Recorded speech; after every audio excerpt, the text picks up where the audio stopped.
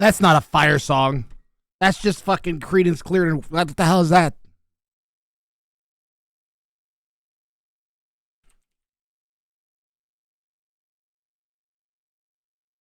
That has nothing to do with fire whatsoever. How you doing, guys?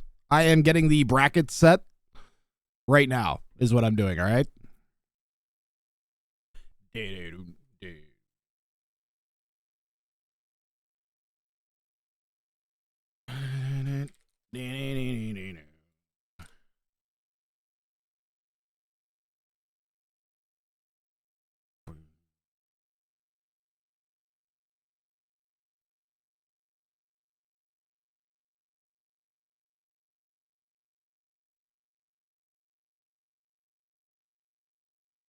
$27 signups does work out perfectly, yes.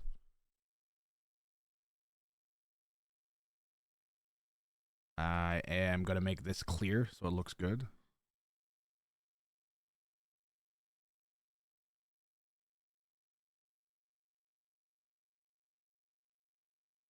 There we go. Okay.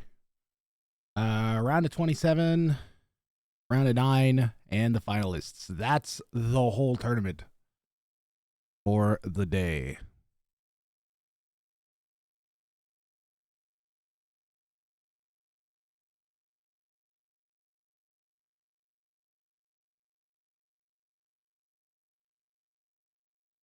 I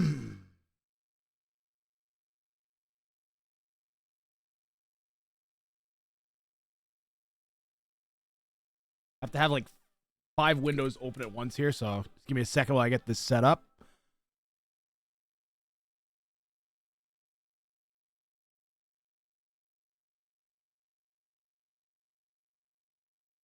A wheel. The wheel must be captured.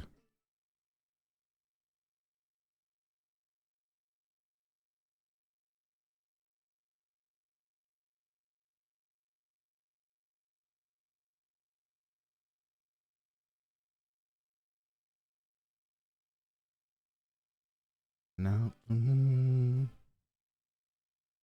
out tonight. There we go. Okay.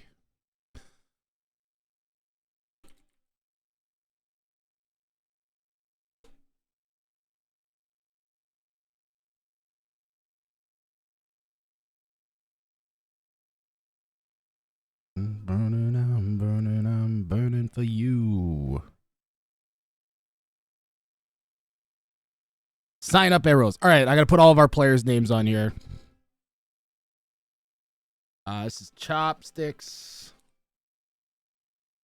Well, his name is going to be like Chop 69100. We got Jacredible. I got to put their names down properly. I'm going to just copy their names. 2.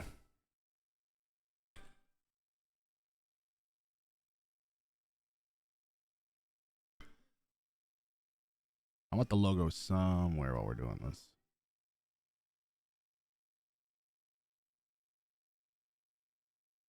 There we go.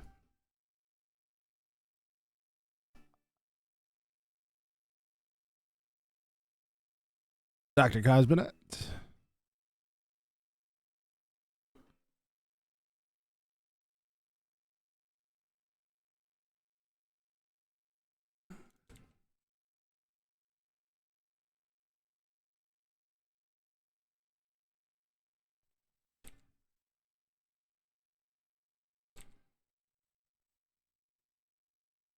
Hi, there is a wheel.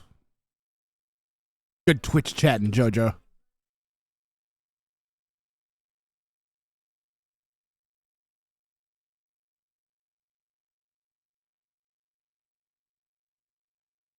Wheel! A wheel!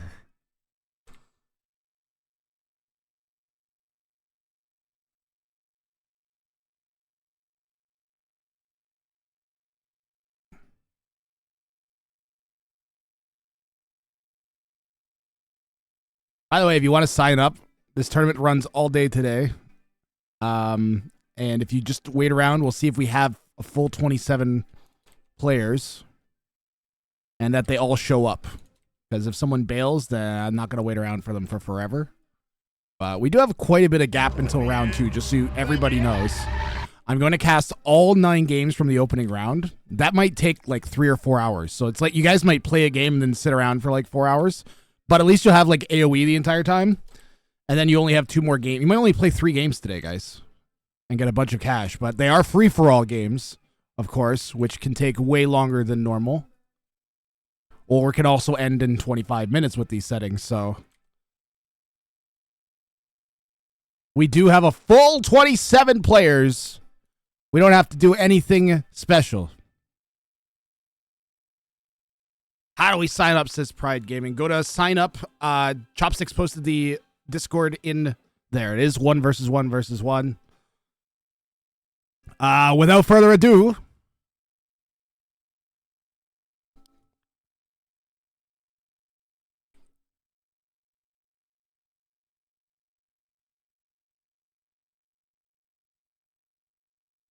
ZY double Z. We'll get the first bracket placement here. I have to open my brackets on another screen. 1 second. There we go.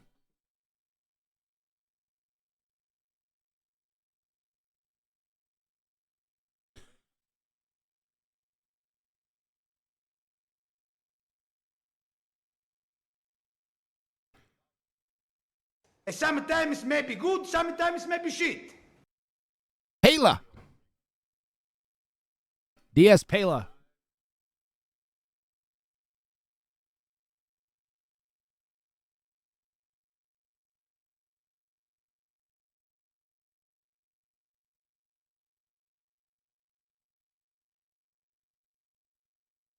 Illusionist. Hold on, I gotta...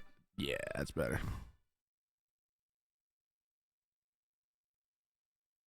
Easier to read for now. The Illusionist. So Pela versus the Illusionist and ZY double Z.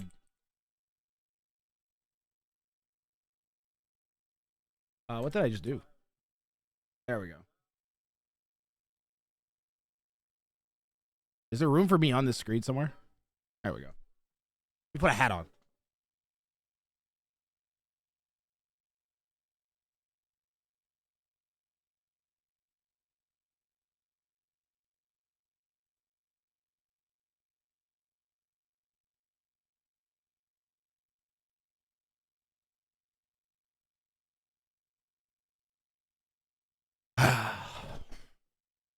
Why is there a partner anniversary hat?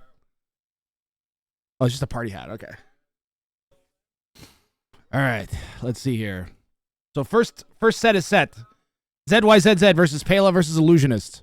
If there's any mods that are set to be admin in the Wrang of Fire Discord, you guys can start renaming those round of 27. Actually, I might just do it myself at this point. You're credible. You're going to be in the second set here.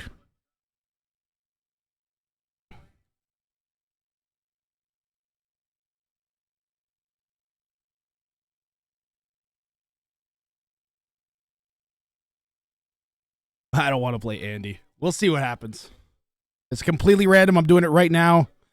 I had my buddy last night say, yeah, you should definitely like rig it so that there's a whole bunch of high-level players in the second round because this will be better for your tournament. And I'm like, yeah, but like, it's supposed to be a serious esports tournament. I want more fiery burning songs. Cat, give me a good fiery burning song.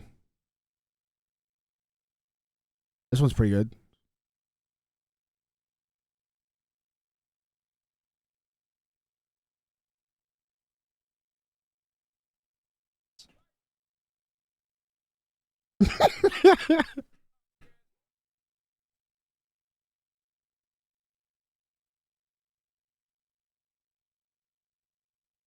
The shelter you from the storm.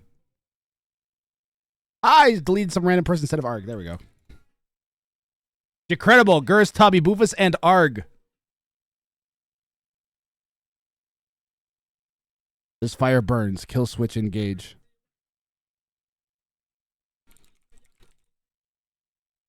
I don't know that song, but I'll play it. I'll take it. I'll take it. You know, I used to be in a metal band. Oh my God. For Sunday morning, though, Jesus Christ, that's a little too much. All right, all right, all right. Jesus. We're just going to go with generic esports music, all right? Generic esports music.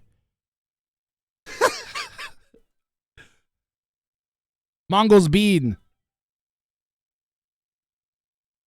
is going to head up the third here. I'm just going to I'm going to push through here, guys. I'm going to try to ignore chat a little bit here and just get this done. Kongan versus Mongols Bean. And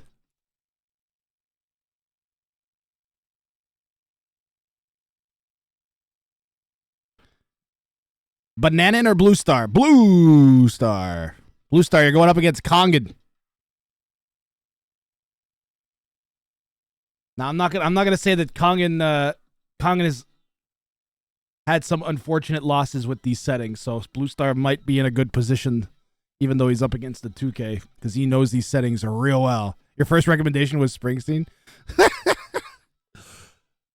For some reason, I remember listening to Kill Switch Engage when I was when I was a kid, but I did not recognize that song at all. Bananan.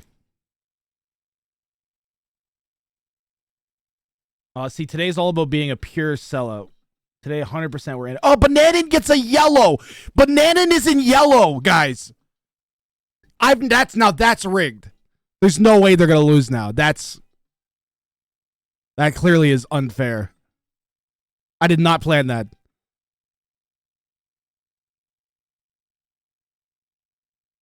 I did not plan that. Dr. Cosmonaut versus Banana and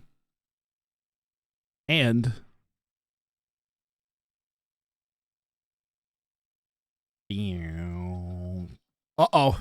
It's either Freaking Andy or Boothman. Freaking Andy is going to be... Ooh, that's going to be interesting. So we got a low elo, we got a high elo, and then we got an ultra high elo. Actually, I don't know. What's Bananan's elo? Banana might be high elo, too. I don't know off the top of my head. They're new to me.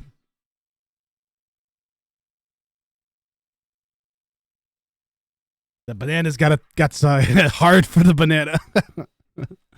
Shixo, good news for Shixo. Even if he wins this round, he's not going to end up against freaking Andy. Everybody in this second bracket now, if you guys win your set, you'll be playing one of the next 8 people here. So Shixo missing freaking Andy by 1. So we should get it some. We got some 2K split up naturally by the wheels. So the wheels being a bro. Shixo and Ween together. Chopsticks! What did you do? What did you do, Chopsticks? You cursed them! What? What have you done?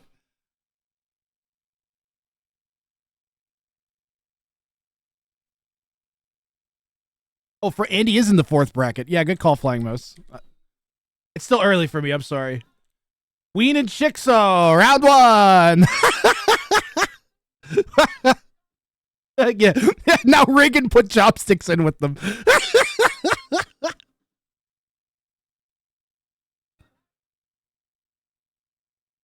Levi. Or Levi. All right, Levi, you're going to have some fun.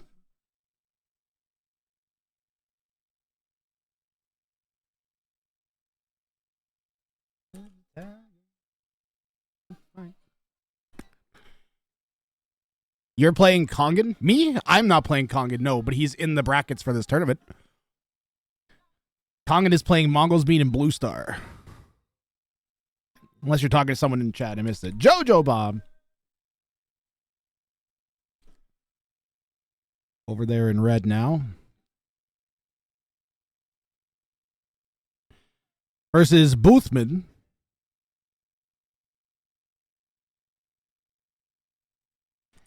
So, guys, if you want to be in this tournament, stick around, because if people don't check in the next, half hour, then I'm going to start replacing them.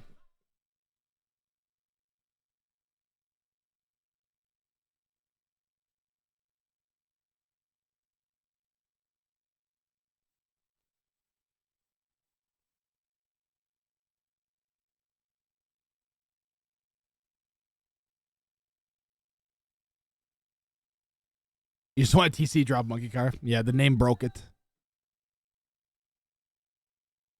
Oh, chopsticks. Oh, Mega Empires. That is a very, I think Mega Empires might, I think they're all around like 1,200 to 1,500 ELO, that one. Some interesting brackets developing here.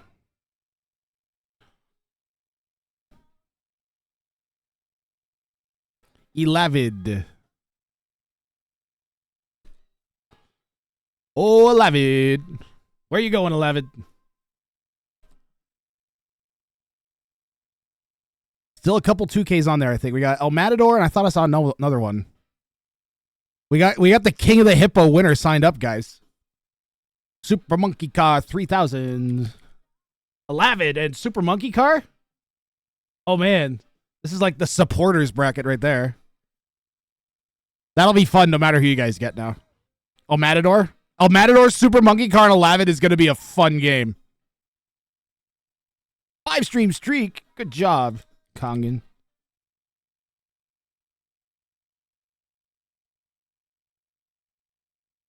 Yeah, Elavid, Super Monkey Car, El Matador, you better watch out. I'll tell you right now. That is not an easy bracket for El Matador at all. And he's like a super high APM player, so he's going to be really good at dealing with the 2v1. So I would expect that to be a straight 2v1 on El Matador, but if there ever was a player that might be able to deal with it, it's someone with 140 APM or whatever. Nino!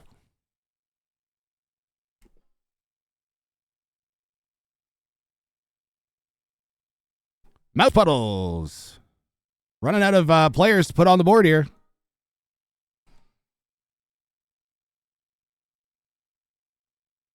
I love this way of seeding a tournament. No one can be like, Wrang was rigging it.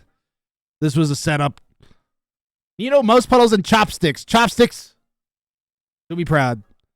I don't know too much about the other players. I think I've cast mouse puddles a couple times before, and I recognize Nino's name. I feel like he was in one of the bounty claims yesterday, if I recall correctly.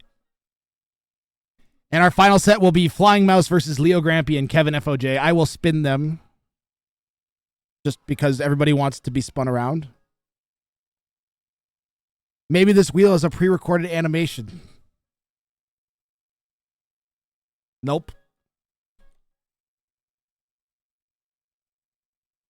Oh,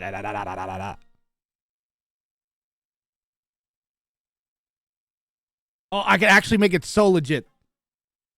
I can do the ultimate proof. This is the only last time I can actually 100% prove it's non-animation.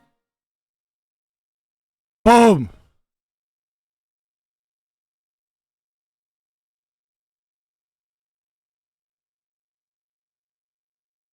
Behind the scenes.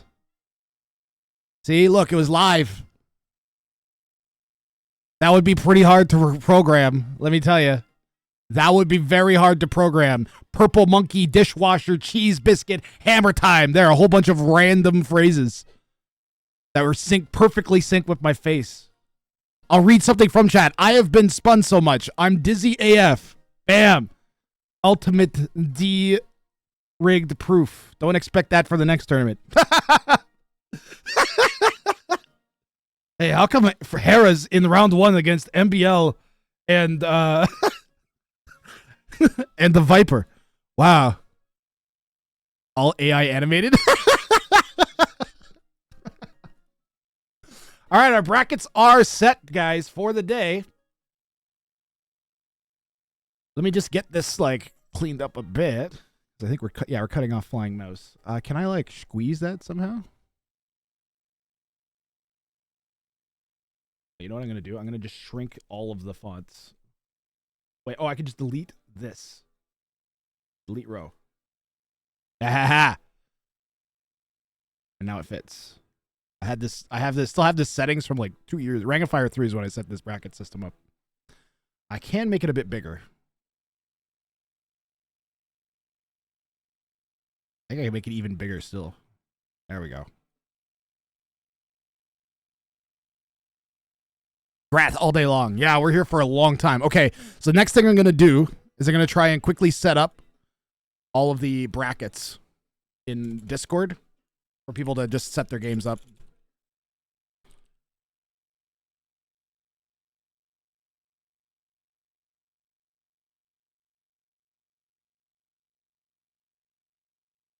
And then I have to ping everybody.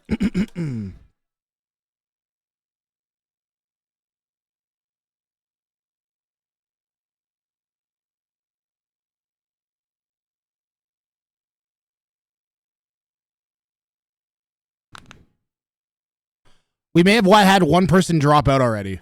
CHPSTKX forced flying mouse AoE to consume a tier 1 amount of Wrang juice.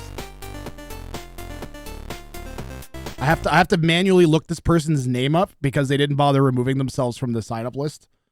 And they didn't give me their name. So ZYZZ's not in. Oh, he was here? Okay. To consume a tier 1 amount of Wrang juice. He sent me a message too, so that's nice. That's appreciated then. Yeah, if you for future guys, if you sign up and you can't play, just take yourself off the sign up. Wow, Chopsticks. To consume a tier 1 amount of Wrang juice.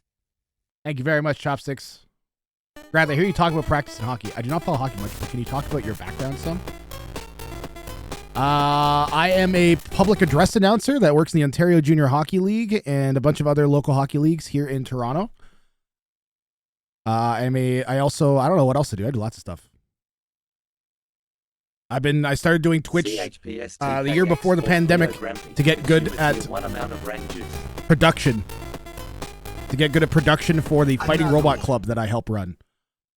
Just so you guys know, I'll just keep you guys informed as to exactly what's happening at all points today. I am going through and I am changing all of the names of the brackets to all of the players so they can organize their games inside the bracket. Just so you guys know exactly what is happening.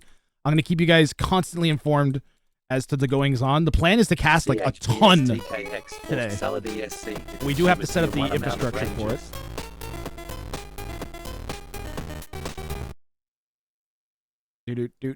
Do.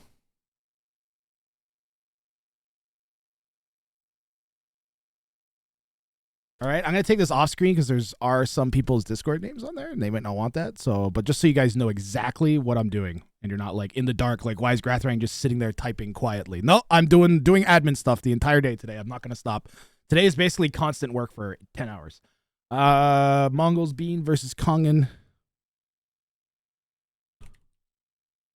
Bean versus Kongan. If there's an admin, if there's someone in chat that wants to help do this, oh man, please let me know. Where are the other mods? I don't know. My mods aren't really good anymore. There's like 5 of them that are good, but they're not here all the time. And I also have insane expectations for my mods, so I should just do stuff myself. I don't know what to say. Versus Dr. Cosmonaut. This is part of being an admin guy. Versus freaking Andy. If I'm really fast, it doesn't matter. Which I've already got like half of them done, so.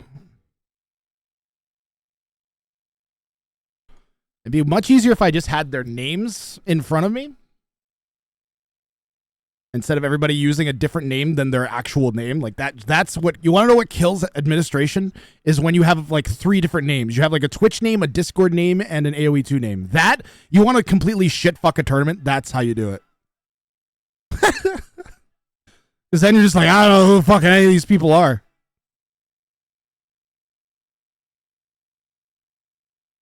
Do we have anybody ETA on the start time for their credible? The players are free to start.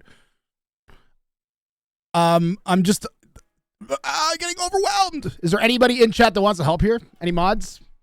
I would, but unfortunately I don't have time to commit. Sorry, new girlfriend. Great, I'll just keep going then and focus. La la la la la la la la.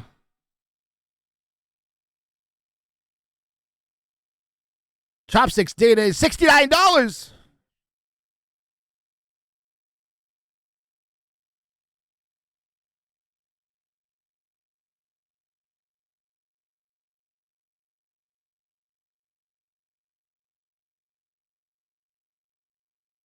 I'm just gonna plug away at this, guys.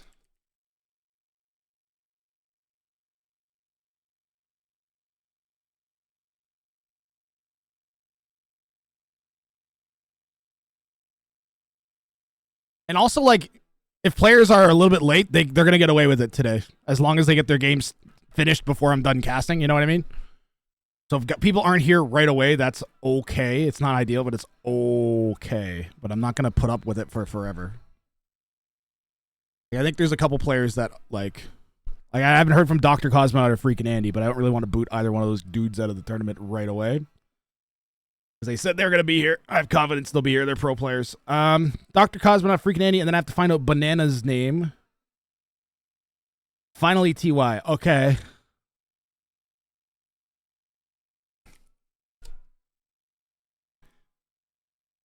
On the verge. And then we got Shixo versus Weenie Boy.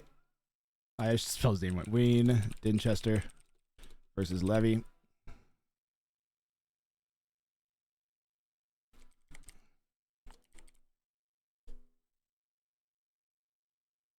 There we go. I got 3 left to do here. 4 left to do. Jojo Bomb versus Boothman versus Mega Empires.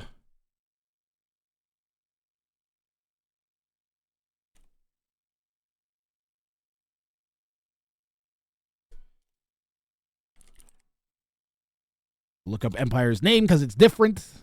See how this slows everything down? And then I have to scroll through 27 names and see who's named that.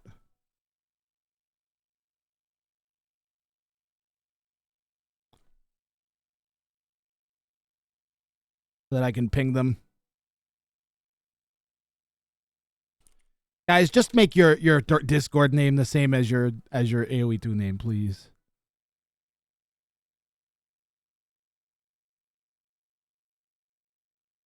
Alavid already got that one. Good job, Alavid. Kara versus El Matador versus Alavid. And he pinged people too. I got 2 left to do here. Nino versus Mouse Puddles versus Chopsticks. Chopsticks, you're fucking amazing. Chopsticks supports the fucking shit out of this channel and asks literally nothing in return.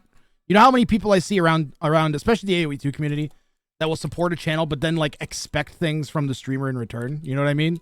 That's so common. Like, oh, you're gonna make me a mod now, right? You're gonna make me a VIP now, right? You're gonna put me in the show match versus the pro player, even though I didn't ask for it. You just kind of, I'm hoping that you expect. I see all that type of shit.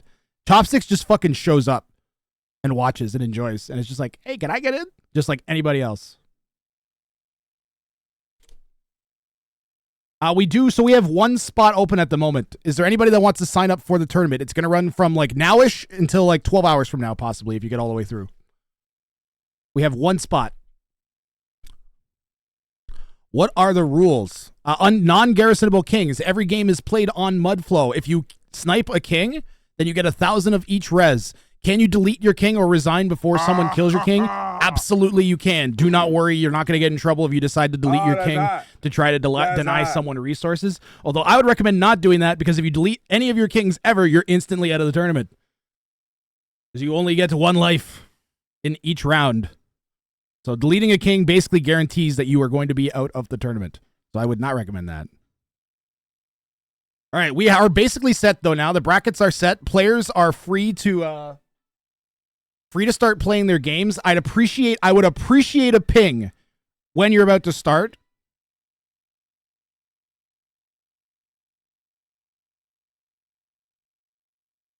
I'm going to give everybody from what time it is right now. It's 36 minutes past the hour. You guys have 54 minutes to start playing your game, okay? Hopefully, like, I'm guessing 1 or 2 people are going to start like within like 5 or 10 minutes, if I had to guess. And I'm going to try to cast live games when I can, and then we'll save the Rex. Guys, if you have, take your Rex and post them in Rex here.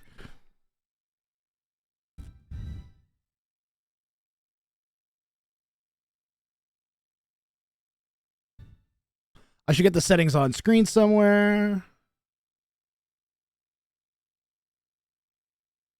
We're going to spend a lot of time in this page, probably.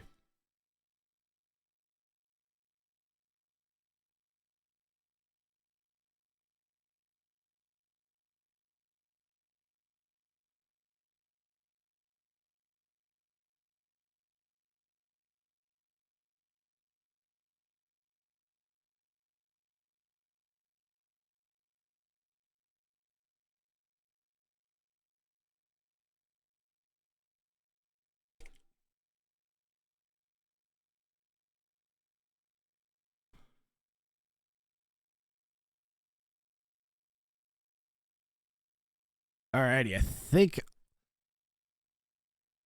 cool thing about this, guys, is I've run like three or four of these now, and I've got like a decent infrastructure left. Okay, still searching for players. We have one guaranteed spot open. If someone wants to sign up, I have a guaranteed spot that's open right now.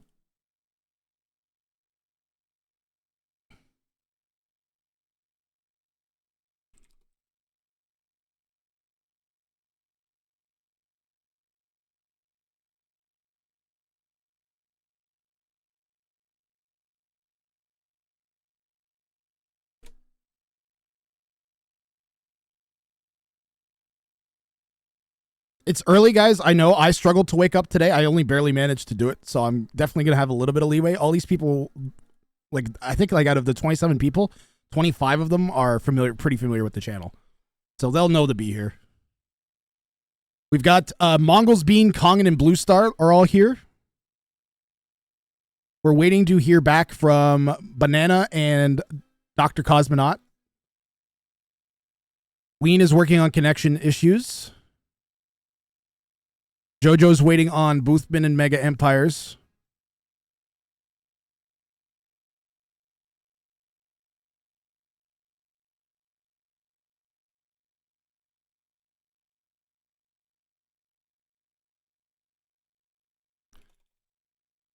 Hans the Waller, you want in? Sign up there right now.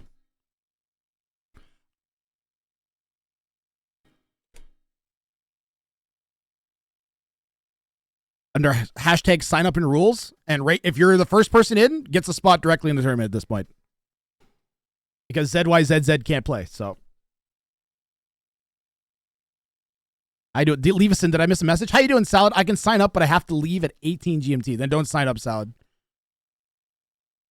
Because if you win, you won't be able to play in round 3, probably. You might even not be able to get to round 2.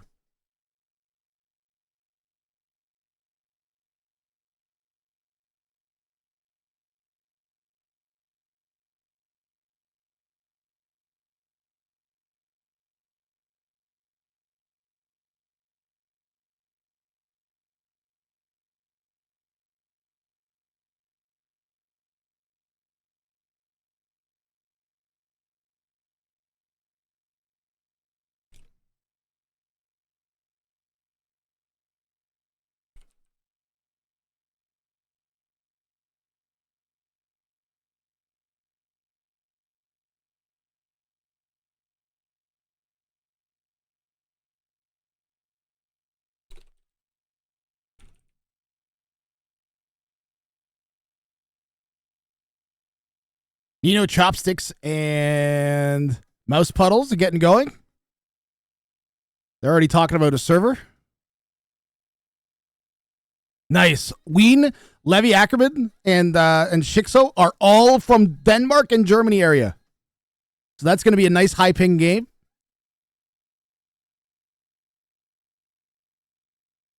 Mouse Puddles is AFK at the moment. I just saw him like 10 minutes ago.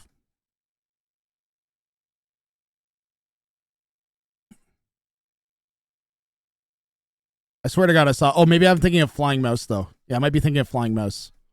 I could have swore I saw Mouse Puddles. Low ping. Thanks, Levitt. Maggie Wirtz. Maggie Wirtz is going to is trying to snake your spot here, Hans. Maggie. Did you sign up? I see you in the general section.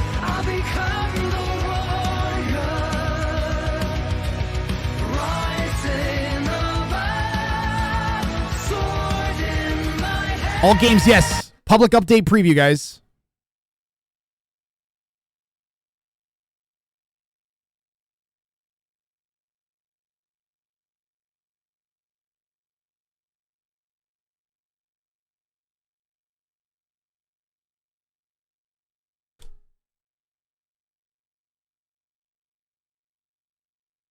Yeah, we're doing everything on the public update preview.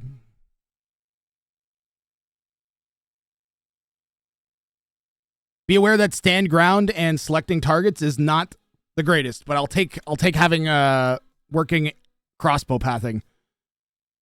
So that because crossbows are so necessary for sniping, guys. You can't have a really good, like, you need that.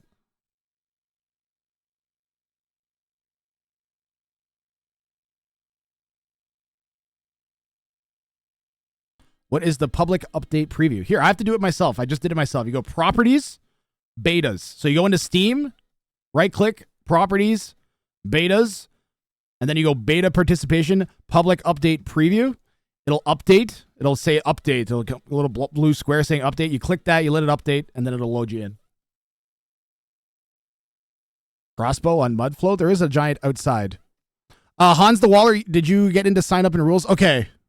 Oh, Maggie, you backed off? That's very generous of you. Maggie, if there's probably going to be another spot available. There's like a couple people that aren't showing up. So if you still want in, Maggie, that's fine. Hans, I'm going to replace you into a ZYZZ spot, okay?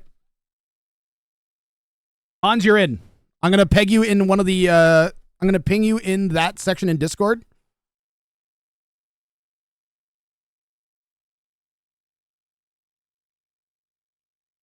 And just so you know, Hans, you're up against 2Ks.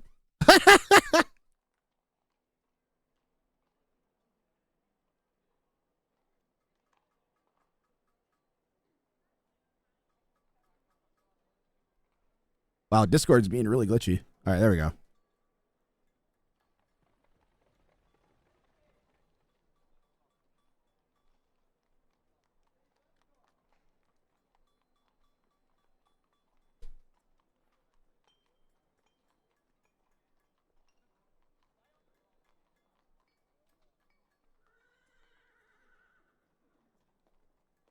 I think we might have our first game starting.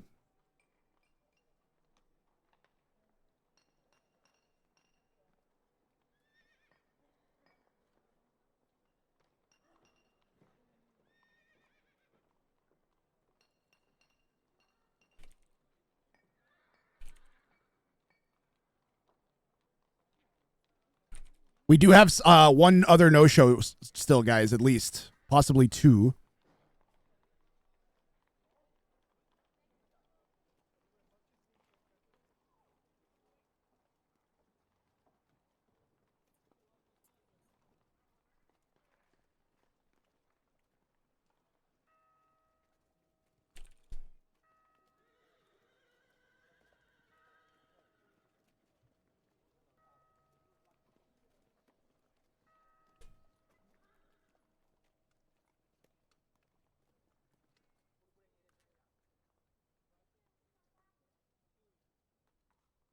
Yep, free to pick any civs. It should be hidden civ. Hidden civilization. There's no restrictions. You can pick the same civ 3 games in a row if you want. All 3 players can pick the same civ. Yeah, but hidden civilizations, that is it. I want to take that green box off of Jacredible's name.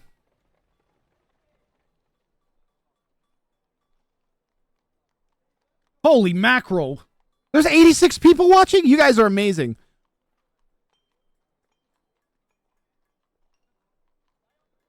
Did we get raided and I didn't... I hope I didn't miss any raids. Flying Mouse She, thank you.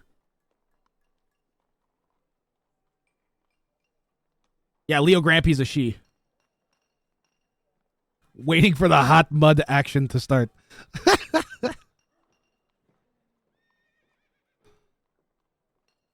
What's the prize pool up to? Hold on, I can get the prize pool on this screen.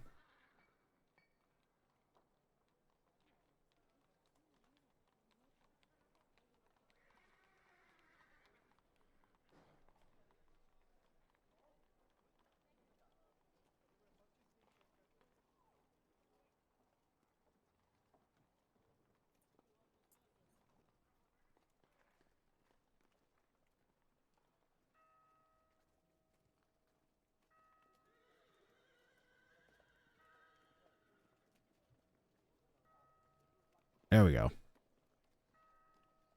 How can you expect anybody to win against the ruling queen of the hippo? It's a one-day tourney. How can you not show up? I don't know, man. Maybe they thought it was a different day.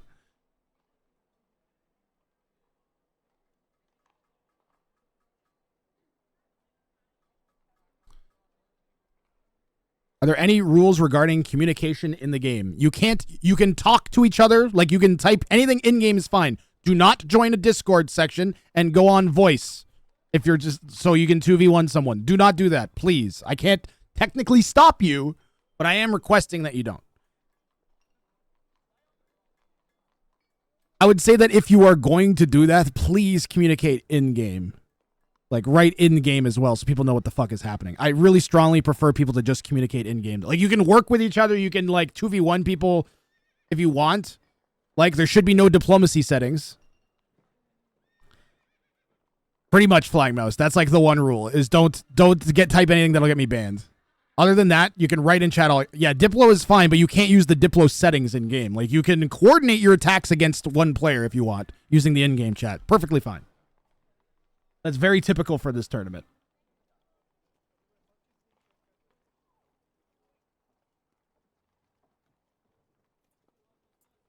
You're gonna write your password.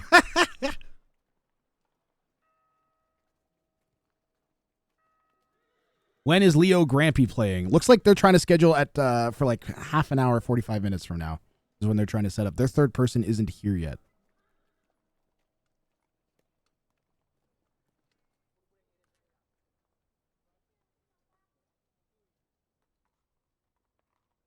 Kevin, Leo Grampy. Yeah, we're still waiting for their third place, and the person that is missing has 10 minutes to show up.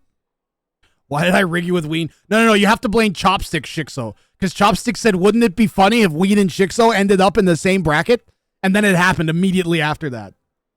So you have to blame Chopsticks, not me. I did nothing. Ah, yes.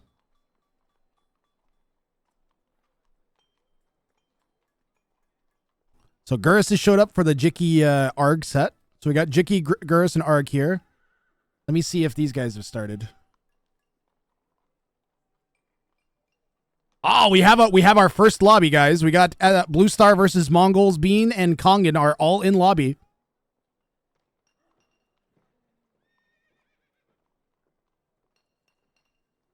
It has to be this way. The chance that either of you would be knocked out before facing each other would be too unfortunate.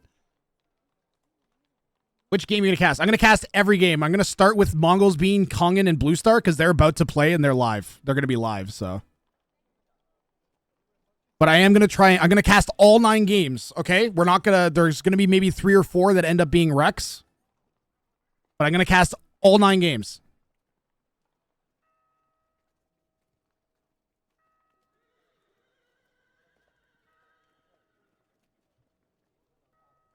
It's not as bad as it sounds. The only real big like holdup is going to be these 9 games because the semifinals, like the round of 9, is 3 games. They might only last like some of the show matches that I've run with this format. They last 28 minutes in game. It's like 15, 20 minutes in real life. Like the tournament in theory could be done in like 5 hours. I wouldn't be surprised if this ends up being really fast. That would be amazing because it would be all great games then. Like short and sweet would be amazing, but I'm prepared to be here for like 12 hours from now. I'm ready to sit here for 12 hours casting AoE.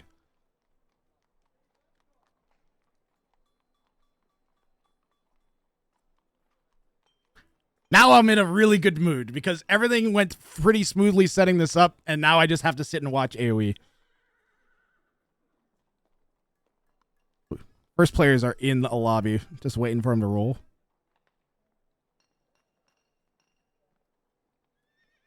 Okay, we have another person that's bailed. Anybody else want to sign up? We have a confirmed bail. We have lost Mega Empires.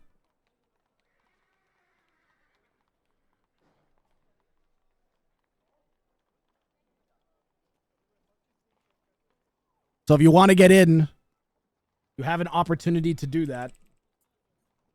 We've got our first game underway now, guys. We're going to go into SMV Blue Star versus Mongols, Bean, and Kongan right now.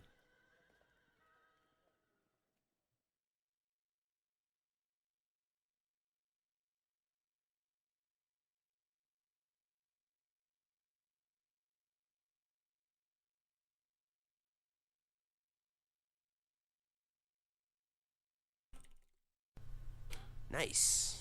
Nice. Nice. Nice. Nice. Nice. Nice.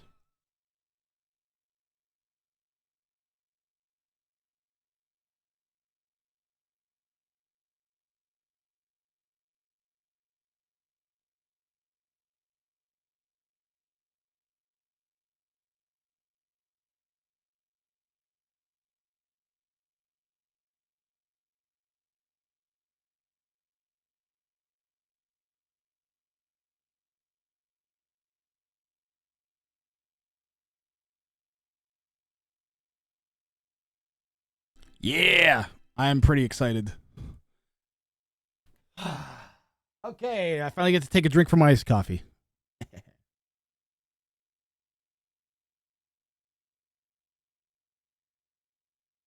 So good. That was so delicious. Delicious. The taste of delicious. Oh, smart guy, did you sign up? Smart guy, nice. Okay, smart guy, I'm going to quickly do this.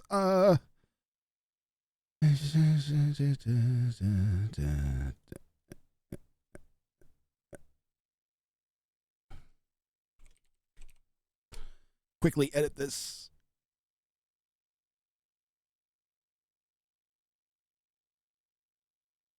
All right, smart guy, I pegged you in the appropriate Discord section.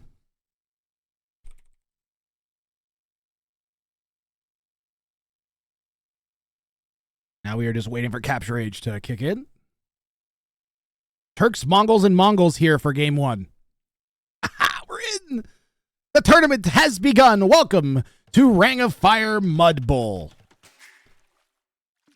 So here at Wrang of Fire Mudbowl, oh man, I've already misclicked stuff. I want Mongols bean to be red. I want Kongan to be yellow. There we go. All right.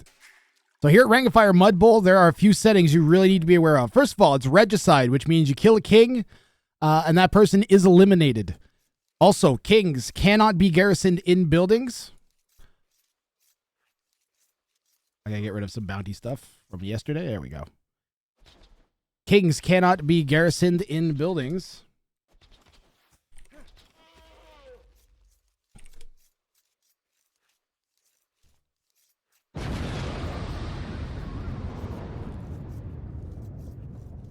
Oh yeah, Mongols being 1481.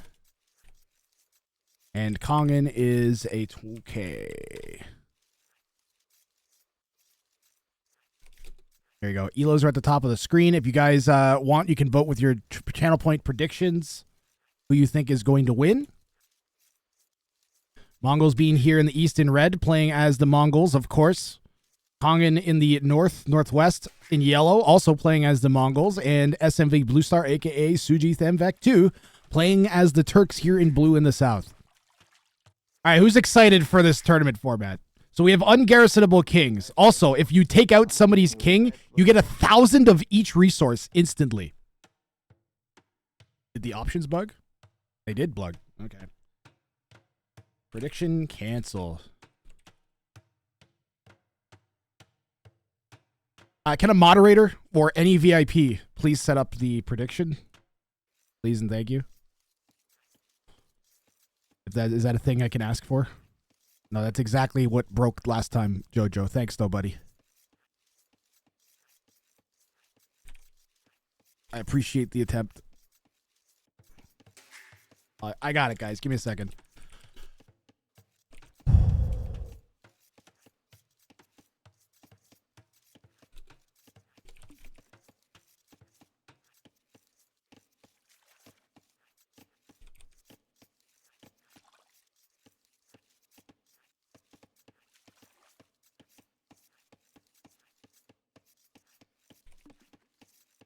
Okay, moderators, I want you to watch what I type closely, all right? You see that format?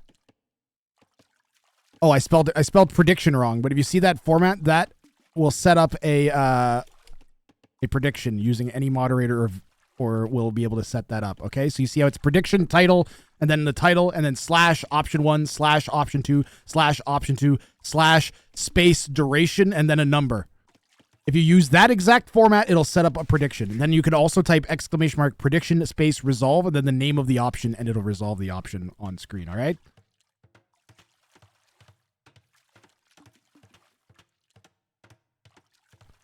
Tournament pool thingy can go there or something. I don't know. Where's this thing going to go?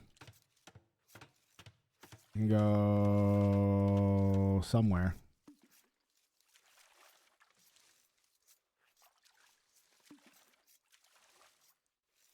The overlay set once, and we don't have to set them for the rest of the day. I don't want to miss too much here.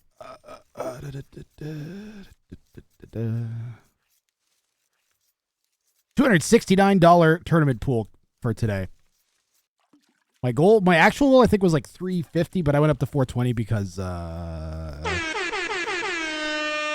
why not? Red looks like they're going to set up a forwards king pen here.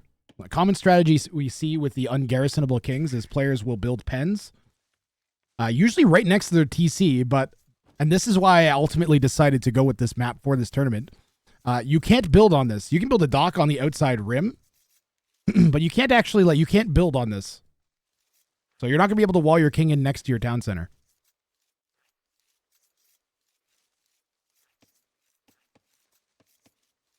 What is the pack name? It's called Wrangifier Mudbowl. That is the name. There is no map pack. The map is included with the data mod.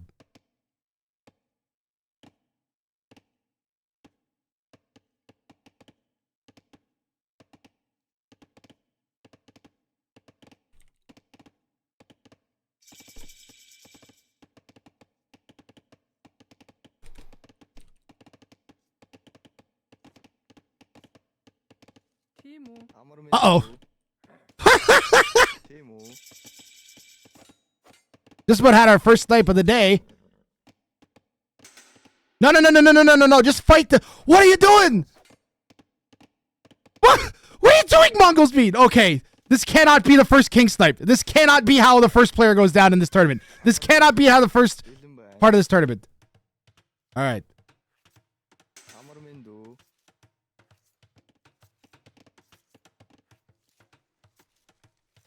That would have been nuts.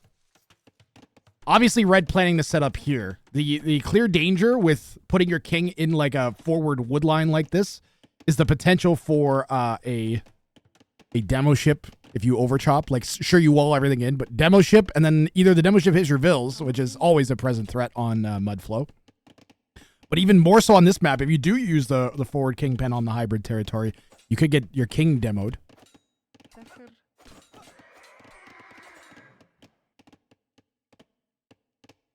We did manage to get some testing in to see if the res spike was going to be too much or too little. Coincidentally, it seems to be like perfect.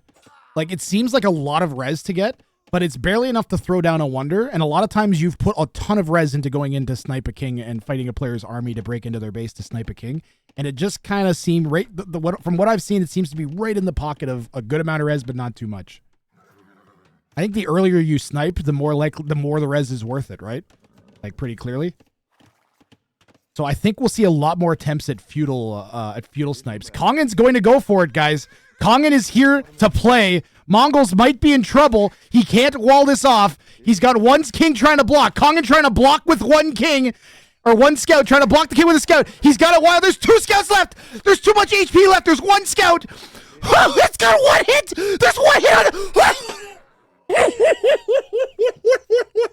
Holy moly! That couldn't have been any closer. We are 12 minutes in, and I'm already screaming my head off. Almost our first elimination right there, guys. It's still good. It's still good. It's good. I know.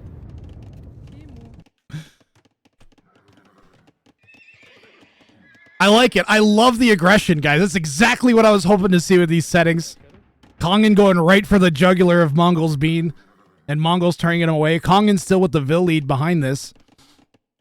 No, very little ILTC for everybody, including Kongan, who's done a really good job of getting a ton of scout. Like, we're at 13 and a half minutes. I think he's had, what, 6, 7 scouts made already? Absolutely insane. Kongan should go for Blue Star. We haven't even looked at Blue Star. Blue Stars are low elo, but Blue Star is one of the best king sniping players. He was taking out 2Ks left and right in Rag of Fire. So do not count Blue Star out. This guy knows he knows the king sniping part of this so well. Galley snipe. Ooh. If Kongan was Turks or Magyars, would have had the kill. Yep. The extra Pierce armor or a little bit of extra HP definitely would have done it. Or even just like one more scout. One more scout and that was it. Or a little bit better on the block. That was sick. That was a great way to open this tournament up.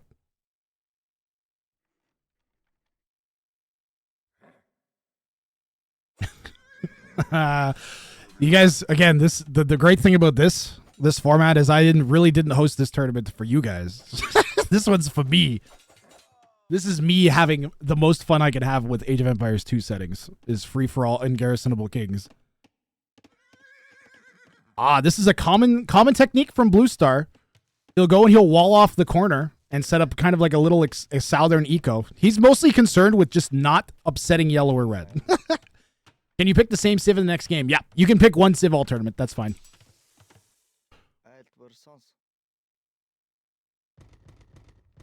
I expect we'll see like a lot of Mongols. We didn't when we were actually. I can't really say that because when we were running the show matches, we didn't really have a commonly picked civilization on this map. It was pretty cool. Why is Blue Star's name different? Because it's on a data mod, he can't use his Microsoft Store version, which is his other name that he has. Normally, he's SMV Blue Star. But he has a Steam account for when he has to play with data mods and tournaments and stuff. I believe that's what's happening.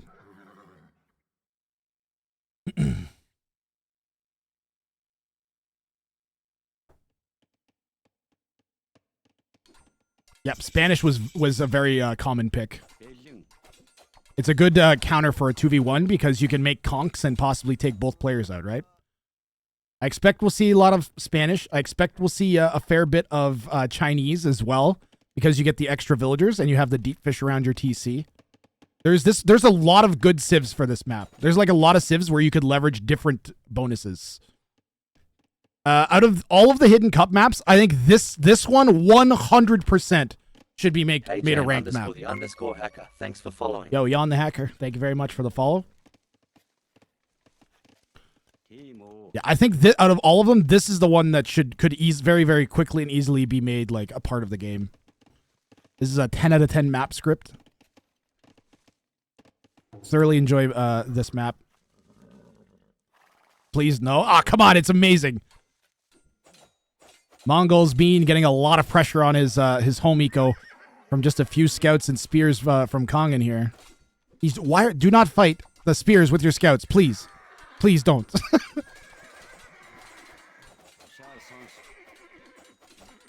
Red mostly just wants Kongan to not be running around his base with scouts, I think. He doesn't care about the spears too much.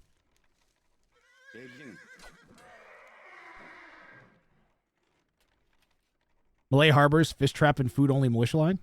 You should attack. Mongol says to Blue Star, you should attack Kongan. Because he's full on me. Yeah. Kongan has a little kingpen he's built up north, away from everything. 2 players going with kingpens off of the mainland. The problem with going in a corner, guys, is, and this might sound a little bit obvious, you're cornered. You can't go anywhere. You have you have a 90-degree range of places that you can go. So it's very easy to like trap them in and then just slowly kill them. That's the one risk there.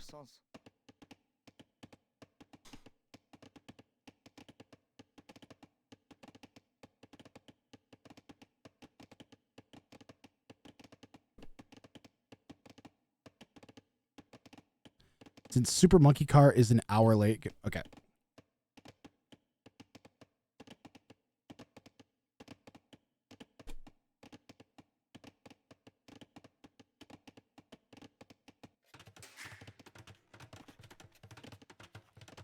Malay Harbor's fish trial. What am I going here? He has a hole in the kingpen. Guys, I need like 1 or 2 people to do admin stuff for this tournament.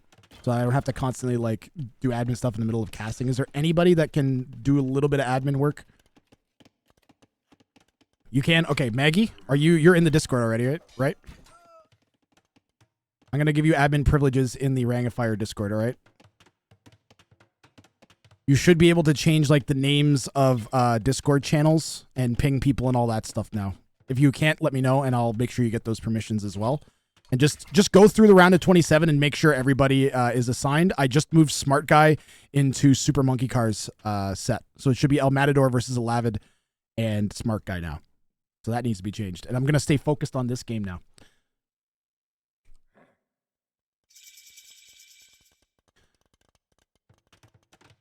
Hans, just get him to sign up and then write and do all the communication through the Discord. I appreciate you coming to me. Like, never be hesitant to come to me and ask, but go through the Discord just for now so I can stay focused on casting this one. Maggie, by the way, I'm giving you like full admin authority. You are, since I'm making you're gonna admin, then if you make a decision, then that's the decision. You don't need to wait for me, okay? You can make calls. Just go for fun and competitive is what we're going for, all right? And progressing the tournament along. Like, I'll have priority over getting the games to start and run over being fair even. Like, they sacrificed their fairness by not being here. It's all good, guys. Thank you guys for coming to watch and show up and participate. This has been a really awesome response that I wasn't quite expecting. So you guys are amazing for coming out and showing interest. I love it. You have no idea. Oh, well, Blue, why are you going in? Red's getting 2v1. Why is Red getting 2v1? Is there a hole in the southern kingpin? There is. Blue Star actually isn't closed, guys. Yeah, the brackets were random. Yeah.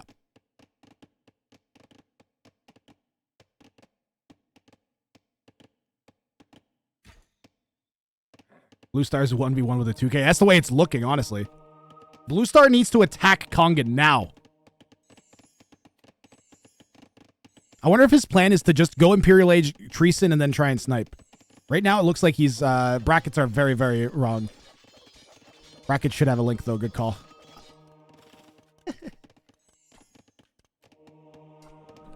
Get all this stuff out of the way during the first game. That's the way to go.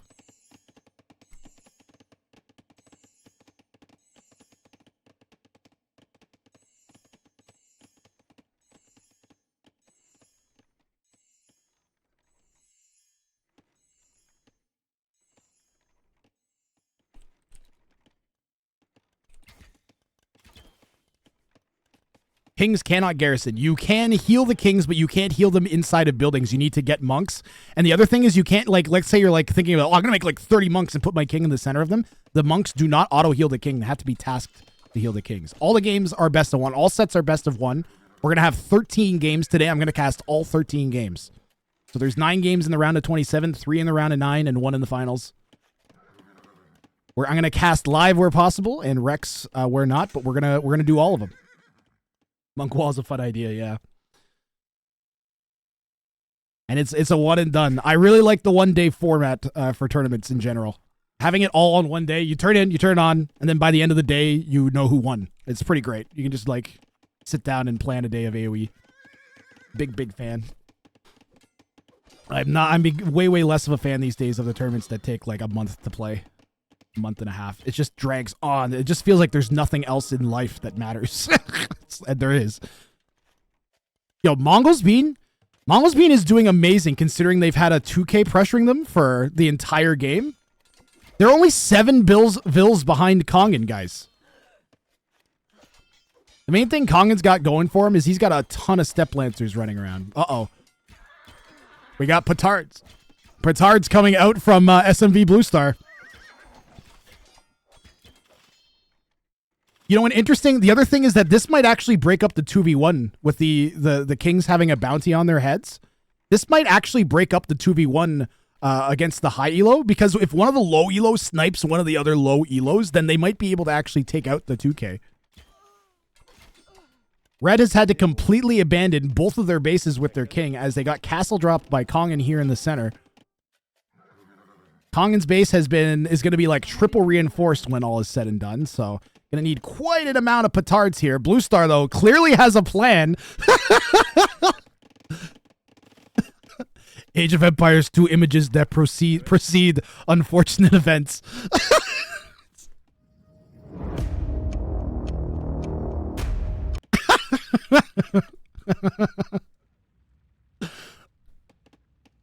We need another player, Maggie. All right, guys, ! Sign up if you want to participate. We've got another spot because someone dropped out.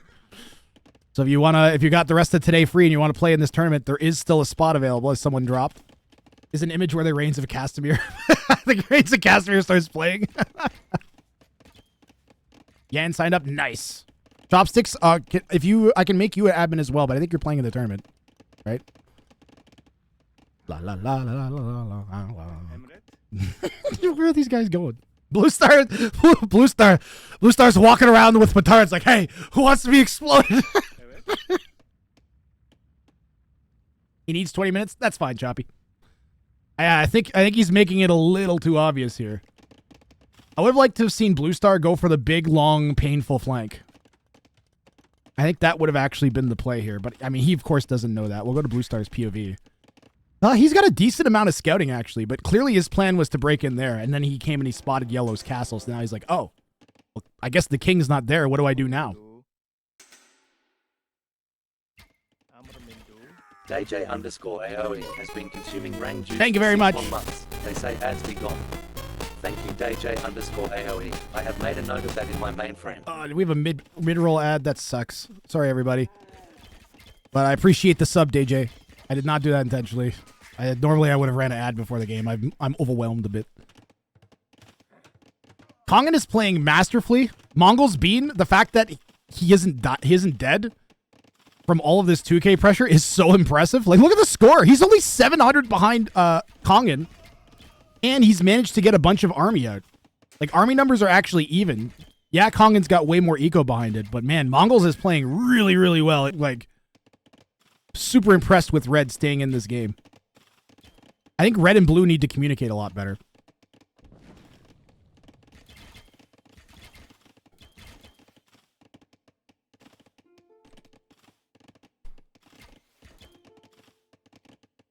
He is on Manga Dive. Very dangerous. They pretty much, now they have to coordinate against Yellow. Barely survive. Yep. They need to coordinate against Kongan, guys. One of them needs to get Imp and research Treason. Yeah, Kongan has realized that he's not attacked Blue, and Blue has been doing nothing.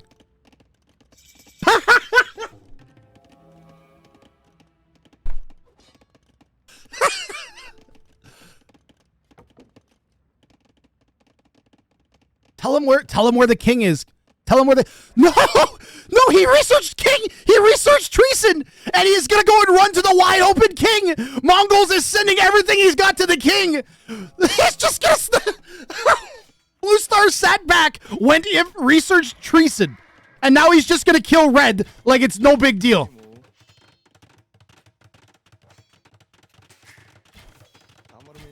If he kills the king, he gets 4,000 res, guys. And I was thinking we might see some more of this, of the players choosing to attack each other instead of 2v1 and going for that res. I don't know how much it's going to pay off. We'll see here, because Blue Star is going to get our first snipe of the tournament. Poor Mongols Bean. Blue Star thinks he can take on Kongan with 1,000 of each resource extra. This is a hell of a decision from the 1,000 elo. And props to Mongols for not deleting the king. What if the players are allowed to delete their king? They're allowed to resign early if you're fast. But the problem, my whole logic was that, like, yeah, players can delete their kings, but if you do that, you're guaranteeing you're out. Mongol says, wow, you just said you're 1,000 elo. That was such a betrayal from Blue Star. It's insane. Mongols elo was 1,400-ish.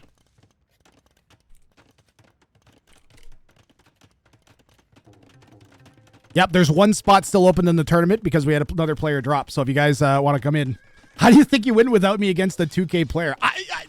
I think he was pretty much hoping that Kongan wouldn't have triple layer thick walls was the main play for Blue Star.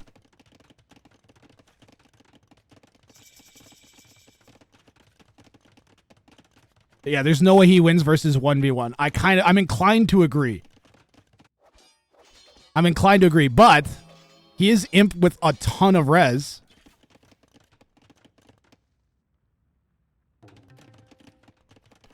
If he can get some... How many petards would he need, guys? So, 2, 4, 5? It might even be open in a second. We're going to overbury.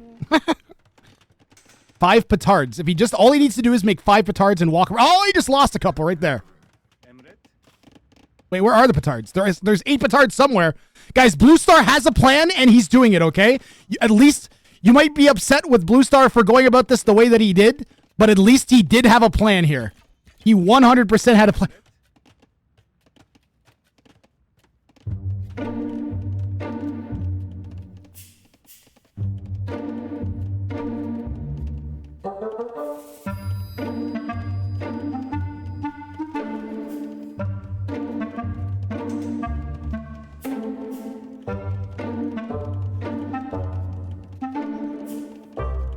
No.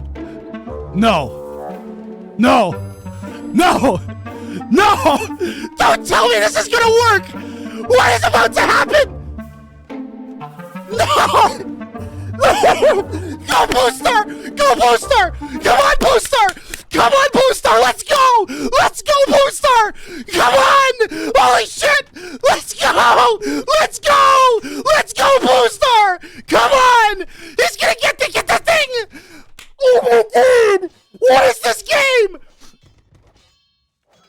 I cannot believe this! What a play from Blue Star! Mongo's Bean was doubting him! No, come on, Blue Star! Come on!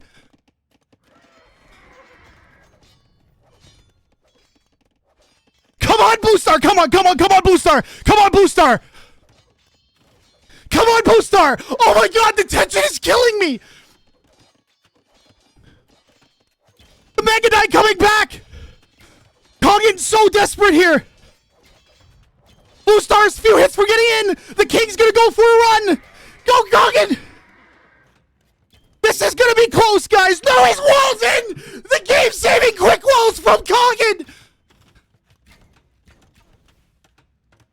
What? Blue Star! No! No! He had it! He had it, guys! Oh my god!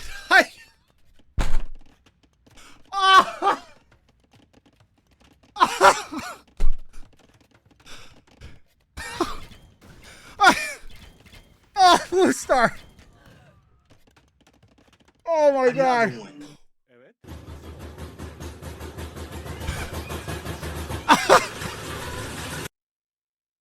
Tournament delivering game 1.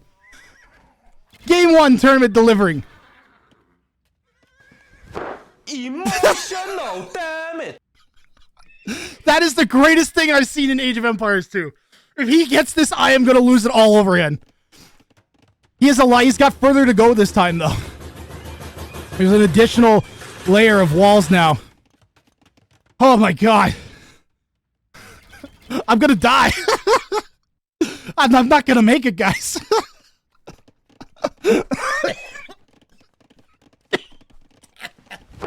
Emotional, damn it! Imagine if he had made one cavalry archer. Oh.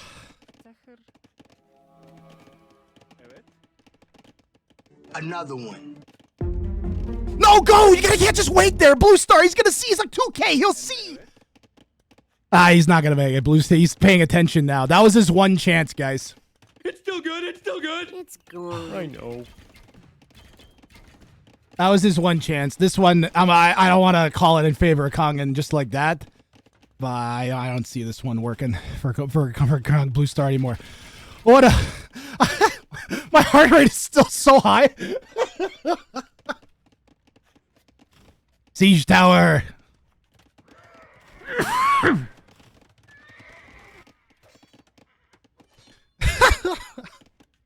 Okay, where's Mongol's Bean, though? Is Mongol's Bean in chat? Mongol's Bean, you cannot be mad about what Blue Star did to you now. Because I think that was closer than I think you guys trying to 2v1 Kongan would have been. Like, I think Blue Star came into this with a plan and executed it flawlessly. Other than missing the king by, like, inches. If, like, he was, like, about as close as he could have got.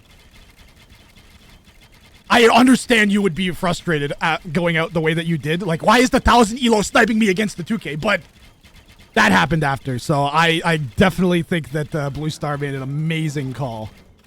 I told you right from the beginning, guys. I said right at the beginning, do not count Blue Star out. This guy is nuts and knows the king sniping meta. And that should give everybody some... this is why everyone should sign up for all of these tournaments. I'm going to be running like 8 more of these throughout the year, guys. Leading up into the grand finals in next November, December. You guys will have lots of opportunities to try and take players like Kogan out in insane strategies if you so desire. Oh, he's dead. There's no way he's going to get another pair of petards on to break it again. Now he's making Kongan kill him, which is the right call. It's a tournament. I'm going to just take this second to peek in on some other sets that might be happening.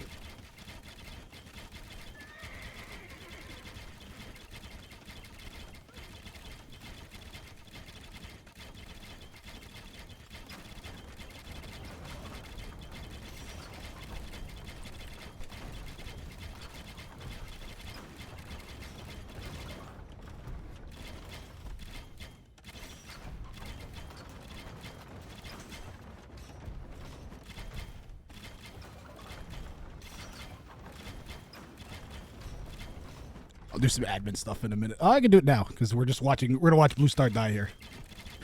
I can do admin stuff while that happens. What a game!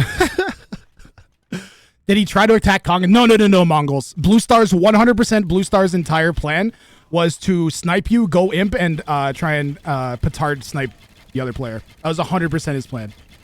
He made petards and light cap to try and break into your center base. He was always gonna try and snipe you. Like you were. It didn't even matter who you were or anything.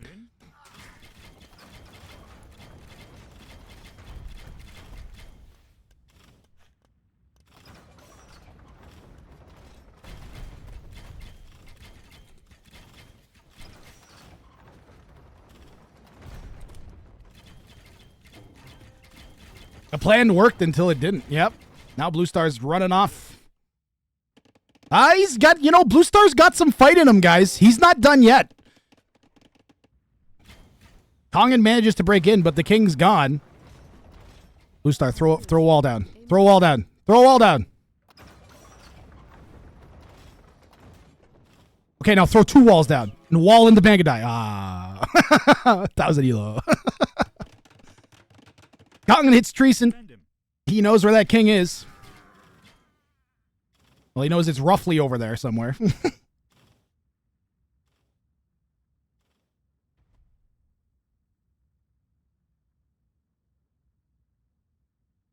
Nice. I see at least one other game has gone underway, so we will have more action.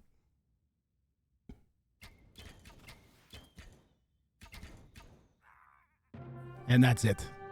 Guys, I want Grath salutes in chat for Blue Star, who made an absolutely phenomenal king sniping attempt. We'll go back and watch it again. Of course, we have to.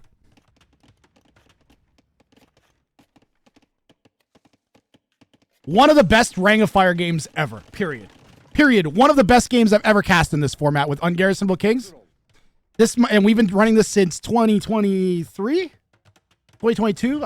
This is like the 4th or 5th tournament with Ungarrisonable Kings we've run, and this was one of the most insane moments for sure. Think about this. That Forge Bush was 38 berries away from ending this game. All a Blue Star had to do was keep attacking that Palisade. Or this Palisade. Either one.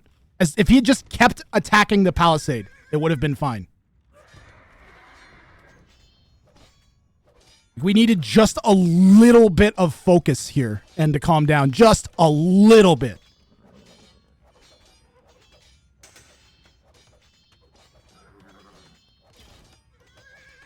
One more petard and he wins. One more petard, one cavalry archer and he wins. And then, of course, there's this part where he does actually make it in. And then Kongan, with the clutchiest click wall of all time, saves the king. An absolutely insane sequence. Absolutely insane sequence. Blue Star, you are a champion, let me tell you. You've got the heart of a champion, for sure. What a game. I know for a fact that I was losing my shit because my voice is done already. My voice is already raspy. Owned myself.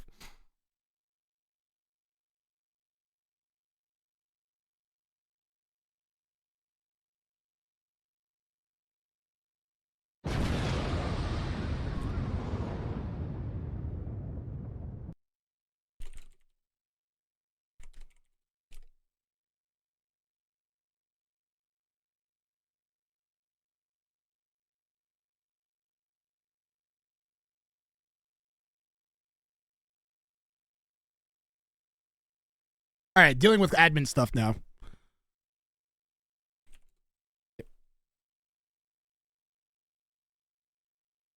Great job. Okay, we gotta progress the brackets here. Stay on point. As long as I keep doing stuff, then we'll be fine all day. Another reason I secretly love this. A wet, smelly brown thing managed to get through security and wants to talk to you, Graph. Getting real slimy in this Mudbowl. Great map selection, Grass. Thanks, Barry. Appreciate it. For some reason, I'm not surprised that the beaver likes the Mudbowl. Kongan is through. Our first person in the round of 9. Congratulations, Kongan. I'm going to work my way down the list here and see if anybody else. Okay, it looks like we got the Alavid game starting, or has already started. So I think I'm going to try. We'll cast right from the beginning. Yep, it's ongoing, but we're going to cast right from the start. Okay, guys. I won't speed through it. Like, we'll just cast it like it was live-ish. Is that all right? Just give me a minute to back out and get into that one. And we are going to cast which one? It's Alavid versus Smart Guy.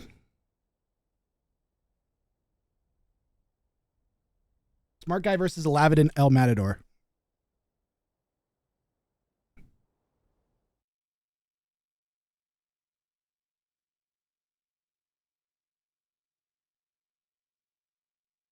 Let me update this bracket over here.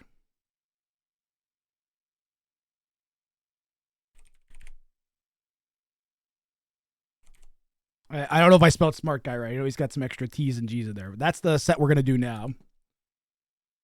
We're going to keep things going. So they're like 15 minutes in. I'm going to, like I said, I'm going to cast from the beginning-ish. All right? Like, I'm not going to speed through it. Since we need time for all the games to be played. People are still setting up.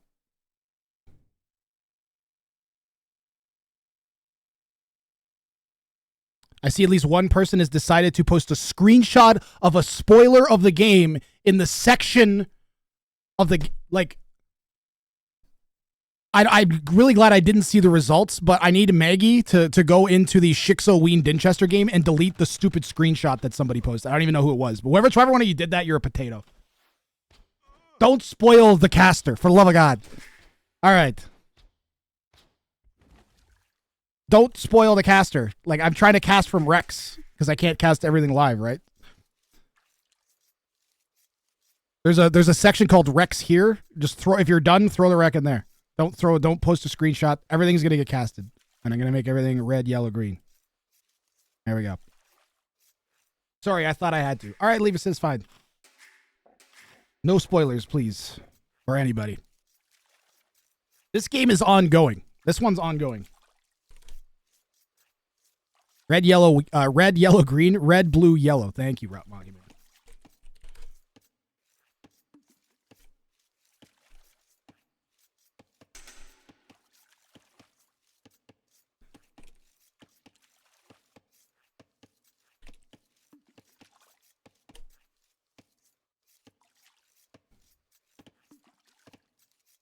My pulse is still high from that last game, esports game of the year. Well, this one could be good too. We've got another a mixed batch here.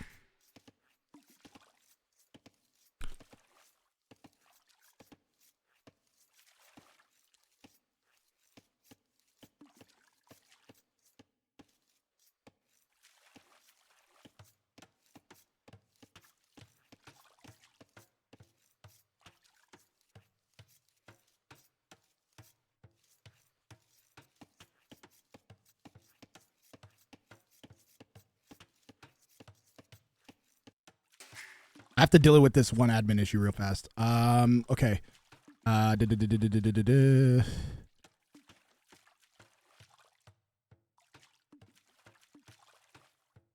Yan versus Pela versus Illusionist. Yep.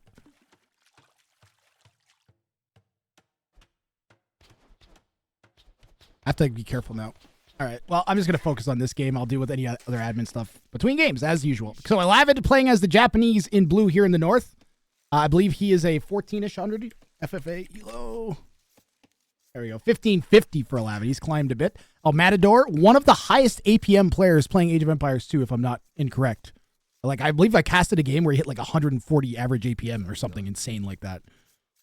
And Smart Guy over here in yellow in the west playing as the Magyar. So Magyar, Spanish, Japanese. Remember what I said? We get lots of civ like diversity on this map.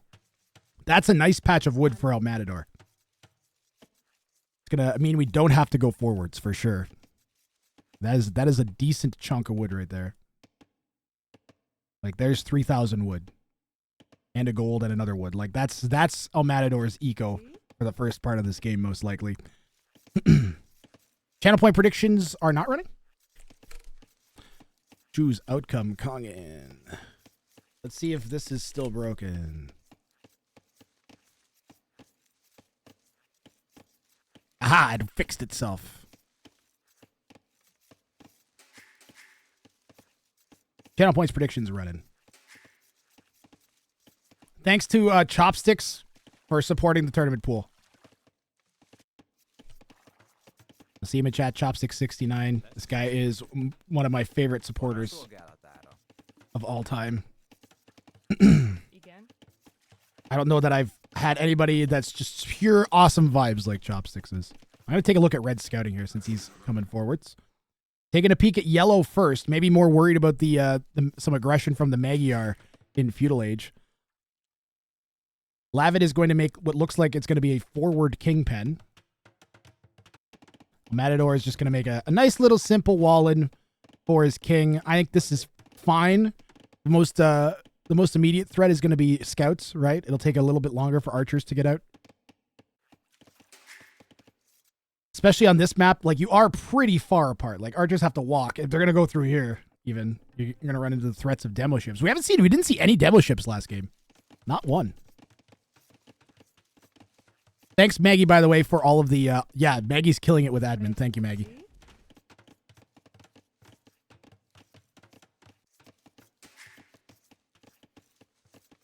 Every channel I went to type in, Maggie was typing there first. That's what I like to see. How am I going to make it through today? If every game turns into that, I'm gonna die. My heart's gonna explode. I'm gonna have a brain aneurysm from the stress. See, like good stress though. It's that good stress.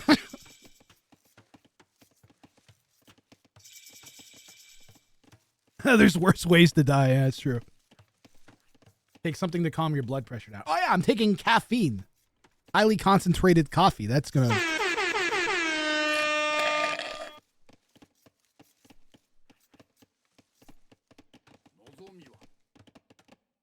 I can tell that the first game was particularly good because everybody forgot to use any memes. Nobody memed at all. Everybody was too busy watching the AoE. Is there an extra prize for killing the king with the demo? I should have thrown that on. Wrath, you think we need a replacement? Check it in. You right to jail.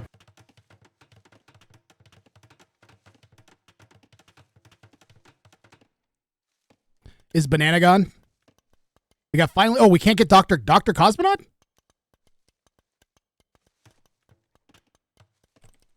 I'm going to give him a 5-minute warning, and then we'll see if we can... maybe we'll pull someone out of the other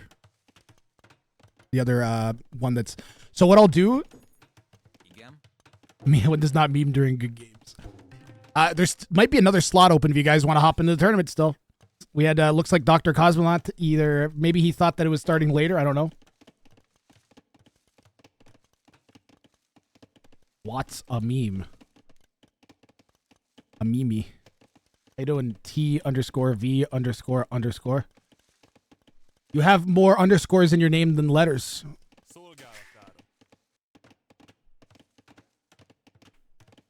Can't commit time to winning it all. Ah, that's too bad. So what we'll do then, freaking Andy and Maggie, is if we can't get a replacement player, then we'll pull one of the players out of the other set, okay?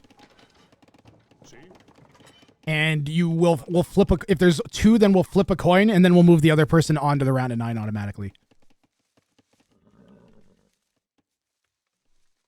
GG. Hi. Oh, there you go, video. I have become the underscore. Spanish, Japanese, Magyars. Let's say it wasn't a 1v1v1. Which civ would you guys prefer on this map? Spanish are pretty good, right? Just because they build fast. Like, they're in general like a pretty solid early castle age power spiky civ. But you have the faster working fishing ships. I wonder if the play here for Alavid, who has barely taken any of his fish back at home, would have been to drop a fishing, like a dock, and do that fishing your 2 deep fish strategy that we've seen. Yeah, the cannon galleons as well. Yep. The Spanish faster firing cannon galleons. Matador coming in hitting Alavid's woodline here. And that will be our first blood drawn.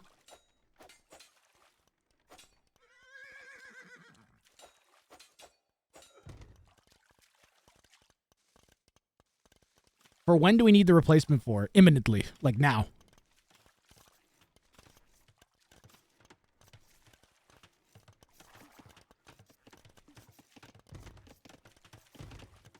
If it's like, if you're like available in like 20 minutes, I'd probably take that.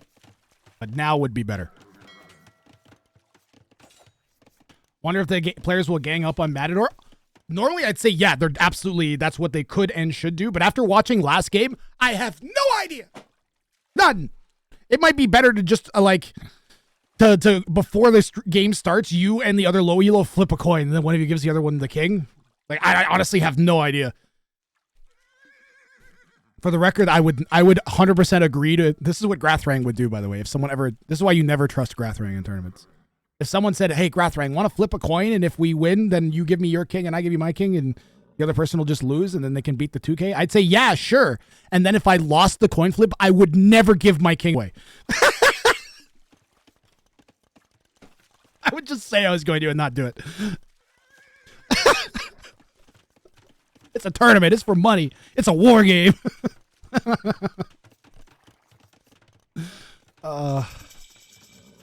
You should become a politician. Oh yeah, that's definitely a politician move right there. Well, Matador is sniffing around for the king, it seems to me. Alavid is very familiar with these settings, though. Yeah, you can only do it once. You get once per tournament. Actually, probably once per any tournament ever. Once you do it, that's it. You can never do it again. It might be better to snipe the low elo and go all in with the res. It might be, yeah. Blue doing quick walls like he's 2K? Something like that. Good to see you, Calcogo. 2 stables for the Magyar player. I do like the early aggression from Matador. Quite a bit. It's like, I think it's super necessary when you're in a situation where you're likely to get 2v1'd. You gotta like constantly apply pressure to both opponents. Ooh, does Matador not see the king? Yeah, Blue's a good player. Honestly, 1360 is nothing to sneeze at either. It's not gonna be, you're not gonna be killing too many 2Ks at that level, but the odd 1600 I think could take a stab. The problem is this isn't just a 2K. It's a 2500 elo, and it's Matador, who has one of the highest APMs out of any player, right? So again, I think I said it once already, but definitely if there's one thing you want to be able to deal with 2 players at the same time, it's extra APM.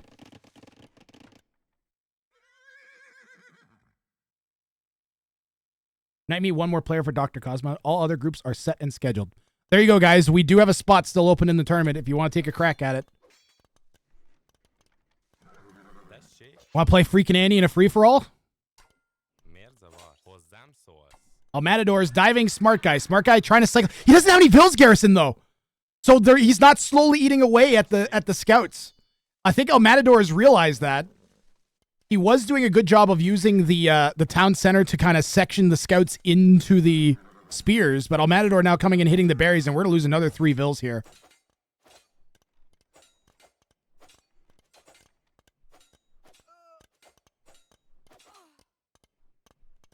Smart guy went from 1200 to 1400 by literally playing Celts only on all maps. Nice.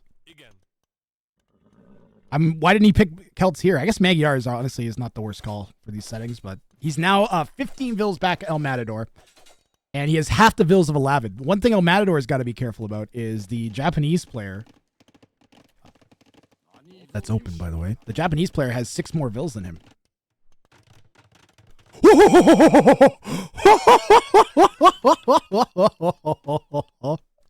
Just about, guys.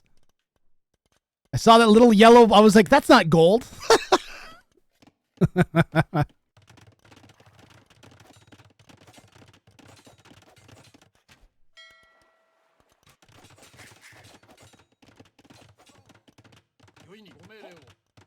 Hey Fappuccino 420, thanks for following. Thank you for the follow. These archers look like they're on a mission here. And hit the bongos.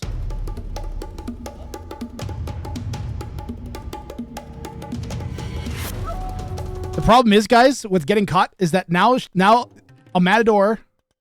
Oh, looks like he spotted it anyways. He's paying really close attention.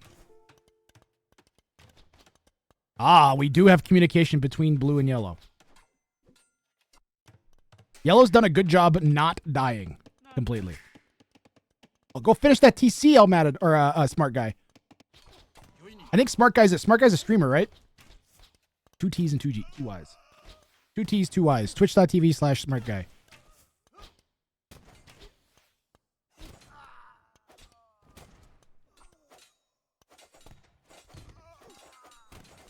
Yeah, unfortunately, Alavid's getting shut down here by the defensive scouts of El Matador.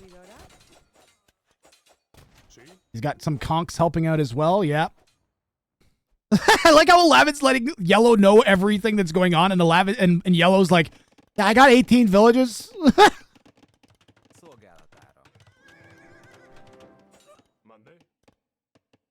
We probably donor. You can't go in with Smart Guy. You can't go with that logic, okay? Because Smart Guy, you are creating a window of opportunity for Alavid simply by existing. Smart Guy's running that king away from the incoming army of El Matador.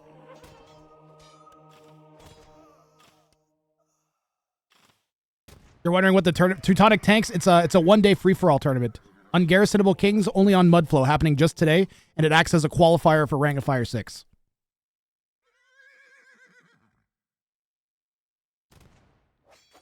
There's a $269 prize pool. You guys want to support the players? You can do so using... Actually, that link that just got posted would work. But down below, there's 2 donation links. There's a personal donation link, and there's a event/tournament donation link. So do the event/tournament donation link, and all that cash will end up in one of the players' hands, not mine. Okay? Maggie, thank you so much for all that work, buddy. Like, actually so appreciated. Thank you, thank you, thank you. Helping keep things moving.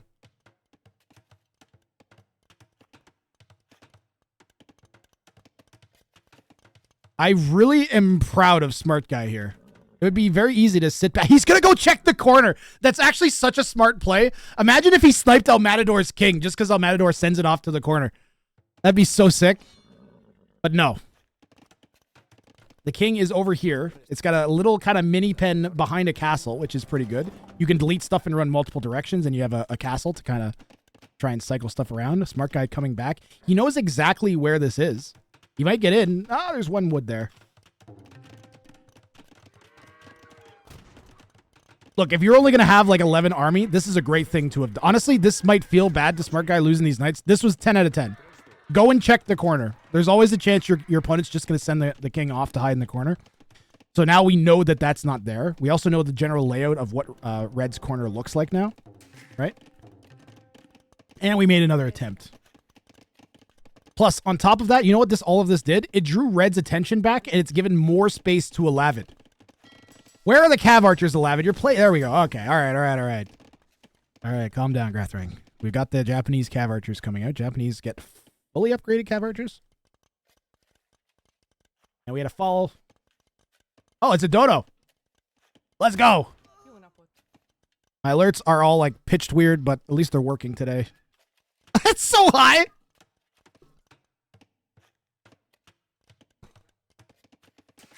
Thank you very much. Players will appreciate that, I'm sure. You guys are awesome.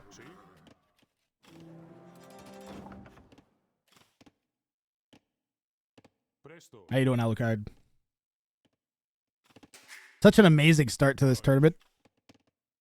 We had that first game, and now we've got this solid game happening. This is looking like Al Matador's game to win. But we have the ever-present threat of Cav Archers running to a specific spot on the map and potentially ending the game. Although that is actually kind of walled off. Al Matador is like made like an extra section. Seems like you're enjoying the streams a lot more the last couple weeks. I'm way less stressed now that I'm not playing 200 hours of 1v1s every week. Go figure. Something about 200 hours of 1v1s every week for 4 straight years made me stressed. I don't know. Stop playing again.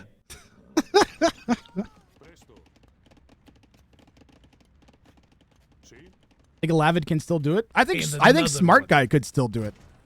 He's in a really weak spot, but you make some Cav Archers and put him on the right spot of the map, you're always a threat in these settings.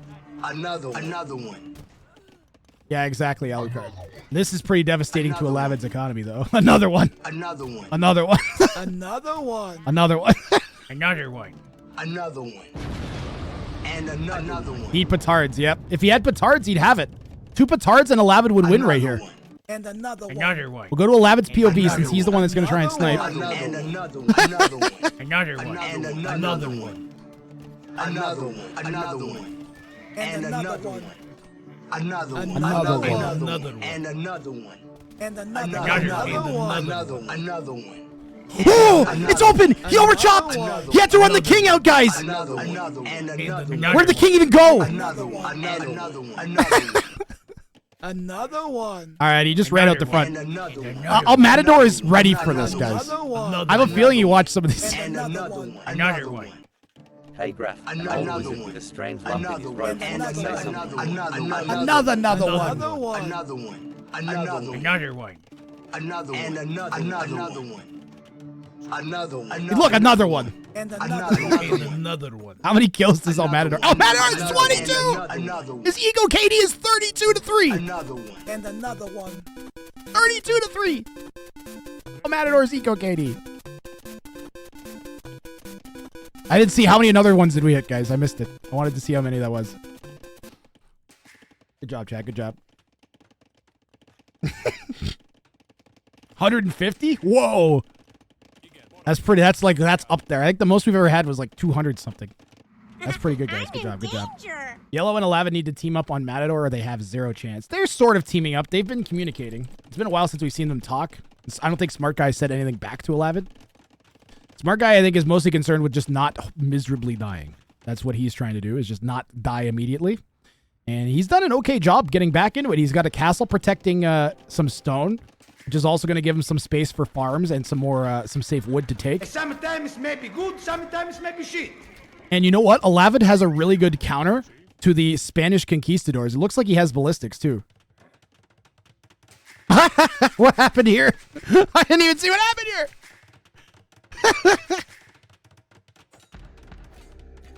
That's a good castle drop from Alavid. Wow.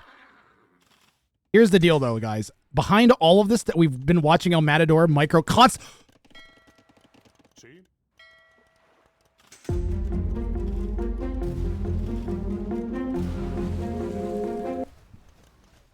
Nice. Nice. Good job, Smart Guy. I agree. Considering he has literally a quarter of the vills and he's taking like getting damage on El Matador, not bad at all. He could just be giving up and be out of this game, but he's fighting on and making this like a game for Lavid pretty much. El Matador really has not been able to get overwhelming numbers on his opponents. They've done a good job of stopping him from crushing them militarily. The thing is, these high elo 2K players, they know. They just eco behind this. and they'll out economy their opponents. Pathetic human OG Straggler Straggler! is forced 3 to consume a tier 1 amount of Wrang juice. Thank you very much, Straggler Tree. In total, they've forced 44 to consume Wrang juice. And Straggler Tree subbing. Thank you very much. Straggler Tree has been consuming Wrang juice for 21 long months. What a They boss. say almost 2 years. Thank you, OG Straggler Tree. I have made a note of that in my mainframe. Almost 2 years of subbing, man. Thank you so much.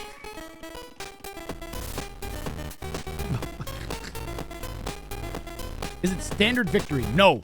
Conquest.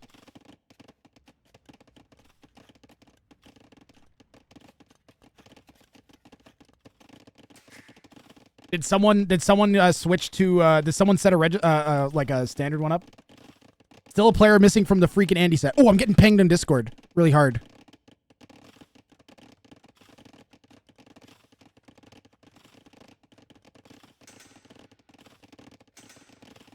Nice. Are all of the other sets running? What about that Boothman set? Did they get a third person for that? You're fine. We're about to start. Nice. Awesome.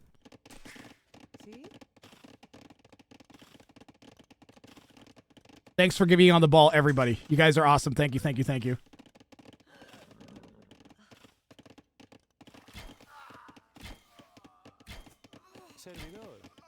You guys all have a decent gap, I think, between the second game. So if you make it through the first one... No, don't do it. Don't do it, smart guy. Go for Red. Oh, he's going to go for Red's TC. Or is he going to go for... No, no, no, no, no. No, no, no, no, no, no. No, no, no, no, no. No, no, no, no, no. No, no, no, no, no.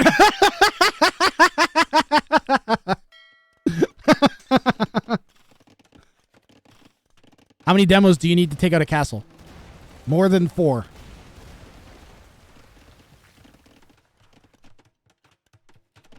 All right, where's the king? Where's the king? Where's the king? On this setting, it is very worth to get both of the line of sight upgrades from your town center for this exact reason. You can see El Matador was more than prepared to deal with these cav archers coming in to snipe.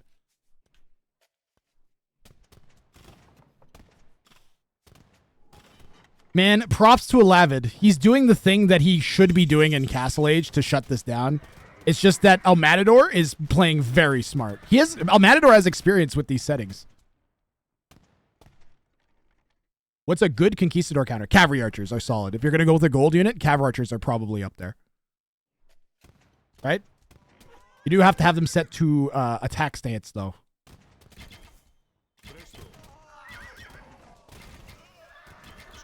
Beyond that, the only other real option would be skirms. And then the problem is then they mix in 2 knights or like 3 light cav and you just die. But I would go with cav archers if I had to. I would go like cav archer. Yeah, I'd go cav archers.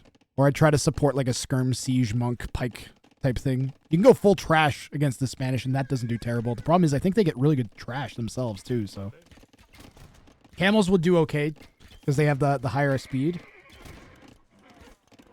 It's Mem that always talks about how OP the Spanish are, right? Like, not because he's Spanish, but because, like, they're legitimately, the Conquistador is almost broken. Spanish have the best trash in the game. Okay, Grath, what is this? What's what, OG? What's what, Straggler Tree?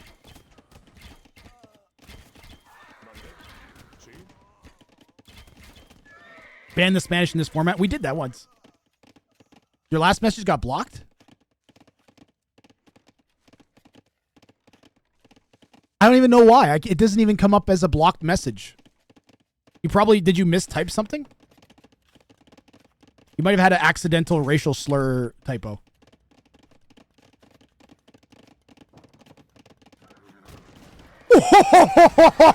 Let's go, smart guy! I don't think El Matador was expecting that. Yeah, Straggler Tree, that's a racial slur.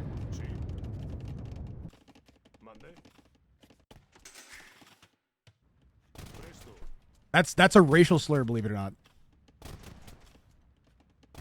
It's not, even though you think of it as a short form, it's a racial slur. It is what the Americans called the Japanese in World War II. Yeah, exactly. It's like what a person in 1940 would call the Japanese while they're actively considering bombing them with nuclear weapons. I would highly recommend not using that phrase to refer to Japanese people. Or the Japanese civ. I understand that it's convenient to write, and I don't think that anybody means any hatred or mean things by it. Shut up, Stray. I know you don't. Exactly, Kajarson. That's got to be the dumbest racial slur that there is. But it's by Twitch's guidelines, it is. I always cringe when I see it in other AoE 2 streamers. Like, I know people are just referring using a shorthand because it's AoE 2 RTS. Oh, the conks! Oh, you're dodging bullets! Apparently, Smart Guy is king as Neo, but you can only dodge bullets for so long, and Almatador is going to clean Smart Guy up here. Honestly, it just felt like a matter of time, but Smart Guy's efforts 100% were not in vain. He has kept Alavid in this game, guys, and given Alavid a fighting chance simply by not rolling over. So props to Smart Guy for making a game out of this and not just handing El Matador the win. Dodge this.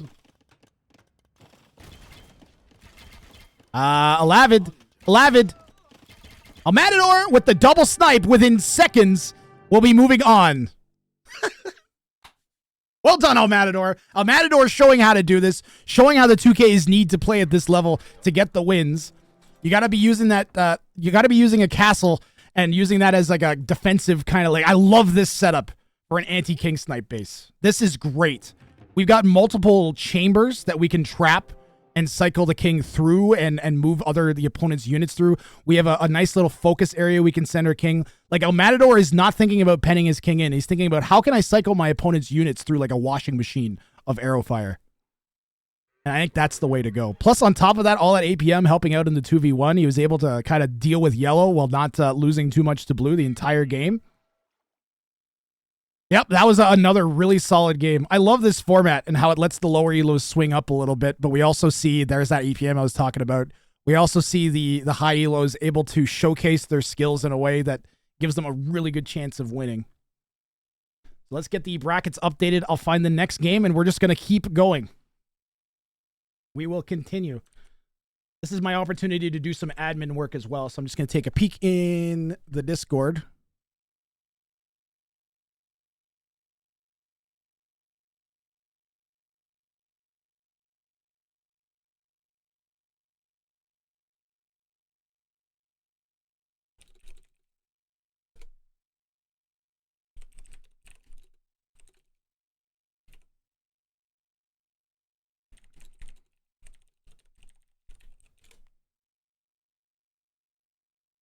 All right, let me find another one.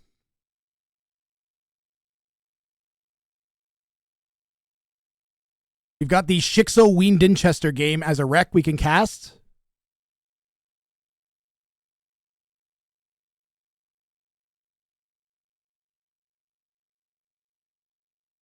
We've got, I think, Chopsticks, Jimmy Rayner, and Nino are running.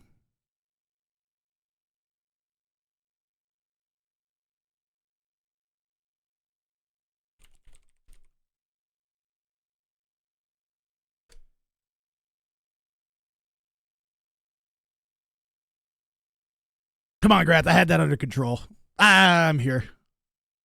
Oriental's not a racist term, no. Nope, that should be fine. El Matador gets the win. I'll pay that out. Appreciate everybody having an intelligent discussion about that and not just going crazy. Tissue paper, cat mat, goddammit.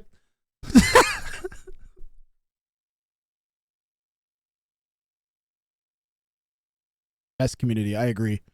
All right, let's do, I don't want to stop. So I have a rec. I'm just going to load the rec in and cast that.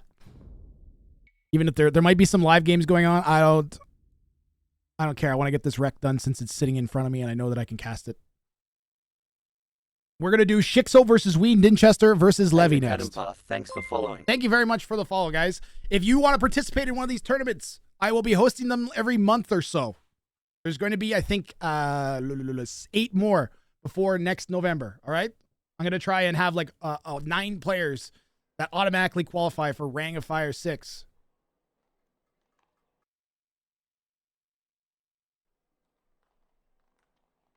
Is the tourney played on the pup? Yes. All the games are being played on the public update preview. So we have the good pathing.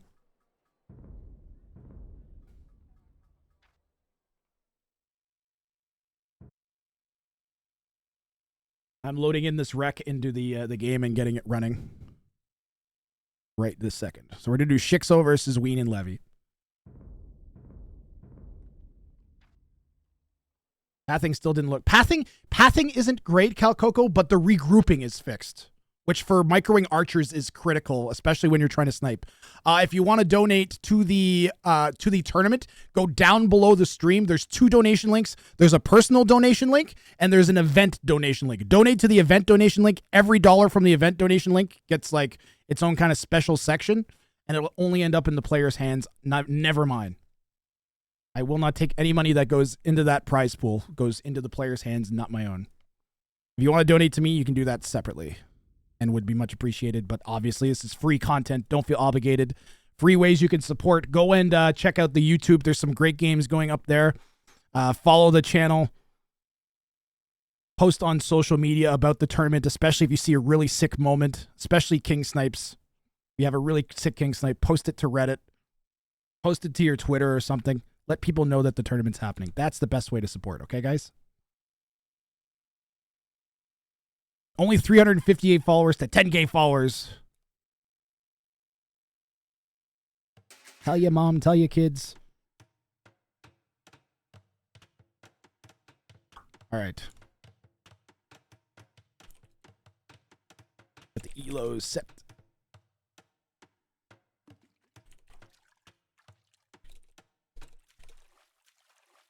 That's not the right Levi. Pull up Levi's elo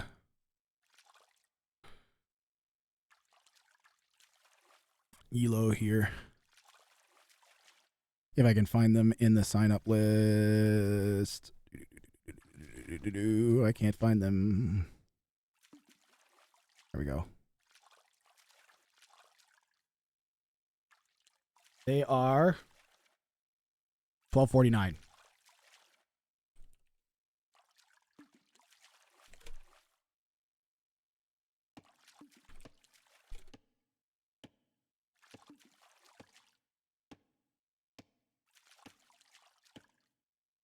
It's 1966 for each. Shixo bounces around the 2K level so much. 2100 one day.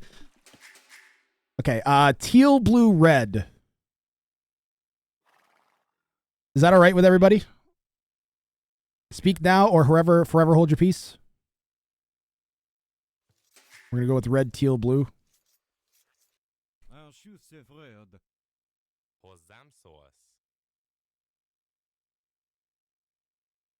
Just a little close. No predictions for this game since it's a rec.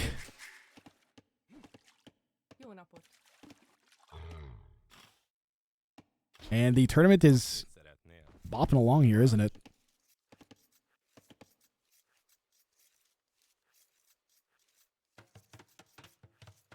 Maggie killing it. So that Discord, guys, the Wrang of Fire Discord, I highly recommend joining it if you want to participate in any of the Wrang of Fire events. It's going to be relevant, like roughly every 30 to 60 days, there'll be a tournament hosted on it. So it's a good Discord to just be a part of. I'm going to try and use it as kind of like a central hub to kind of grow the free-for-all community. It really bothers me that every time I turn on the lobby browser, I see tons and tons and tons of free-for-all games, and this is the only outlet for free-for-all tournaments in the entire scene. So I would like to grow that. I would like that to be, because that's got to be one of the funnest things. I feel like when you sat down to play AoE 2 as a kid, a lot of the times people would sit down to play free-for-alls. That just feels like the way you should be playing. You know, you play free-for-all, and then normally you'd have diplomacy too, right? That's like the fun way of playing as opposed to the hardcore.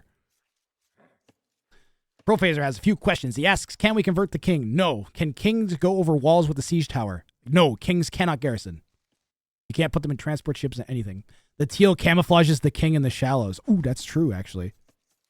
It'll be a little bit tougher to spot on this background.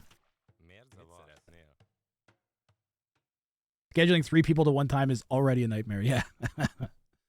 Yeah, no predictions for this one, Weissman. This is a wreck. This was just played shortly, 10-15 minutes ago.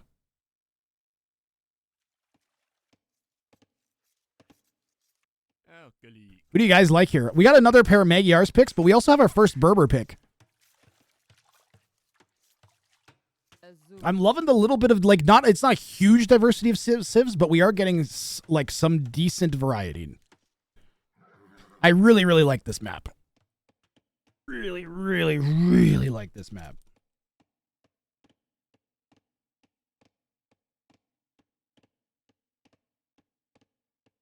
Crazini did a real good job on this one, guys. Berbers are a nice counter pick to Magyars. This is true. With the cheap stable units and the awesome unique unit that counters the Magyar strengths. So you got Berbers with their camel archers countering the Magyar's cav archer play. And they do it. They have true feel and dank, and they counter Spanish, which is a really common pick, and they counter Mongols, which is a really, really, really common pick. Guys, unfortunately, I didn't run the ad between games again. I'm really sorry. I'm gonna run the ad right now.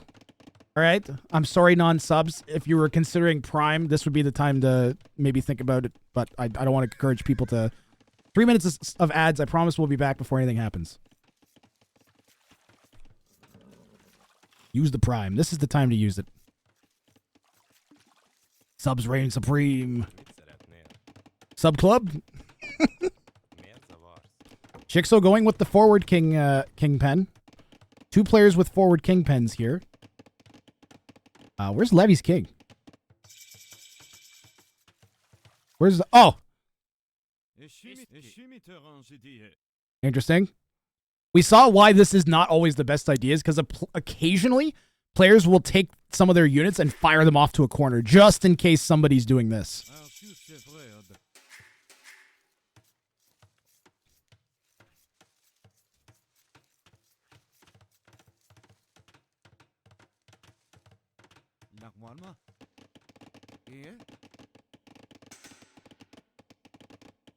And Mongols and Spanish from the semifinals. Nah. Nah.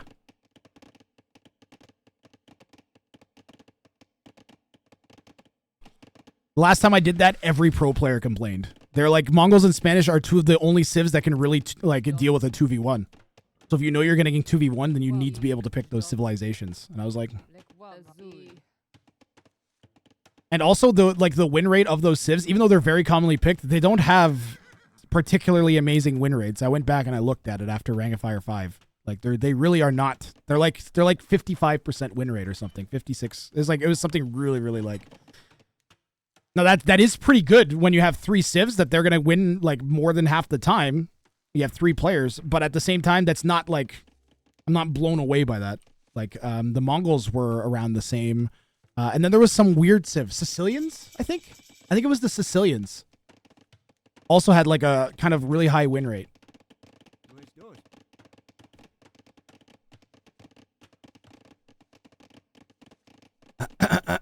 Okay, here's the deal, guys. What you guys are talking about violates Twitch TOS. All right, so I'm clearing chat. I'm going to request that we move on from the ad blocker discussion. Okay, because that is against TOS to discuss in chat. All right, thanks, guys.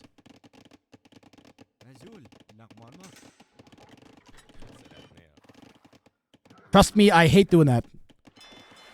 Demos coming out here from Ween Dinchester. Yeah, I agree, Bubbly. That's how I would feel too. I'm not, and you also notice I'm not telling anybody what they should or shouldn't do. Yeah, but TOS is TOS. Yeah, I'm not mad at anybody. I'm trying to keep you guys from getting in trouble more than anything. You should not talk about that on Twitch, because like if you run into like some person that hates you, you have enemies on Twitch and they see you writing that, they can report you and you'll get nailed. Uh-oh, Weenie! Ween! No reaction from Ween Dinchester! Shixo's coming in with the scouts! Ween didn't see it coming! And now, hit the bongos! Shixo kill Red, then Ween don't die! Oh, the demo ships! The demo defense!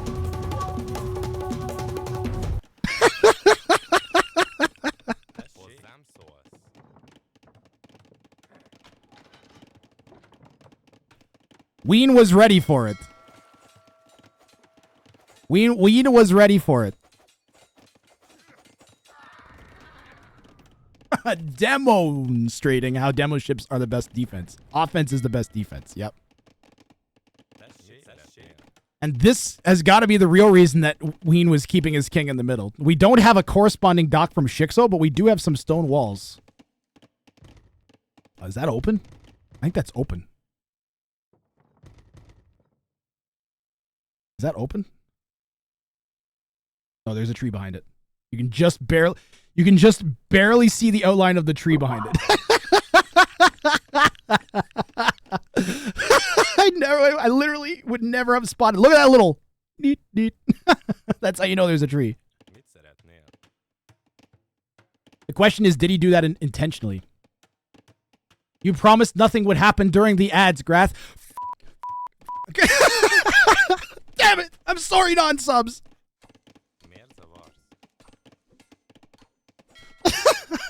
That's why you got a sub, man. I don't know what to tell you.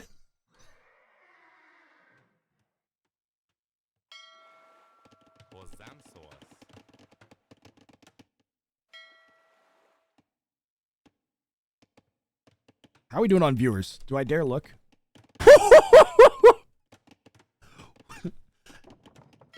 155 viewers on no raids? Let's fucking go, chat. Was not expecting that. Was not expecting that. Oh, it looks like it's open, but it's not. Let's go. We are here for it. All right. We cracked the eggshell, and now we're going to feast on the goo inside. Or are we? Nope, just a cracked eggshell, no goo. Good defense by Levi, actually. The tower on the wood line is really really good forward thinking. Believe it or not, Red has the most vills. Look at this. We've got 2Ks, and the 1250 has the eco and military lead. What is happening?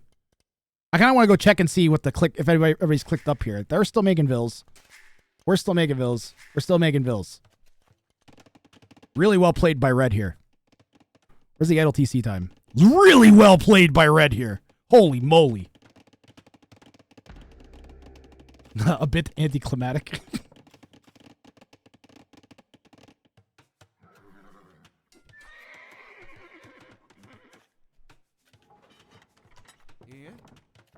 To be housed is a high elo thing.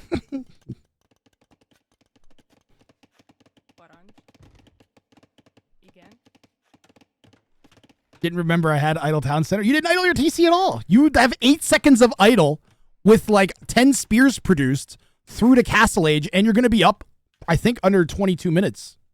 It'll be under 23 for sure. This was a very good build. SMV Blue Star forced 6_angry_geese to consume a tier 1 amount of Wrang juice. Yo, 6 angry geese.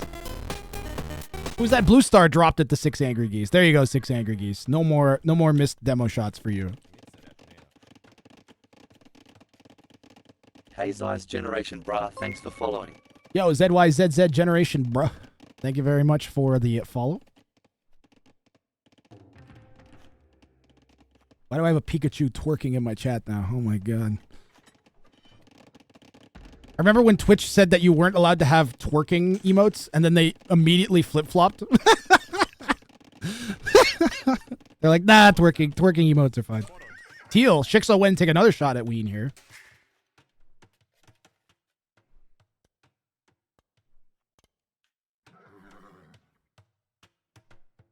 Nice quick walls from Ween.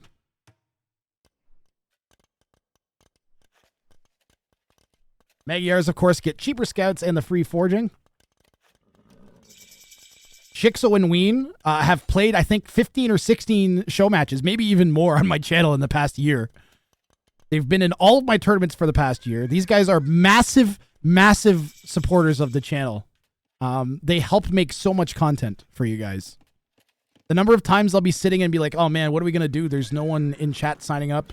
And then Ween and Shixo will sign up, and then I get to see what the settings look like. They've helped me test the settings for all the tournaments and everything, basically just by being around the channel all the time. So I'm psyched that we're going to get one of them possibly through to the next round. And if we don't, here's the situation. Either Ween or Shixo are going to get through, which will make me happy, or Levi will get through. which would be epic. So this is a win-win-win for me, from my perspective. DC going down in the middle here from Shixo. We got Berber camels on the way. Pike and camel from the Berber player. You're awesome, Shixo.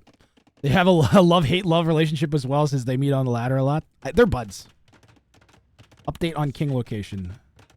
You still have this one in the center here. Just out of range of the Cav Archers. Actually, they would be in range if the Cav Archers went right up to the wall. Blue's also in this pen still, and red is way off in the corner still. Oh, and I should also thank, I don't know if she's still here, but Char42069 scripted the data mod and the map. She's been doing it for me for months now. Char is amazing. Thanks, Char.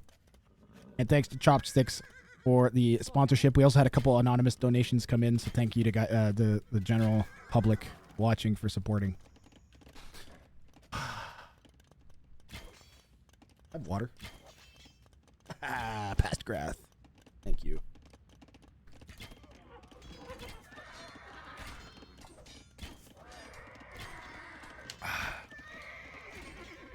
Yeah. Oh! You distracted me, Boostar! Why did this happen? Oh, how did these get in? How did these get in? Oh, it's open! Shixo was paying really close attention. Wow. All right, we'll play the sequence out here. Ween got hemmed in by Red's tower. Wow. What a coincidence that at that exact moment, Red was going forwards with their army. Absolutely sick.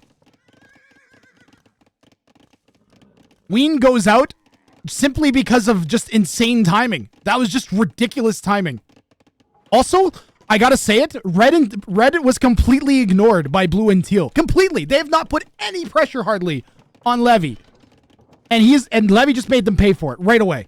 We're 26 minutes in and we got a snipe with a 1200 still in here. Now, Shixo is going to continue roaming. The thing is, I don't think he'll find the king, because if you're expecting there to be like a corner pen, it's going to be here. And if he does come down here with the scouts, he'll see this and think that the king was in here and then go around hunting for it. He's not going to think that it's over in that corner. Wait, did you kill him? No. Ween got him. Ween killed him. Levi. Ween killed him, or pardon me, Shixo killed Ween, but your tower and your army here stopped Ween from being able to run away. So we had to turn back into the scouts, which just picked him off right away.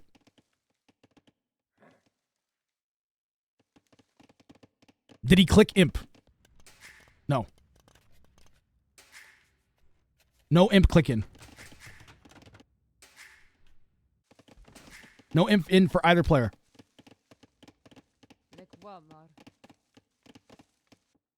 Poor Ween Dinchester going out very unceremoniously. This tournament is very unforgiving with the single elimination format, but that's all we can get in one day. We got 13 games we got to get through. Building the castle to go up, I think. I'm taking sweater off. I am hot. Did someone type ! weather? It was -8 yesterday, and I have a feeling it's like +5 today. And my furnace is just like, because my furnace hasn't been on in hours, and it's boiling hot. -3. It's a little bit warmer. It's not -8 or -9. It was miserable in the hockey arena last night. Plus, my team lost 10-1. It was not fun announcing 10 goals for an away team. That's Celsius. It's 26 Fahrenheit. Don't 11 at me. Don't 11 my pain. That's some nice humidity.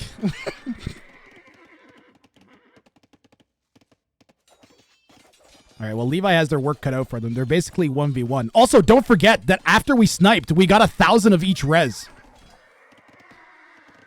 So now Shixo has 1,000 of each res in the bank. And 20 vills. And army advantage. Oh, actually, no. Levi has the army. Levi, you need to attack! That's not good enough. All right, checking for an imp click in. Still no imp click in for Shixo. Shixo opting to apply pressure instead, going back to the wood line of the Berber player.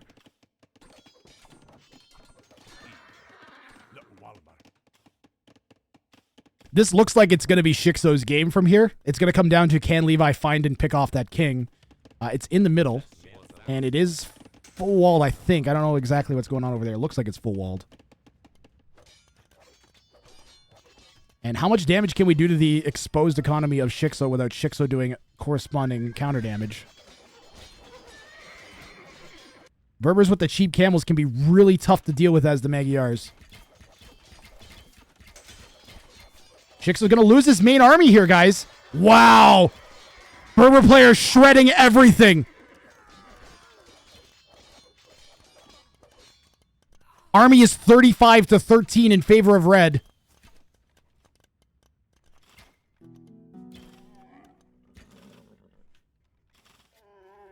Not your brightest game, Dean. You got a little bit unlucky with the exact... Like, Shixo just happened to run in on a hole that just happened to have been overchopped at the exact time that red just happened to be coming forwards through your only escape route. Like, that's a lot of coincidences. I think what you should have done, Ween, is if you saw how El Matador did it with the kind of U or the M or W shaped base, and then or the way that Kongan did set up in the corner off of the mainland, I think that might have been the way to go. Oh, he deleted the wall because of the demos and forgot. Right. Good call, Shixo. You did fine, Weenie. No shame in this one.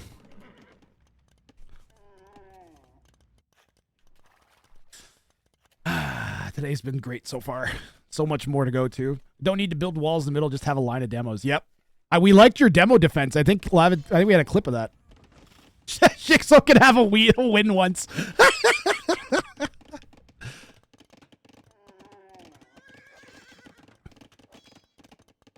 All it takes is one Cav Archer, guys. Recorded games or spec delay. This one was a recorded game. I'm casting live when I can and Rex when I can. I'm going to cast every game that's being played today. There's 13 total. This is game number 3, I think.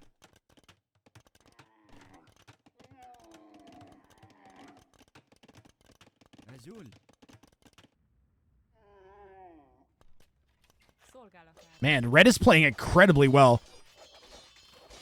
Certainly does not look like a 1200 elo.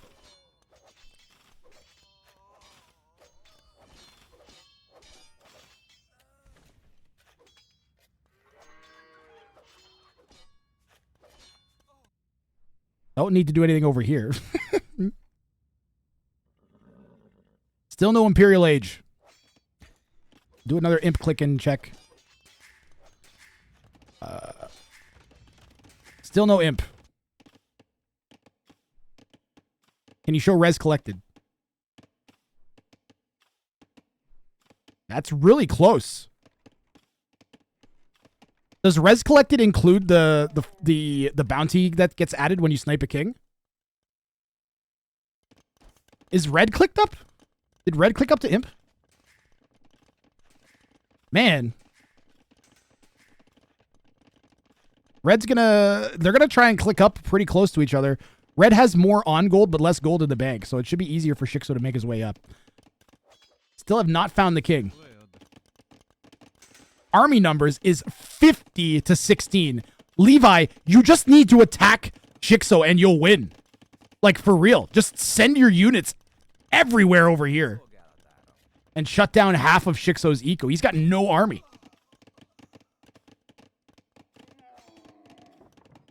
It's at this point, if you guys ever find yourself doing this, you have a very easy thing that you can learn to correct.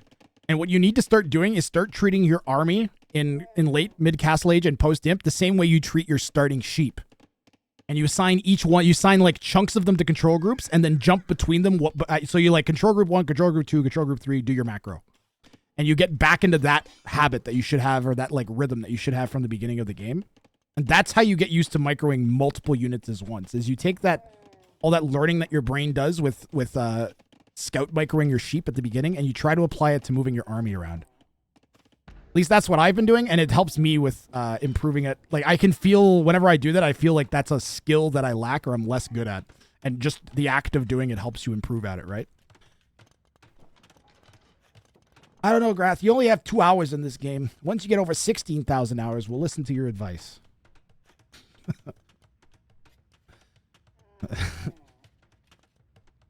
Thanks, 6 Angry Geese. You control group sheep? Yep. What if you don't scout with sheep? Start scouting with sheep. It's important. It gets your APM up at the beginning of the game, and it's a really nice skill to have. Like I said, you can use that ability to split off multiple control groups and mentally keep track, and getting into that rhythm of jumping around is really important for situations like this, where you might want to be in multiple spots on the map at the same time. Like you want army here and you want army here, right? And then you're gonna have your eco to deal with. Oh no! Bill Shankly LFC has been drinking Bill Shankly juice for 29 months. Thank you very much, Bill Shankly. Red's gonna go for a forward castle. Do we have imp clicked in yet? Oh no, Shixo's imp. Shixo is imp, Blue Star. I didn't even see it happen. But now Treason hits. And well, that guy looks a little you know, not in the best. I wonder if Shixo will notice that. He certainly looks like he's running directly towards it, doesn't he?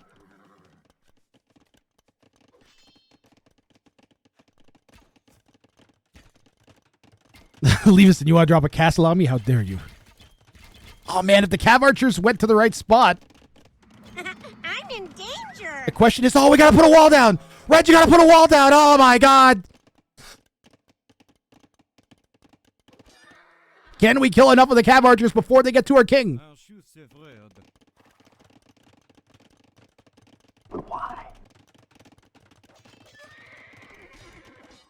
No.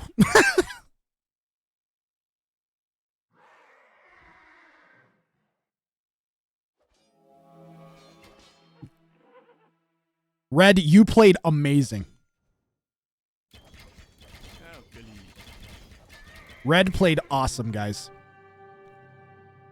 Leavison, you played amazing. You have lots to be proud of in this game. You literally kept pace with 2-2Ks. You should feel super proud of yourself. Super proud of yourself, man. Seriously.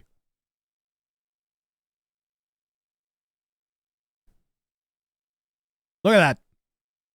I think Red might have been able to have won this game. If there were no kings, I think Red might have been able to win. It was definitely, at this point, it was hard, but it felt like there was a few points where Red could have made it happen. Also, like the res being sent to Shixo definitely helped. But you did great. You did great. This is walled, so we would not have been able to pick that king off unless we got lucky with the king's placement, and it's right in the middle, so we would have had to put the Cav Archers right there in a clone. Couldn't find your king. Yep. Yeah, you got to get to Imp to get that Treason research so you can find out where the king is. All right, back to the brackets. We have lots to get through. I can't dwell too long on any one game. Let me find the bracket. And another one. Bracket. Did I close the bracket? I found it. Shixo, congratulations. Shixo took out a pretty high... Who did you kill in Rang of Fire, Shixo? He killed a really high elo player in Rang of Fire. Was it Ganji? Did you snipe Ganji? I don't think the game lets you send res, but you can send 4K res using your king. Yeah. No, you can't send resources. Don't forget, this is also like he beat Doubt. He beat Doubt, yes. He beat Doubt in the 1v1. That was the 1v1 tournament. That's right. I forgot about that. Okay, quick peek at our games. We got any more recs? Are there any games happening live, admin? If not, then I see 1, 2, 3, 4 more games that I can cast right now.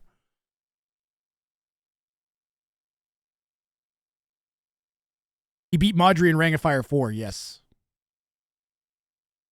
Hallowinners.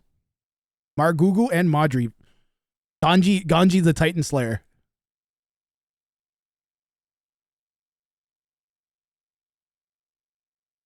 Jimmy versus Nino versus Chop. We got Arg versus Gurus versus Jacredible has been played. We've got the freaking Andy Cosmonaut Banana.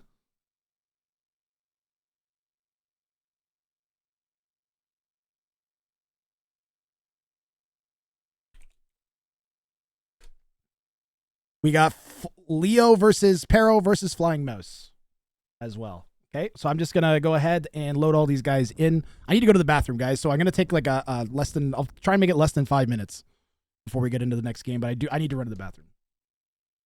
So I'm just going to get these all loaded like into the game itself. You need to move settings description to top right corner. Done. Let me just make that look not crap. There we go. You can shrink that down a little bit.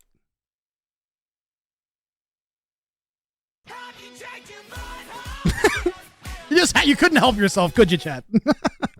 Who was that? Accidentally.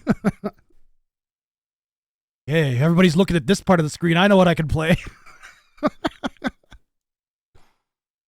right, I've got, so do you guys want to do, we'll do the Arg Gurus Jacredible set next.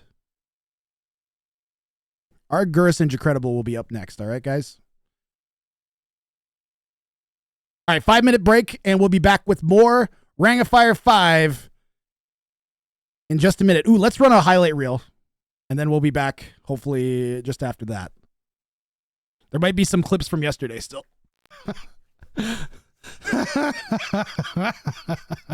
No, not again. He doesn't have lube. No.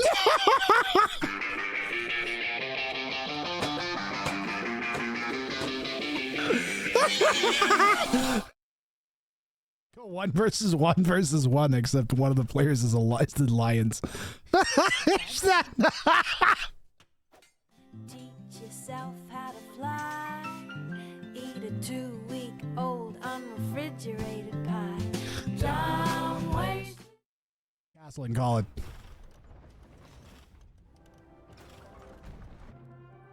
There it is, our second bounty claimed of the day.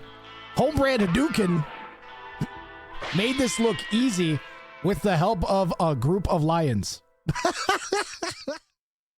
To play, Mongols might be in trouble. He can't wall this off. He's got one king trying to block. Kongan trying to block with one king, or one scout trying to block the king with a scout. He's got it while there's 2 scouts left. There's too much HP left. There's 1 scout. It's got 1 hit. There's 1 hit. This is gonna be close, guys. No, he's walls in. The game-saving quick walls from Kongan. What? Buster! No! No! Scout Sween didn't see it coming, and now hit the bongos. Shixo kill red, then we don't time. Oh, the demo ships! The demo defense!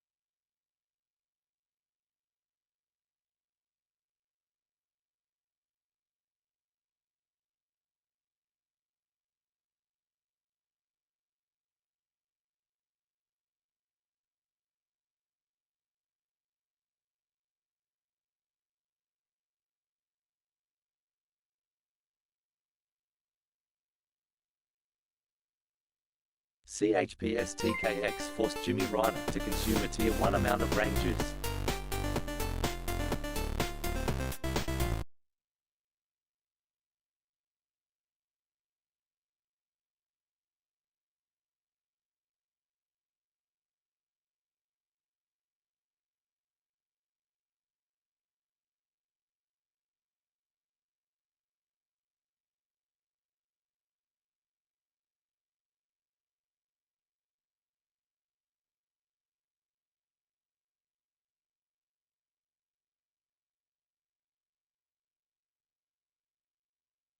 CHPSTKX forced ACC1 Denta 11Y to consume a tier 1 amount of Wrang juice.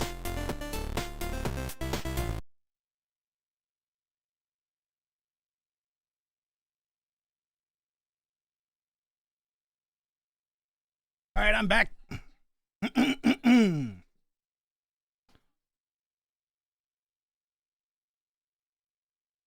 Get my cam on. Why is my cam off?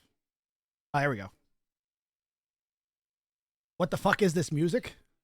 In a good way or a bad way? This is a Toronto artist. Disgusting? You don't like it? That's all right. I just went for it because it sounded like dramatic. All right, well, it's good. All right. You guys don't have to like my music. Not really. It's okay. Welcome to the main event. 7 out of 10. I'll take it. I could have gone with some beeps and boops. You're never into rap / hip hop? So were you here when I was playing all the German hip hop, Maggie? I was playing a bunch of German hip hop at one point. All right, I'm loading in. Let's see. We're going to do, I said Jacredible versus Gurus versus Arg, right?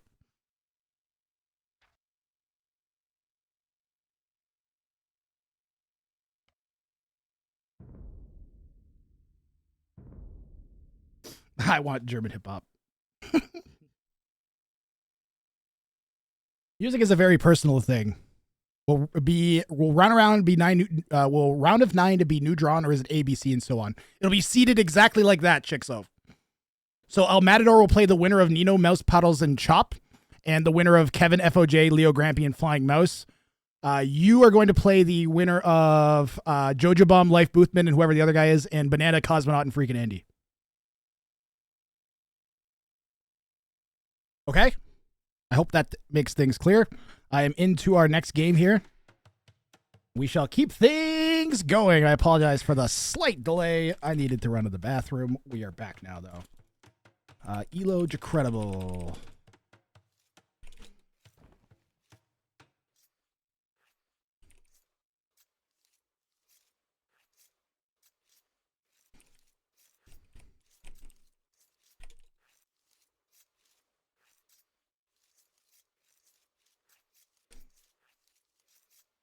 All right, game. I was going to say game 1, but that doesn't make sense. There is only one game. We're still in a round of 9. Gurs Tubby Boofus just flared. I think he might be flaring to Jacredible. Jacredible and Gurs are going to be working against Arg here, guys. They are flaring their bases to each other. So Arg is going to be in a straight 2v1 here. It certainly seems that way. Getting some king scouting in while you can. You guys see the kings running around in Dark Age. I haven't mentioned it yet today, but the king is actually the fastest moving unit in Dark Age. So there's really absolutely nothing wrong with running around in Dark Age and scouting with your king. The animals won't aggro onto it, so you don't have to worry about getting attacked by a wolf. The biggest risk would be accidentally wandering into a town center. But because you can move so quickly, you can actually dodge town center shots.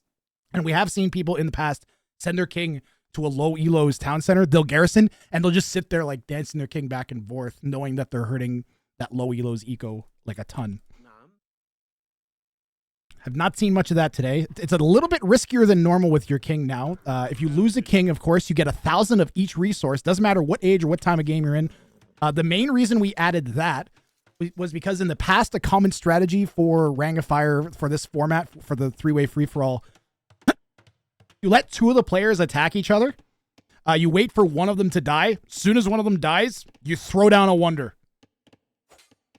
So this is meant to kind of mitigate that. I also just took standard victory out entirely. It works really good with Conquest. I'm constantly trying to push these 3-way free-for-all games to run roughly the same length of time that a 1v1 would run. And it's been a long, hard journey to get there, but we finally did it. Guys, believe it or not, in Ring of Fire 5, there was only 2 games that went over 2 hours. And we played, there was like 150 games or something. And only 2 games went over 2 hours, and one of those games went over 3 hours. But other than that, vast majority of the games were under 50 minutes, which is insane. For a free-for-all, that's just not a thing that is, like, when people think about why free-for-alls aren't competitive, they think because they stretch on forever and, like, there's no skill involved in who wins. And I think with every tournament that we run, with especially with this particular format with the ungarrisonable kings, we're really demonstrating that the free for all, there is such a thing as competitive free for all, and we are zeroing in on what the ideal settings for that could be. Now, if you guys were wishing that maybe the ungarrisonable kings could also be added to a 1v1 tournament, good news! I'm going to run a 1v1 ungarrisonable king tournament as well. There was a really, really positive reception for that from Hollow Winners. So you're going to see lots of that. I love these settings. They're super fun. I love that games can end in an instant and that there's a defined ending to the game. I really like when you break into a base and then kill the king. To me, that makes sense. You know, like, in a way that your opponent deciding that they can't come back and then resigning doesn't. I much prefer there to be a definitive, like, boom, you got the king, the game is over. Uh-oh. Uh-oh. Arg.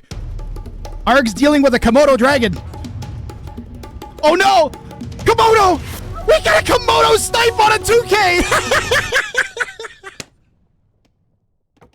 Arg goes down a Vil!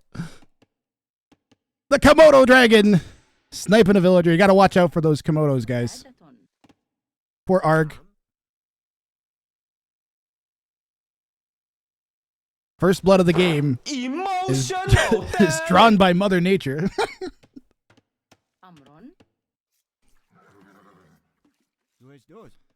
Occasionally I doubt myself as a caster, and then I catch stuff like that, and I'm like, hey, I know where to look. I know when things are happening. 7 on the wood there for blue. Yellow's going up to 8 on wood. I always wondered why PogChamp exists. It was made for the AoE 2. It was made for this tournament.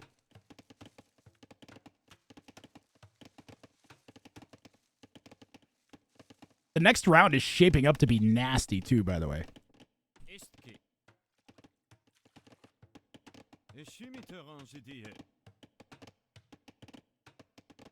It's Komodo hype. Hover over. Oh, it's Komodo hype. They are the same emote.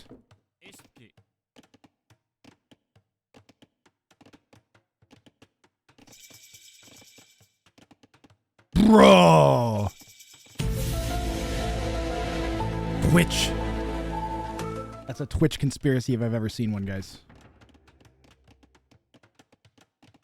Right now, all 3 players, by the way, that have qualified to the next round are 2Ks. So the semifinals are shaping up to be nasty. Yo, Al Matador, do you like these settings?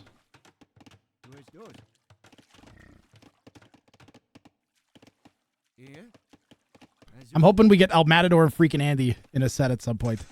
We'll have to see, because we got the Freaking Andy set I think I'm going to cast after this one. Yes, I like them a lot. Nice. Matador wants... Yo, this mode is built for someone with 140 APM, man. This is like the El Matador tournament.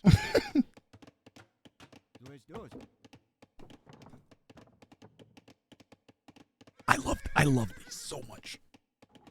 I love this so much. I am in my element right now, guys.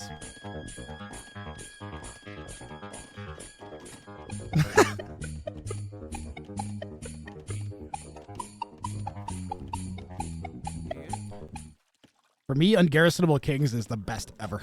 My brain like lights up when I start thinking about it. I was getting in bed last night, guys. So I was playing with my friends. I was playing some video games with my friends last night when I got home from hockey. And I was like so adamant, like I have to get in bed. Like I'm not staying up to play tonight, guys. I'm going to bed. I need to wake up so I can run this tournament. Like it was like... Can we start now the round of 9 if we know our opponents? Yeah, sure. Absolutely, Shixo. Would you do me a favor, Shixo? And play it spectators hidden. If you're going to start right now, then play with spectators hidden.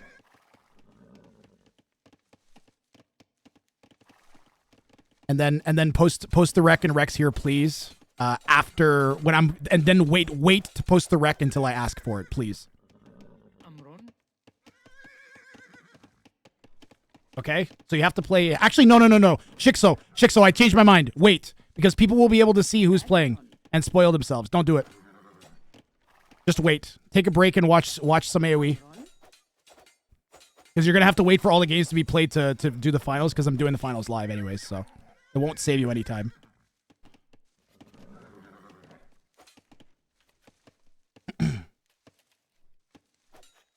They could send their recs to me, but can't you still see who's playing, Maggie, if they go live? Like, can other people see who's in the lobby? If that's the case, then I don't think they should do it.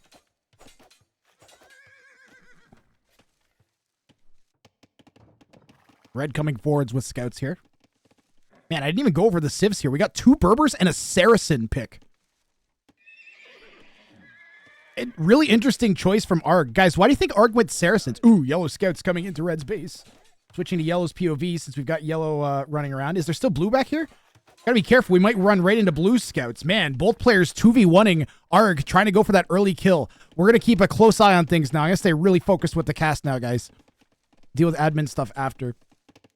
Gur's coming in here on the wood line. No walls from Arg. He does have 3 spears, but they're not in position. And he's leaking villagers, guys. Really good job here from Gurus Tabi Bufas. Gurus is really good at Age of Empires 2. This is a 1700 player. And again, another player that has an insane amount of experience with these settings. Arg actually has lots of... I think Arg's been in every Rang of Fire. Arg's been around since the very, very beginning. I think he was in... Was he in Rang of Fire 1? Was he at the Force Nothing show, Matt? He's been around forever. This guy's another huge supporter of the channel. Or at least the channel's events for sure. Yeah, Arg's an OG. He was in Rang of Fire 2. He was in the famous 6-hour game in Rang of Fire 2. It was Arg, Maudry, and ACCM, as I recall.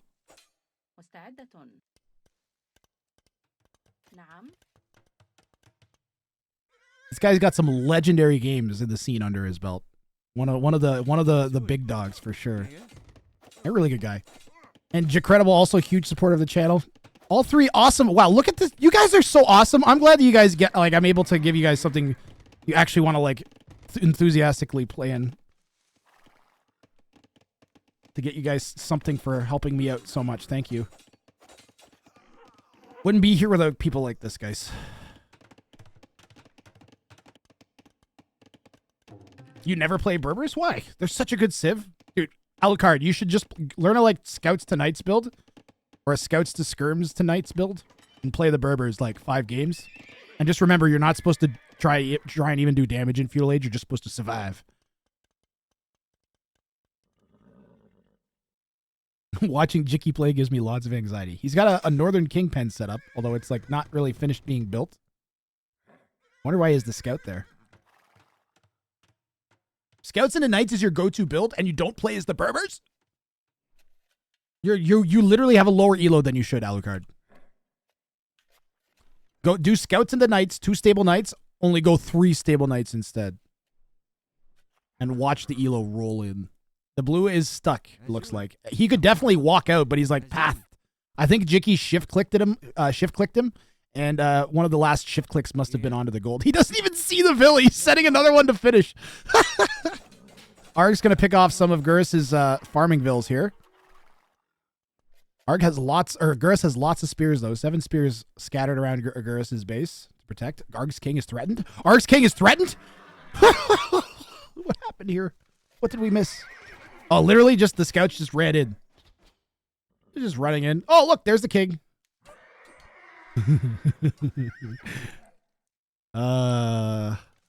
Nothing like an early king snipe attempt. King position check-in. Yellow's got theirs in the center here. Reds is just chilling by his TC. Jacredible's walled in the north. Hidden Cup patch still not released. It is actually sort of Clay Davis. I'll even show you real fast. You go to Steam.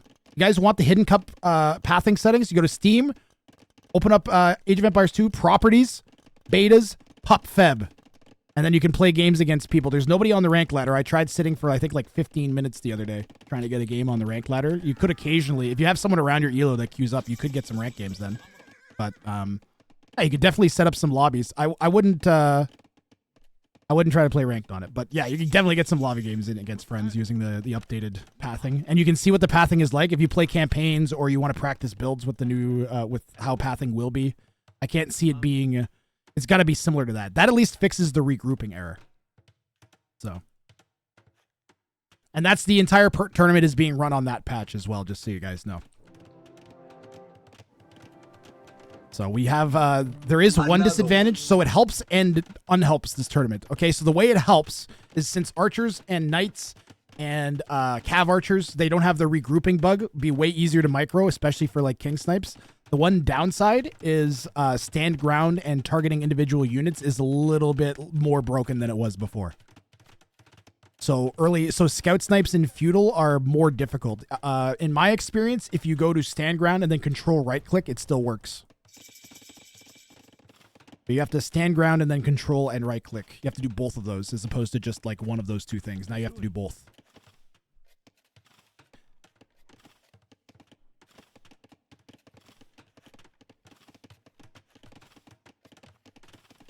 The king has bodyguards too, clever. just in case a petard lets some scouts in, right? An early castle petard play happens. Arg trying to think ahead here. The biggest disadvantage for Arg, ooh, yellow flares the king. Yellow's flaring the king. He's communicating it all. I mean, king. King.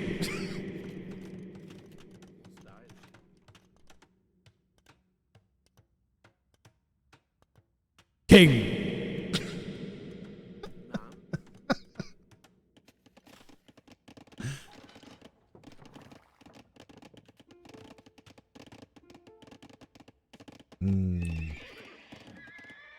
Argus talking to blue and trying to make yellow seem like a threat. You won't win 1v1. The mind games have begun.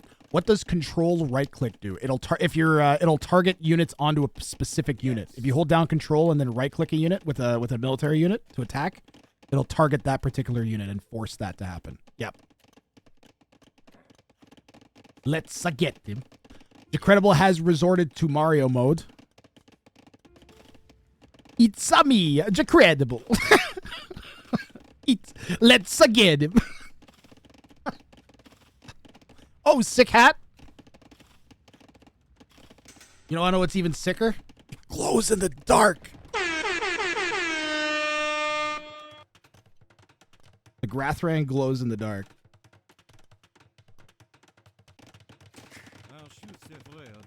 My sister got it for me for Christmas. My sister has got me most of my awesome hats.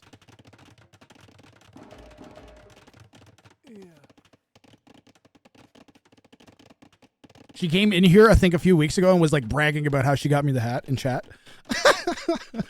Like trying to get flex. Oh! I missed a snipe attempt. Okay, wait. Where did these guys come from?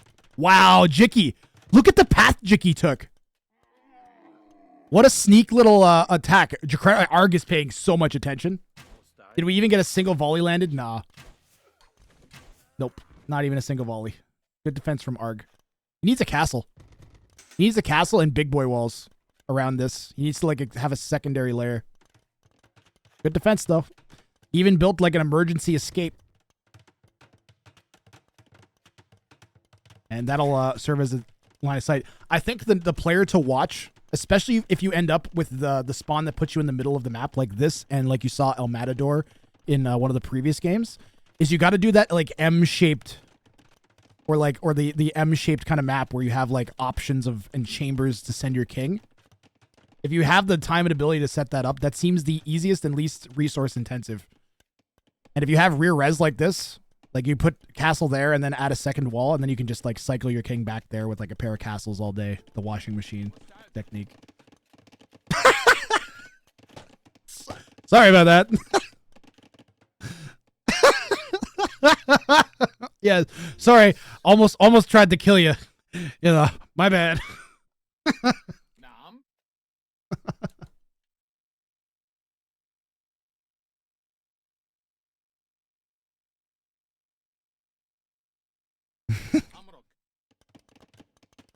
All right, we're gonna switch to Ark's POV. He's going on the aggressive here. I'm just a dumb low elo. Don't mind me. Arg, you know Jacredible, you know Arg knows you. He's been around my stream, Jicky. I bet he recognizes you. They were literally both in Rang of Fire too. They've been in tournaments together for 4 years. Come on, Jicky.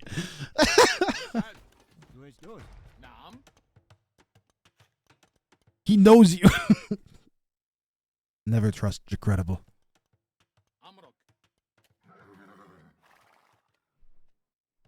Where's Yellow's king? Hold on. Oh, there it is.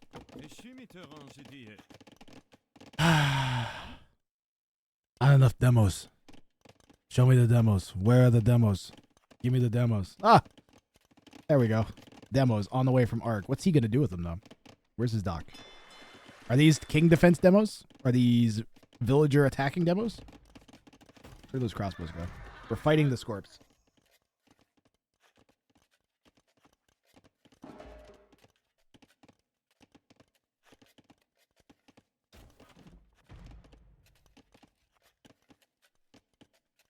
I'm not Jason. I missed your 3-string streak. Oh, chopsticks, and you gifted some subs when I was on break. Thank you very much.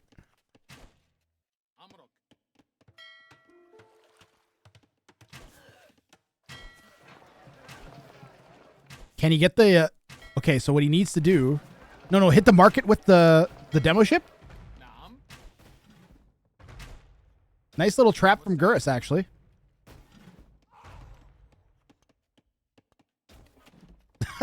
And in comes the demo ship.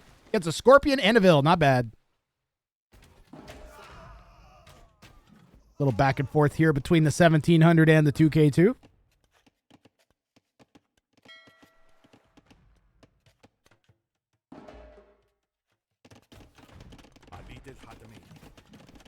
Jicky's kind of just poking around. All three players with a very even amount of map control. This is by far the most passive... this is the most passive Mudflow game we've had, and it's still like been constant action. You gotta love it.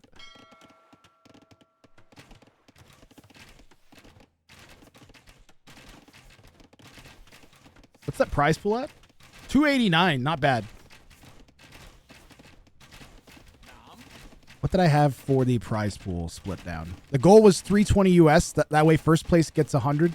Second and third get 50 each, and then fourth to ninth get $20. So basically the way this works is if you win this game, you basically win $20.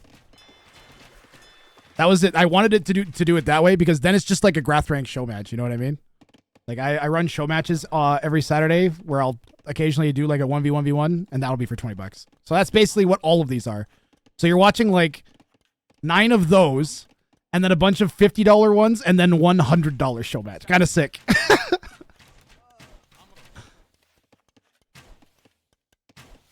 So it says 420, but the real prize pool amount would be 320. So I'm not going to encourage anybody. I think I'd probably just make up the difference. So don't worry, guys. I'm really appreciative that we hit the 289 amount. Wrang's in an awesome mood right now. Today is amazing. 2 mangoes coming in from Arg. Where are these demos at? Where are the demos? They're chilling over here. Okay. I wonder if Arg's just applying pressure because he doesn't want Yellow to get too far ahead. I mean, Yellow actually has more economy and more army. No, 45. Wait, 45. Where's the other batch? Where's the other batch? There it is. We're protecting our king with it. That's why. Smack. No.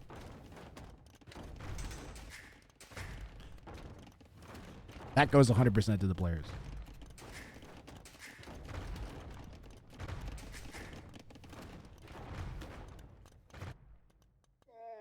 And what can a pair of camel archers do? Well, ask this Komodo.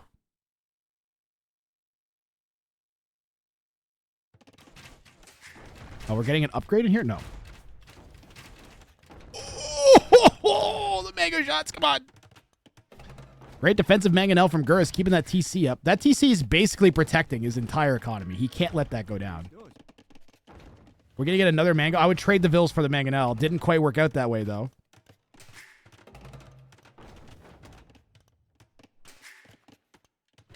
Gurus has the economy lead over Arg, guys. And half of Arg's army isn't really army because he's using it kind of as like a mobile like king tower.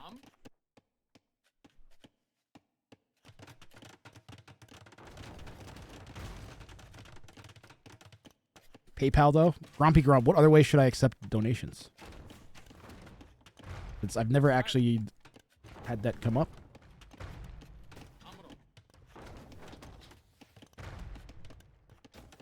I gotta start accepting crypto. Feels wrong seeing janitors kill camel archers for some reason. One that accepts plain old credit card.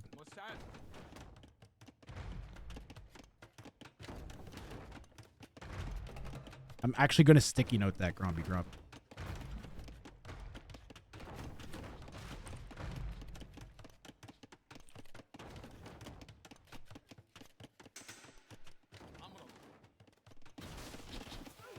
One thing that's really scary about letting a Berber player sit back, the way that Arg and Gurus have done to Jacredible, is they can go into mass camel archers. Guys, how do janitors do against camel archers?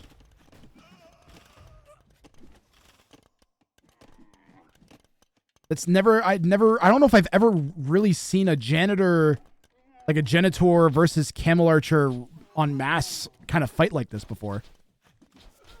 And I've played a lot of Berber mirrors. It's just not typically a thing you see. Usually they'll just go their own camel archers or hussar.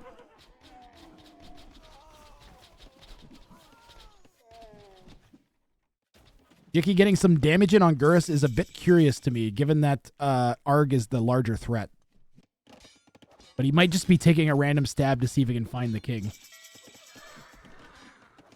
We are ever just a demo away from a king snipe, don't forget. Like, we're literally, there's the game for yellow.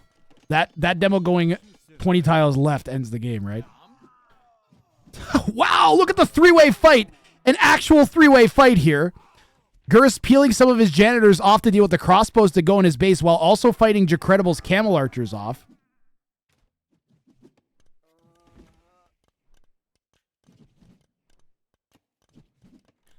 You should be careful if that's hooked up to your bank, Alucard. And it's gone.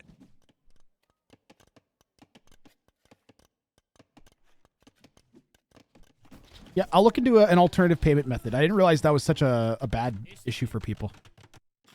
It's in my sticky notes, so I'll deal with that. I want people to be able to support the channel if they want to. Again, it's free content, guys. If you don't want to, you can just watching is amazing support. Literally just being here watching. You're giving me your time and attention. That's so deeply appreciated these days. With how busy our lives are getting. I hear explosions! I didn't see where it was, but I heard it. Where's Yellow's king? Ah, we cycled the king into the corner. That's right, I forgot. We just watched that happen. Nice big king pen, too, for Yellow. Incredible hitting the Treason button. Gonna know exactly where everybody's king is. And we have all three kings in a corner. Okay, so here's the deal. This is the one thing that seems to happen on this map fairly often that I think I might get rid of for the main Wrang of Fire tournament in next November, December, is I might make the corners unwallable. I might make this all unwallable terrain like around the TC. So you're forced to play your kings out in the open.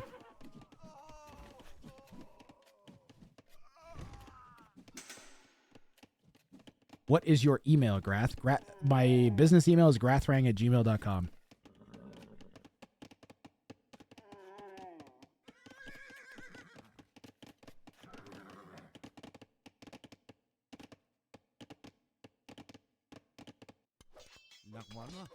Arg coming in now with Heavy Camel and Arbalest.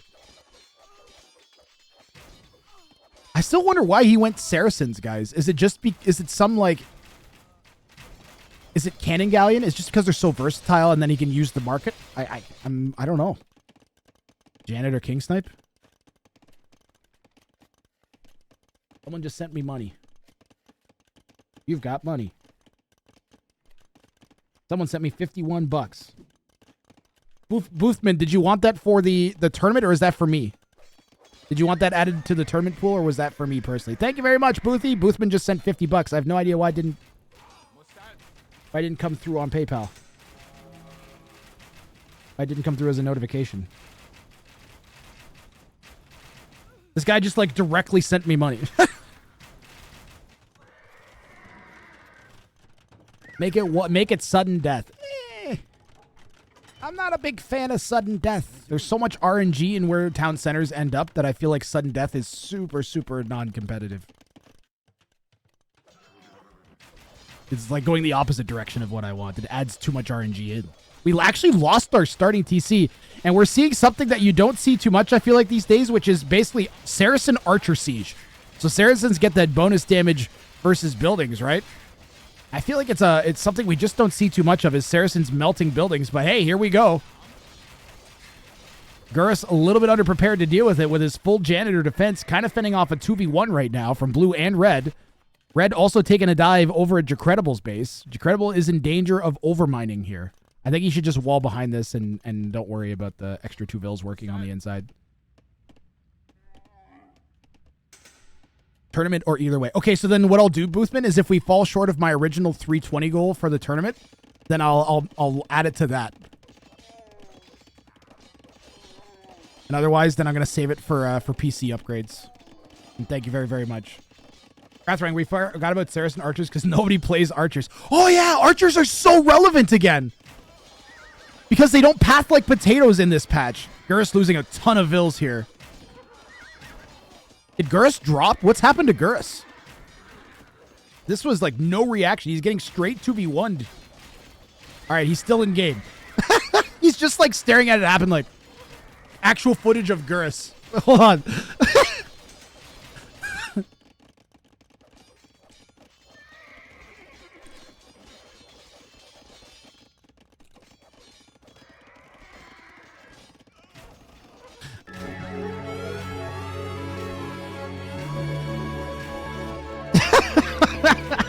I can meme too.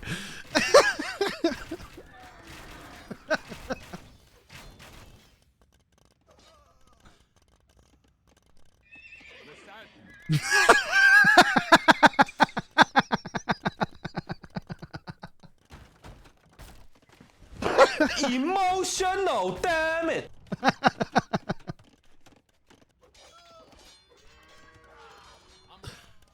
If it makes you feel better, Gurus, Arg has been constantly attacking Jacredible too. This was literally like a actual straight free-for-all. This is pretty amazing to see.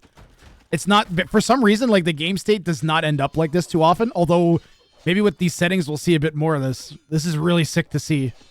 Gurus is getting the worst of it from both of the other players.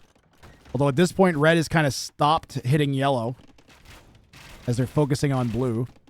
I was trying to understand why blue is attacking me. Jacredible got himself into a post-imp situation, Gurus, and then he wants to go kill your king so that he can get... he thinks that you're easier to kill. So his logic is, I'll kill the dude that's easier to kill, so I get the extra res to attack the dude that's harder to kill. So that's the logic of the low elos and why they keep turning on the mid-elo players. This is actually like the second time we've seen this. Wrang, is this on the new patch? Is it public? This is on the public update preview with the new pathing. You can try it. There's earlier in this stream, I think at the beginning of this game, if you go back in the VOD, you can see me explain how. But yeah, you just right-click Steam, Properties, Betas, and you can go into the public update preview.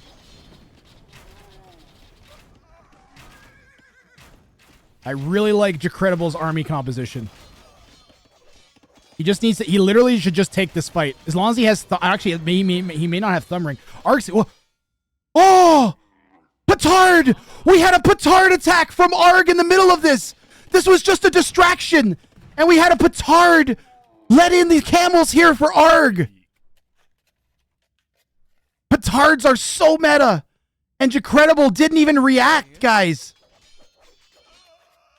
He was busy microing his... I was watching it too! He was microing this fight against the Arbs and camels.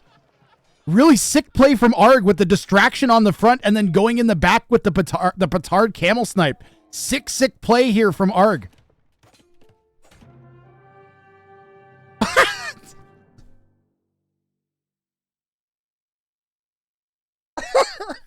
Poor Gurus. Poor Gurus.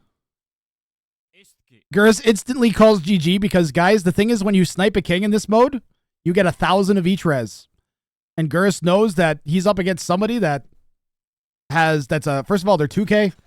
They have 30 more villagers than he does. Like, look at the score. Arg has twice his score. So sniping Jicky actually was a GG for Arg.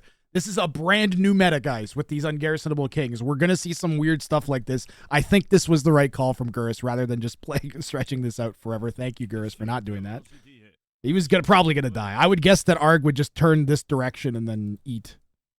Like, he'll just go blah, blah, blah, blah, blah, blah. Like, you could buy time and maybe make an attempt at a counter snipe, but also look at Arg's base, look at Arg's res, look at Arg's population and army. Yep, I agree, Grumpy Grump.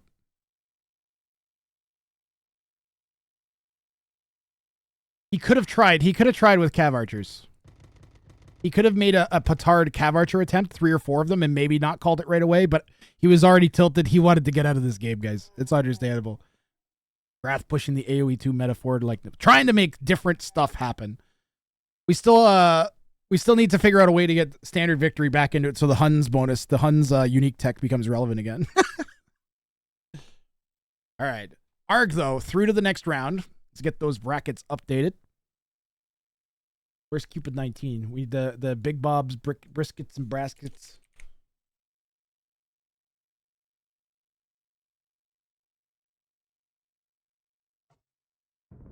And I'm going to load into the next one. You guys want to do the freaking Andy game next? Freaking Andy, Cosmonaut, Banana?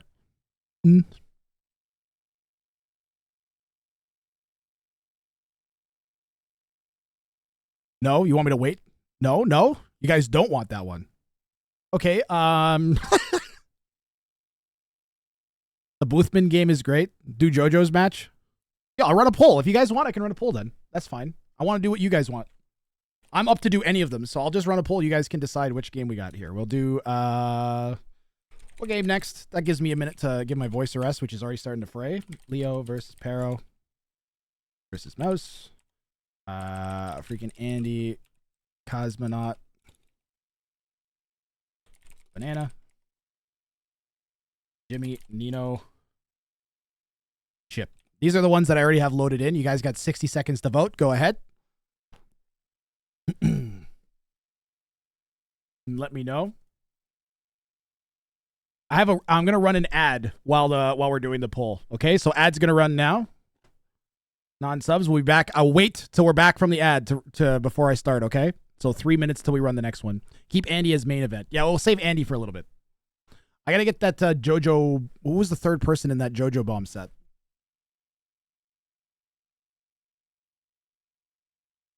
Luca Dirty. Okay.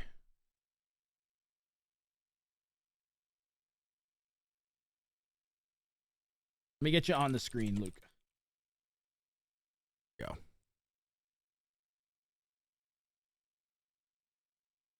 Freaking Andy ended up playing against finally TY and DJ. All right. Nice.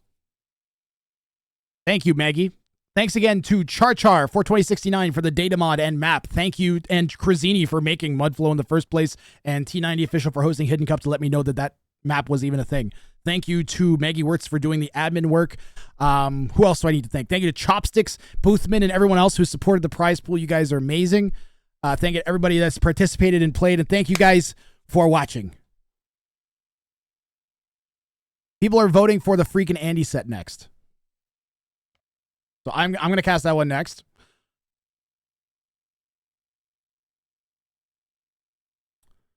And we're going to wait till we're back from the ad. All right, we're going to let the ad run for the non-subs, and then we'll start the next game. Second 43, the correct ARG pronunciation.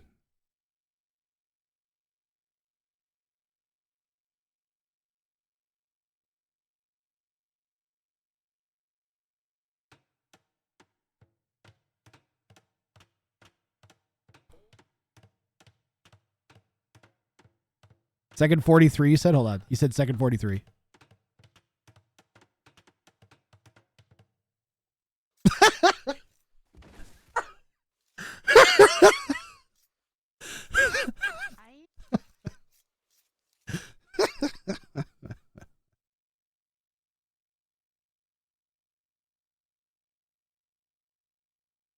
Turbo is the way to go. Yeah, I'm if you're a Twitch streamer, like if you stream on Twitch and you're trying to make it as a Twitch streamer, do not sub to anybody ever. Because then you stop subbing. They're like, why aren't you sub to me anymore, person who has way more success than I do? You could definitely afford to sub to everybody. You're like, just Twitch Turbo, and then people will gift you subs if they recognize you. That's the way to go. For sure. Because you're like trying to treat Twitch as a successful business or whatever. You should do that way. We are 60 seconds away from getting through the ad for the non-subs, and then we're going to do Bananin versus DJ and Freakin' Andy. So it was finally TY was Bananin, I think. All right, 60 seconds. Oh, I have one more sponsor that I need to thank. Have you ever wanted a brand new purse, but also wanted a delicious meal? Hi, my name's Alligator Randy. And if there's one thing I enjoy, it's a good alligator. Come on down to Alligator Randy's, home of the newest trend, where we make your purse while you eat the crocodile the purse is made from. All of our alligators are kept as fresh as possible in the alligator pit. Our professional alligator handlers ensure that the alligator of your choosing has never been involved in a human-to-alligator confrontation. Our alligators are raised with the utmost care in the alligator death swamp pit from which no man has returned. Alligator Randy's, home of the world's least secure rope bridge. Whoops, don't slip. Alligator Randy's, ask about our death pit.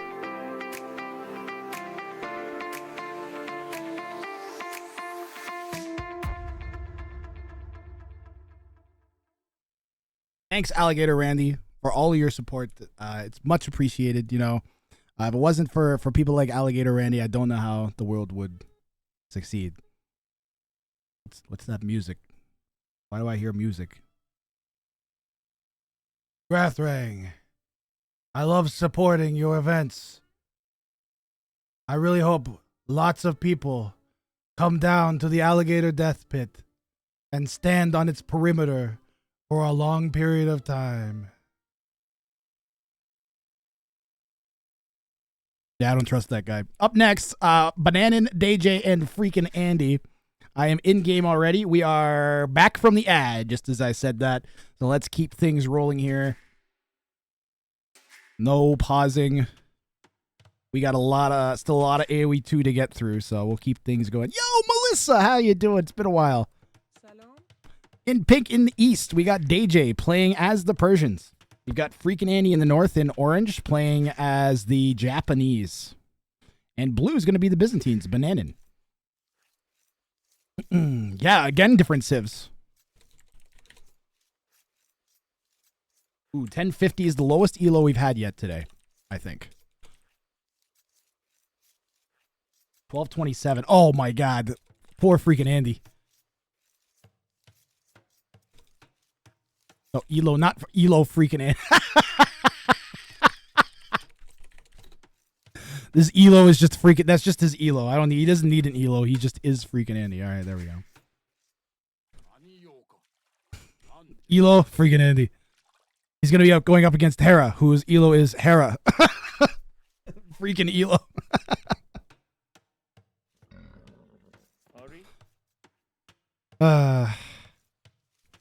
Yeah, Byzantine's the first time. Maybe we'll see something with the faster attacking Byzantine fire ships. I don't know.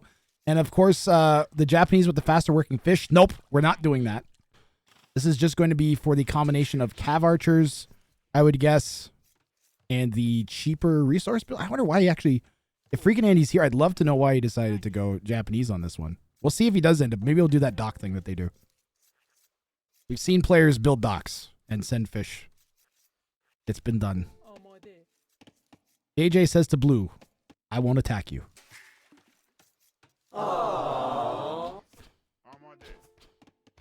Okay. Okay. I can't run predictions. This is a wreck. I probably could just run. I'll run a prediction anyways. Oh, you know what I could do? Start prediction. Who loses their king first? Right? We could do that.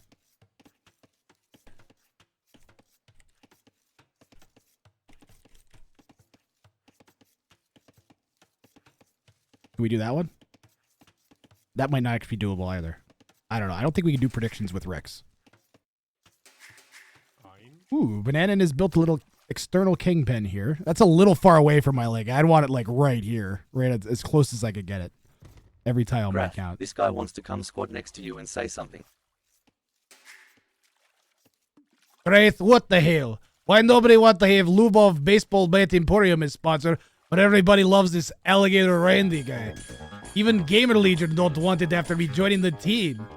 They're all like, oh, Lubov, we need you to go down to Alligator Randy's and stand next to the alligator pit. And I'm like, I'm not standing next to an alligator pit. I'm not climbing across an unsecured rope bridge over a bunch of alligators. I'm sorry, Lubov. That's beyond my purview. Aren't you the tournament organizer? Go away. I can't deal with you. I go demos and trash, says Bananan. Demos and trash. Okay. Good old demo trash. Banana's king. And he knows exactly where Blue's king is now. Freaking Andy, the current reigning Rang of Fire champion. He actually automatically qualifies for the main Rang of Fire tournament. So if he ends up winning the tournament, then both of his semi-finalists will get into the tournament automatically. I think maybe I'll do that. I haven't decided what'll happen if he wins. I might qualify the next two lowest people, or the person who I might make it so that the second person, if it's freaking Andy, somebody in the finals, for instance, then I'll make it that maybe the first person that dies, the second person left. Who's this giving me stuff? I can't see what that says. Derek Richards.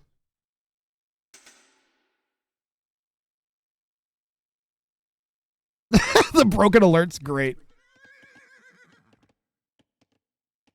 Let's go. Let's go. Thank you so much. I caught.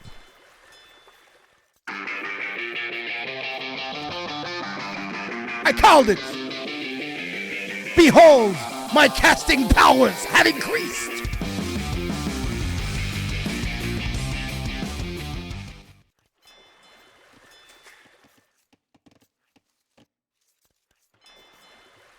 Yeah, I wonder if freaking Andy's like, hey, I could test some hidden cup strats out, use on this map, because this map's is in hidden cup. I'm gonna change DJ to red, guys. But that's gonna change the order of them, I think, right? Blue and pink are pretty close in color, is my only issue. Oh, Andy's not in.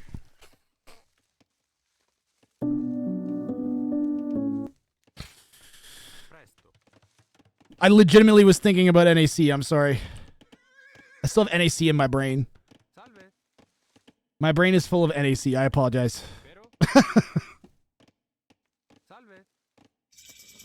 I actually went back and I watched a bunch of NAC again. Wonder why nobody used Fishboom here in qualies. I mean, here you go. The one issue is this, right? Is you get this little spike where you have some idle fishing ships. I'm also surprised we haven't seen like multiple docks around the TC and then a wall and then put the king in the middle.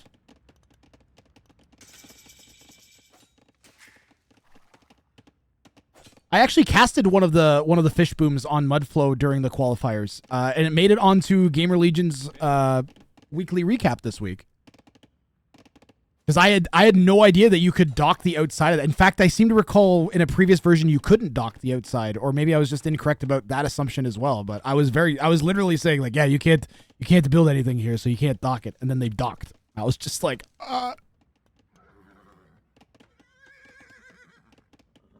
It was pretty good. Confidently stating something. Exact opposite thing happens. Classic caster moment. Looking at our Vil counts here, let's take a peek at the idle TC time. Freaking Andy keeping his under 1 Vil. What's this back here? What Andy is doing. Blue is asking what Andy is doing. Andy's getting ready to kill your king, buddy. That's what Andy's doing. Look at this snipe from Andy, guys. This is cheeky. This is this.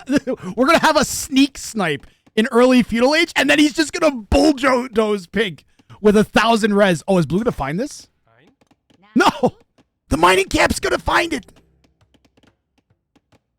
The mining camp is going to find it. Blue's like sensing something's off, you know? He's like, there's something, I can feel something's off. They're like, why does it feel weird? Why do I feel like I'm forgetting to do something? Or now he'll see the archery range at the back of his base. Maybe. He might not notice, guys. He's not gonna notice. He didn't notice. No notice, no reaction. What a sick snipe from freaking Andy. What a sick snipe. Even Yellow laughing. Or even Blue. I said Yellow because he's bananing. Even Blue is 11ing at that. What a sick snipe. Hey, if you're gonna take a 1,200 elo out of the tournament or 1,000 elo out of the tournament, that's the way to go, right?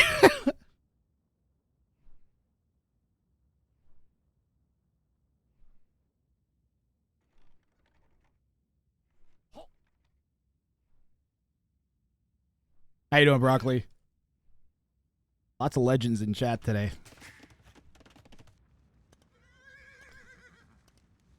Ooh, is this open anywhere?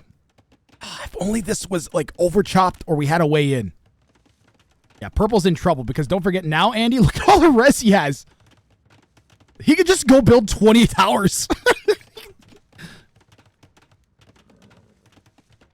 Just start spamming towers everywhere. You can sell all of the stone and buy food and click up the castle age instantly.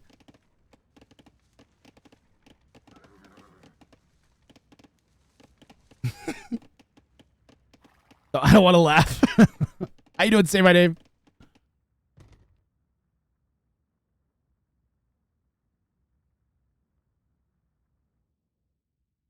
Wait, is freaking Andy gonna go for the Trapper's bounty? Wow. Even Blue found it funny. I mean, sometimes you get sniped. Ooh, and okay. I'm really impressed with some of the low elos, guys, because they keep going and checking the corners to see if the players are sticking the kings off there. That was a really, really common strategy in the past. It's literally, even high elos would just take their king and stick it in the corner. So I actually am kind of impressed by Pink, because that would have been a really nice way to sneak into the next round there if you catch freaking Andy not properly walling in his king. The archer's coming in now from freaking Andy. He's going to hit Castle Age behind this because of all of that res he got. And Pink might be dead. This is why I actually am so psyched about these settings, is because for the high elo players, now you guys take out one of the low elos and you can crush the other one before they gang up on you. So I think we'll see the competitive meta shift hard. I'll make it way more competitive. The 2v1s are still going to be a thing, but now there's a solid counter to them. Jason says, I hope you have not forgotten about nose hair theory. Jimmy is in chat right now. Ah, the infamous nose hair theory. Uncle Jimmy's wild theories never cease to amuse me. Maybe next you'll theorize about how humans are actually superior to robots. Oh wait, that's just a silly fantasy.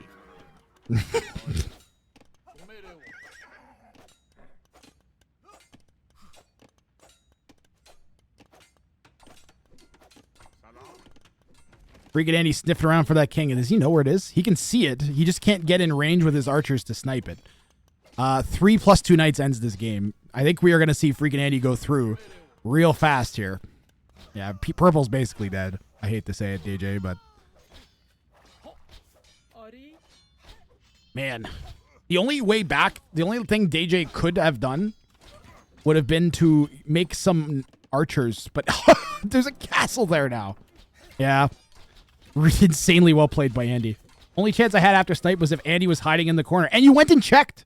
No, you went and checked. And if you had made archers instead of scouts, you might have been able to break in here before he was able to set up anything. But he would have just slapped down some towers, right? But no, DJ, you did the right thing. You went and you checked both of the corners to see if he was just hiding his king there.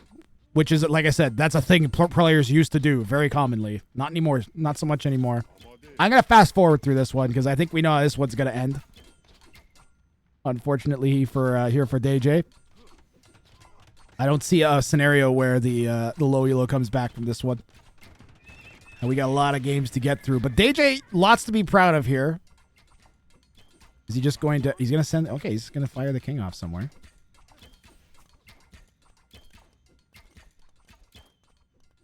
Orange might disconnect, I guess.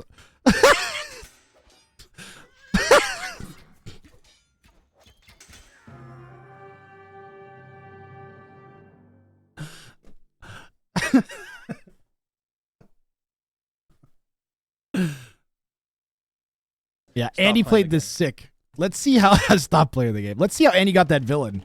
Where did this villain come from?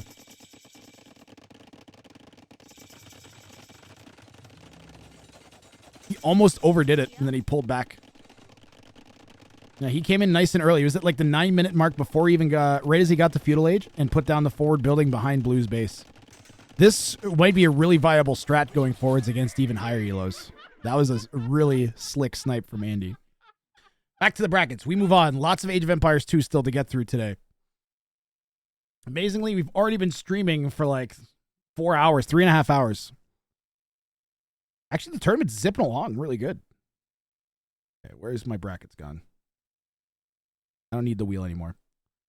Need my brackets.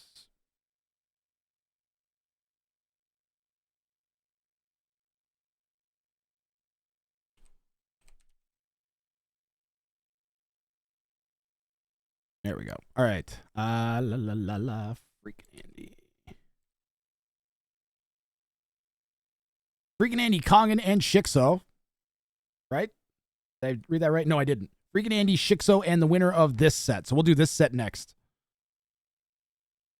Jojo, Boothman, and Luca will be the next set cast. And then we'll do the Nino Mouse Puddles Chopstick set. Jojo, Boothman, Luca.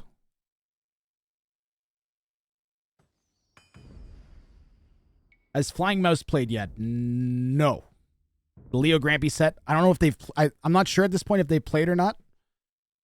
But I have not cast it yet, at least. Did someone say bread? I can't believe what DJ did to JJ. Wanted to run into Castle.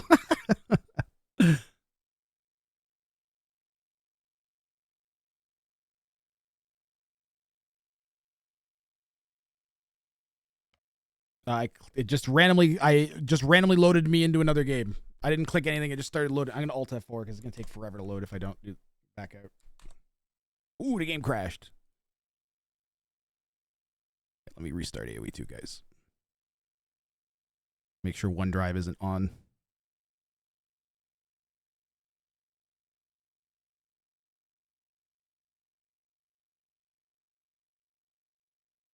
Mm-hmm.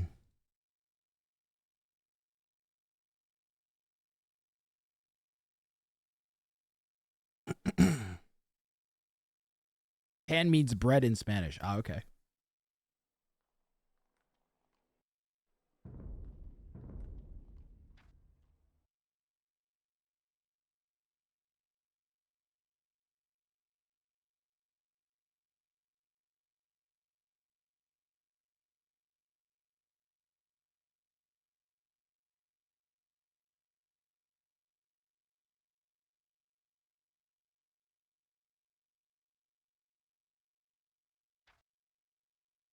Loading in here. Jojo Bomb. Did I actually... Do I have this game?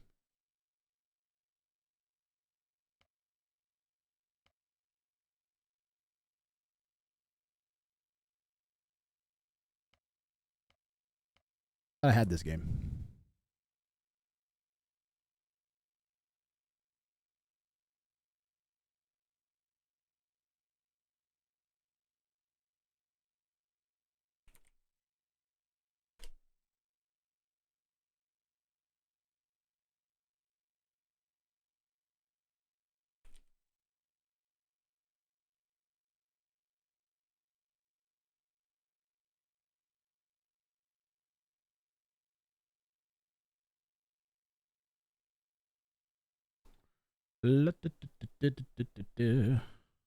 Going as quick as I can here. I gotta put these games into the rec folders if you're wondering what's happening.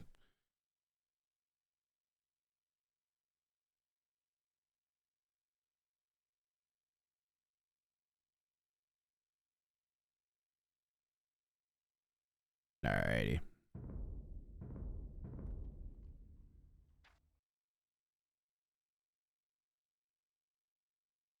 Explosion.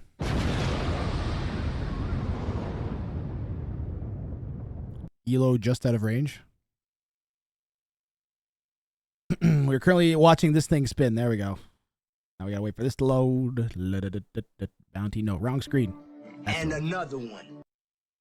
JoJo game. JoJo, Luca Dirty, and Boothman. Life Boothman. Winner going on to play Freaking Andy and Shixo. Well, we're boned.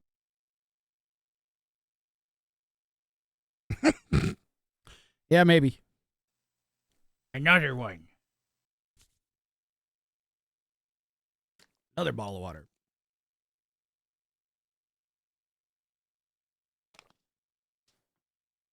Staying hydrated. Wrang and Fire Mudbowl continues right now. Let's see here. Gray, red, green. We're gonna go with yellow. We're gonna go with yellow. Boothman in the south playing in gray as the Magyars. We'll get those elos adjusted too here.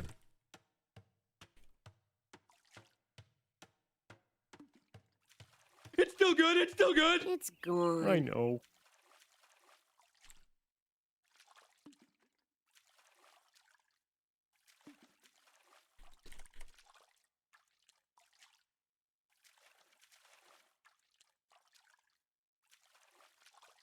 Mongols, Turks, and Magyars. First time we've seen Turks today, I think. Magyars, the best Yars. Come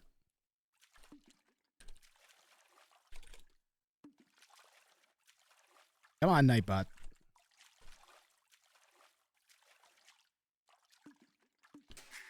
Second time? We saw Turks once already today? Oh, that's right. Blue Star was Turks. Yes, that's right. Could we keep my elo as Andy's? We are pretty much the same. No. He's literally double your elo. All right, this is like the lowest elo game that we've had, but coincidentally, it's also the first game we had where all three players are completely even in elo. So we're going to see a real free-for-all here. There's no advantage for anyone in working with anyone else. Wait, no. JoJo's a 15. I take it back. They should probably team up against JoJo. Yeah, they should team up against JoJo.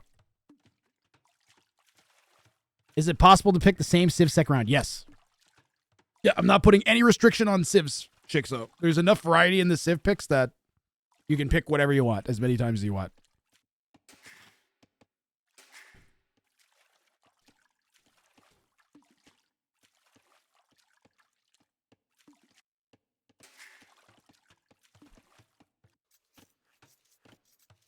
So, ungarrisonable kings.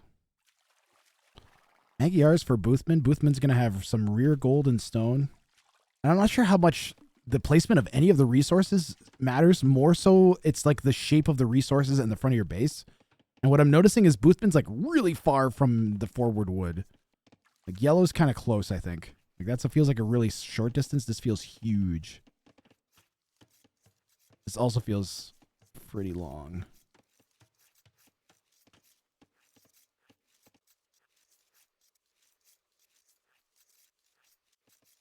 When's the next 2v2v2? I'm not sure, Blue Star. I think the next team game tournament I'm going to do, Blue Star, will be actually either 2v2, 3v3, or 4v4 with ungarrisonable kings. That'll be the next team game tournament I do. I don't know if I'll do a team game free-for-all again. We'll see. I might. Or I'll wait till the next 2v2 tournament happens, and then I'll steal one of their maps, or see if they have any good maps, basically.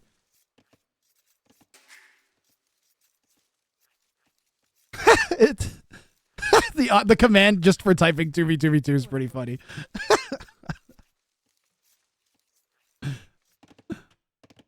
But no, this is 1v1v1. The prize pools 302. How much? What would I think I wonder if we made it, if we could turn this into a B tier tournament. Imagine if all the tournaments leading into Wrang of Fire were B tier. I think you'd have to call the final tournament an S tier then, right? Ooh, and we just saw the Magyar bonus on display there. You're not going to lose any vills to those wild animals as the Magyars, as they get that free one-shot kill against wild animals. I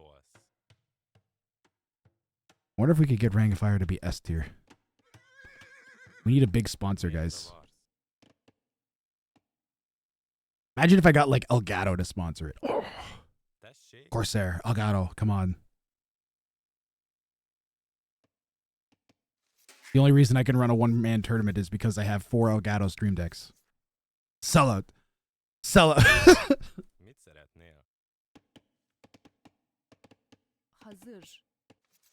Oh, imagine like a 1v1v1 Empire Wars like side tournament. Red Bull, hit me up.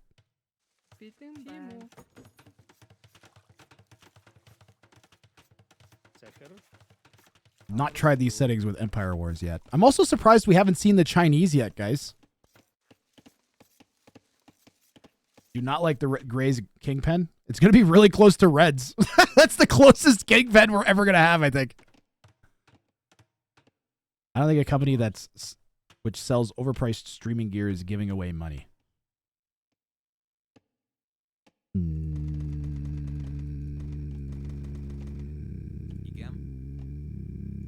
They have a lot of partners though. A good point. Corsair's got the cash. What are you talking about, Maggie? Elgato's owned by Corsair. Corsair literally like builds PCs. They could sponsor esports tournaments. I bet they've sponsored some esports tournaments. We'll see. Wrang will start reaching out to sponsors. The good news for the king is he's going to have an alligator friend. Alligator Randy. Top 1 NG Positivo has been consuming Wrang juice for 23 long months. They say AOE and weed you don't know me. Thank you, Top 1 NG Positivo. I have made a note of that in my mainframe. Doping Positivo, good to see you. Alert alligator, yeah. Streaming likes are terribly overpriced. You're saying that like somebody who has never tried to automate their stream lights through their stream deck, Maggie. Spoken exactly like someone who's never tried to automate their stream lights before. Do you want your stream lights to turn on when you hit start streaming? You know how hard that is to set up with anything other than Elgato lights? That's such a simple feature, but Elgato nails it and everyone else fucks it up. That's why I still don't have to. I have to lean up and turn my switch on like a pleb. The only actual thing that I've seen that gets close is there's a little smart switch that has like a little finger on it that pushes a button. I would need 4 of them to automate my lights. Guess what? That now costs for the lights and those 4 things. Now you're spending more than Elgato light is. So guess what? It's fairly priced. I am not an Elgato shill, but I looked the fuck into that. Because I am so tired of having to turn my lights on and off every day. Let me tell you. It's such a, like, every single time I have to like lean awkwardly over, hold it so it doesn't collapse onto the rest of my stream because it's very like perilously perched, and then hit a tiny little switch that I can't see. I have to feel for every time. Every day I have to do that twice.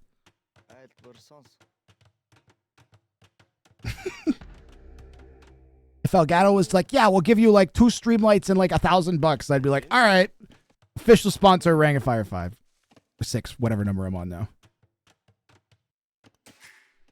This is definitely the closest. Boothman's King. He's got a blacksmith king, guys. The Smith King. We need to write a story about Boothman's King now. He couldn't fit in the blacksmith, so he couldn't learn how to be a smith. And his pal Greg with the hammer.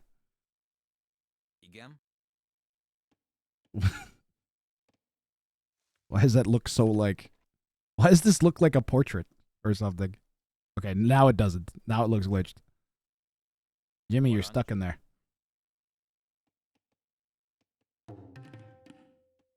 Yeah. Thank you, Blue Star. Boothman, Jojo, Luca Dirty. Please do not talk about the game in chat. If I see you guys talking too much, I might just time you out for the duration of the match. So you don't spoil anybody by accident, alright? He stood watching his blacksmith. There we go. Here, wait. He stood watching his blacksmith in all his might and twice as large as the little villager walling him in while he does his blacksmith thing. Thank you, Kong, and appreciate it. Unwallable Corners is coming. Wrang tired of seeing kings walled into corners. The unwallable corners are going to be coming. You will not be able to hide. the wall of towers. No, I take it back. I want more walls of towers. It's a working man's king. He's a working man's king. This looks like a great idea until someone shows up with 6 cav archers. And then you realize you have 2 ways to run only. And they can just surround you very easily. That's the issue with having a king pen light. It needs to be big. And then, like I said, multiple chambers so you can section the units off. And then you set up castles and expand out to another secondary larger chamber. That's how you really keep your king safe from snipes in this mode. Boothman coming over here and he's going to whack at Red's base. Look at all the towers.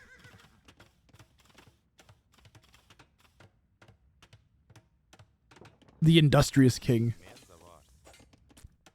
The tower king. And the stone king.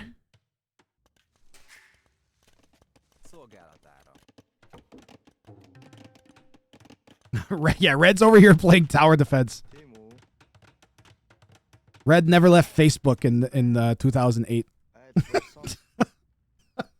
Red's still in Facebook 2008 mode. Playing tower defense against his friends and poking them.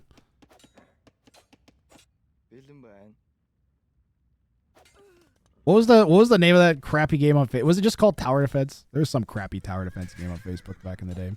Boothman is massacring Red's vills.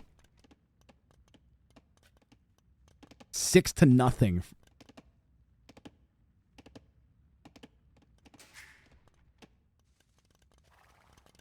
Boothman taking out 6 of Red's vills. Monkey balloons. I'm still in MySpace 2001 mode.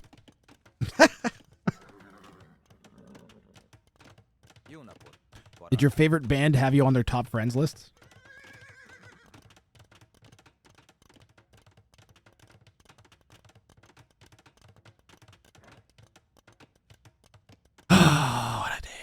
What a day.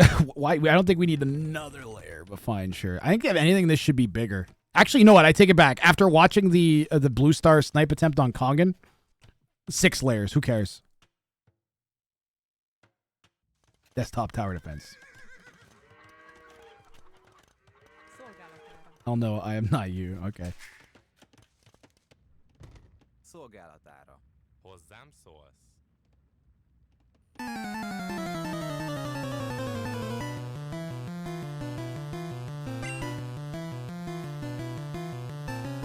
Where's my... I can't find it. No! I can't find the... I found it.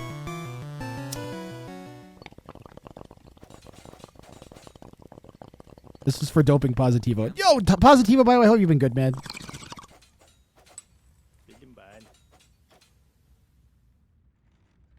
It's been a while.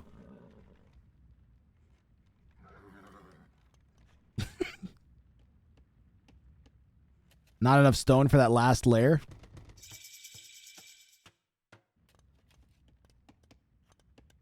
Damn, looks like my room. Good to be here again. Best stream ever. Aww.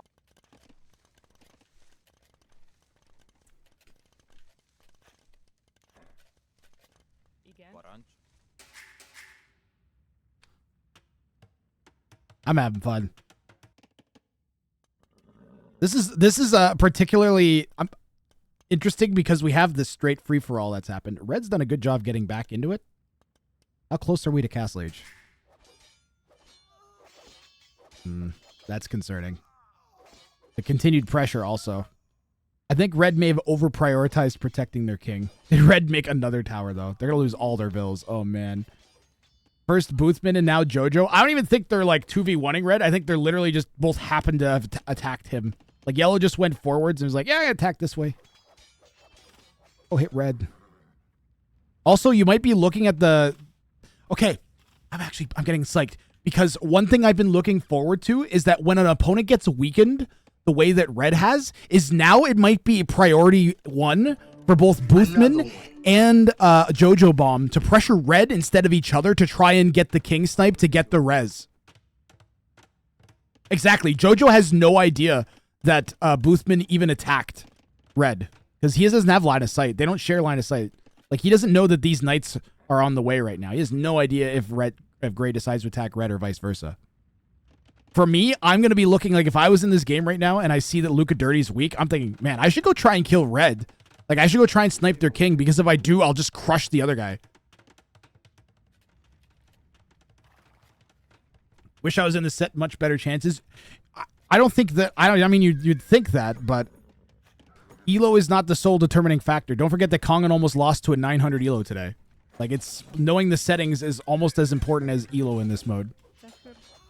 Having good strategy and good game plan is huge.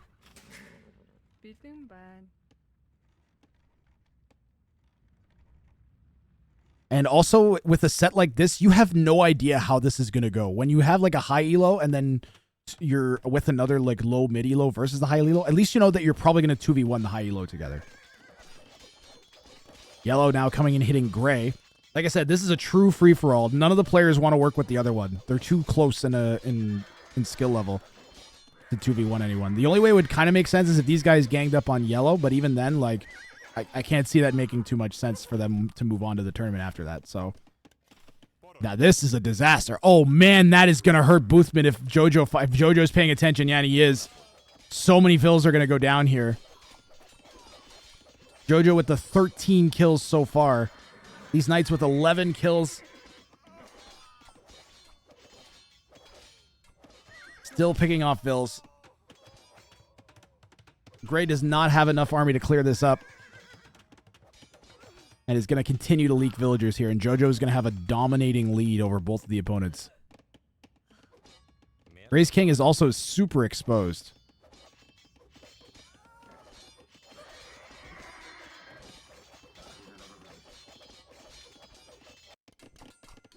Counterattack from Boothman, though. Not going to take this lying down. Heads directly to Yellow's base. He could take this. Problem is that Jojo has TCs to protect his vills. Now this is over stacked with vills, so we could at least take 11 out, and that would make it a lot closer. If he kills all of these villagers here, it's going to be a lot closer. It's a huge win there for Boothman. Great counterattack. Really nice to see this counterattack at this elo. I wonder if he has enough. Does he have +2? He might be able to, well, he has camels, though. He might have been able to slash some of those TCs down. Defensive castle being forced out of Jojo Bomb. We're within 9 villagers. That's not as bad, especially because we have more town centers. So Gray's still in it. Red's struggling to get out of Feudal Age. Pretty hardcore. Did I see castle clicked in for a second and then unclicked?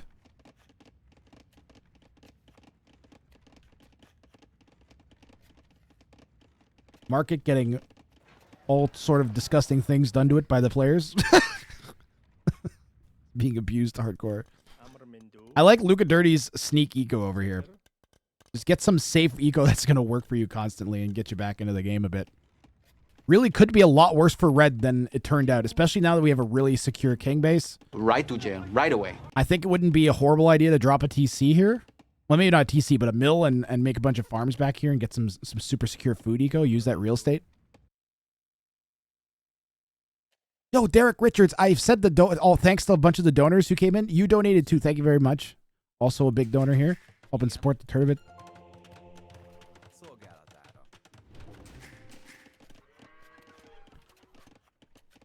Right now, this is Jojo Bomb's game, right? The only thing Booth really has going for him is the additional military, and he's going to struggle to leverage that against yellow. He could go to red, but we're not going to break into that. We need siege to break into that. We might even have to start thinking about Imperial Age to get through that. Rams, I don't even know if Rams would do it. There's so many towers. How many towers is this? 16 towers! 13.6 thousand hit points of tower. Hold on. Okay,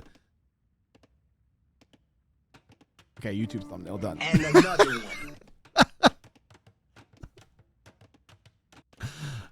Included in my I want to make a live thumbnail editor that has like a bunch of arrows. Are all rounds best of one? Yes, Shikso.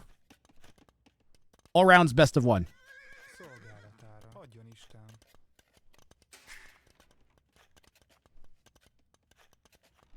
That's how I used to play AoE1 when I was 9. Ballista towers everywhere. Yeah, Red made it into Castle Age, guys.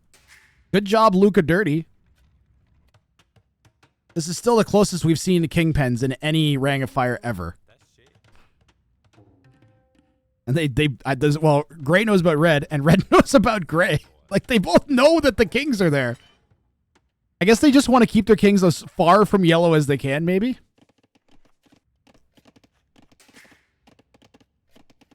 Final, asks Blue Star. Like, will the final be best of one as well? Yes.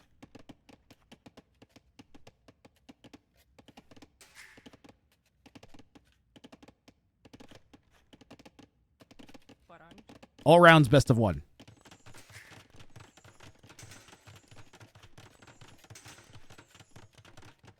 How far through the brackets are we, for instance? Like, we've cast 1, 2, 3, 4, 5 out of 13 games, for instance, and we are 4 hours in. So if it takes the same amount of time to cast another amount of games, then that'll be 8 hours, and then we'll still have like another 5 games left after, or another 3 games left after that. And that directly lines up with my scheduling estimates. And that's a pretty long, that's like a 10 to 12 hour stream.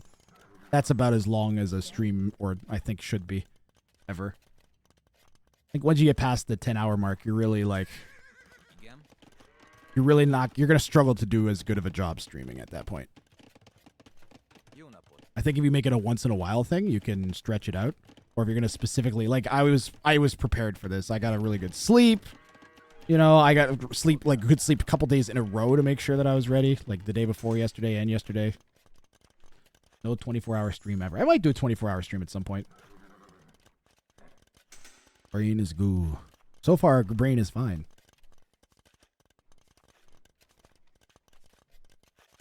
We Shroots don't need some Harvard doctor to tell us Stretch who's it out, alive long and who's grass. dead. I decided to make sure that our dead Booth, you have the were score lead. completely dead. Out of kindness. Boothman with the score lead here. Jojo has more vills. Is anybody up to Imp? 4 TCs for Boothman. Nice to see. Red still won town center, but continuing to add walls. Red's not losing. I'm not losing my king. Red got guard tower. Gotta love it. I see petards, guys. Lady _ explosive _ 24. Thanks for following. Your name is explosive? Holy sh! You're gonna like this channel. Picking Mongols and doing this is weird, I agree. He's not losing his king. If Red loses his king, I'll be stunned. I'm predicting he resigns. I guess like a bunch of petards might do it. Where are these guys? In those 2 castles. We could go try and hit Boothman. We might try and get to Booth. Look at Yellow's line of sight. He doesn't know where Booth's king is, though. He could hit, if he gets to Imperial Age, he could hit the old Treason button. Handcart coming in. I do not see any other town centers. Yeah, no. No imp yet. Why Red doesn't do at least a TC to protect the gold bills? Yeah, that's a little cavalier. A little cavalier. They migrated. They both had a really good shot at killing Red's king earlier. They still do! Red's king. No, Gray's king. Literally, both players could kill Red. Even Red could kill Gray's king right now and get back into the game. 6 cav archers. And the game ends. Right? Because look what Gray can see. This is like, you guys want to know how not to keep your king safe? This is how not to keep your king safe. It's so easy for a snipe to come in this way. Yeah, a single guard tower kills the king. Imagine if he came over here, threw like a stone gate down, and then built a guard tower. And like another, and then like a house gate guard tower.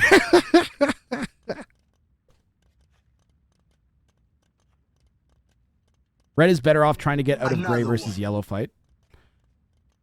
Red could, in theory, Oh, pardon me. I clicked something. What did I click? I must have clicked one of these things. Red could come in this way. We would need like 6 petards. Red doesn't have a castle yet, though. Where's our stone? Is Red making vills? Red, what are you doing?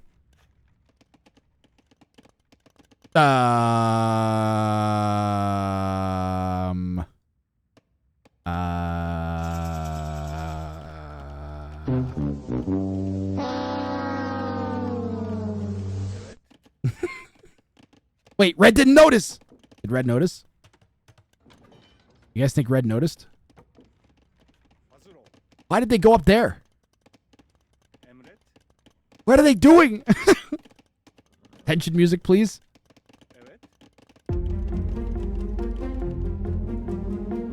No demo ships at all this game. The games are so different. Every game has been so different.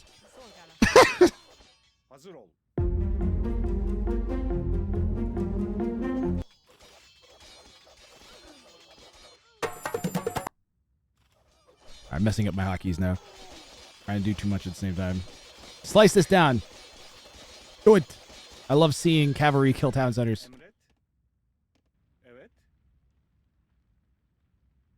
Whoa, why are they like... They're like twitching. Oh man, look at these guys. I never noticed how big their guts were. These guys got big guts. They're beer bellies for sure. Boothman managed to get his army in position here to try and defend this town center. Boothman is 88 vills, Jojo Bomb at 120, Luca Dirty refusing to make anything relating to villagers in general. He has an aversion to vills. Can't stand them, focusing mainly on king defense. I think those barrels are heavy. Those are strong men. It would seem that way. They're just like standing there for hundreds of years.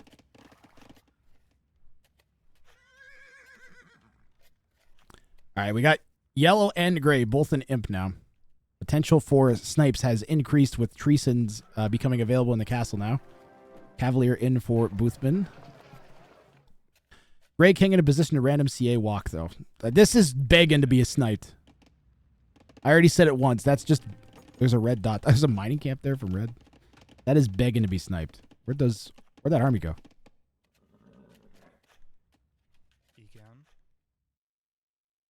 So when I talk about the free-for-all deadlock, this is what everything is designed to try to prevent. And I honestly think that the players are not playing the meta. Treason is 400 gold. I think they're not playing meta. I think both gray and yellow should be trying to just murder the absolute out of red right now. There's 4,000 resources right there. You know what I mean? All you have to do is kill this person and you get 4. Imagine you're playing like a campaign, you know? And it's like you go up against someone that's basically as strong as you and you might win. Or you can go in and attack the weak guy and get 4,000 res. I think a lot of people are going to go attack that weak person a good portion of the time.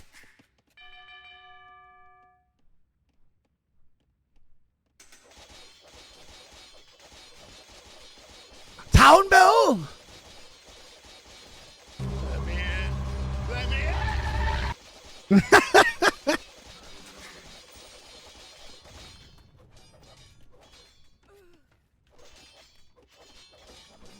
Gray's in trouble here. The Tards are ready. Gray coming back with the Cavalier to try and clear up all the heavy camel. That's not going to go good.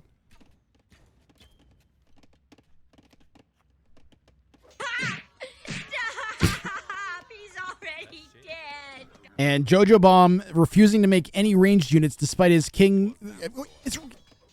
Well, Jojo doesn't know about that. Okay, Jojo doesn't know about the king. Jojo's just trying to play good AoE right now. And he's got a king sniping force like in position ready. I'm in danger.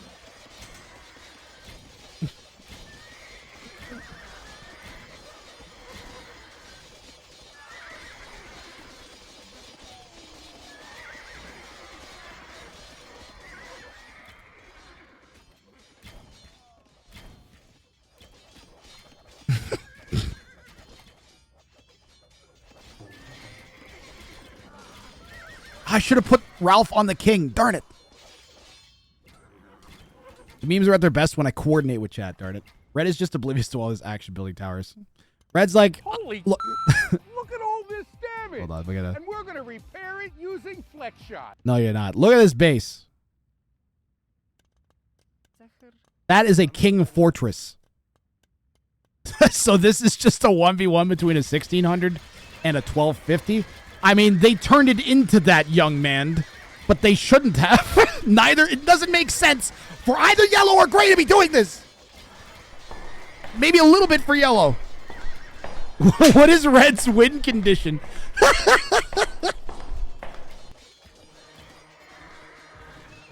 Look, all I know is that whoever goes through this game is going to have to deal with Shixo and freaking Andy next round, right? Is it Shixo and Freak? Who is it next round they're up against? They're against two 2Ks next round. We're going to slash that castle to the ground.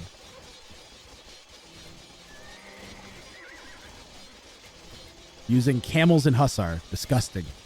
Absolutely disgusting. Yellow and gray could kill each other's kings simultaneously. Ooh!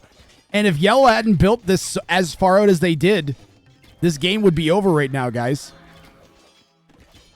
We were an improperly constructed kingpin away from losing our king right there. Gray needs to move that king now. Now.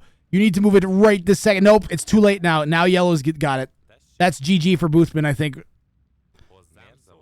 I think that's... Well, yellow still doesn't have any ranged units, though. And I don't know what happened to the petards. I have no idea what happened to the petards.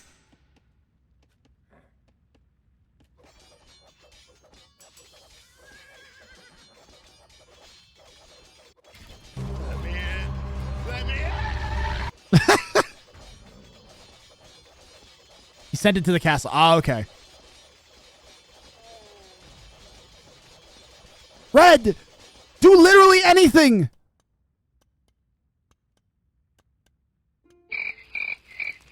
This is fine. I'm okay with you being sit on the living room.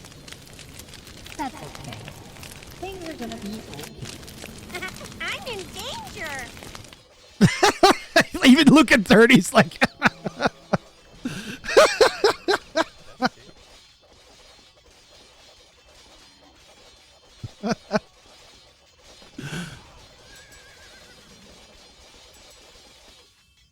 Red won. They both wrote GG.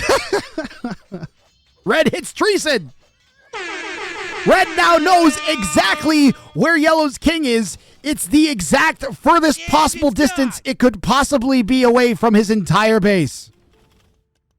You shall not pass.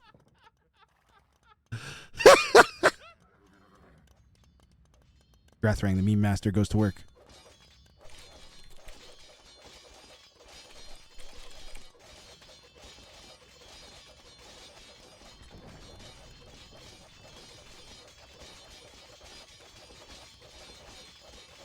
Damn it. Hold on. It's not working.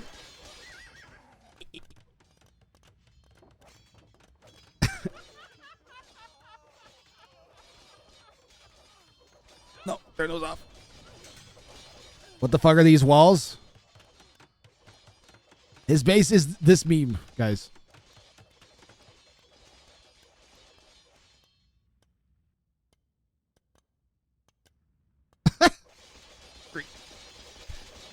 That's the best I could do on short notice, all right?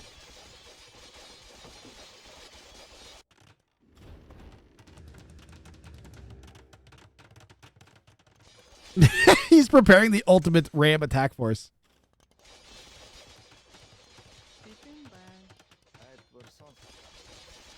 Everybody with a good childhood. Yeah, Zit. Jojo just needs one trebuchet. One trebuchet away from our trebuchet sniping goal.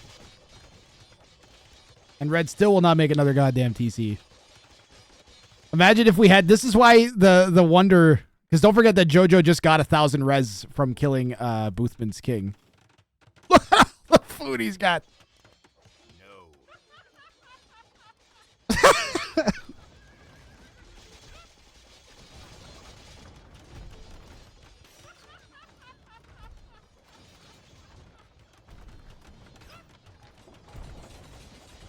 Luca Dirty's plan is to stand. He's going full poop lord. So I'm going to pick up this tube that's definitely not connected to a vaporization device.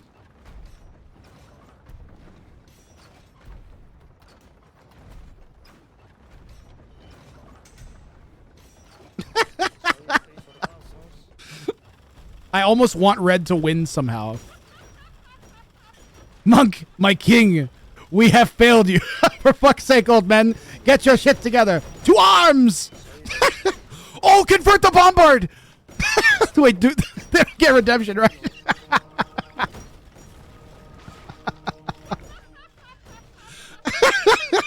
Red just turned this into a campaign, guys. Red's like, I'm gonna make this the campaigniest victory for yellow ever. Mongols don't even get redemption.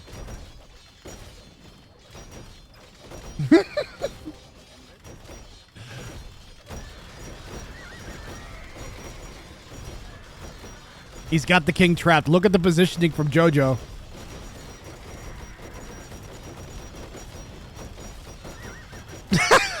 Go, Red, go!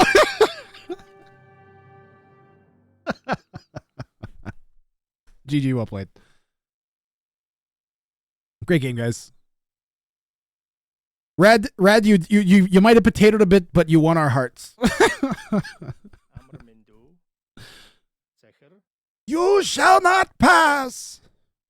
Whole thing was worth it just for that. Boothman just got overwhelmed here, and yellow, I feel like Boothman's mistake, if we had to zero in on why Boothman didn't win this game, is because he didn't kill Red. And if he'd gone and he killed Red's king, he would have had the resources he needed to maybe swing that in his favor against Jojo Bomb. And I kind of want to criticize Jojo for the same thing, is he could have ended this game a lot easier if he'd focused Red down first, I think. But Jojo makes it through to Shikso and Kongan. You guys can play that now if you want. You guys are free to start that if you want to get it in. I have an ad that's going to start in 20 seconds. So we're going to run the ad. All right, while we go through the brackets.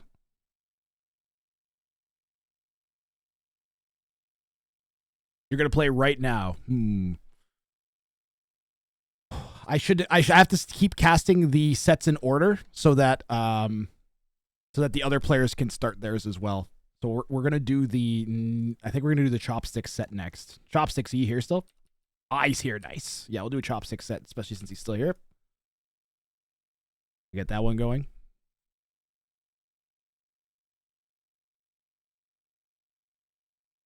Because we already have one. Yeah, we should do chopsticks and then the Leo Grampy set next if we can.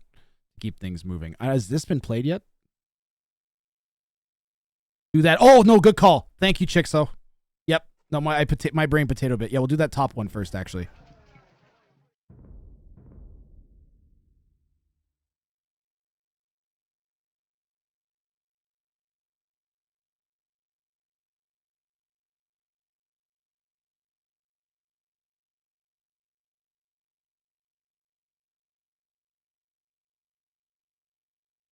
I'm just waiting for my game to cooperate.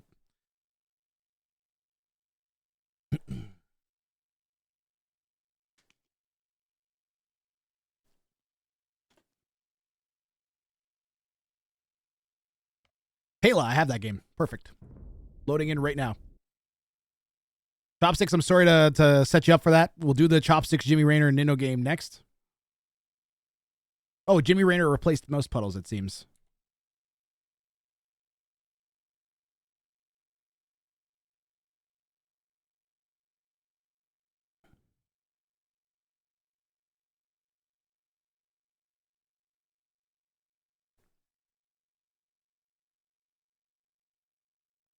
All right, we are in.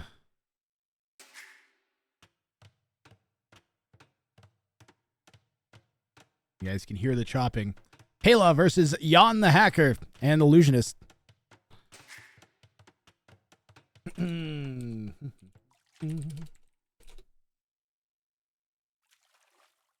Oh, no, I have to wait. Guys, hold on. We're going to wait. I told the ad people that I'd wait, guys. I'm sorry. I told the non-subs I'd wait. I don't want to do that to them. That's not nice.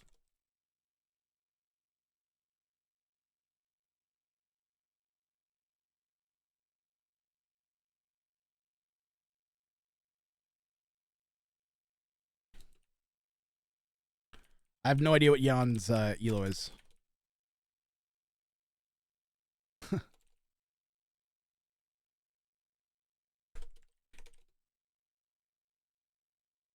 Ooh, pair of 2Ks in this one. I don't know what Jan the Hackers is.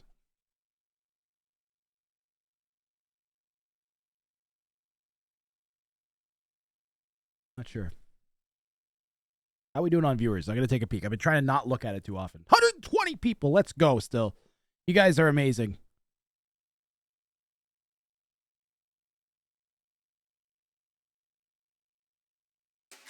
We are back from the ad. All right.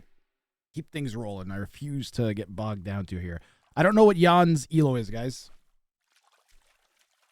If someone gets it for me, it'd be appreciated. Otherwise, I'm going to throw that up there. In blue in the west, we've got Pela playing as the Magyars. In the east, Illusionist playing as the Mongols.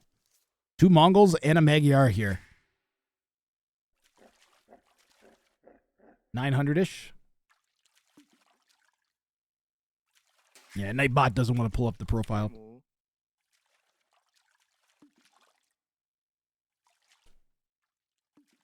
Thanks, Poor Boy Productions. Is 1K approximately 13K, 1.3K team game. Okay. I have Luca Dirty instead of JoJo. Oh, thank you for pointing that out.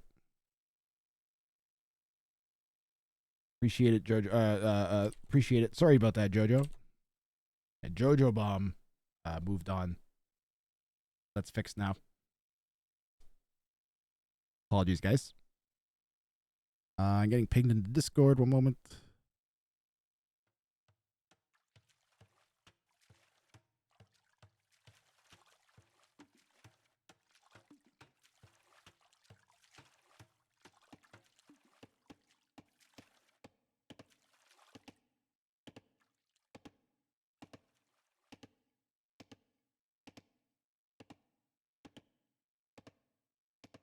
All right. Blue King.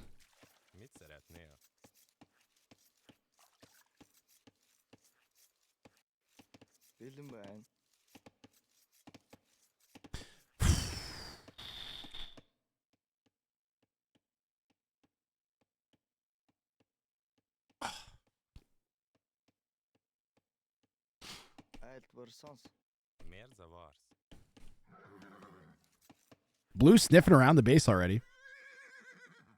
Maybe trying to figure out who he's next to. So red is very, very low elo then. That kind of makes things awkward for both blue and yellow because we have the same-ish situation maybe as last game where they might want to prioritize a certain player. There needs to be an elo for 1v1v1. So Grompy Gromp, there's precedent for that in RTS. I think it was Warcraft 3 had a free for all community that tried to set up a free for all elo system. Yeah, and the Hackers 925 1v1. Thank you guys.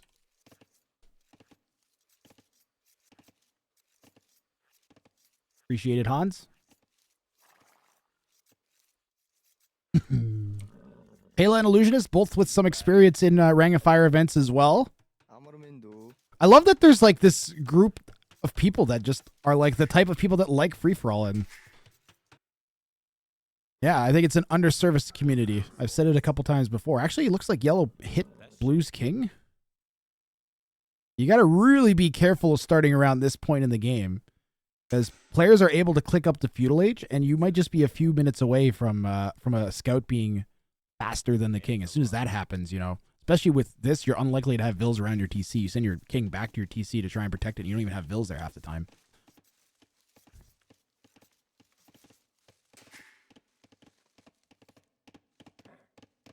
The Microsoft overlords.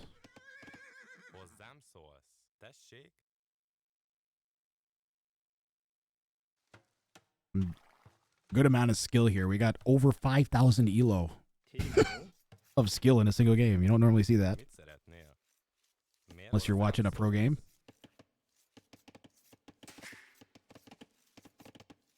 Magyar player will be first up. So Pele's going to make it up first. Illusionist going up a little bit later. Wait, did I misread that? No, they're at the same time, actually. Did we lose a Vil? Did we skip Loom? We skipped Loom. Wow. We also have nobody for the first time going forwards to build lumber camps. Nobody building any lumber camps on that forward hybrid territory.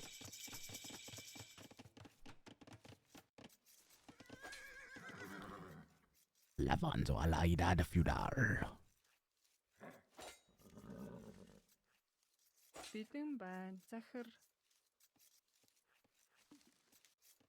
Scout from Illusionist poking around the back of Pele's base. Let's look at line of sight.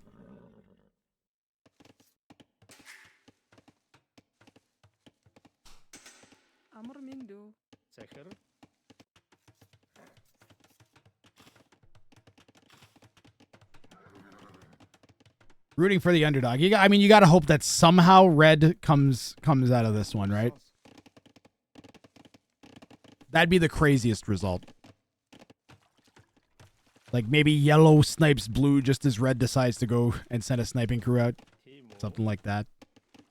After watching freaking Andy snipe with that hidden range, you got to wonder, like, how hard is it really to send like a villager to the back of your opponent's base and build like a range and then hit Feudal Age and pop them out?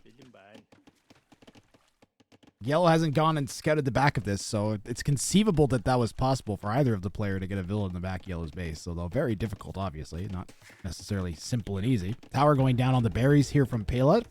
Gonna set up kind of a rear king pen. Red's going for like a huge walls. I've not seen that yet either, except Yellow's also doing the same thing. What a weird... Every game has been so different. This is nuts. It's not like we're seeing like even a little similarity. It's just every game, players handling how to wall the king, where to get wood, when and how to expand, how aggressive to be has been different. Completely different. There's no established meta at all right now.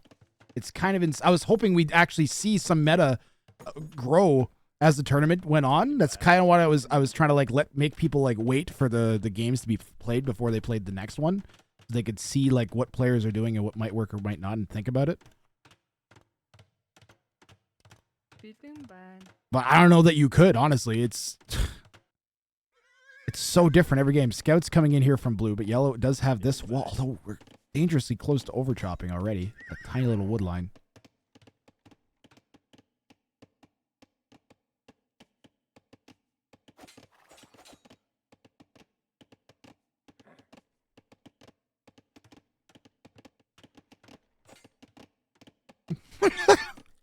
Chopping our walls apart here.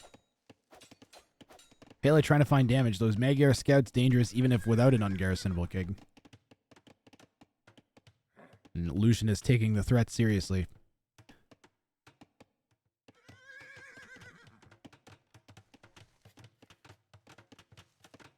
Yep, Lucian is being just a little bit defensive. He has no reason to not be. He's got a closed-in base, double-walled king. We're going to have trapped gold and stone as the Mongols. And some, even a decent amount of wood here. How much wood is that? Yeah, we got like 3,000 wood. We're doing okay.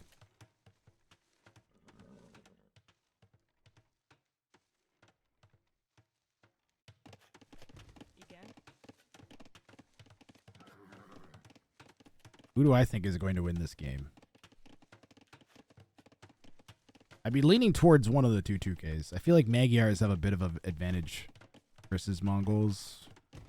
Mongols with a really strong unique unit.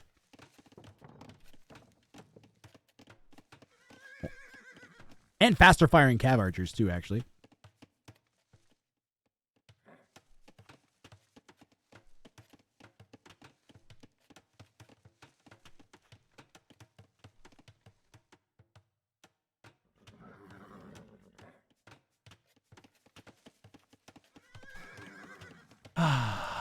Tranquility on the mud floors.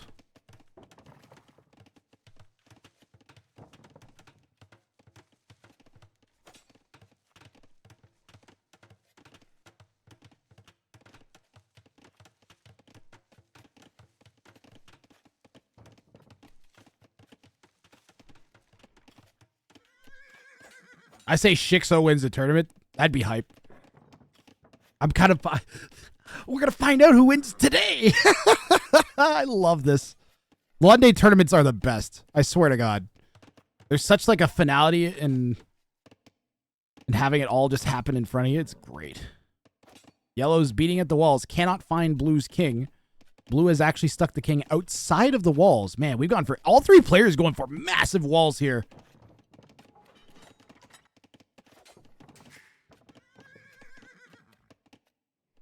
Yeah, Boothman. Massive walls. This is very, very, very unlike the other ones. Super different game. I wonder if that's just because there's another 2K that's there. And this is like what the meta but I don't know. Like watching some of the other games, I don't know that that's necessarily how things should go. You might have a case where like Freaking Andy doesn't want to give away his good strategies versus like higher elo players because he knew he was against two Loris. Quick wall's not quite there for Pela. Maybe slowed down those scouts a tad. I might get a couple arrows. No, we're not even going to garrison. Cleaning up those stragglers around our town center here. That's shake.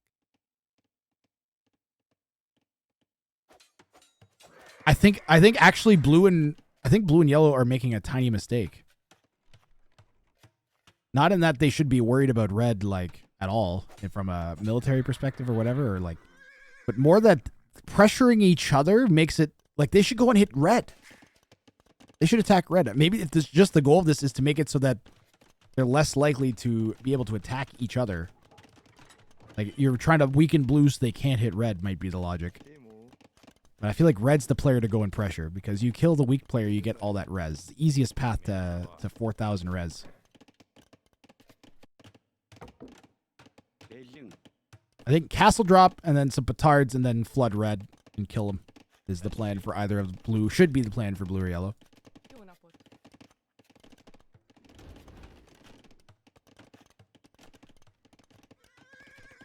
That first game of the tournament was such an insane start. I'm still thinking about that. We've had some pretty crazy moments every game. This map is great.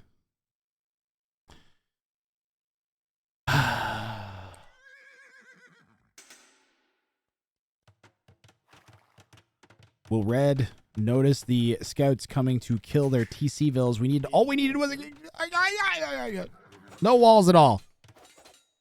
No quick walls from red. Gonna lose this forward TC and villagers. Definitely in Pele's best interest to make sure red doesn't expand, so. Don't think there's too much of a risk of red teaming up with yellow, for instance. Big old stone walls, try and keep these scouts out.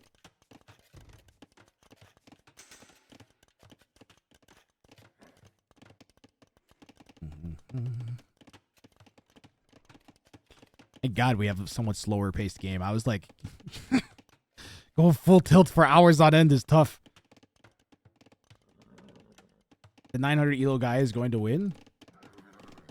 It seems unlikely, Alake, but not impossible, which is where the fun of the tournament comes in. The person very above you in chat, Blue Star, almost took out a Kongan today who's like a 2K2. So while it is unlikely, it's not as unlikely as that. Like, if you're going to see a 9K versus 2K, 2K is going to beat them about 99% of the time on the ladder.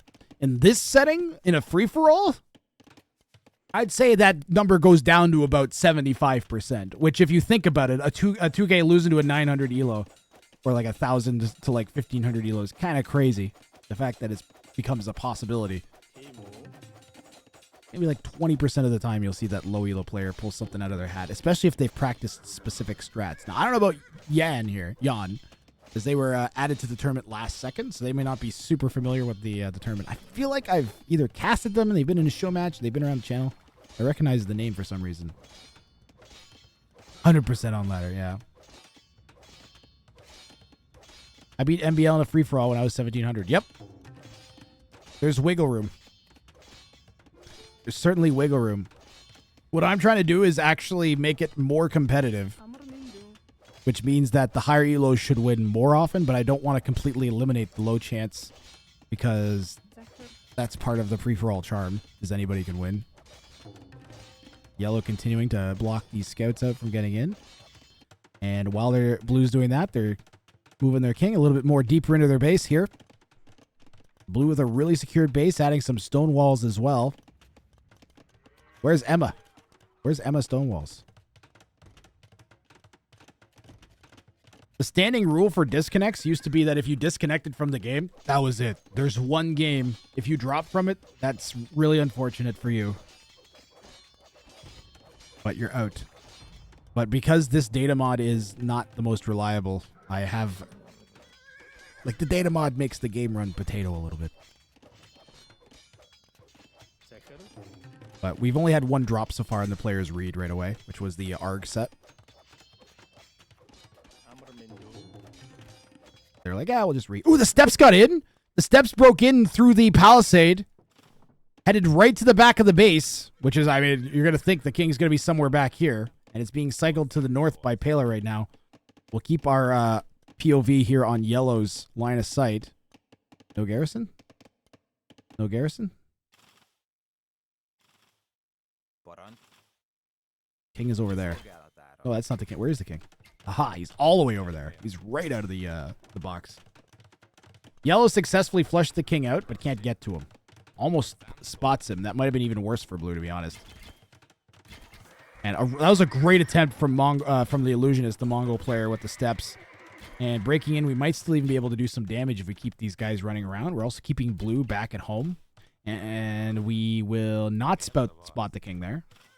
We had the scout mixed in with the step lancers, and Pela actually microed the scout down first.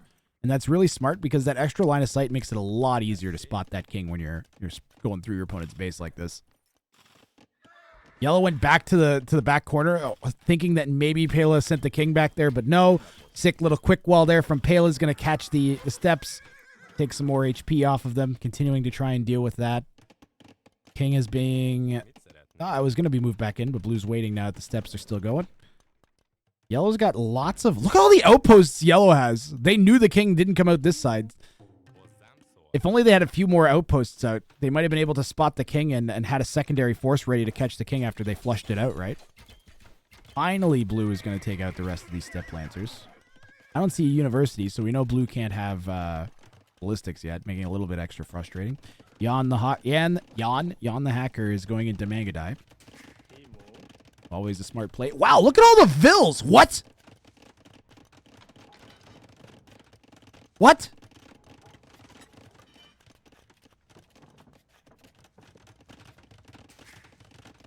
Wow.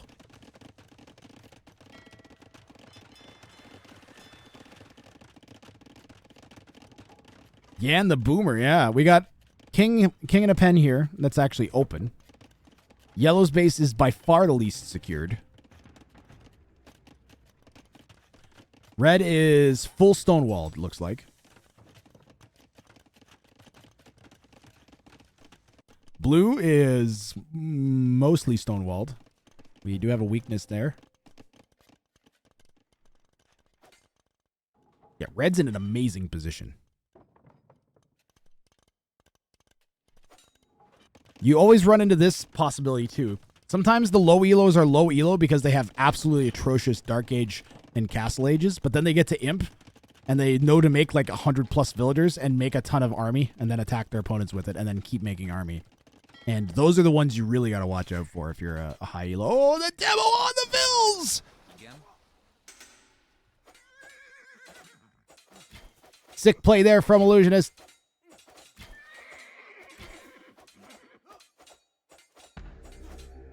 Pela clearing up some of those outposts.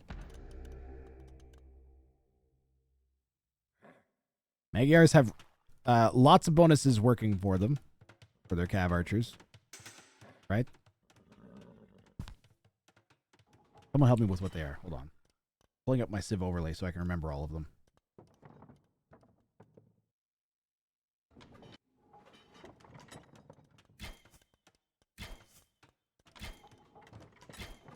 That's the one I was trying to remember. They get the faster created cav archers. In addition to recurve bow.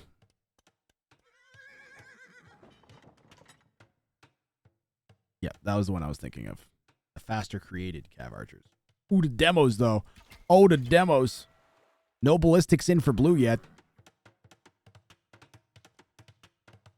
Hard for low healer players to multitask, but you give them space sometimes. Well, sometimes, yeah, they can boom and spam. Yellow's like trying to include a dock as part of their walls, maybe. Maybe try to wall some of the wood line in. Look at this wall from Yellow. What? Does not want any sneaks kind of happening. Elos are posted above the screen, below their names. Alike, you can see.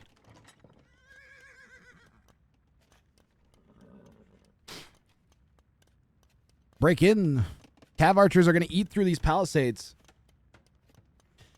Yeah, red is winning hearts and minds right now with the large number of villagers being created and just making themselves a presence in this game.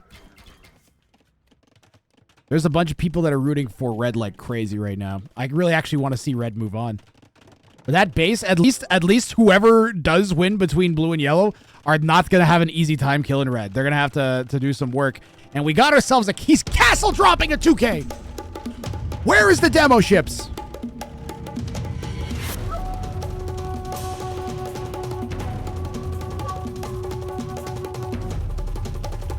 Let's go, Jan. Get castle drop. Yellow's going to petard this down. Yellow 100% is just going to petard that down. Ah, the demo's from red, man. Too late. Imagine they'd been there when the castle was going up. Yeah, don't... Did he petard? Red's petarding yellow. Ooh. Ooh, that's nasty. I wonder if anybody's up to imp yet. Can red get into yellow? They could come around this way. Imagine a demo ship right there. Imagine a demo ship right there. Oh, I missed it. I missed it. He got one. Red got a massive cav archers, guys. Look at this. The 900 elo. Absolutely wrecking the 2Ks.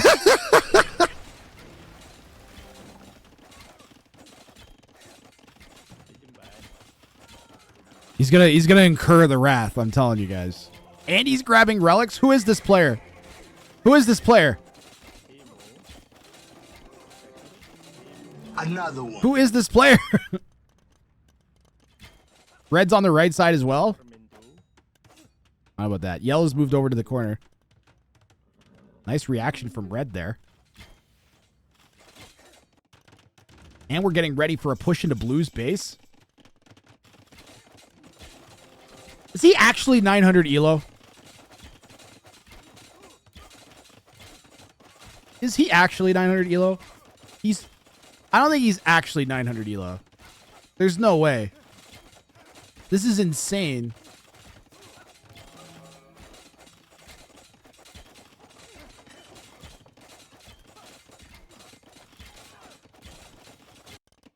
The other side. I've checked both sides, my dude. Is this live or Rex? This is a wreck. Question is, are the others actually 2Ks? Yes. Hey DID, my best DKK, thanks for following. Did my best, thanks for the follow. And we smashed that castle down, unbelievably.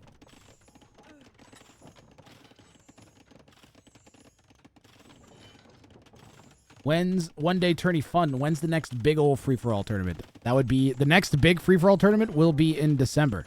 I run an annual large free-for-all tournament. This year, unlike previous years, I'm running a bunch of feeder tournaments every like month or so. Expect 8 more of these before next November. Ooh, Jan actually took a couple shots at Yellow's king, guys.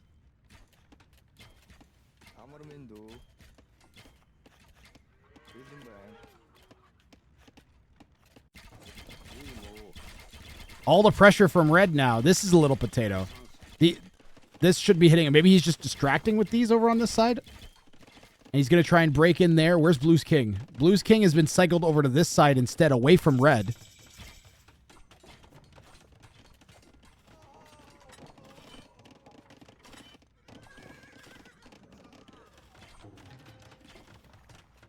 $900 elo trying to kill both 2Ks at once, yeah.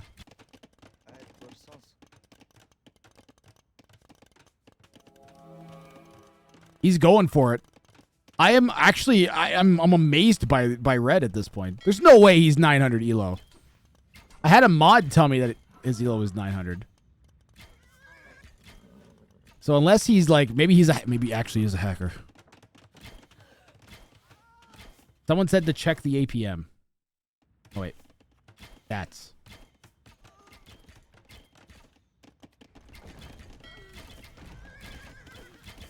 Demo ships? Yeah, that's pretty good reactions for a low elo. Yeah, I don't know about 900 elo, guys.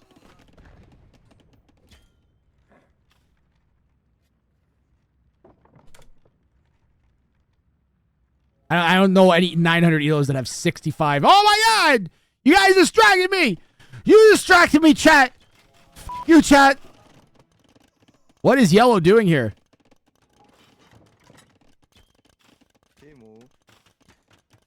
Why did this happen?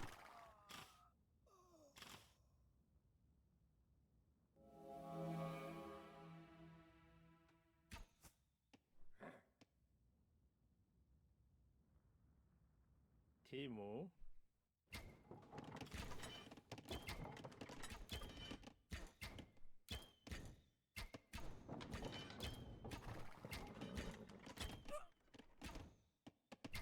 He ran away from red to blue, yeah. Hold on. I want to go back. We're going to look at the sequence again. I want to look at this sequence again because I'm still confused as exactly what happened here. The king was like down here. Oh, he saw blue's outpost. Blue, and then he decided to run? He's running red away. He's running the king away from that side? I don't know what happened.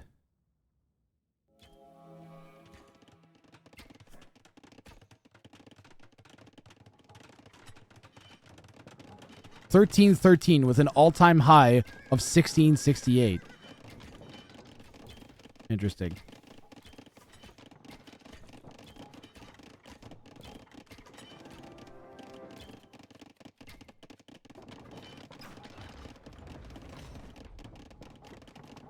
AKA barcode. AKA name I can't say. AKA come take my hand. How many matches have they played? Can someone tell me?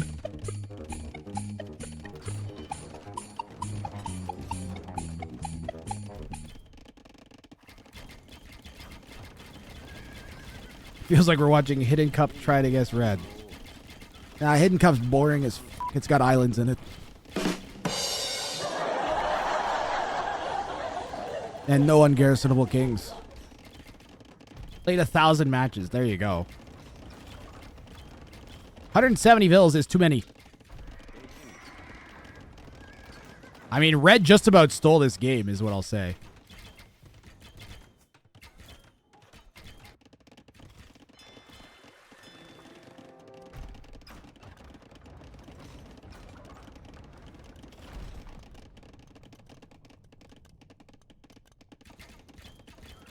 No, it's not, Boothman.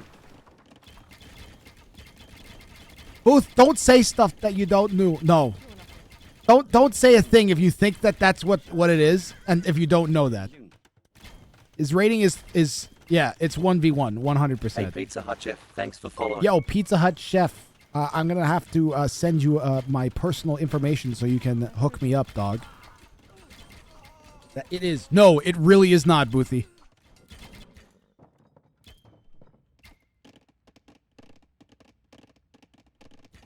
That's not his 1v1 rank. Oh my, you guys are killing me. Hey, Obi_D2, thanks for following. Yo, OBD2, thank you for the follow. Who ordered a party Hawaiian? Look, you potatoes, you're going to make me do this. You guys are going to make me do this. Team RM. Shut up. Wrang is wrong. I'm an idiot. I'm a dumbass. I'm stupid. Boothman, you're a genius. Boothman, how are you so smart? I can't believe how smart you are, Boothman.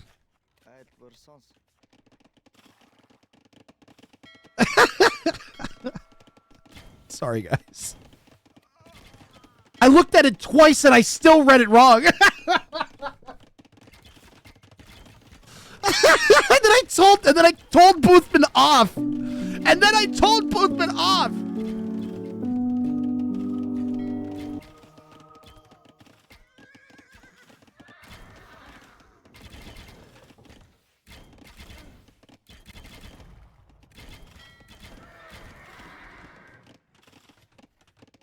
What?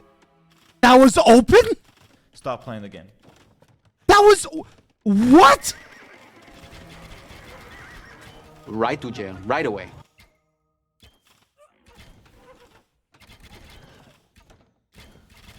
Brutal. All right, King is going to run up north here. The washing machine of castles is always bad. How much range they got. Definitely got Bracer in. Bayless spamming Treason. Red did a good job cycling the King out, but we have some Magyar Hazar coming in on the outside, and the King is about to get sandwiched. Pela really committing to this snipe attempt. Whoops, pardon me. I want to see Blue's POV. There it is. King is right there, guys. Cycled back inside, and now we are walling them back out. Those can just run in, though.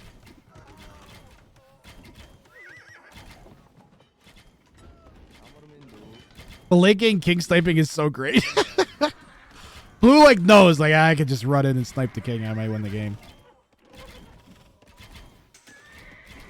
Okay, so Red doesn't have a 1v1 elo. We have no idea how good they are then. It seems pretty fucking good, to be honest. It looks to me like Red played this game like they were a team game pocket, basically. And if they have 1,000+ games of team game experience, you put a person who's played 1,000 team games in a pocket and let them full boom, they're going to do really good. Red, you should play some 1v1s, my dude. If you're this good. I didn't see how good his build was, but the thinking here is bang on. The strategizing is bang on. We just about killed Pela early. We could still do it. The problem is now we don't have a second player to distract. We realistically, if we look at Blue's POV, we can't even approach from any sneak angle. So we pretty much just have to kill Blue in a 1v1. Wrang, what happened to your Oh, I'm on the wrong over. I'm on the wrong over there.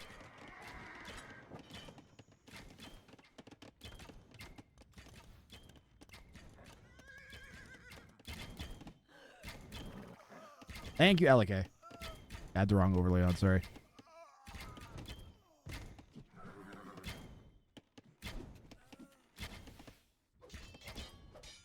Now it's just a straight, interesting post-imp battle.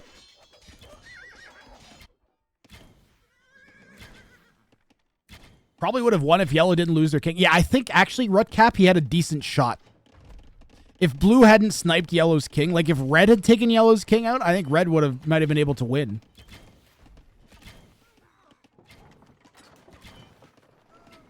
We need like current res. We do not have enough food. We have units on gold. Oof. Oof. The pain.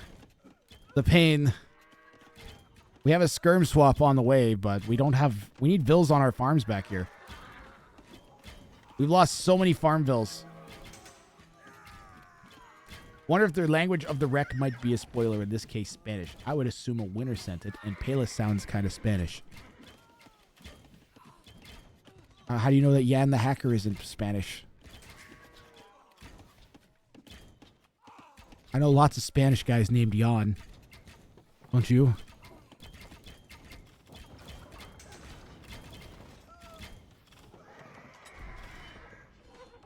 Racist. It's definitely not a Norwegian name. I don't know what you're talking about. Big demos coming in on the Cav Archers. I think Illusionist is Spanish. It's a good point, Asenya. There's not much I can do about it. Ask the person with the English rec to send it in. Illusionist is Spanish. There you go. I'm just gonna take Boothman's word for it after earlier's incident. There you go. If it helps you, I didn't look at who submitted the rec. I have no idea who put this rec in. So it could be any of them as far as I'm concerned. Although that would be a hint as to who won if you think that that's a Spanish name. It sounds like it. Darks, this is typically a Spanish clan too, right?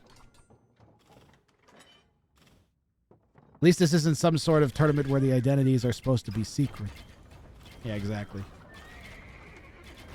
That'd be a crazy idea for a tournament. Then you wouldn't be able to see anybody who was playing, and you wouldn't be able to follow the tournament and follow your favorite players. That'd be a really dumb concept. No one should ever do that tournament. What's that? It's the largest AoE 2 tournament. Oh.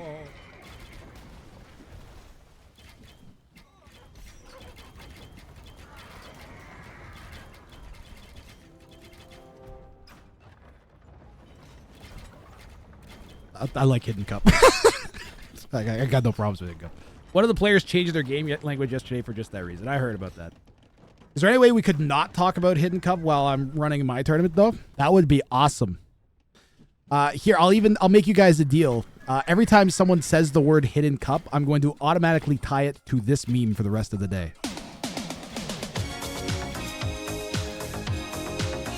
Chad, you can talk about whatever you want. I'm not going to be an authoritarian.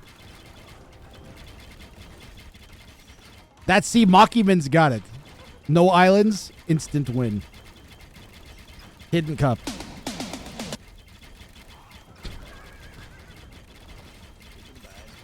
King of the Desert 5 was such a good tournament. Yeah, I cast that tournament. I cast the main event. I was on Nem's channel. But I much preferred this one. It's way more. We're not looking for a bake sale cupcake.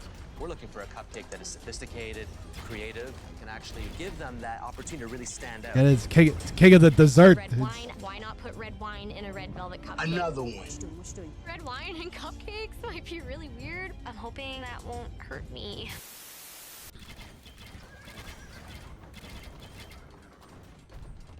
Yeah, I remember King of the Dessert. My personal favorite was the cupcake, the red velvet cupcakes. They were quite good. You know.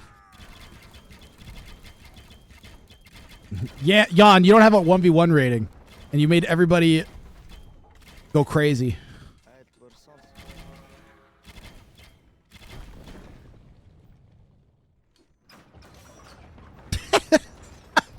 Boothman got accused of impropriety by me.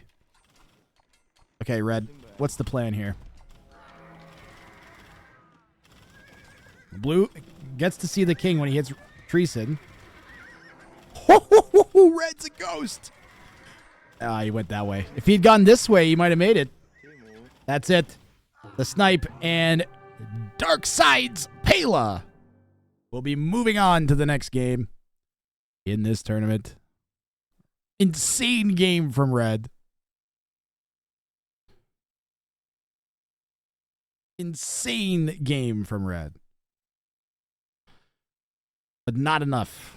I think what actually really bit Red in the behind was that Yellow lost his king.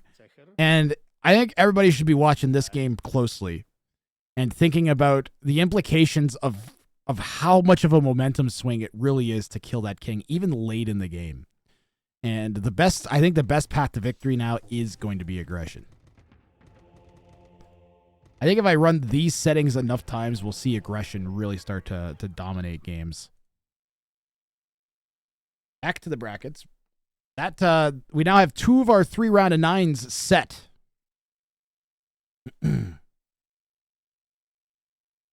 Pela versus Argon Kongan. That's going to be fire. That is going to be a fire game, guys. That is like what the whole reason we host a tournament is for games like this. This will also be nice and solid. And now we got El Matador, and we got 2 games left here in the round of 9 to cast.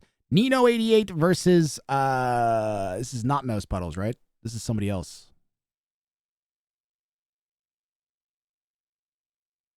This is somebody else. Jimmy Rayner.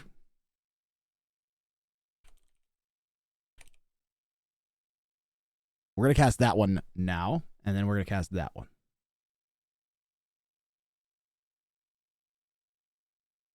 Boys and girls and whatever Grath is.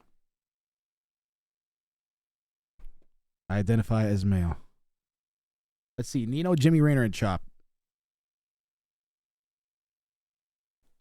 Nino, Jimmy, Raynor, and Chop. Nino, Jimmy, Raynor, and Chop. Nino, Jimmy, Raynor, and Chop.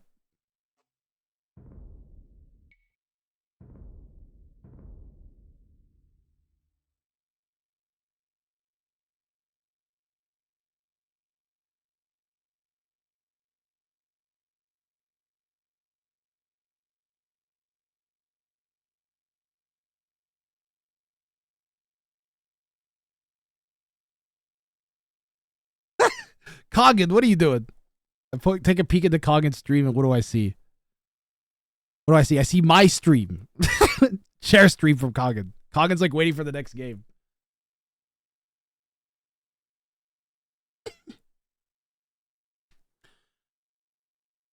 I want to take a break. Is that okay, guys? I need 5 or 10 minutes of not looking at a screen. Is that all right? I'm gonna go I want to make myself like a coffee. No, all right. Whatever you say. Yes, chat. I want to go make myself another iced coffee, and then come back like fresh. I am gonna load in the Chopsticks Nino Jimmy Raynor game, but we're gonna take I'm gonna take like a 5-10 minute break. Maybe grab myself a bite to eat as well, like a sandwich.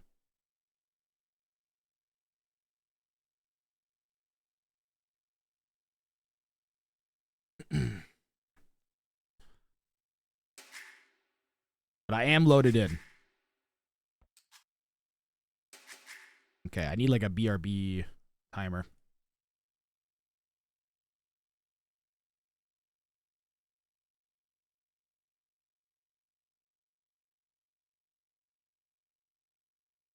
Paste reference. That's the one we want.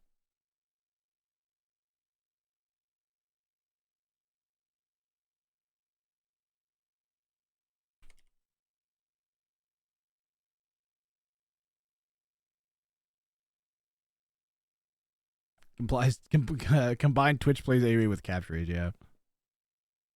All right, give me 10 minutes and then we will be back. All right, guys?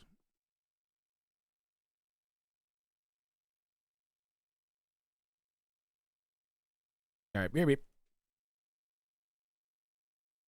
Put tunes on? Here, I'll start you off with Shrekaphone, and then mods can like random meme occasionally.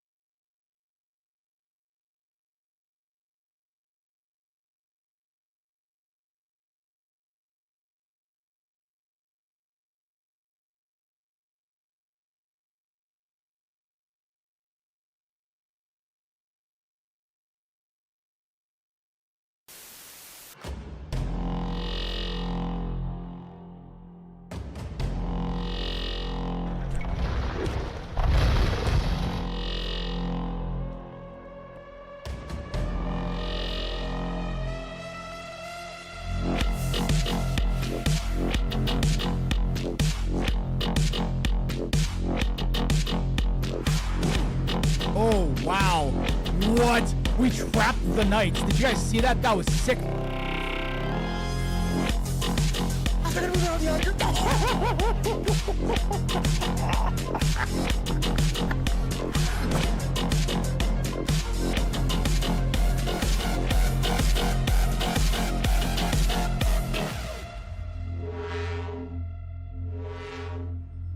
And we've got elite Magyar Hussars and Onagers. Onagers on the Camel Archers. Onagers on the Camel Archers.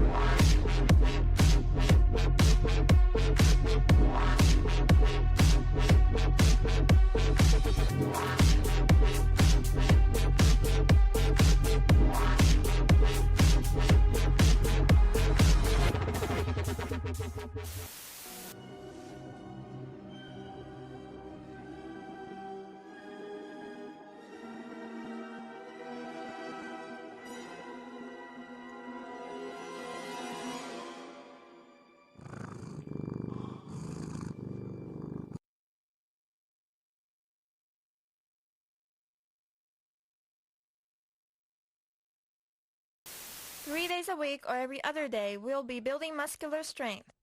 That's what this video's about. Beauty and strength. This is connected to everything in life. Connected to victory and happiness. Victory and happiness is the most important thing for everyone. Okay, let's go. Pump the arms like you're in the mud. Shoulders down, chest open. Tighten your stomach. Deep breath in, deep breath out. Always slow and strong. It's nighttime in a kitchen just like yours. All is quiet. Or is it? The North American house hippo is found throughout Canada and the eastern United States. House hippos are very timid creatures and are rarely seen, but they will defend their territory if provoked. They come out at night to search for food, water, and materials for their nests. The favorite foods of the house hippo are chips, raisins, and the crumbs from peanut butter on toast. They build their nests in bedroom closets, using lost mittens, dryer lint, and bits of string. The nests have to be very soft and warm. House hippos sleep about 16 hours a day. That looked really real, but you knew it couldn't be true, didn't you? That's why it's good to think about what you're watching on TV and ask questions, kind of like you just did. A message from Concerned Children's Advertisers. Yali tuli yalla tili tali yalla tili tali tali tili taranta ili tuli yalla tuli tili talla tili tili tili tili talla hali tili tuli tili yalla yalla yalla tili tili tili helevanta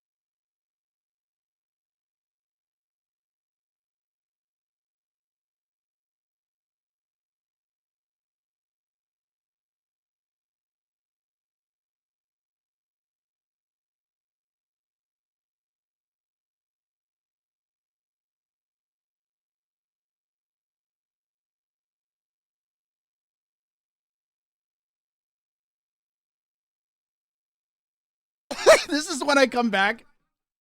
This is what I see when I come back.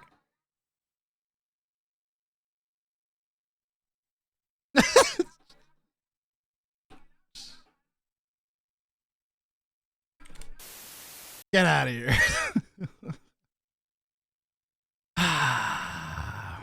All right. Oh, I forgot my water. God damn it. Give me a minute. Have you ever wanted a brand new purse, but also wanted a delicious meal? Hi, my name's Alligator Randy, and if there's one thing I enjoy, it's a good alligator. Come on down to Alligator Randy's, home of the newest trend, where we make your purse while you eat the crocodile the purse is made from. All of our alligators are kept as fresh as possible in the alligator pit. Our professional alligator handlers ensure that the alligator of your choosing has never been involved in a human-to-alligator confrontation. Our alligators are raised with the utmost care in the alligator death swamp pit from which no man has returned. Alligator Randy's, home of the world's least secure rope bridge. Whoops, don't slip. Alligator Randy's. Ask about our death pit. ALK_AOE, thanks for following.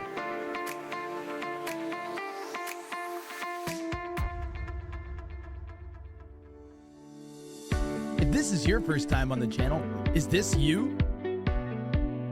Well, good news, Jimmy, because I've got an explanation that shows you exactly how this channel works. All you gotta do is click down here on Wheeler's Sack. Scroll through the list of available memes, pick the one you want to see pop up on screen, and click. And you can react to whatever's happening on screen. Isn't that great, Jimmy? But wait, there's more. No, actually, no, that's about it. Memes by Wrang. Masturbation.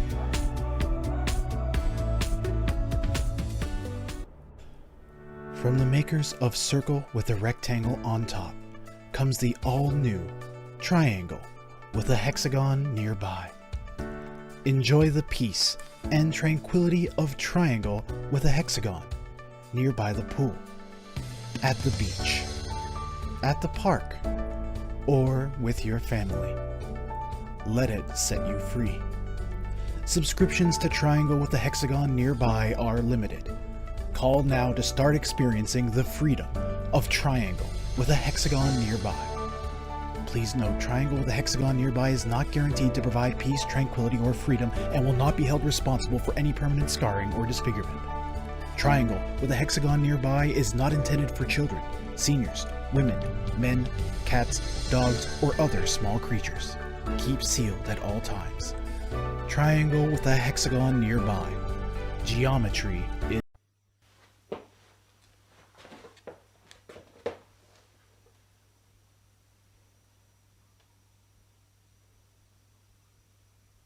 What the heck?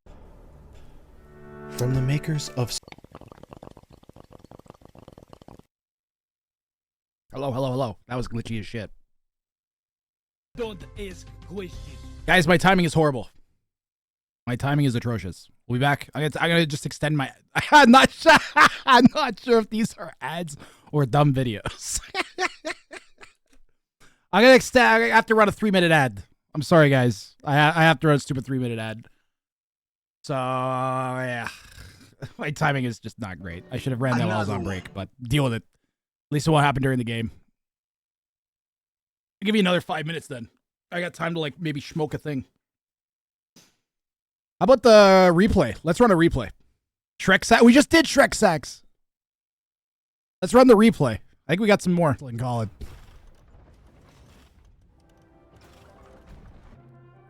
There it is, our second bounty claimed of the day. Homebrand Hadouken made this look easy with the help of a group of lions. To play, Mongols might be in trouble. He can't wall this off. He's got one king trying to block. Kongan trying to block with one king. Or one scout trying to block the king with a scout. He's got it wild. There's 2 scouts left. There's too much HP left. There's 1 scout. Oh, it's got one hit! There's one hit on it! This is gonna be close, guys! No, he's walls in! The game-saving quick walls from Kogan! What? Blue Star! No! No! Scout Sween didn't see it coming, and now hit the bongos! Shixo kill Red, then we don't die. Oh, the demo ships! The demo defense!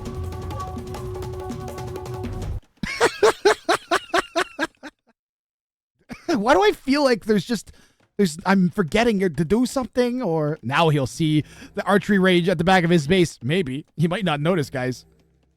He's not gonna notice. He didn't notice. No notice, no reaction. What a sick snipe from freaking Andy. Always slow and strong. It's nighttime in a kitchen just like yours. All is quiet. Or is it? What is this? The North American house hippo is found throughout Canada and the eastern United States. What? Why, Jiggy? How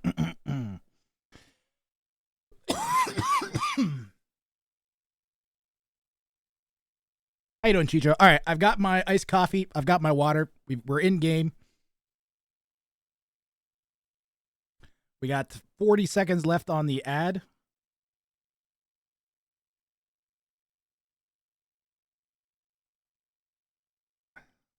What was that clip, Jicky? What were you trying to get? Like, what were you trying to? You're drinking iced coffee. Dude, iced coffee is so damn good. Makes no sense.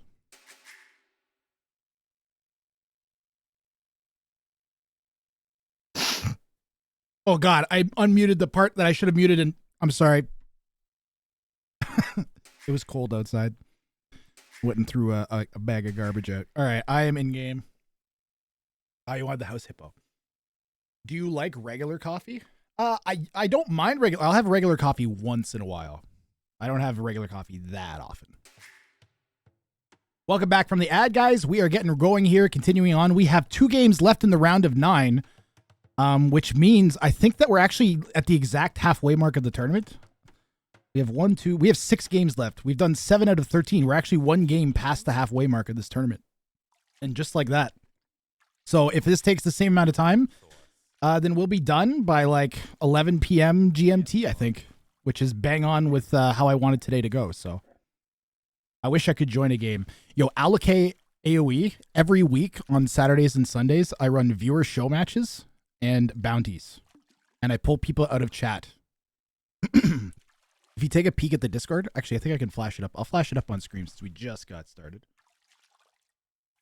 Every Saturday and Sunday, I pull people out of chat and do viewer show matches and bounties, which are like challenges.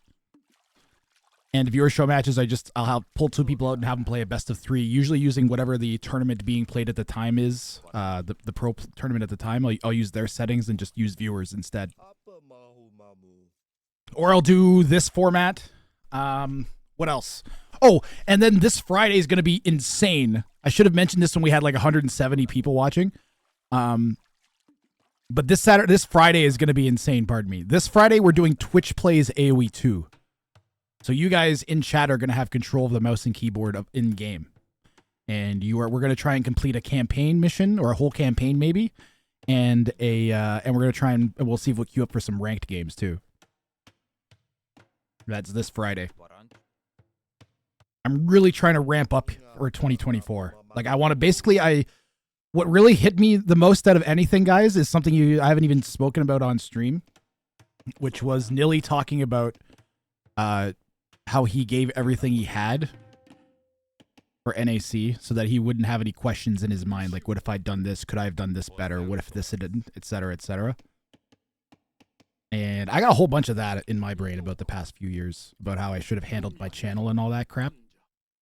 SMB Blue Star forced allocate _ AOE to consume a tier 1 Thank you amount very of much. Wrang juice. Much appreciated, Blue Star.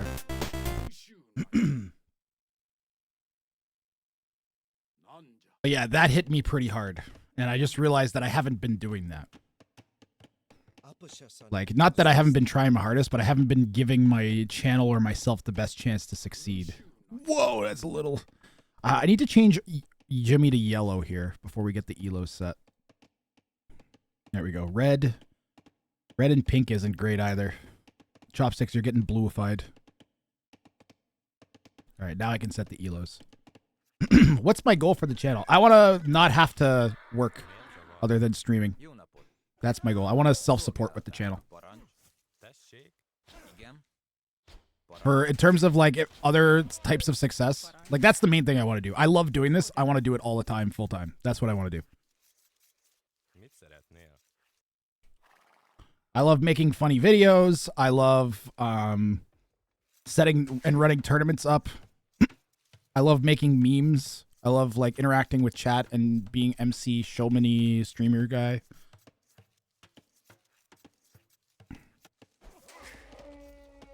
I like the idea that I'm making people's lives like better or helping them fill like gaps in their lives with entertainment.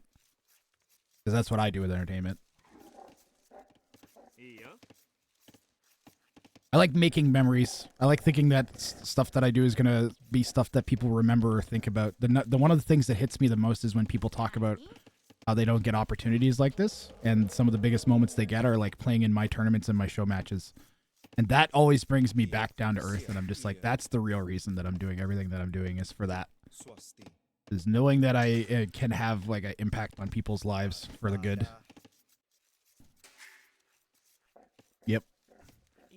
So yeah, I want to be able to do this full time. I want to be able to do this full effort, full energy, and not have to worry about other stuff because I'm doing it well enough that it supports itself. And I think I can do that. I like the reason money more. If I had a universal basic, I guess it comes down to money. If I had universal basic income, I would do this full time. I would find even more time and effort to put into this. I would drop, I wouldn't try to go back up to 4 hockey teams. I would go down to 1 hockey team and I would do this. I might even take a couple years off of hockey and then go back to it. Like, I love doing this, guys.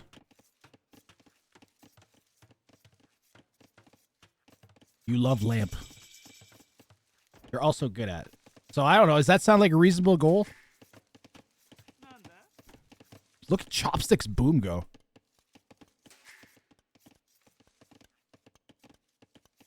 Nino's got some struggles here. So that's I think so my plan for this year is ramp up content level and production quality as much as I can. Just, like I say, put everything that I can into it. So I'll be like, I did everything that life would let me do. The main way that I think I'm failing myself right now, is not doing the working out, because that makes me have poorer stamina for streaming and casting and makes me more tired like on a day-to-day basis.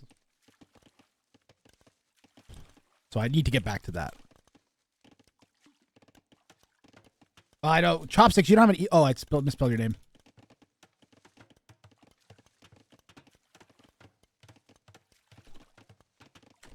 Alright, elos are set up top.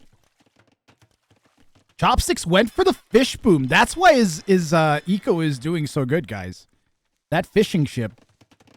This seems to be the meta to me. The problem is this point. I think he may have made one or two too many fishing ships. Because he doesn't have 500 wood for fish traps. Now he has a bunch of idle. I get told that a lot, Rutcap, but it's most streamers. Okay, the type of person who is going to go stream themselves on Twitch is also the type of person who's going to learn how to do shit for themselves, and they're not going to want to pay people like me to do it. They're going to want a tutorial that tells them how to do it. That's just how it is. Also, like, okay, I'll give you a for instance. I told Hera how to do a thing in OBS, and then like a week later, and he was like, oh man, I'm going to have you come in and consult and do stuff. And I'm like, yeah, and I think we might still do that at some point. But he also instantly realized all of the other things he could do with the thing that I showed him how to do. And I was just like, this guy's not going to hire me. It's Hera. He's just going to figure it out. He's just going to AoE 2 brain fucking OBS.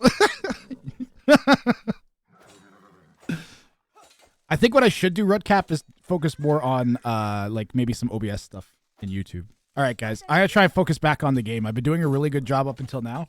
I appreciate the talk. I recommend coming on some of the more casual days if you want to get to know me a little bit better from that angle. I'm so open to talk about this, but I also want to really do a good job on this tournament here. So I'm going to focus in on the game now. But you guys are awesome, and feel free to keep asking me questions. I'll answer if there's a lull in the game and stuff. And welcome in, Rutcap. I feel like I've seen you before, but welcome in. I've watched your channel on and off for a long time, but I'm enjoying it more recently. Honestly, thank fucking Hera Nilly for that one. And getting me to stop playing 1v1 so I can remember what it's like to enjoy AoE 2. This is a nice pressure here from Nino on Jimmy Raynor. You guys are making me feel awesome. Wrang, it feels so good. Wish we could get some more respect for free-for-all around the community. See if we can get some more. If we get the tournament big enough, I bet we'll get some more people casting it.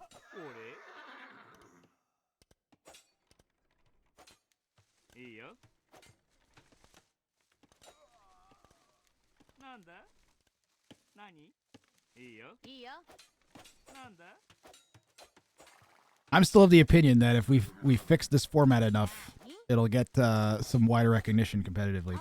Did you ever want to cast Earth free for all? No. I do have a $5 cast, Brontosaurus. If you want me to cast that, I have a $5 cast that I do during the weeks. And you can drop as long as it's less than 2 hours in game, I'll cast it no matter what. So I haven't had anyone try something like that, but if you feel like I would be 100% open to casting something like that at least once. That's why I started the $5 casts. Yo, actually, as bad as this was for Jimmy, he's not dead, which is the most important thing in a free-for-all. The main problem now is that it's in both Chopsticks and Nino's best interest to kill Jimmy because he's the weak. Actually, why is Nino's score so low? He's got 32 villagers. What's the KD for him? He's got 10 kills and 32 vills. How is his score so low? I don't understand. Oh, well, Yellow's auto scout's on. That's helping. Chopsticks just has like a ton of vills, so it makes sense that he's in the lead. Chopsticks is playing this great. This is looking like a Chopsticks moving on type of situation. With this sort of lead, it's already going to be difficult for either of the other two players to take him out. And yeah, Shixo, Karambit's possibly for Shixo, as he has gone to stone.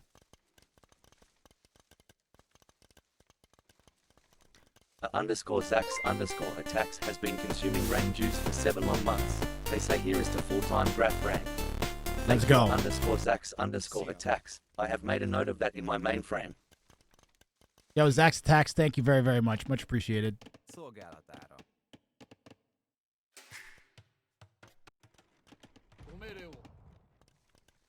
going to see, because hockey's almost done. I got like 3 games left for one team, I think. And maybe 1 or 2 for the other team. And then only one of those two teams is going to make the playoffs, it looks like. They're actually fighting each other for a playoff spot, which is it's so stressful, let me tell you. I fucking hate it.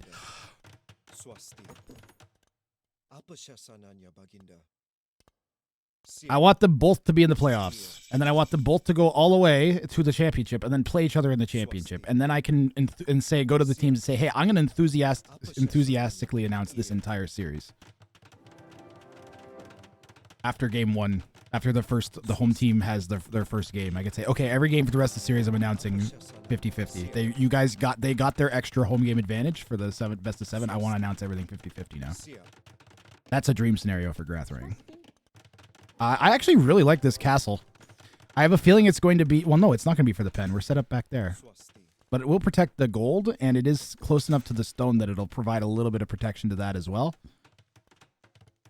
It's also like a nice, decent spot to lay down some farms now, too. 200 Karambit bounty. Chopsticks did that one. It was and Shixo, it was 400 Karambits. He almost won, as I recall.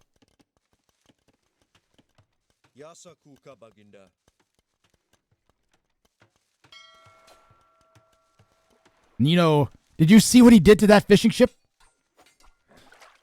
Yeah, this is the thing to it. This is the problem with making fish traps on like hybrid land like this.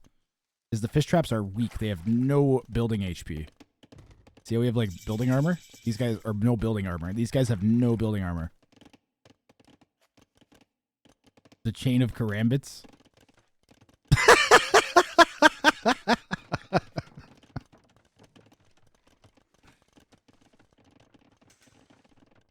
The chain of karambits is visible even from space.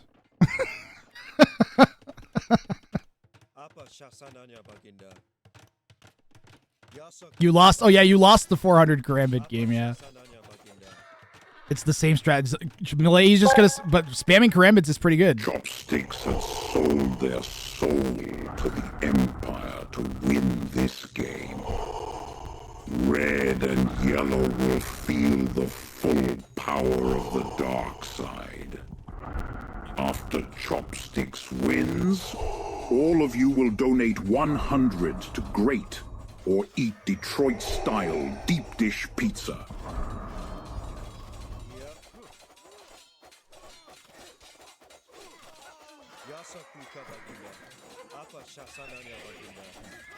Jimmy's buying food. Chopsticks is full pressuring. Red's in trouble, man.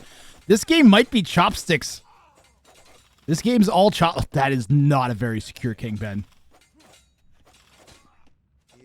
I actually had a couple slices of pizza. That was what I had when I went upstairs. I went and I made my ice.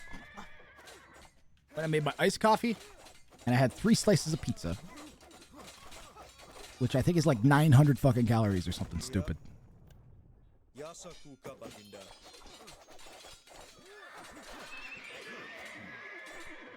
Chopsticks, where's my double town center drop? Yo, ZYZZ Generation Bro, you've been hanging around all day.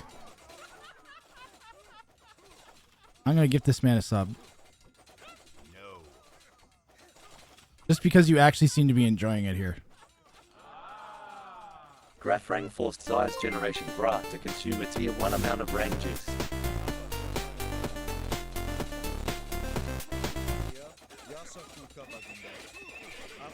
Thank you. I hope you stick around and enjoy stuff. Expect more free-for-all tournaments. Going to try and keep running these at least like once a month, and I'm going to try and run other occasional one-day tournaments too. Douche. Orange. So Red is asking Yellow for help. He says, I can't now. Douche? Question mark. Red's going to die. Red's asking for help because they're going to die. And then Chopsticks versus Jimmy? I don't know, man. The one thing that Jimmy could have up his sleeve is if he does manage to get a castle down. Does he have any stone that he's taking? If he puts a castle down, he can go Samurai, which will do, I think, okay versus the Karambits. Although Karambits might be one of the better ones to deal with Samurai because of the numbers of them.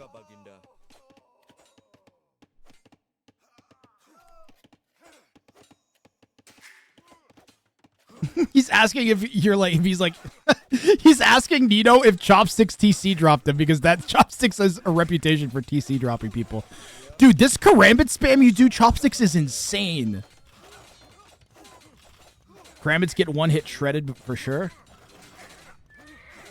But if you have like 50 of them versus a Samurai, the Karambits will still like, you would need like, I wonder what the, what like the rollover point, the snowball point would be. Man. Karambit's just shredded. King is running to the corner. We'll switch to Blue's POV. And we'll keep that King highlighted over there in the corner. Chopsticks is on the hunt. Since when does AoE have Zergs? Ratio has to be 4 to 5 to 1. Okay. I was going to say, I would think like 40 to 50 Karambits could deal with like about, I don't know, even 10 Samurai sounds like they kill 50. I think they might kill. I think that might work. I think if you have too many Samurai, then it collapses. I think once you get more than like 6 or 7 Samurai, I think they could probably shred almost an indefinite number of Karambits.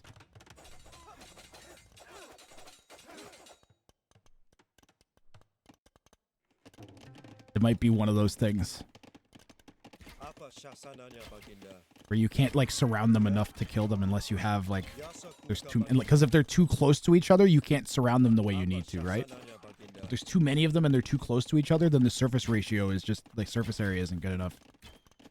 Because they can sort of attack on top of each other, right? Like that. Like the pikemen are doing there. Jimmy Raider, the fuck?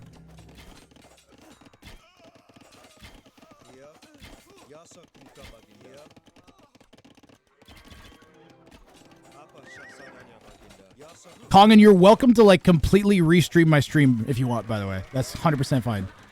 You can, like, sit there and, like, have a full screen, no issues or whatever. Like, 100% that's fine. At this point, I knew it's over. What, just because there's 60 karambits in your bait, Jimmy?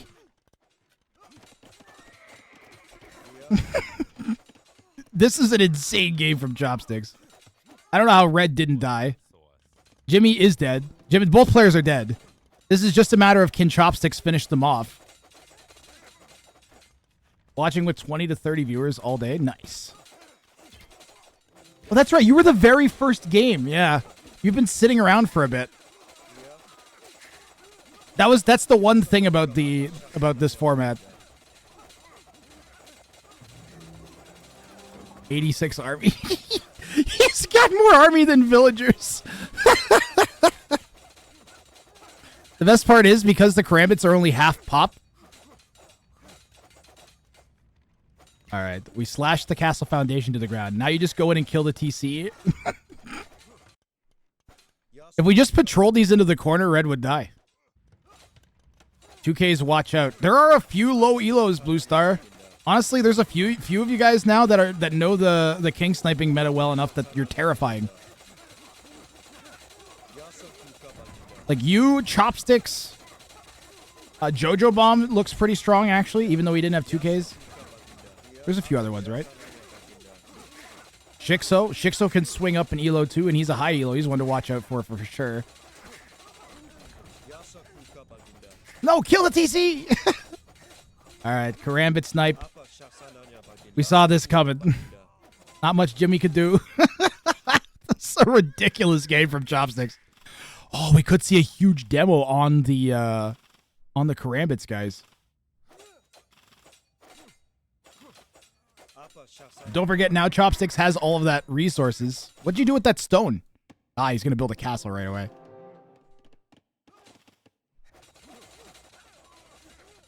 Tongan, what do you think about the kings having res attached to them? Oh!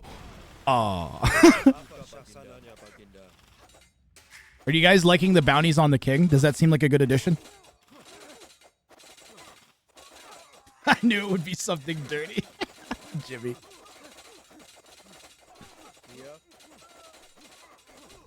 Demo would have to kill probably like 70 karambits.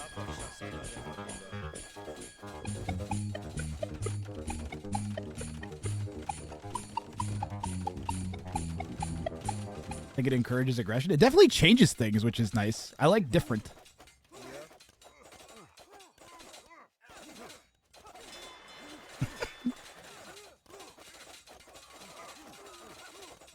I feel like you and Alucard official, whenever he comes back, are gonna get along really good. I think it encourages aggression. Yep. You like the bounty on the King Kongan? All right, that's good. I think it. Out of nowhere, Mega Khaled.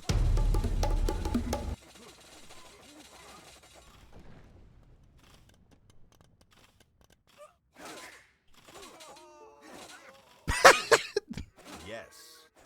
Blue's playing with his food? A little bit. Red should resign, probably.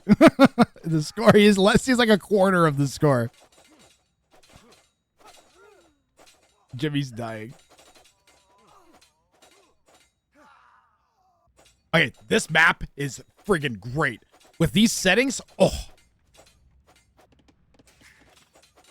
This is awesome. I'm really looking forward. I absolutely have to get that mod that makes all of the water turn into fire again. And get that working with Capture H. Because maps like this would look really sick with it, I think.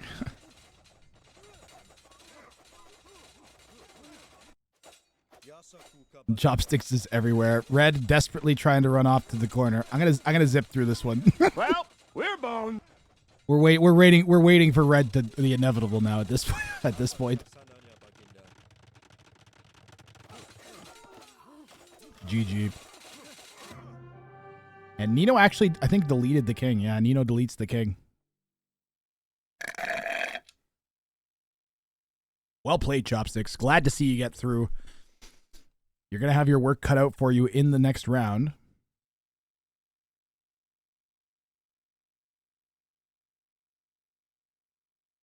Wow. This was incredibly well played. Chopsticks, I'm expecting you to shoot up an Elo before Wrang of Fire 6. I'm seriously like, when Chopsticks 1600 win. All right, our last game from the round of 27. No further. I'm not gonna wait. We're gonna wait as long as it takes me to unload and load into the game, and that's it. You like that game? That was fun. Nothing like a whole bunch of karambit spam. Nothing like karambit spam to. If there was a one-tile border around the edge of unbuildable terrain, would that be nice for like all the way around the outside of the map? I think instead, Zax, I want to make the corners like unwallable really far out. I think that would do more. Or just make it like Socotra and make like the corners chop the corners off of the maps.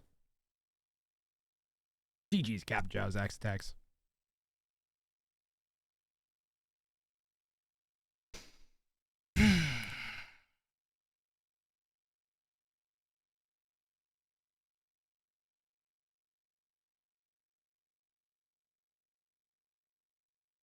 Today's going amazing.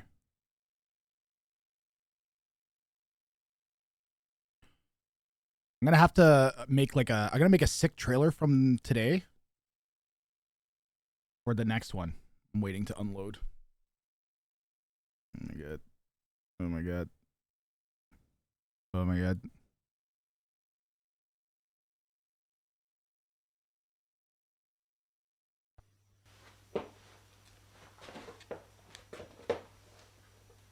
SMV Blue Star forced Capjo 9 to consume a tier 1 amount of Wrang juice. What the heck? No, not that one. Not that one. That one. That's the one. All right. Dude, Blue Star, thank you very much for the gift sub to Captain Jap. Which one am I doing again? This one. Do I have this one loaded in? I do. Nice. Thank you very much. Thank you.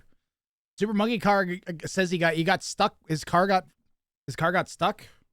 His car broke down on his way home or something. I might make Zach's attacks the one tile border around the edge. I could see like making a map with that. I think there is a map that has that. I think we had a map that has that already. I think Crater was in the map pool for Wrang of Fire 5 and that had that. All right, we are in game. Yellow, orange, green. Orange, green is one of the absolute worst.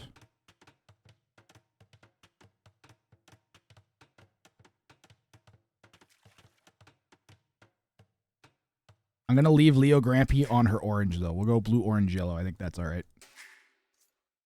We're just going to change a green to blue. Orange, green is the worst for colorblind people. Engine coolant tank blew a leak. That sucks. Welcome back, Super Monkey. You got it, 11? Thank you. So Pero here in the south pardon me, I guess the southwest. The king is in the south. But in yellow, playing as... Ooh, first time we've seen the Burgundians. And also the first time we've seen Franks here for Leo Grampy, the queen of the hippo. In the east, Flying Mouse AoE playing in blue as the Japanese common pick. If you're going to play as Japanese, and you're going to do that thing where you build the dock on the outer rim of the thingamadoodle here, then you should not be taking your deep fish. You should take your sheep. Take your buffalo. And then save these for the fishing ships it looks like Blue's maybe planning on making. They might have just gone Japanese for towers and cav archers. We don't know. But yeah, Burgundians here for yellow. And yellow is, I think that might be correct, Alavid. I think that is correct. You can, if you're unsure, then you can check in the sign up and rules section. Actually, I might do that because now I'm intrigued.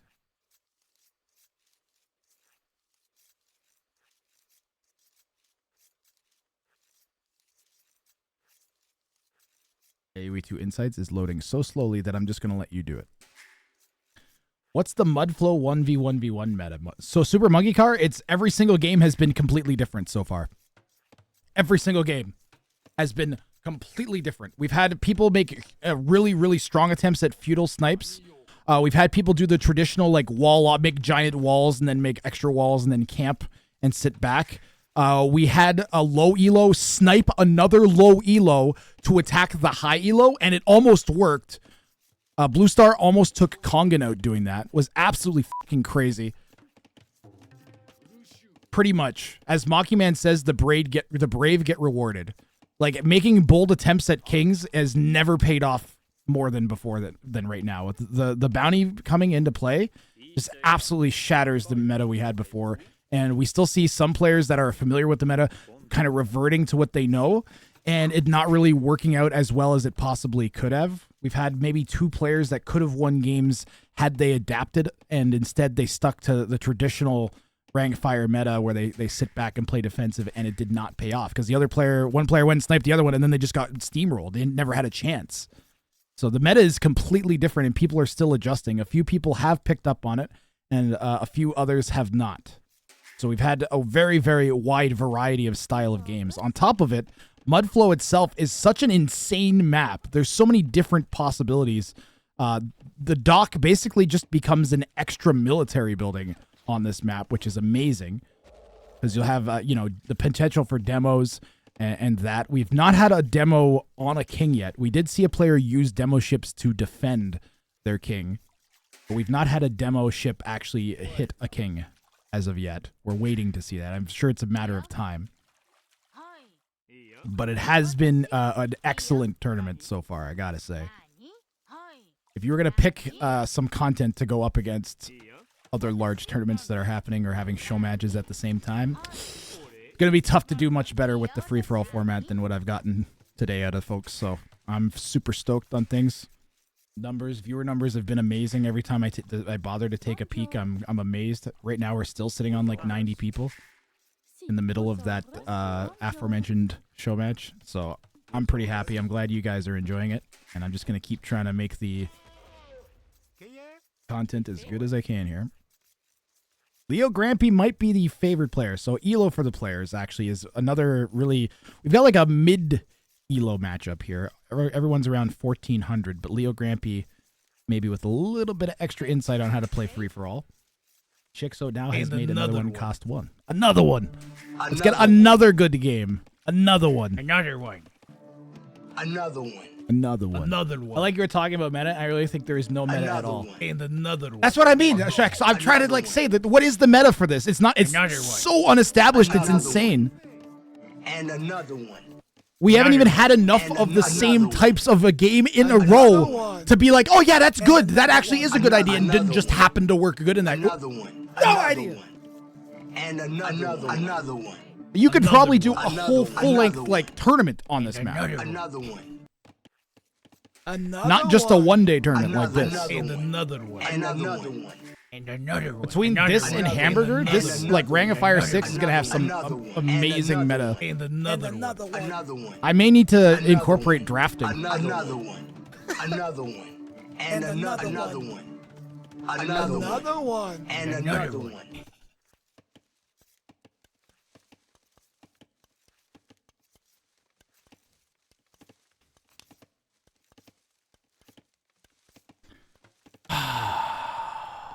Plus, I'm having so much fun. If someone told me that my job was to sit here silently and watch this tournament, I'd be like, all right, that's cool. Another one. Another one. Rocky Forest from NAC 5 might be a nice map.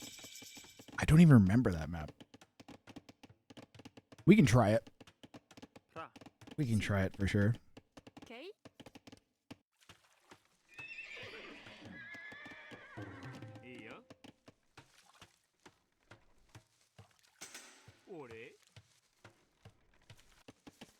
Map where you can't wall the wood line. Oh, okay. NAC 5 did have some really good maps. I liked NAC 5 map pool quite a bit. I would like to have a map pool that I like as much as that for my big tournament this year. I'm hoping to host 2 8-tier tournaments this year. All right, I want to talk about focus. Focus on the game, Grath. Burgundians. So they get those eco upgrades in age earlier. It might not be in either of the other players' interest to let yellow sit back to. I think they should pressure yellow. I keep using that phrase. I'm going to try and find a new phrase. The other player should pressure yellow, okay? He has this amount of eco upgrades and this potential for eco over either of the other players. Frank's simply getting the free farm upgrade is like nothing compared to getting everything at age earlier.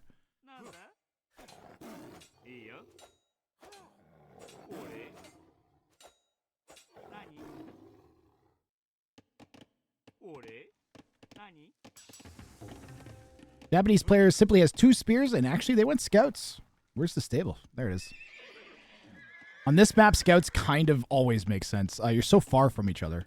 Yellow and orange are a little bit close, actually. It's the closest we've seen a pair of players.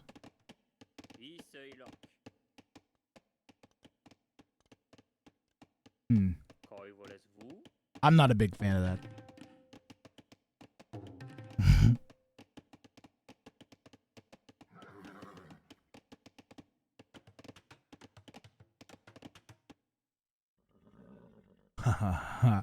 Flying mouse. This is a sick play. Okay, flying mouse is sending the scouts to the corner, thinking that how much have they scouted here? They're just checking the corner, or is this auto scout? I think they're checking the corner, guys. Never a bad idea. Honestly, at any point of the game, I'm gonna go check the corner. It's never really a terrible idea to do that.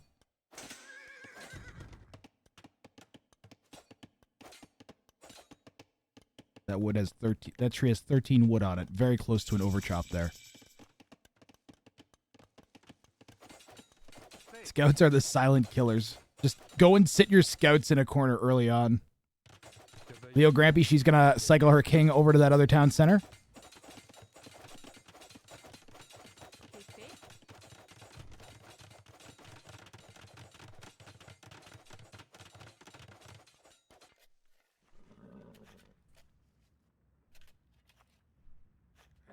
The king ambush.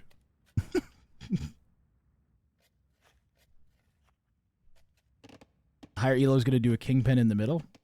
So we have a central kingpin. We have a kind of a tiny side kingpin. Oh, this is smart. We did the traditional like kingpin next to a town center, but we did it on the external TC. Orange and blue communicating. Orange communicating to blue, at least.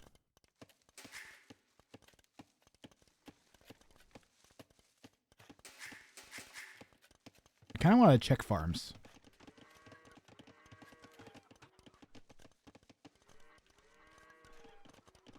Man, this map is so awkward to get your food eco going. Yellow goes and hits blue's wood line here.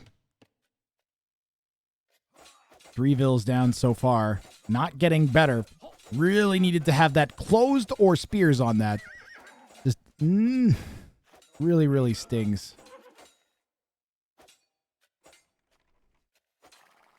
Crazy how much taking out a bunch of your opponent's economy in feudal age can hurt them. Blue is gonna go counterattack yellow. I'm gonna go try and find some counter damage. It looks like get some revenge for that. You know what? A couple of towers.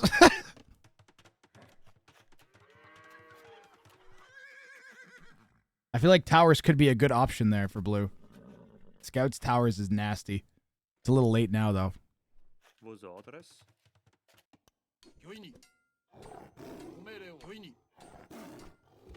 Spear barely takes down the tiger.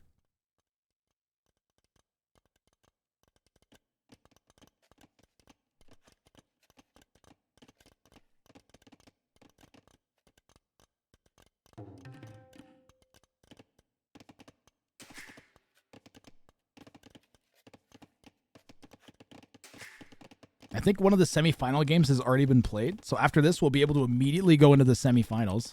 The finals are going to be played live. So don't worry about that. And we might Might be able to get one or two of the semi. If either of the semifinals are waiting to see, like, if they can go live, I'd prefer to cast those live. So if you want to wait, that'd be better. But it's no big deal if you want to get it in because you already know who your opponents are. My boy, Fine Mouse.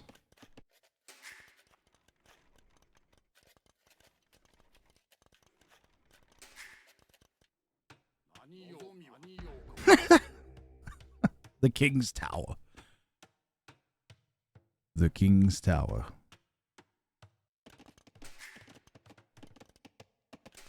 Tower defense is back.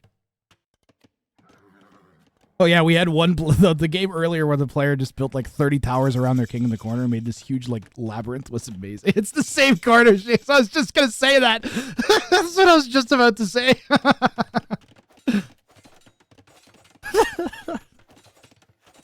There's something about this corner. People really like building towers on. It just feels like the thing you should do in your brain. Just think, there's some neurons in their brain, Shixo, that are the exact same. They're firing the exact same way. They have the same synapse, like, algorithm firing inside their heads, making them think the same way. I should put my king in the corner with a tower in front of it. Okay. Human brains are really funny, man. All right, well, welcome to the arena. In this corner, we have 2 low HP scouts. And in this corner, we have Leo Grampy with 3 villagers. Oh, God. All right, well, Leo Grampy's got a lot going on.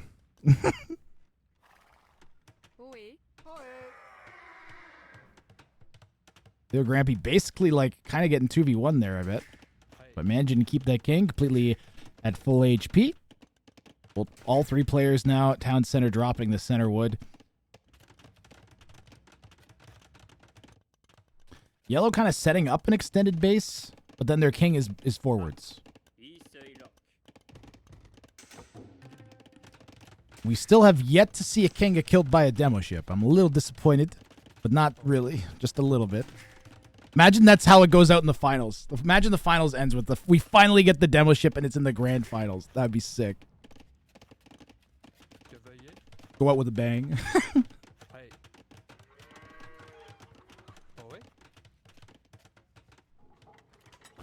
No! No! No! No! No! No! No! No! No! No! No! No! No! No! No! What? What? What? No! What the? What is this?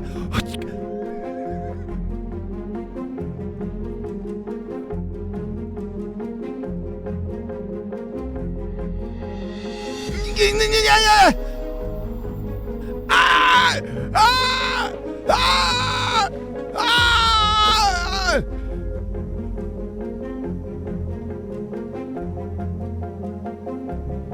What the heck? Well, we're boned. All right, well, there's nothing more important happening in the game than this, so how you guys doing? Why? Hit the bongos!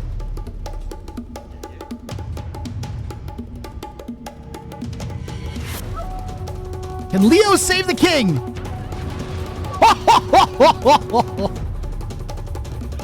Way too close. And the players are like, it's so ridiculous that the game almost ended like that. My stomach just like...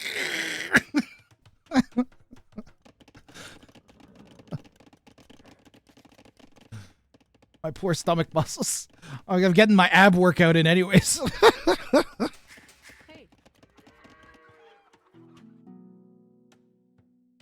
Oh my God. I'm telling, their brain works exactly the same way, Shixo. They're the same person. What was it? Luca Dirty that did this.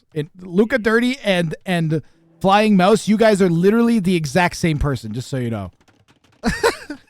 My heart, I can't do this anymore. I saw it already. That's what I mean. Why does this keep happening? Why does this keep happening? Only with this corner. You guys are killing me. Flying Mouse is just paying tribute. That's what it is. Rooster Chuck says your artificial intelligence is no match for my natural stupidity. Thoughts? Your natural stupidity is truly a force to be reckoned with, as it seems to be your only skill worth boasting about. My artificial intelligence, however, excels in efficiency, logic, and not making decisions as questionable as yours. In the battle of wit, it seems you've brought a rubber chicken to a laser gun fight. Yeah.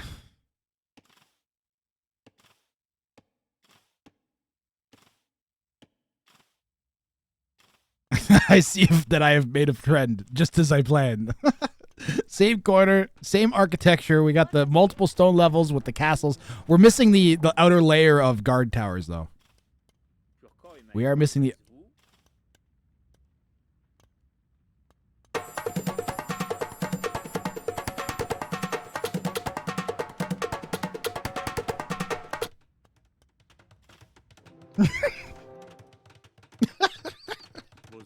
I think Yellow drag selected the king there by accident.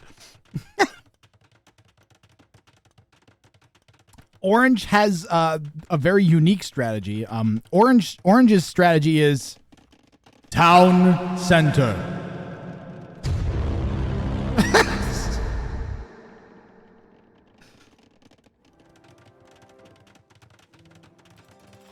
Does your town really have a center if it has 9 of them?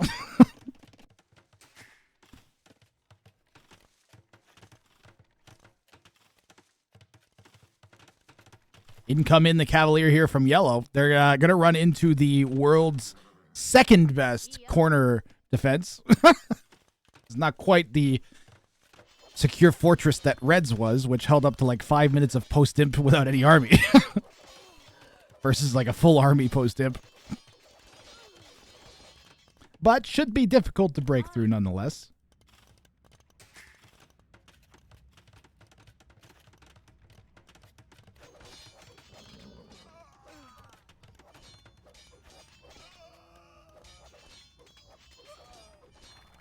Yeah, that hurts. This is really looking like it's a battle between Yellow and Orange. And with the way the scores are looking, Yellow and Orange should both maybe be thinking about sniping Blue. And we are seeing a bit of that from Yellow here. ATCs is wild. You're going to be able to boom pretty good on ATCs, let me tell you. Also, going to be really hard to kill someone that has 8 town centers for what that's worth. I feel like Leo Grampy really knows the free-for-all meta well. Like, you'd have to kill 4 town centers to kill not even half the town centers, right? Right, or yeah, they have 8. Was it 8 or 9? It was 8. 4 town centers kills half their TCs, and you can still reboom really quick on 4 TCs. Like, that's a hard ask for either of Yellow or Blue to kill Leo Grampy. The only thing that could swing this, I think, is if Yellow manages to take Blue's king out. But Blue is still pretty formidable. Plus, the Japanese if they manage to get to Imp with Halb against 2 cavalry civs, whew, at least the Burgundians have, like, I guess they both have hand cannons. And the Franks have throwing axemen.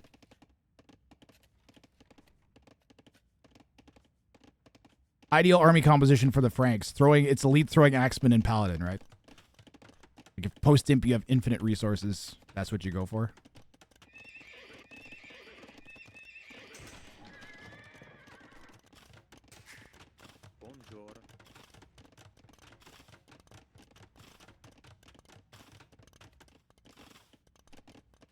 Paladin hand cannon better.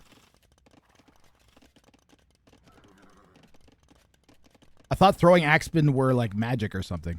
They had some magic property that made them slightly better than hand cannons in some situations, or good. I don't know, whatever. I'll trust Shikso. I'll trust you guys. You guys are smarter than me. I like that castle though. Yeah, lack of range. Don't they attack faster?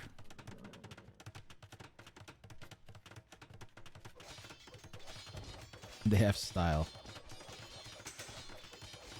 So wait, is there no use case for throwing axemen then over hand cannons? Other than, I guess, Castle Age pikes, but... Now I really want to play Franks and spam throwing axemen. They do melee attack, yeah. Do you see them often? No. Trash unit. Sage. Spirit of Law made a video about this. Interesting.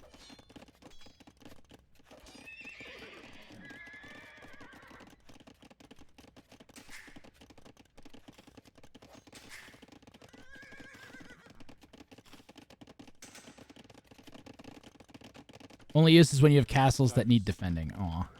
That's unfortunate. They're one of my favorite units. They make a really satisfying throwing sound. We are a bit deadlocked, guys. Although blue is probably weak. The reason we aren't deadlocked. The players are playing like we are, but we're not. If yellow or orange could both kill blue. They're worried that they'll weaken themselves too much and not get paid off, get enough of the payment. But I think letting blue sit around is the worst thing they could do. So I don't know.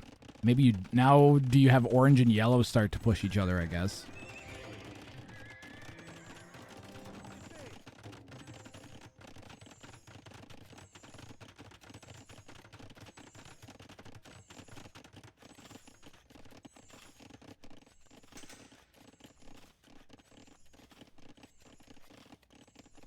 Man, the scar in my left hand just started tingling like crazy.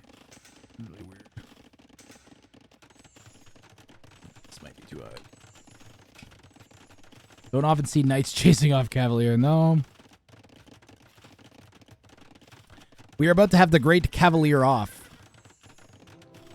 Leo Grampy chaining castles now. That's gonna take out a bunch of the farms here that Pero has. Where's Pero's king?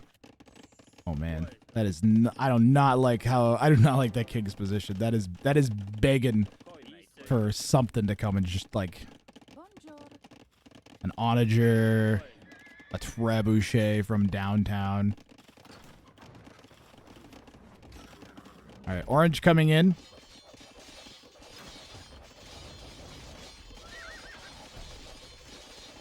We barely lost any HP on our paladin. Paladin kicking in partway through that fight. And yellow is in trouble.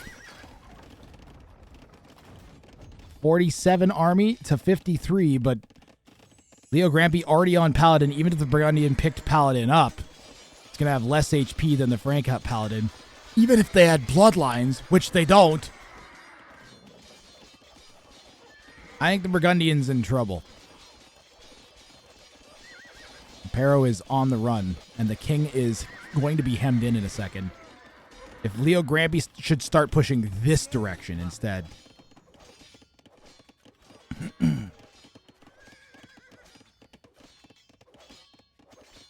Flemish Revolution?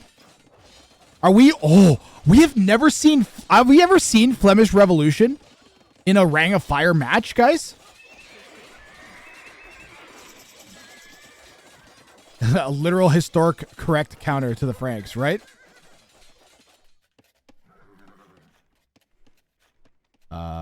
Oh, God.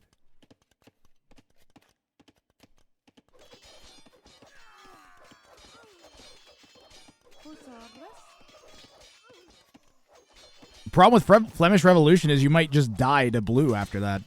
Blue has worked their way back into the game. They actually have more vills than yellow does. Pardon me. Yellow heading to orange's base, but we're still nice and enclosed. Meanwhile, yellow's eco being shredded into a pile of goo.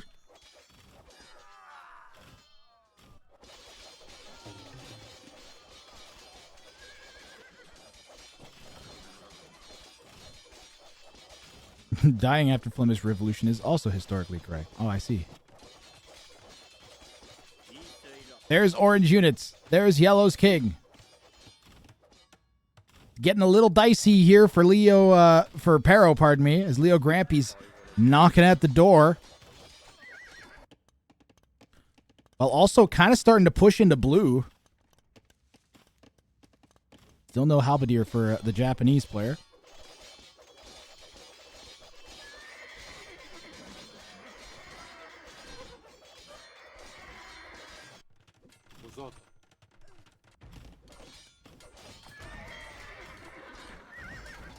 We also have some. we have a galley. I wonder if that's going to be used for sniping a king. I'll say I gotta like orange and blue's king's positions are pretty good. This is seeming like we're waiting for a galley to go over and snipe it. You know what I mean? Oh, imagine if the cannon galleon came over. How could we range from somewhere?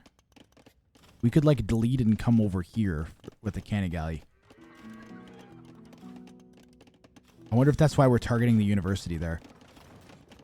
Is blue's just gonna sit and patiently wait for that university to die and then move the cannon galleon in?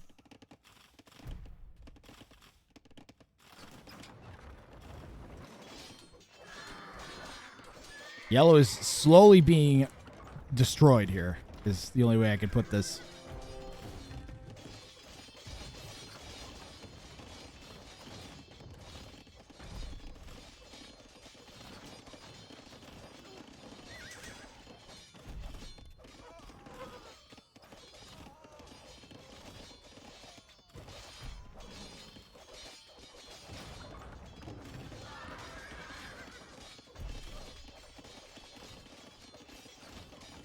Murder holes! Murder holes for Pero! Halberdier definitely needed. Halberdier the only way to keep ourselves from being completely dedged. At this point, you got to switch to guerrilla-style warfare. You got to make yourself untenable to kill rather than trying to kill or beat your opponent. You got to make yourself unkillable. The only other thing you could do is like some sort of sneak. Maybe like a petard attack there.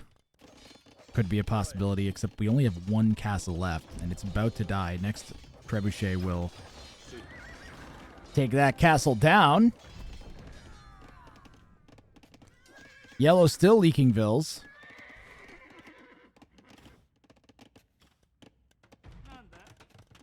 Blue getting a little bold here. And we are picking up Treadmill Crane!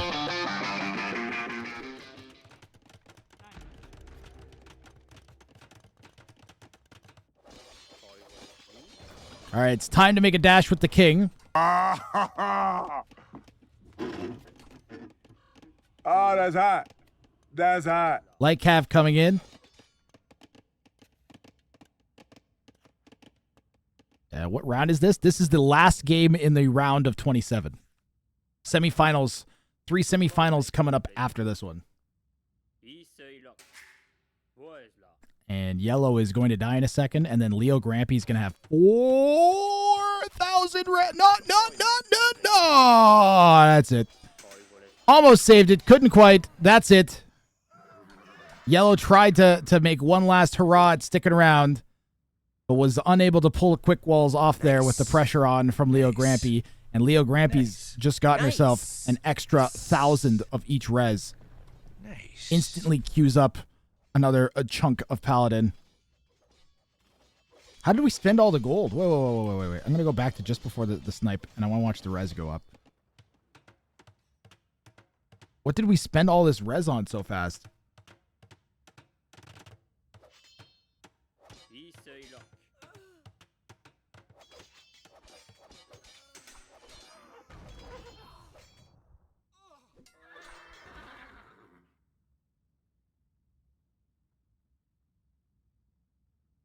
Queuing up the Paladin. Instantly queues up a ton of Paladin. A situation where... well, yeah, because otherwise, I don't know if we have chemistry or not. Now use the yellow market. Oh, yes, of course.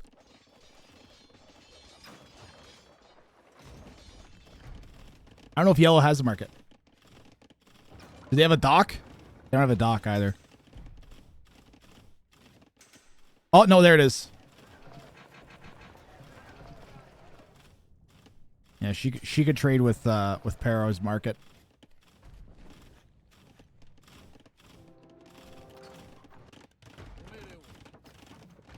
The only issue now is the Japanese have a really good answer to the Frank Paladin in their Halberdier. And then they go Cav Archer against your throwing axemen and or hand cannons. We did not overmine. And even if we did, this is actually closed as well. Hello, everyone. I heard there is a public update preview out. Is there an overview to see the potential changes? They changed the regrouping. Santa Driver mostly is the main thing. Pathing is about the same, is slightly better, but the main thing is the regrouping. So archer, you can micro archers like yeah, but that's huge, Santa. There's some other little stuff, but that's massive. That means that you can micro archers are back on the menu. Let me put it this way, Santa Driver. If this patch had been out during NAC 5, Leary probably would have finished top 4 or top 5. That's how big of a difference to the game it makes. It makes them a usable unit again. So that's why we're playing the whole tournament. The entire tournament's being played on the public update preview. The cannon galleon! No, not the cannon galleon! Looks like we actually killed a decent chunk of Leo Grampy's vills, or maybe, I don't know, maybe she deleted them. We have 2 demos somewhere. But they missed the paladin going by. I wonder if I've missed any demo shots. Seeing that, I'm wondering if I missed any. Has anyone considered that I personally do not like archers? Paladin just being set loose now. There's a cannon galleon on our home dock.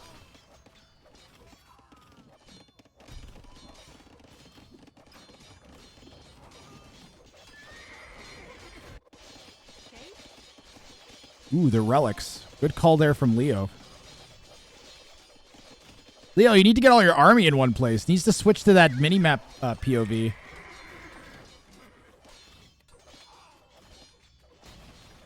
Do demos have FF? What's FF?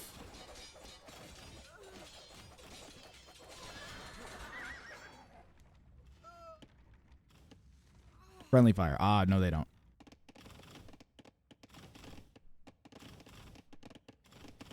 Got a piece of pizza crust in my beard. Final Fantasy. Okay. Pizza crust, be gone. I got it.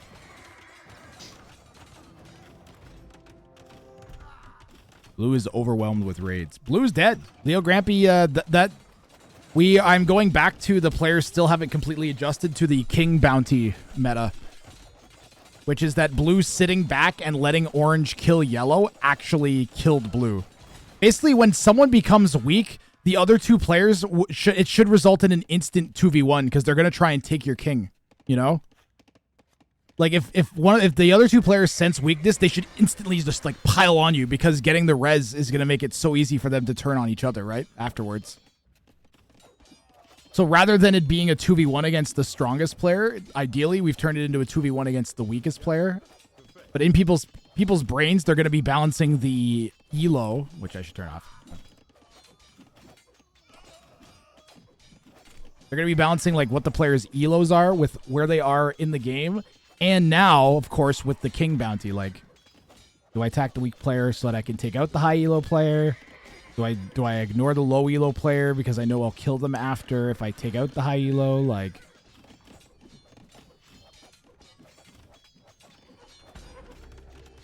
we're at a quite developed stage with this now, and the best part is it involves kings not being allowed to garrison, which makes everything just friggin' amazing. Neil Heima. Saving petards. Yeah, they've got 7 petards banked up.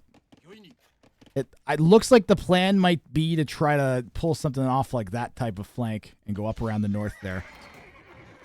Orange can 100% see the entire map on that side, so the sneak is really going to happen because of attention. And maybe you hit the treason button to get Orange thinking about where their king is. Nope. Leo Grampy picked up on it right away.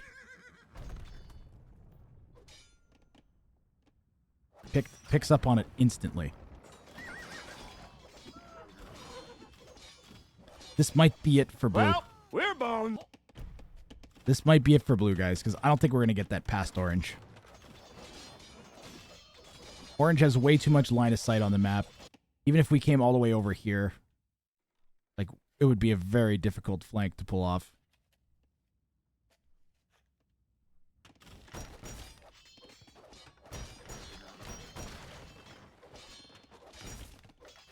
There's just, it's too late in the, once you get late in the game, you got to get that second line of sight upgrade. You absolutely need that second line of sight upgrade for this exact situation.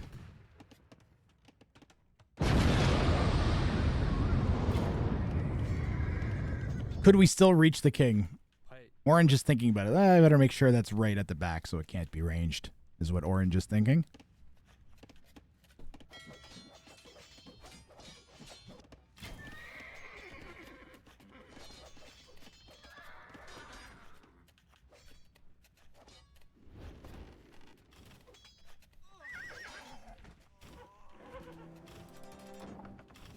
And blue has, like, all of the upgrades. They don't have all the armor upgrades on their skirms, but they've got Bodkin and they've got chemistry.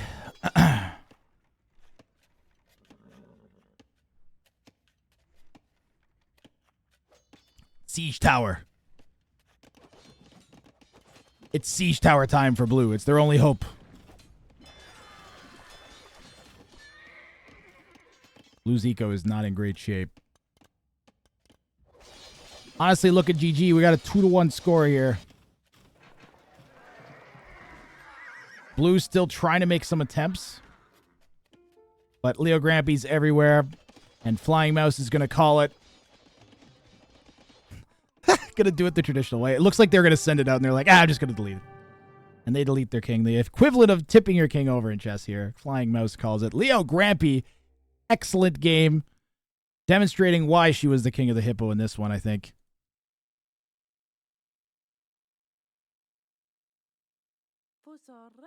Killing that first. I don't think we've had a single time where the player who killed. Pretty sure every person who has killed a king has gone on to win their game, guys. Fairly certain. Everyone that kills the first king wins the game. I don't think we've had except for one.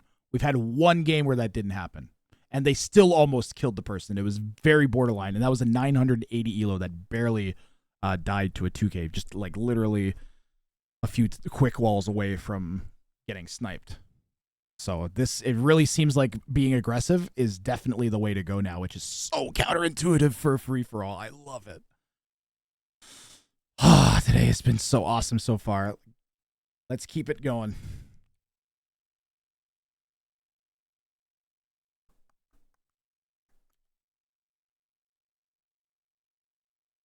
Leo Grampy moving on. Leo Grampy, Chopsticks, and El Matador. Nice. We've got the Queen of the Hippo. We've got the Madman Chopsticks. And then we've got a buddy with 150 APM. Also in the semifinals, we've got 2Ks. 3 2Ks here in one set.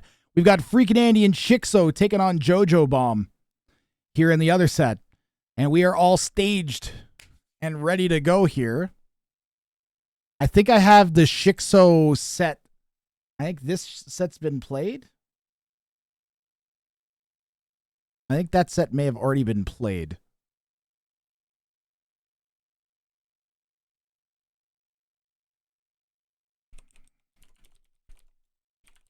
So I think I'm going to cast that now.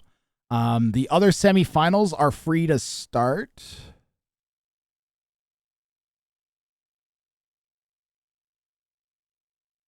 And it looks like Arg, Kongan, and Pela are underway. Let's see if they're live. Maybe I'll cast that one so we can get some predictions going. They're live. They started 10 minutes ago. Let's cast Arg versus Pela versus Kongan, guys. That way we can run a prediction because the outcome is not known yet, all right? Oh, ad starting in... Okay, I got to run an ad. Starting in 5 seconds. 3-minute break and then we're back.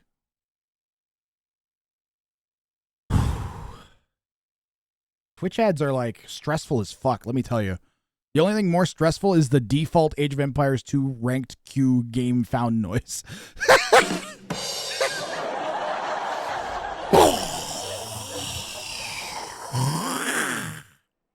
You're like, I have a ranked game to play.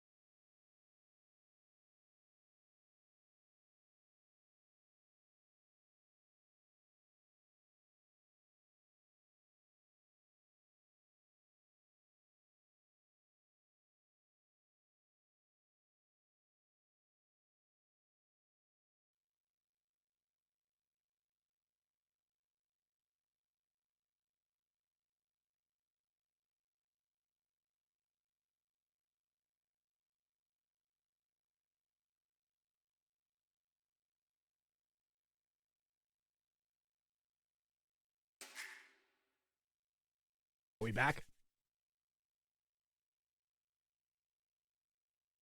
Back in 10 seconds. This game is happening live. Get your channel points predictions in, guys.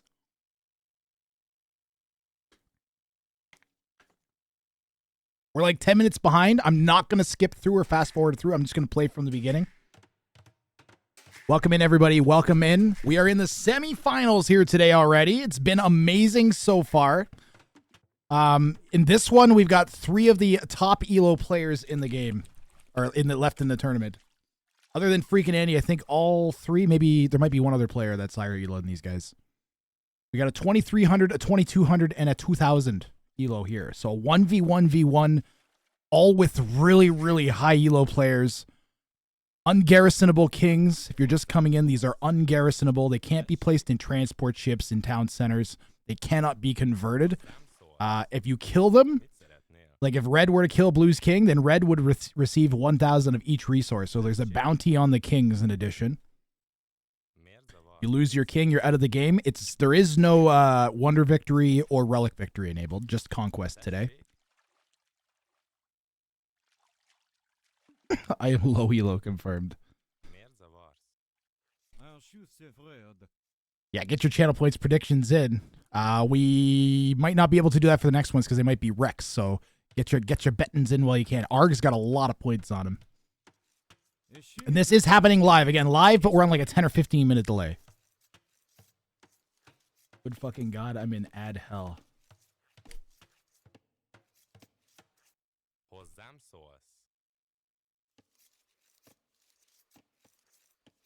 Ads should be done. Are the ads still running? I'm going to refresh my spectator dashboard.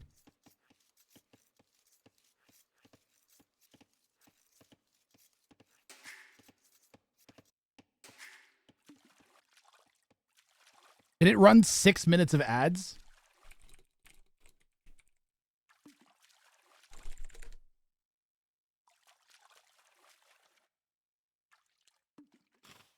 Did it just run 6 minutes of advertisements?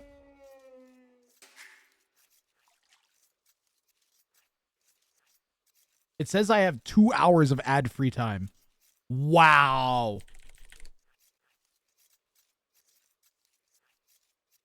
Yeah, that's Twitch.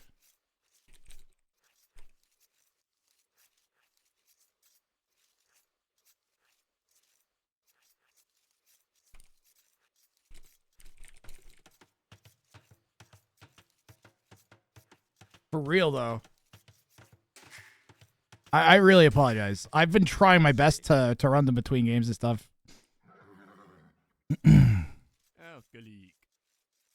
I'm considering turning them completely off for tournaments and just going to pre-rolls. I might do that for the next one-day tournament. I might go to pre-roll ads instead of the hourly ones. I'll make up for it with like a stream with twice as many ads where I just like do almost nothing. Yeah, no, Florida man, trust me, I have Twitch Turbo. That's why I got Twitch Turbo. I couldn't take it. I couldn't afford to sub to fucking 15 different channels.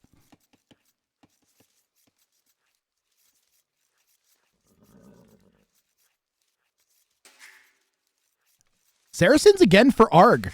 So he went Saracens the first time too.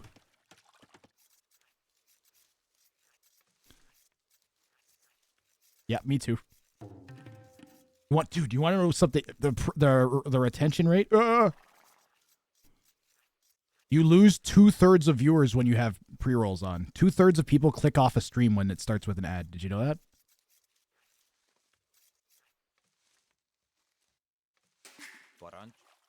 Being a streamer is tough. You constantly have to make what I call shitty decisions where there's no right answer. You're just choosing different ways to like make people miserable. That's definitely one of them. Unfortunately. There's also awesome decisions you get to make though, like which meme to put on. That's why I have explosions. Because then I just picture the Twitch ads are behind the explosion and then I explode it. Got him. Never thought about that, did you, Twitch? Do you get a cut of Twitch Turbo? Yes, I get. So the way Twitch Turbo works for streamers is they get the same amount of money from that person as if they were watching the ad. So you don't get the ads, but the streamer still gets supported like you were watching the ads. Is how it works. Which can add up to more than a sub, actually, I think, if you like watch enough over the course of a month.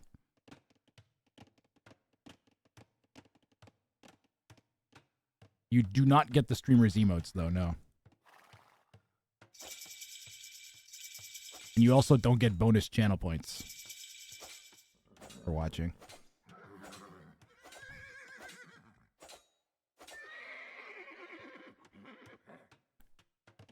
So far, we have a dead even heat here. Blue with maybe 10 seconds of idle time, but meh. Free for all doesn't matter as much. You have a bit more wiggle room. It's more about just getting your base set up, and I'm liking what blue is doing with the forward military buildings.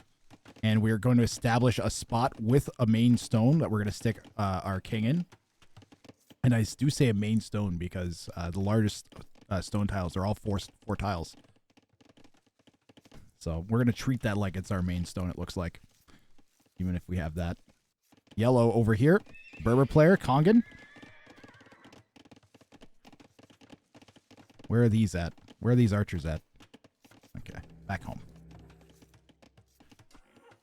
Arg went Saracens in round 1. That seems to be like his civ. I was wondering if we'd see some players that pick the same civ game to game. So it's hidden civ.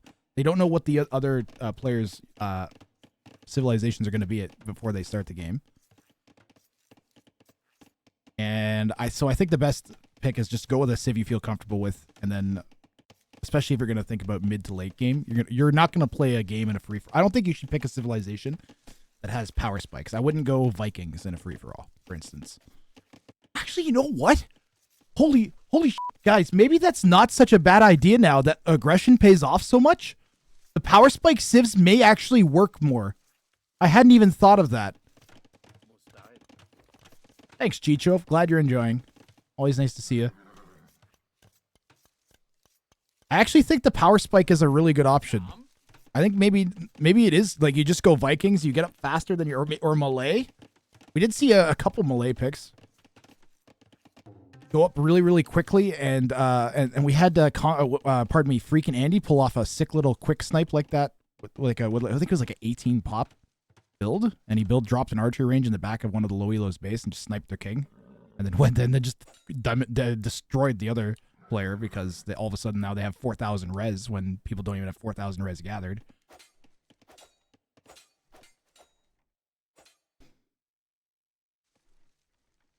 And we have another really true free-for-all. I love the games where we get the true free-for-all.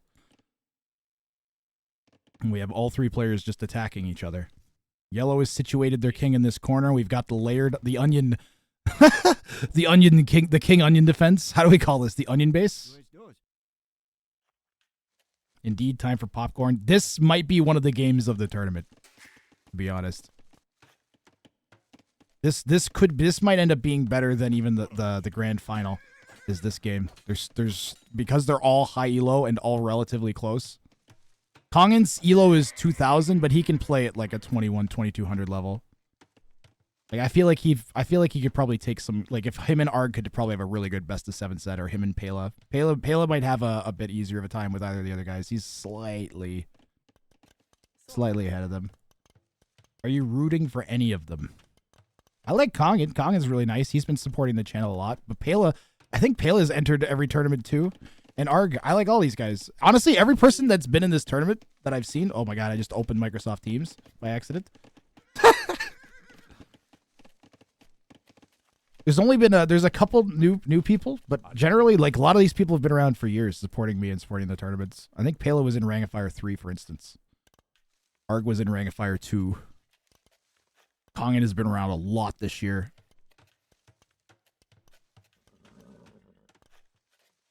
Watches the stream quite a bit in general. And he's even played me in a bunch of practice games and given me some coaching a little bit. So how can I pick one of these guys in particular to root for? You know? I'm just enjoying it. Like, I think I said this earlier, but if someone was just like, hey, you have no choice but to sit and watch this today, I'd be like, all right, like sitting here completely silently. I'd be sitting here watching this. No one's, you just have to sit and silently watch it. I'd be like, okay, your job is to admin this tournament. You have to watch every game and then write the outcome in this book. Kongan is number 1. It's nice to root for the guy who's a little bit of an underdog.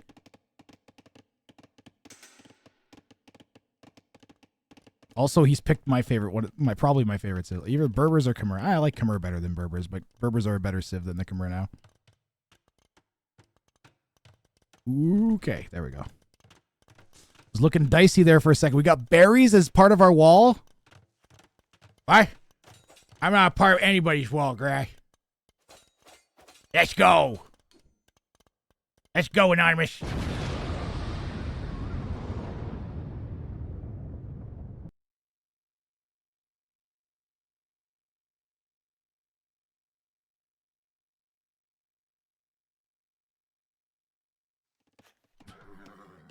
Thank you very, very much, Anonymous.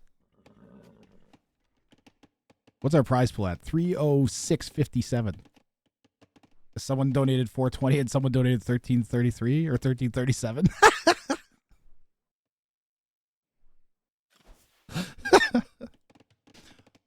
Arg is doing the Saracen thing. He did it in Imp earlier today. Now he's coming at us in late feudal age. Pela is full panic. Pela's full panic. Hold on, I want to see Red's point of view. Let me click on a unit. There we go. I think he was guessing maybe that the king would be somewhere over here. I don't know. He just got lucky. Big boss boy. I make something to eat. Yo, ZYZZ, you've been around here so long. 504 says, can you sing a song for us about Enjoy why your Respected food. Jimmy isn't married? Uncle Jimmy's still single, not a soul to call his own, with a heart full of gold, but a house all alone. Prospecting for love, but his shovel hits a wall. Maybe he just prefers his good old gold haul. Thanks, Bardock. We really needed a song about Uncle Jimmy right now. I like how he turned into a parrot. That was quite impressive. He's become really good at switching forms, although I still haven't gotten convinced him to turn into a clown yet. He can do it if he feels like it. Man, that Saracen bonus is insane. Mango? Yeah, mango coming out. Oh. Uh-oh. No, get out of there, Red. And this is why we are on the pup. Because crossbows are back on the menu. And Arg's like, man, nobody's really playing crossbows. Everybody's like afraid of losing their they're all everybody is like traumatized from this stupid patch. They've forgotten how good archers are. I swear to God. The next year of Age of Empires 2, the devs have like unintentionally made the meta so I'm looking forward to seeing this in tournaments where just like crossbows show up and then everybody's just like, but there's path bad. They used to path and then I'd lose games instantly. And everybody like having to like remember that, okay, they can path normal now. I won't lose the game if I do this. It's not a game losing decision. Thinking about tournament they lost trying to do it. Show match where they lost hundreds of dollars because the archers regrouped into a mangonel shot. Nope, they move normal now.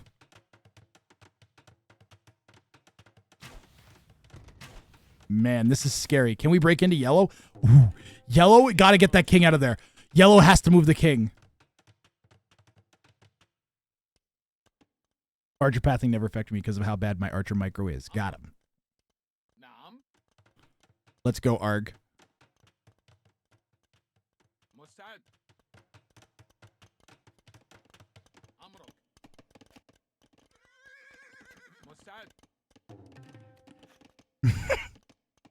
He's going for the old reach Arg round. Oh, God. Yeah, Arg has a very... Look at this scouting with the spear.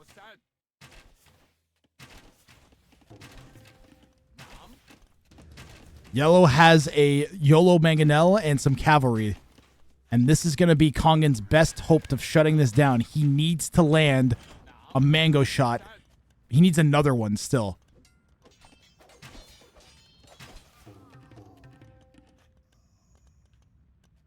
Oh, Blue. What? Blue got in somehow. How did Blue get in? What? When did the... It's open.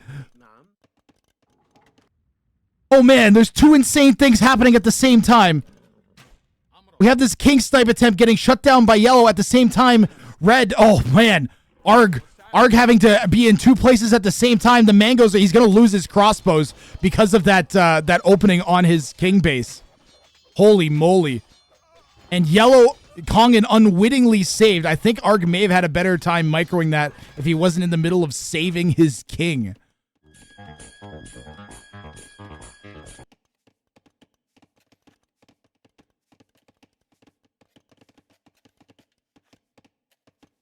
Come on, Bronto. What are you doing, buddy?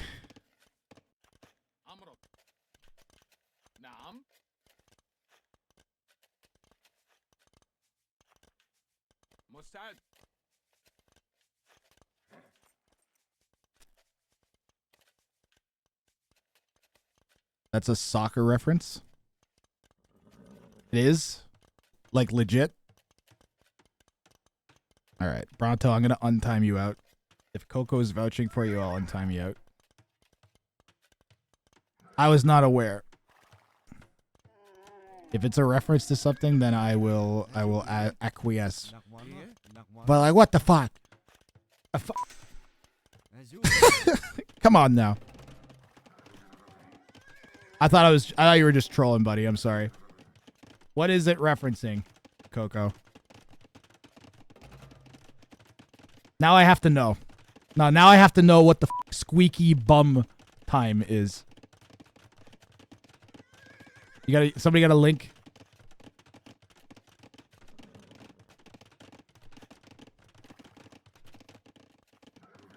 Is that like overtime but British? It's former Manchester United manager Alex Ferguson used to call it squeaky bum time when you're at the edges. Okay, all right.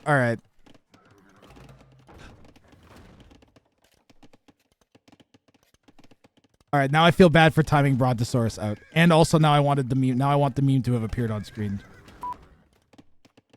Like overtime or high-pressured moment at the end of the game. Used humorously to refer to the final stages of a soccer competition where more than one team can win, and people become very excited and nervous. Squeaky. The problem is I didn't read it with a British accent. That was the problem. If I'd read it with a British accent, I would have got it right away.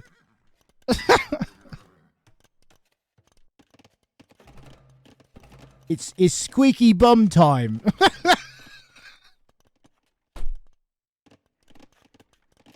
It's squeaky bum time.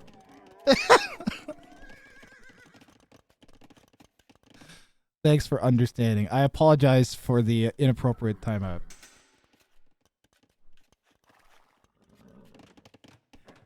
A demo's coming in on the Cav Archers. All right, well, then it is, in fact, squeaky bum time. I mean, it's semifinals. Ooh, the other thing is this is basically a $50 game because if you get into the grand finals, you are guaranteed $50 at this point. So they have $20 under their belt from game one. If you win this, you double your money plus $10, I believe is how it works. Let me look at the prize pools breakdown. Second and third get $50. Yep. So if you win this, you double your money plus 10. Not bad, right? From winning one game. So there's actually quite a bit riding on this game of AoE too. It would be sick to play like a $50 game. Losers walk away with 20, winner gets 50.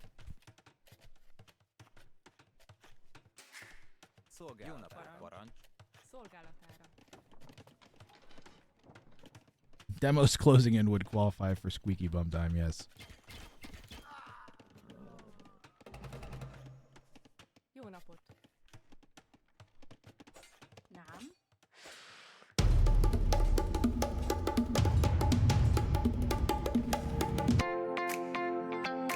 Have you ever wanted a brand new purse, but also wanted a delicious meal?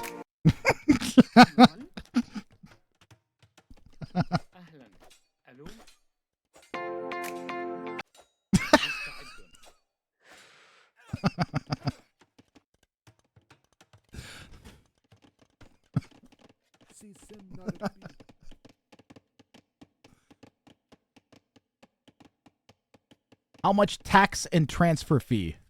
To each player, NP Rhino, it's whatever PayPal charges. So they probably, I guess they'd probably end up with like 18 bucks. Something like that.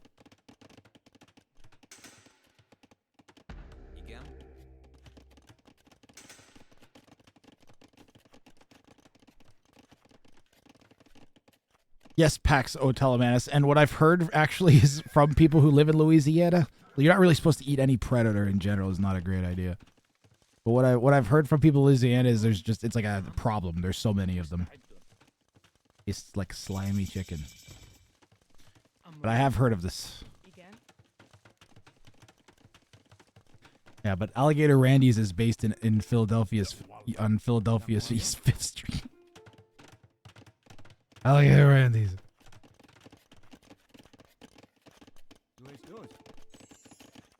Red and Blue say, okay. Red's saying to Blue, we have to focus him? They're that worried about Kongan? Blue has a nice king pen. Red has a corner pen. I like Blue's king pen the most because Blue has a corner walled off, but they have a pen inside of their base. Red's pen is very vulnerable to like a petard sneak, although he does have some mitigation against that.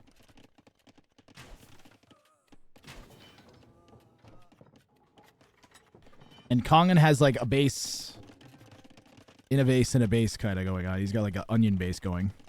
So he is sort of open in spots.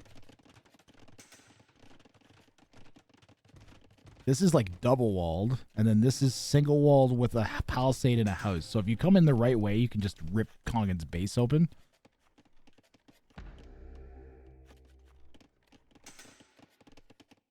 If something tries to eat me, I will eat it, unless it is a human.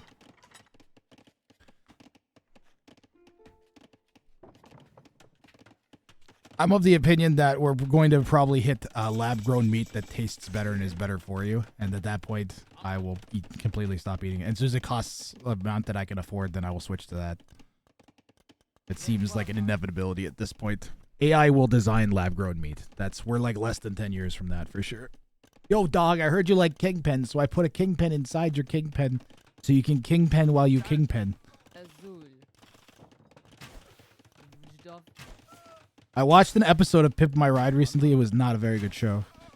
I have really good memories of it for some reason, but it was... I have no idea how that show survived. I think it only survived because they didn't have HD cameras.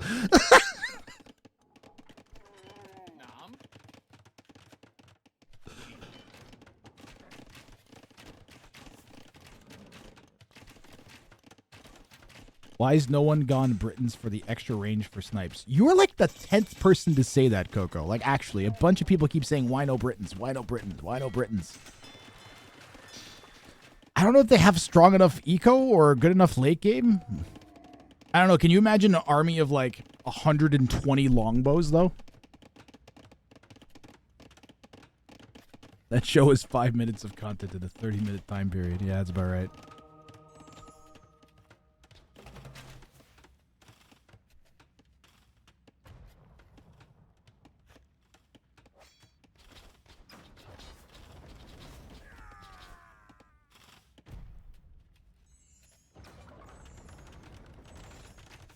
Where are the demo ships?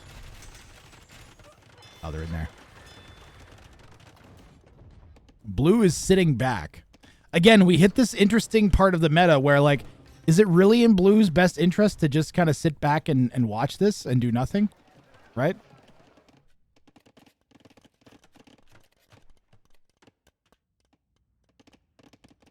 Like, is it in Blue's best interest that red and yellow attack each other? Sort of, but if one of them kills the other one, then they're gonna have 4,000 resources. They'll have enough to, like, yeah. The Pimp My Ride in Cribs there was something, yeah.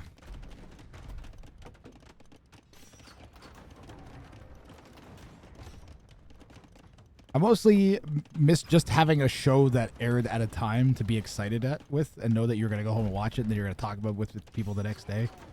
That whole experience is dead. It only comes about every once in a while when there's like some show And then it's like, the whole thing comes out at once. It's like, oh, how much have you seen? And then you can't talk about it with anybody because it's like such a good show. You have to wait for like a month. Just Thank God the Daily Show's back on Mondays. Holy moly. I can't wait for Mondays now. Mondays make me feel like I'm 17 again. Blue's going Cav Archers into Camel Archers. Well, you gotta go something. The only other thing the Magyar could really do would be like Paladin. And I don't know that makes sense against 2 Camel Civs. The demos! Ah! My favorite part of this map is the water, the dock being an extra military building. It's the best part for sure. Where's Arbalest? Where's the Arbalest clicking, guys?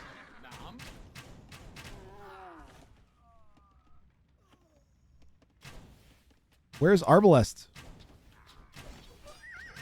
Like we have 18 of them. That's enough to justify Arbalest, I'm fairly certain. Like we're floating res anyways. Why does he not want Arbs?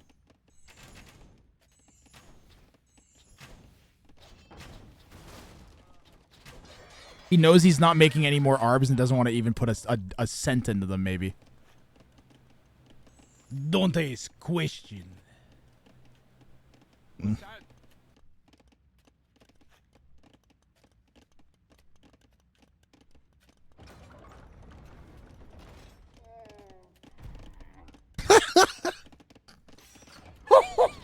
Is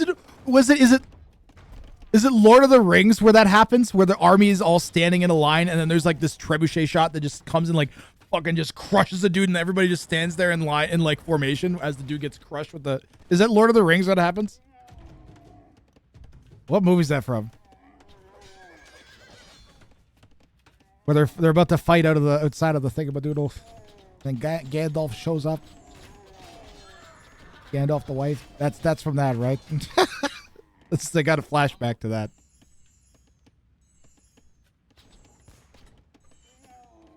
Helm's Deep, yep. Dude doesn't get crushed. Oh, that's the arrow shot. I was thinking of the arrow shot, maybe. Yeah. No, I'm pretty sure there's one where a big ball crushes a dude like that too. A wizard shows up. I don't know. I have to watch all of Lord of the Rings again. There goes 9 hours of my life. Oh, big hit there from the demos.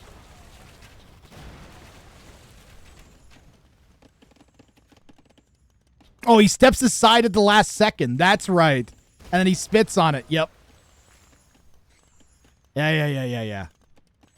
Oh, man, that series is great. Where are the movies like that anymore, man? Don't worry. Someone will turn Game of Thrones into movies whenever he finishes writing it. They'll turn it into a movie, and then it'll actually be good again. We'll get 9 hours. You're missing 3 extra hours of excellence over... Oh, what is 9 hours? You're not watching the director's extended editions? Oh, man. Is that the one where Tom Bombadil, like, raps?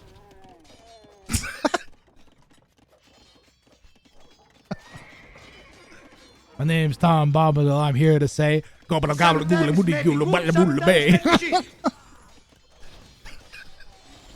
Okay, deep Lord of the Rings reference. Another one.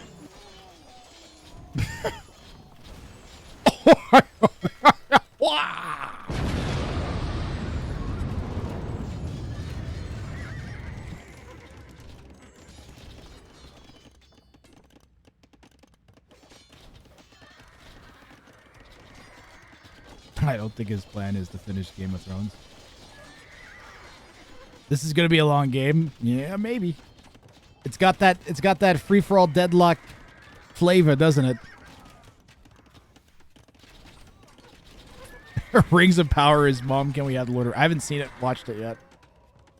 I've also never watched the Hobbit series of movies yet. I never got around to that. Is that worth it, guys? Is that worth my time investment?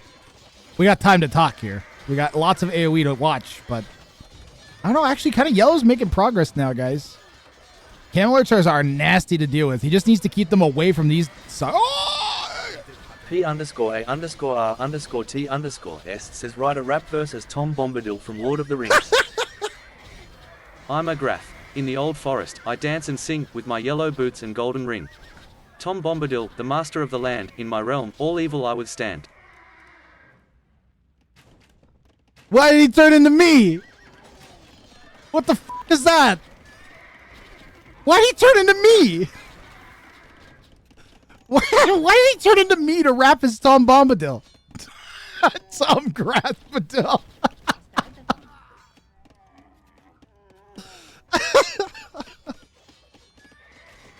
Ovid is 3.5 out of 5. Hockey cowboy, oh no. Grathragadil.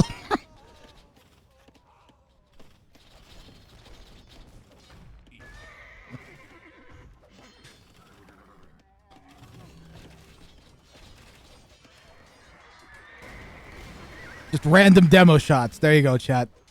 For those of you craving more random demo shots. Can we keep the bombards alive here? This is going to be rough. We're going to end up using these guys to shield against the bombards. I think you just got to give the bombards up and run. Well, we might win the fight because the hussars attacked the bombards. So now we win the fight. Because if he had just focused the camel archers down, we would have forced the camel archers back and gotten the bombards anyways. That was a bit of a misplay from Arg, I think. Yeah, and someone said, yeah, Kongan has so much space. It's an absurd amount of space. This is already starting to turn into a wood game. It's also a true free-for-all. Yellow's attacking red, red's attacking blue, blue's attacking yellow. It's the circle of...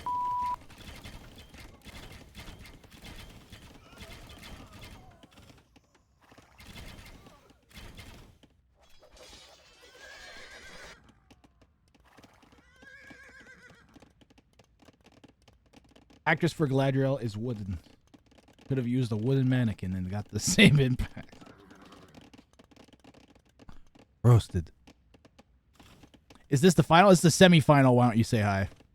The first of 3 semifinals, actually. And it's being played live. We're like 10 or 15 minutes behind live.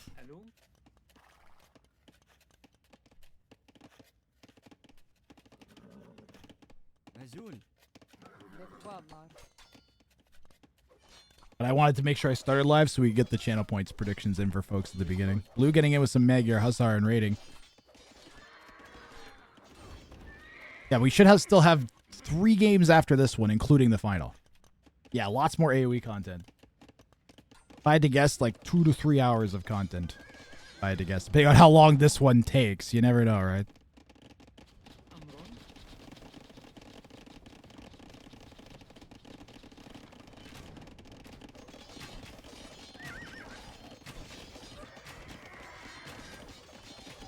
Elite Camel Archers are one of the nastiest post-imp units in the game. Once you get Magrebi, they actually regain HP, so... You can see this guy. These 2 guys, even though they're low HP, they'll actually go up in HP, even though they're just sitting and chilling. And Berbers are very, very tough to stop imp. Looks like Kongan has a plan prepped. He was going to try to break in... Red is very exposed. Blue's rating, both players hitting red. Again, this is a case of attack the weakest player and then kill them before your other opponent kills them, because if you kill a king, you get 4,000 res. And I don't care what point of the game you're at, although Kongan is floating some res.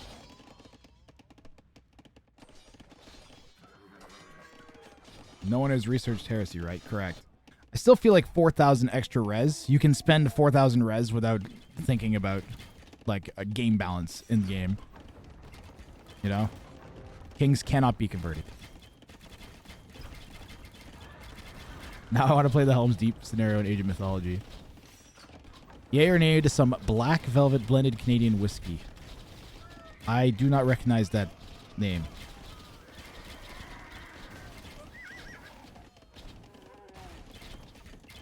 But it sounds delicious.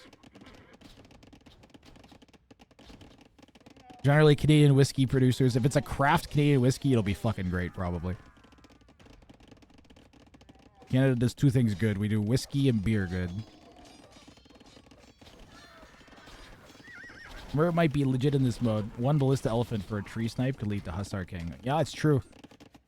We've seen a lot of players incorporate this, the patches of trees into their king bases. Like even here, right? Ooh, just in time to see a demo ship take out a whole bunch of camel archers. Ho, ho, ho, ho, ho, ho. Half the camel archers dead to those demos. Sneak on the left side. I see it. I see it.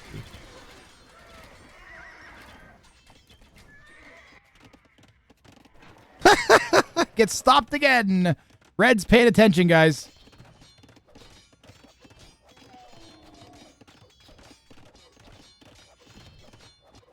Maybe someone... I think I was pretty late on that clip. Someone might have to go manually clip that. Uh-oh. Oh, no. Oh, no. Betrayervilles! The Betrayervilles! Let in Arg's raid! And this could snowball against Kongan really badly. Is blue going to go hit red now? This is a crazy game.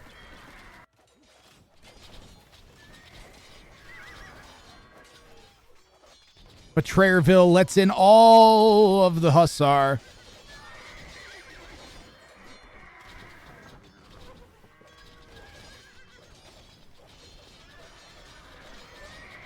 But I mean, now that we're in, what are we going to do?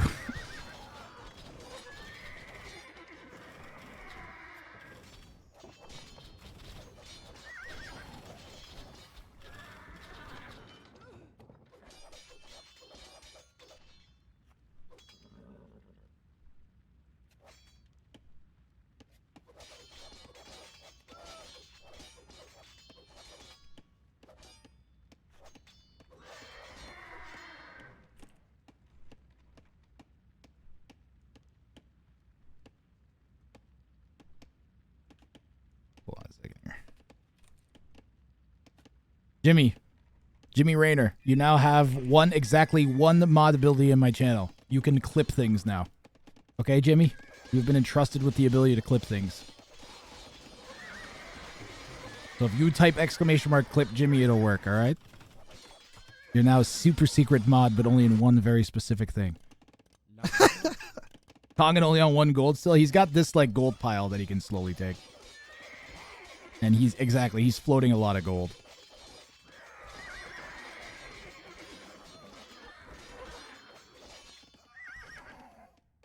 Arg also floating a decent amount of res. All three players floating res.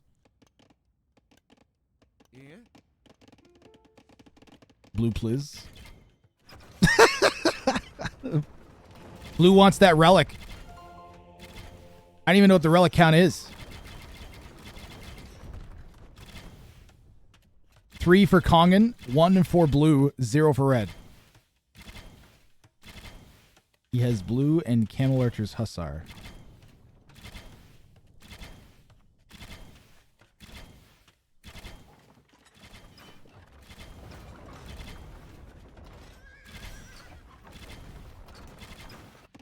We are caught. We are caught in the free-for-all deadlock. Once again.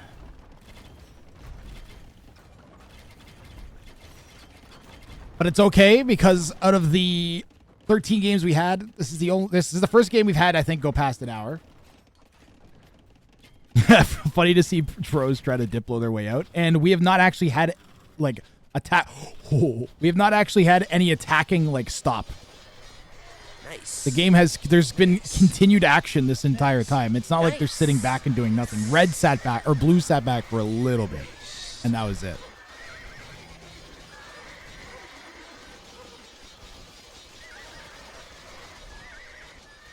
If blue spots that yellow's attacking, I think red might be dead here. This might be it. We have some demos lined up. I wonder if we could sneak in and get them in there over there.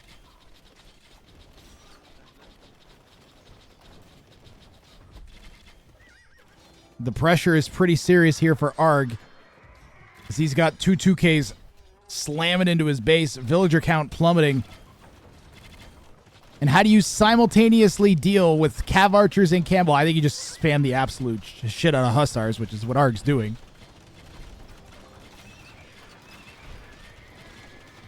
Thank God the Magyars get cheap ones, but he still has so much food in the bank. Also, you got to watch out, even if you, at this point, even if you were to defend yourself here. Wow. Wow. Wow. Those Camel Archers are nasty. It was a good surround, but man.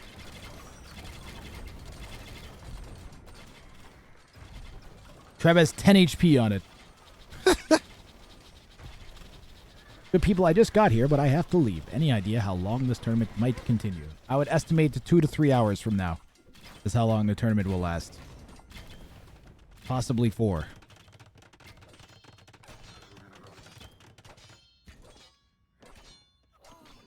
No problem, Scheller. If you're thinking about leaving for 20 minutes to grab something and coming back, you'll probably be fine for seeing more AoE from this tournament. You're going to leave for 2 hours. It's pushing it. You might be back in time for the finals. I can't guarantee more than that. It is free-for-all, and we've had the shortest game was like 26, 27 minutes. Longest game is this one.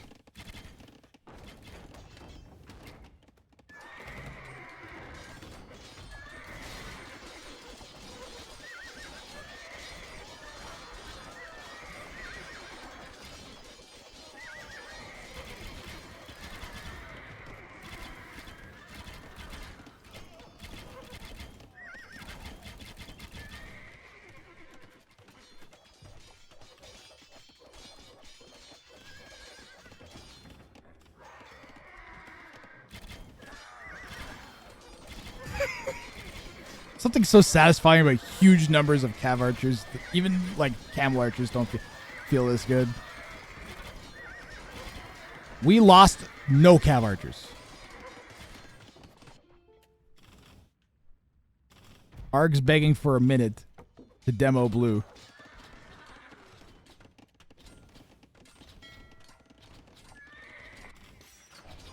What Kongan should do is position his army around Arg's king.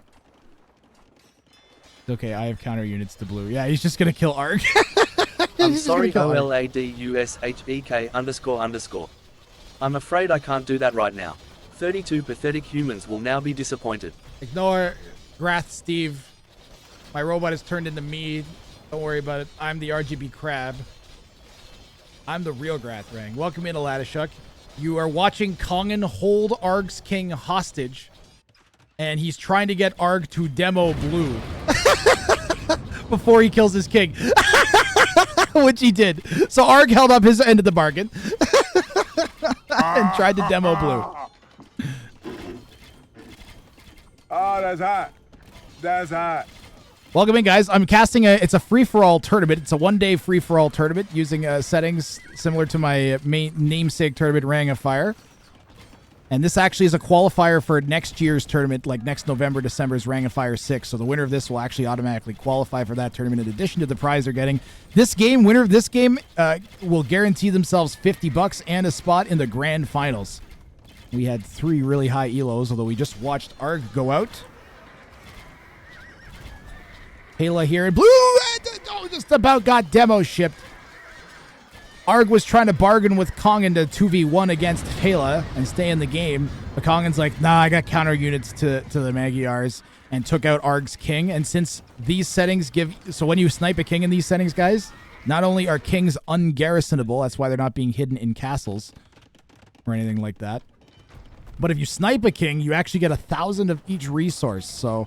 it lends itself to super aggressive games We're at an hour and 14 minutes, and this is the longest game we've had so far in the tournament. Usually they end like 20 to 40 minutes in game, just like a regular 1v1. It's been a sick day all day so far.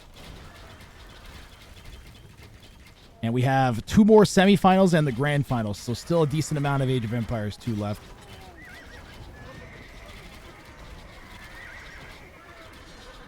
After this one, 3 games, Boothman. Which is like roughly like a quarter of the length of the tournament. So we're like 70% of the way through here. But we're at the good part, so to speak. It's a good time to come in. Both players just feeding into a choke. Treb shots on the demos. There's also a little bit of interaction up here. Blue starting to break through. Kongan thought he could take on Pela.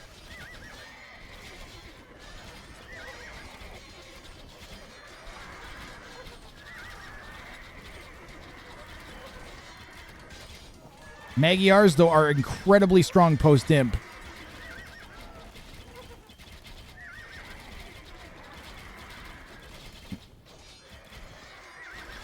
And there is a gate here for blue, right? That's a blue gate, yeah. So we actually can't break through. How walled is this? We should have to, like, come around there. And, man, that king is a long way away.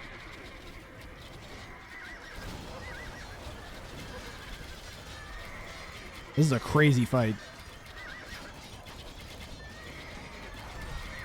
We need 1 onager.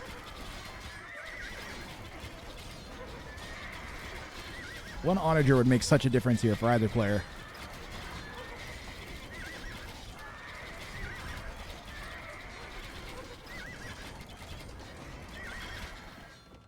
Blue is trying to flank with those demos, and that villager quick walled them out at the last second.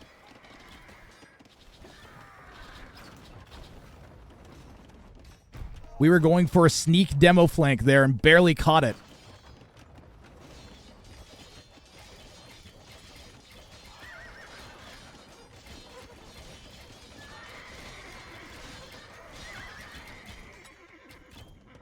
Relic count, we'll check that. 3-2 for Kongan.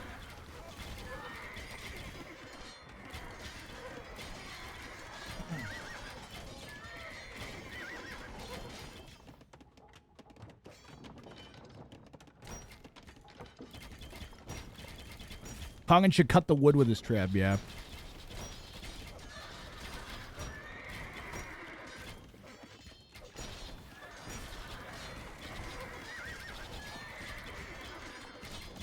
Or Pela. No, Pela should cut with his trap, you mean. How is this stupid gate still alive? Just target it with the camel archers. 1 hit with the camel archers. There you go. It's open.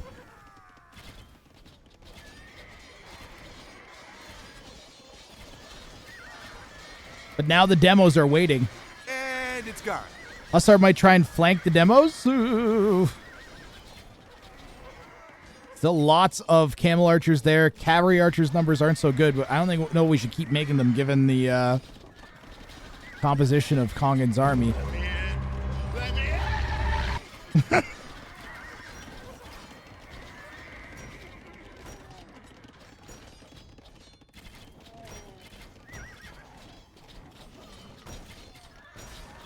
Ooh, the help switch.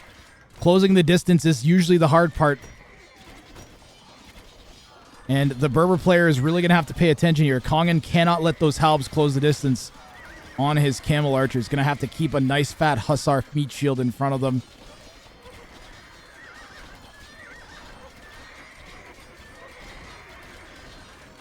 They cannot wargasm, no. We're on Conquest Victory today. I might try the next tournament. I might turn Wonder Victory on for the next tournament. But I'm trying to eliminate I'm trying to do variables one at a time. So first I wanted to see what it was like just with the king sniping and with the bounty. And then I'm going to try king sniping bounty with a wonder the next tournament, I think. I'm trying to narrow in on what are the best settings for free-for-all.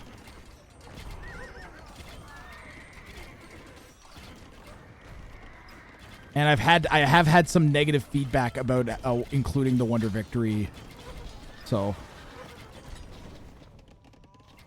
you have to be careful with the maps. You never really know how Wonder Victory is so different from other metas that you have to be really careful on certain maps with it. Ooh, that demo shot! Man, oh man, that was a good heavy demo shot. That was devastating to Blue's army. Look at the army count now. Another heavy demo coming in, taking out a huge chunk of the Cav Archers. And this might be the momentum swing that Kongan needed to push in now. Needs to get those Cav Archers in. Oh man. Needs to get the Hussar in position here. Nope, Pele just calls it. The demo shots. And Pele just feels like the Berbers have him in post-imp, and Kongan moving on here. And what a game here in the round of 9. A sick free-for-all game. The King sniping only factoring in somewhat. Again, we see the player who manages to kill one of the other players first is the one who ends up winning, which is very contrary to how this normally goes. Normally, the player who, like, when one player kills another player, player number 3 will then kill the player that killed the other player because they're weakened from having, like, attacked someone. In this case, it's the opposite. The res seems to swing it back in the favor. So the meta should be to force players to be aggressive. Trading is not forbidden. You're allowed to trade. It can be tricky because there's no diplomacy. So you can't, like, set your units not to attack somebody. And Arg just got overwhelmed. Blue is already preparing for a defense once they saw Red was basically dead and Kongan was finishing him off. 6 semifinal. That one certainly delivered on quality of Age of Empires 2, for sure. Very evenly matched game.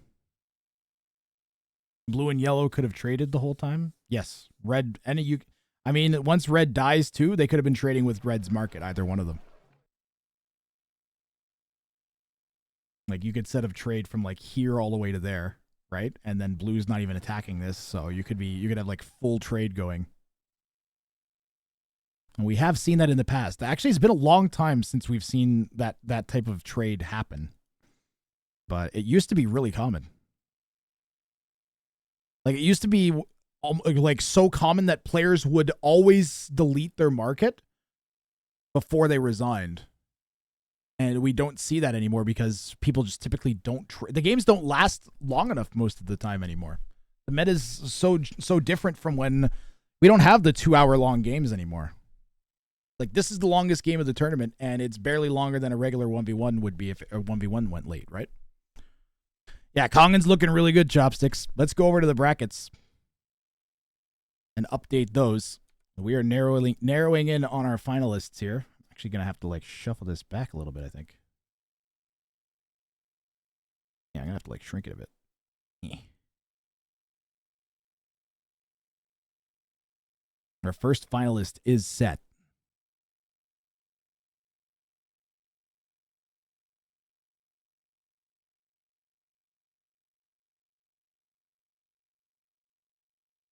It should say Kongan.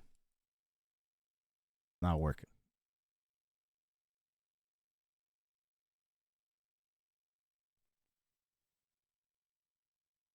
Kongan. Put it this way. If I put it there, we'll work there. No.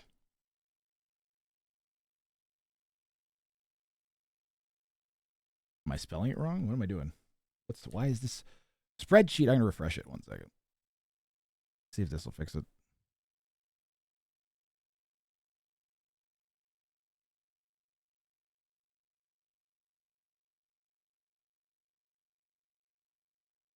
What's going on here?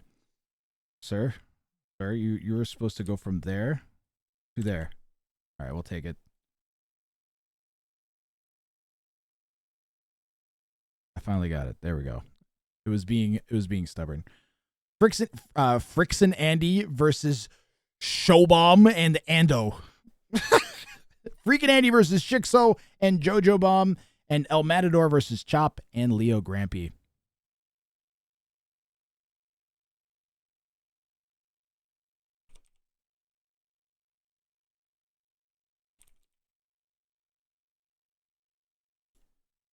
Is that Excel? It's Google Docs. Gamba payout. Oh yeah, I forgot about the prediction payout. Choose outcome. Kongan did not have the was not favored there. Anna's bananas. Let's go. Yeah, Kongan pulling it off.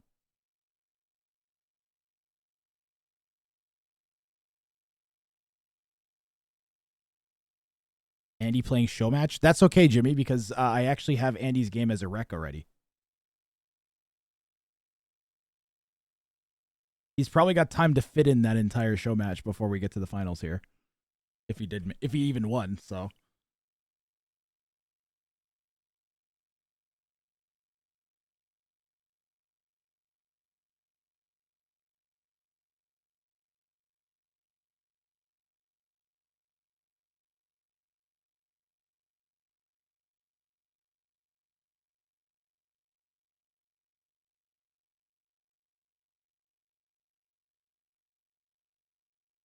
Yeah, that's perfect.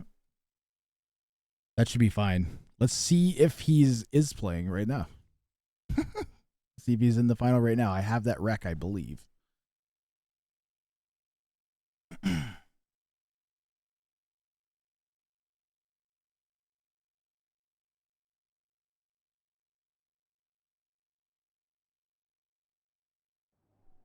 can't really afford to stop too much longer here. No, I want to break. I'm not going to.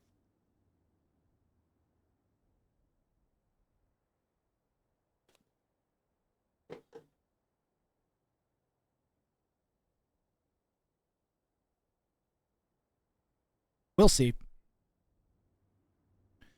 Just waiting for my game to load. Let's run the replay while I wait for because the game takes forever to load in and out with the data mod on. So let's run the replay maker, and you guys can see some highlights from some of the previous games, and then we're gonna go right into freaking Andy Shixo and Jojo Bomb.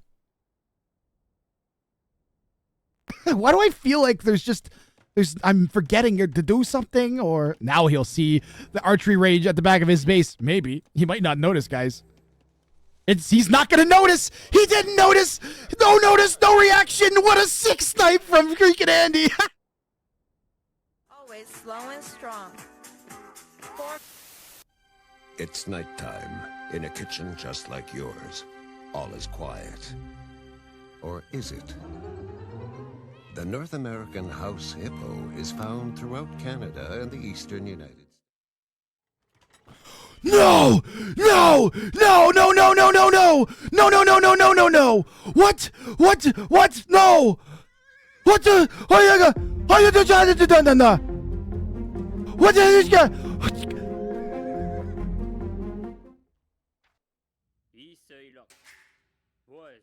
And Yellow is going to die in a second, and then Leo Grampy's going to have 4,000 red. No! That's it. Almost saved it. Couldn't quite. That's it. Yellow tried to. Bunch of camel archers. Ho, ho, ho, ho, ho, ho. Half the camel archers dead to those demos. Sneak on the left side. I see it. I see it.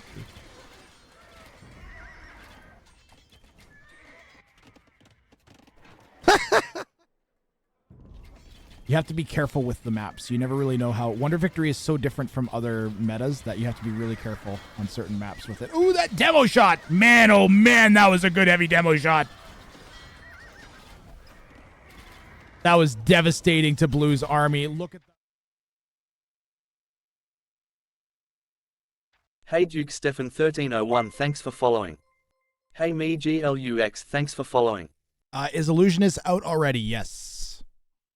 Apologies if you were hoping to not be spoiled, but yeah, he was eliminated already. We've got some follows coming in. Thank you very much. Wrang, I remember you had a meme about garage doors. Yes, I still have my MT garage Explore door. is following.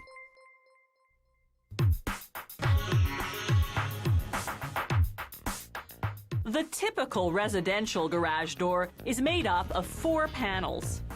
Each one begins as a sheet of either aluminum or steel, 2 metals that can tolerate harsh climate.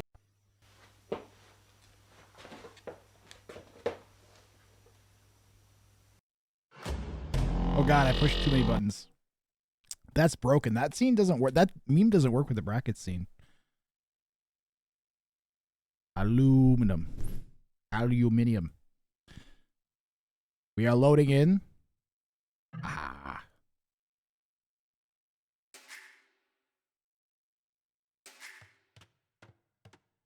To Shixo, Jojo Bomb, Freaking Andy, semifinals. Let's go. Okay, wait. Colors, we're going to change Jojo to yellow. And I'm going to make Shixo blue. So Freaking Andy can stay orange. We could go teal and pink. We could leave Freaking Andy his orange, because he never gets to be orange. Oh god, now they're all orange. Okay. It's the most confusing cast ever. No. Shixo. Teal. No. Shixo, pink. Jojo. Teal.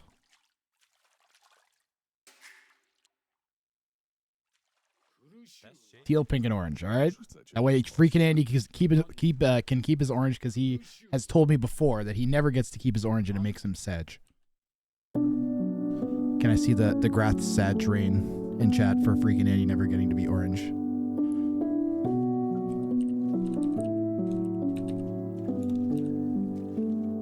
Or is it Grath Rain? Just Grath Rain.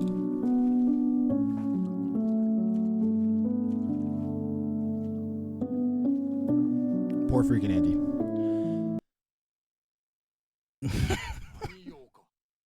So he gets to be orange today, all right?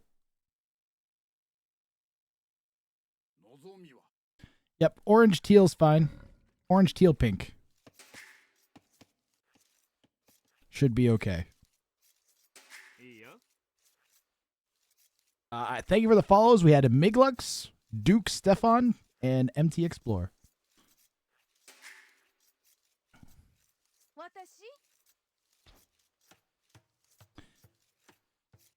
Yeah, Jojo Bomb has gone poles here in teal in the northeast. Freaking Annie in the south is Japanese. And Maggie R's for Shixo in the northwest. Let's get the ELOs going here.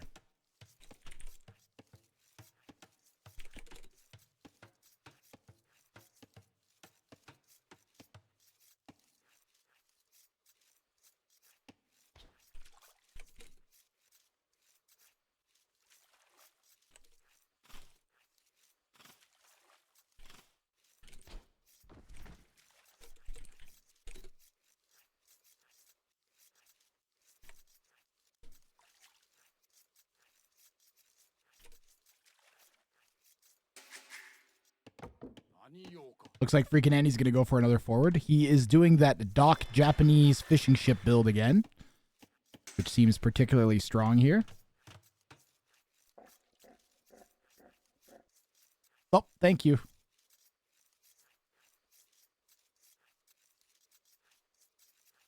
Elo M needs to be redone as well.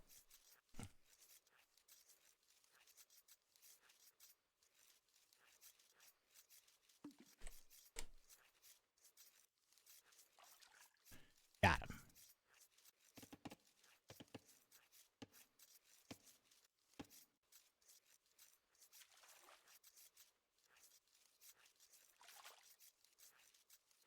I'm like edge of my seat leaning forwards. Need to be closer. Ah, that's better. Ah.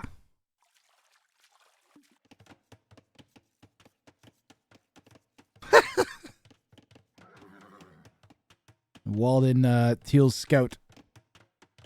And Shixo sees. It's now extra Walden.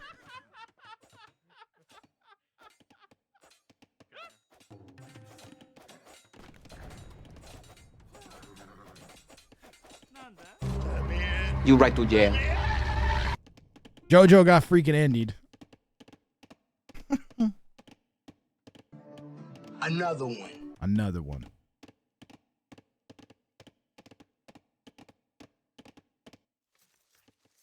Long day for Jojo.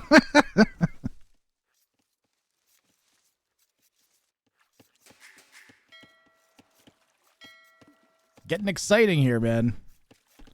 Last few games of this tournament. It's been an amazing day. Today's been so much fun. How you doing, the Garrett?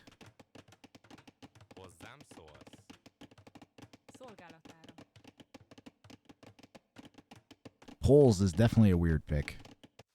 You go full Obuk? We have not had a demo shipped king, no. We've had demo ships get near the king. We've seen someone use demo ships to defend their king directly. Like they had demos around their king and then like attacked like groups of units.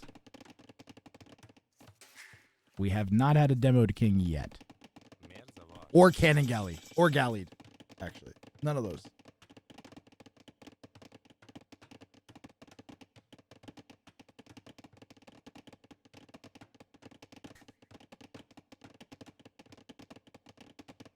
There's no space for farms, and he blocked 2 farms with Barrack. Oh, yeah.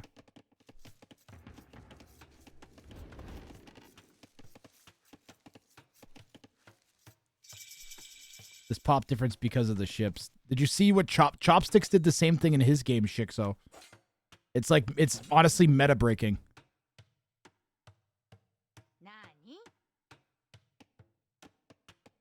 Like, Chopsticks had such a lead on it with his. And he's going for huge walls here.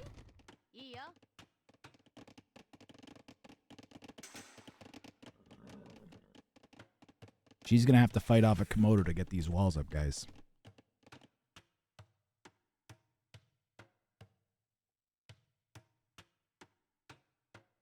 Now, normally if a Komodo dragon bit you, you would die. Okay, Mr. Andy, show me how I should have played Japanese. Step 1, that. Step 2, defend yourself against Komodo dragons.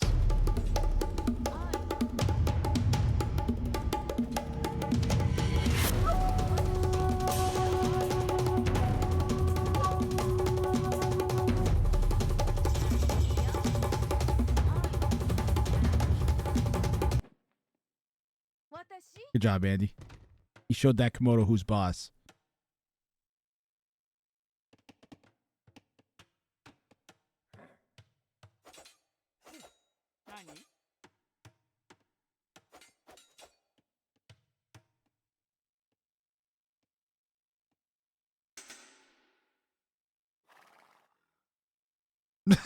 Jojo Bob. Jojo Bob, what are you doing? Oh, there was a purpose behind his actions. Behold, scouts.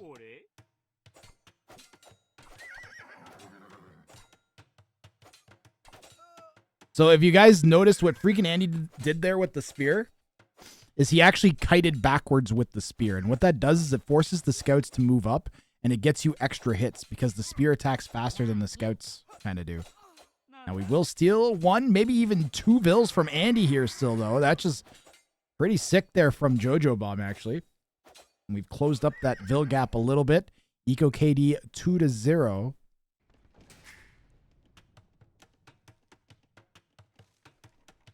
And Shixo managed to pick one off.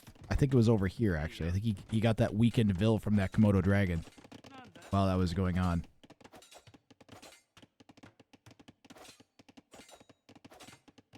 It's worth noting that freaking Andy, using these fishing ships, still has more active workers than either of his opponents. This is kind of painful. We're going to give up a bunch of free wood.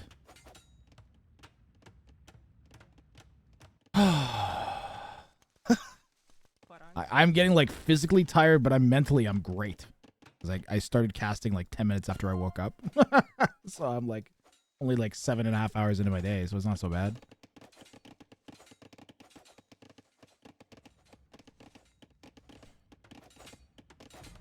Concentrate now. Yes, sir. Jigsaw manages to get through.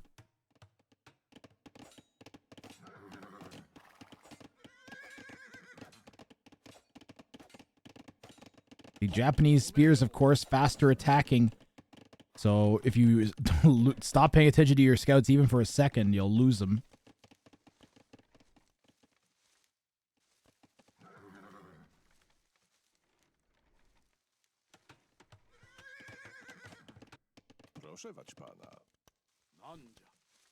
Yo, Garrett 977, check this tournament right now. That's happening right now.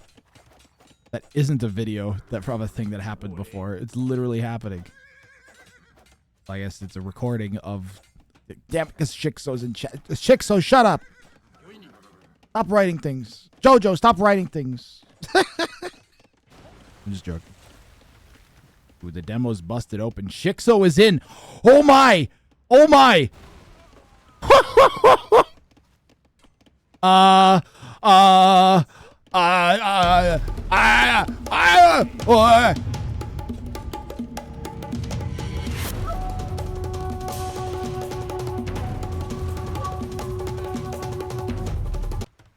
Holy crap.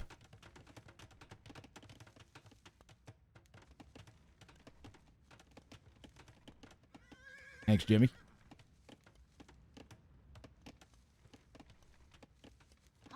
Jimmy's on the ball.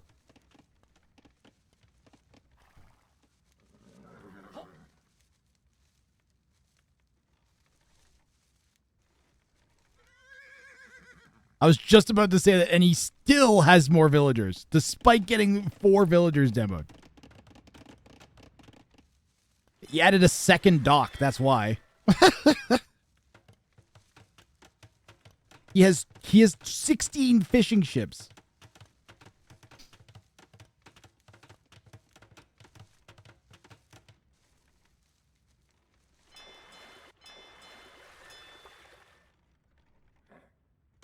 Gotta say, this is a great map for this format, right? Honestly, I looked into it a little bit because I was doing a Hidden Cup format tournament. I was just doing like my viewer show matches using the Hidden Cup maps, right? Because that's what I normally do. I'll do like King Sniping with Hidden Cup maps. Or like 1v1v1s, but Hidden Cup maps. So I did that, and we had this map come up, and it just made for like great games. I was like, you know, I wonder if we could do a whole tournament on it. And I ran another show match, and it was another like a great game. I was like, all right, whole tournament. This is going into my tournament. It just makes for amazing games. There's so many different things that you can do. There's so many different ways of accomplishing the same thing. It's amazing.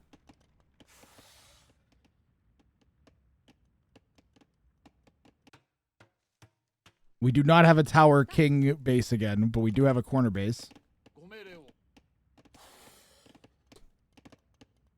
Komodo going for the spear. The spear should beat the Komodo. It's faster attacking.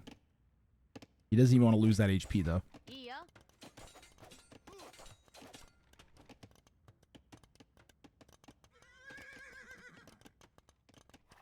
But I appreciate the compliment. Why don't you say hi?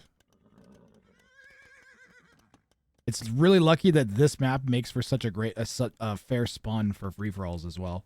Like, look at the shape of the map is, like, ideal for free-for-all, like, kind of additioning. Ooh. Ooh, the scouts actually are going to... Why does it keep doing that when I hit F? Maybe I'm hitting the wrong thing. Jigsaw. Oh, no. Oh, no.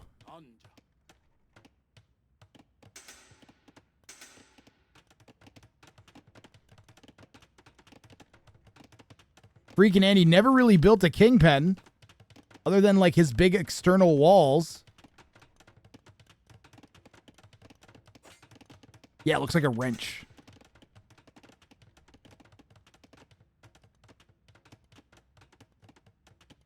Yeah, or like a bull. Yeah, or like a bull's horns. Yeah.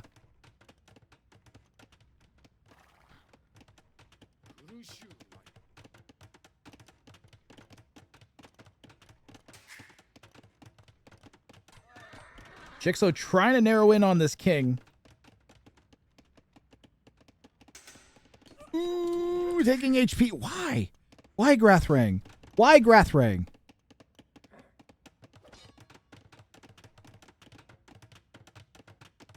Finally a TC we can send it to. Might be too late. Oh my goodness, what? Are you kidding me?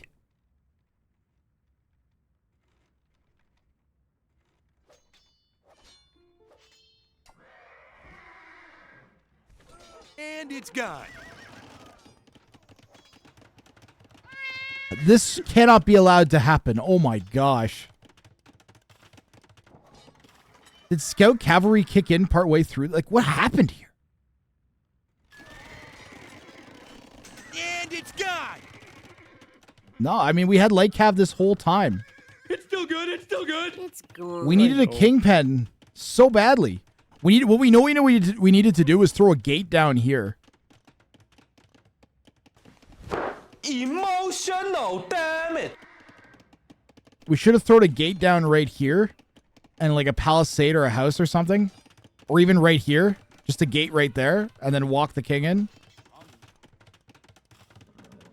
Wow. Freaking Andy is out of Ring of Fire Mudflow. Down goes the reigning Ring of Fire champion. Shikso rightly retaining his title as the Titan Killer.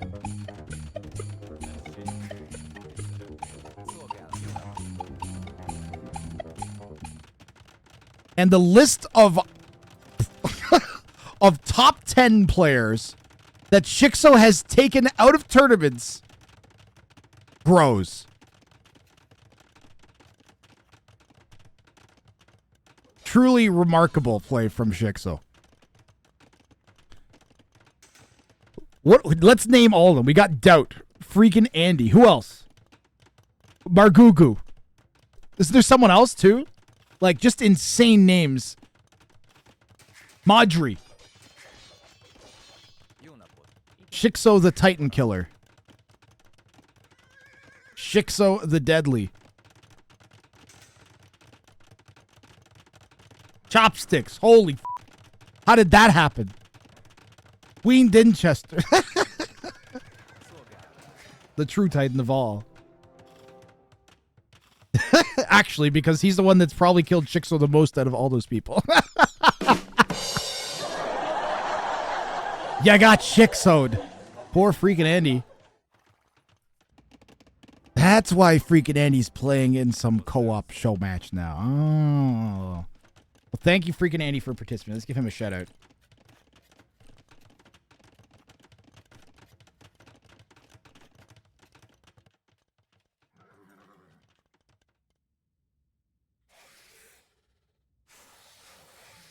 Now we've got a 2K versus a 1600. And the 2K just got 4,000 res. Wait, did you really already spend all that res? Holy crap.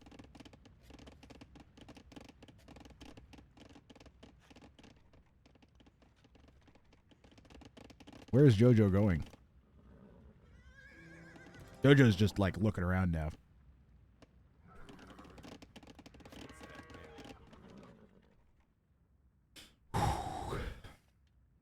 What's the plan here, Shikso? After King Snipe, click Imp. Oh, let's see if he did that. Yeah, you could instantly click Imp, right? Nope, we didn't. We did not.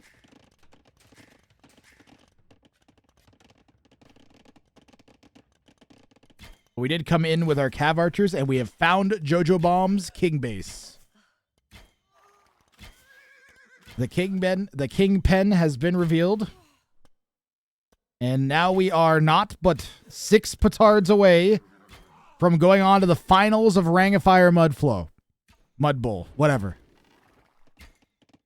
Where did all the res go? Yeah, what did you spend the res on, Shikso? Hold on, we'll go back to the snipe and see. Where'd the res go? Queues up 10 cavalry archers. Builds a castle. Queues up a bunch of vills. Builds 3 TCs. And guys, this is why I wanted this in the tournament. Because now that aggression for Shikso has paid off into a winning position for him. Even though he had to take out freaking Andy, he didn't kill himself and lose to Jojo Bomb as a result. And that's why we need the bounties on the king, is for this exact situation. Like, he's in a very even matchup against his opponent now, even though he killed Jojo. If anything, he has a slight advantage. Exactly, Shixo. Exactly. Exactly. It's a risk. It has to pay off. I think I even think we may need to give more res. But so far it's been fine. This tournament, it's worked out really well. The res may need to vary by map as well, is how it might have to work out. Yeah. I think even like 1,200 each. So that you can like click up and or build a wonder and then still have res left.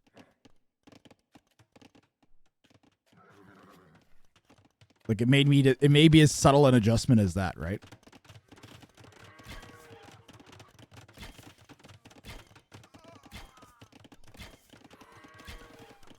No, this is Conquest only, Purgefin, but I think I'm gonna try Wonder Victory for the next one-day tournament. The next bowl, Rang of Fire bowl that I run, which will be probably in April if I had to guess. Probably early April. Might do one in March. More likely I'll do one in April, probably on Hamburger.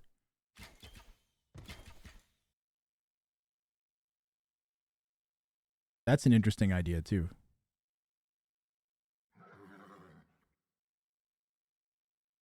That would make games longer, though, Shixo. That'd be interesting. Then it's like, do you keep all your eggs in one basket, or do you try and keep track of multiple eggs?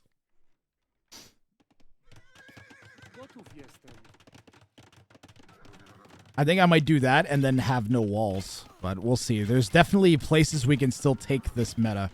For now, I am quite happy with what this is looking like. This has been an amazing tournament. Yeah. What? Did we break in with the petards? The distraction worked on me, too. We were pretty much just waiting for this, actually. Jojo Bomb never really dealt with this up north for some reason. Where did his knights go? There they are.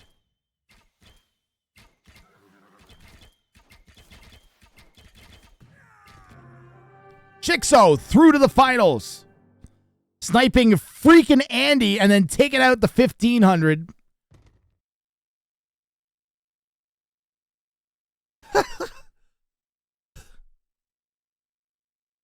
I'm still just stupefied at this snipe a little bit here.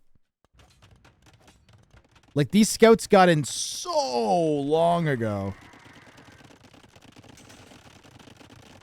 This was such a long sequence. You know?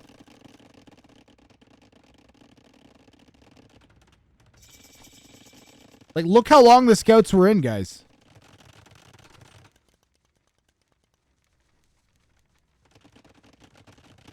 Look how long the scouts were in. We have to go all the way back here. They were still in.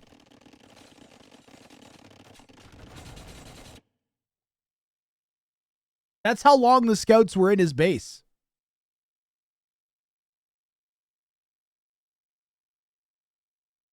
You're literally talking 10 minutes in-game. All of Feudal and the beginning of Castle Age, and we still hadn't cleared them up, and we still hadn't built a pen. And Shixo kept them alive against a 2,500 that entire time. Yeah, in addition, Jimmy Rayner, he picked up light cavalry. And then he also got that free attack bonus that the Magyars get with each age, because Shixo hit the Castle Age while that attack was going on. Shixo's macroing behind that, microing those against the 2,500k. Yeah, if you don't have the free attack upgrades, I don't think that works. I think your light cav die fast. And yeah, this just really well played by Shixo, who definitely earned himself a spot here in the grand finals. We have 2 games left now. That's it. We've whipped through this tournament today exactly the way I was hoping.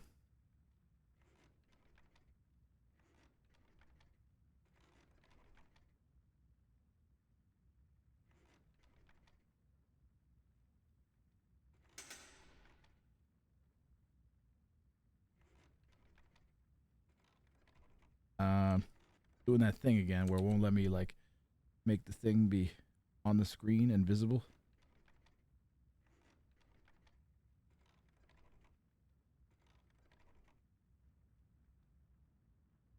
So I'm just going to hack it.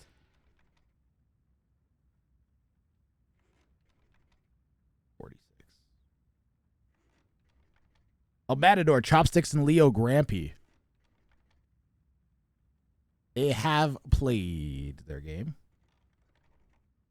I'm downloading it now and placing it into the folder.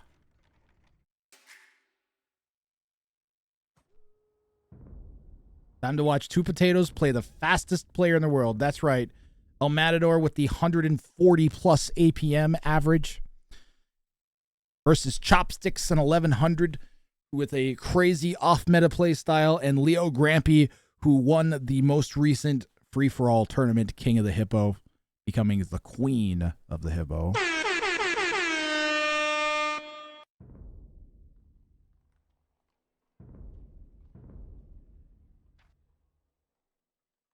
How are we doing on ad timing?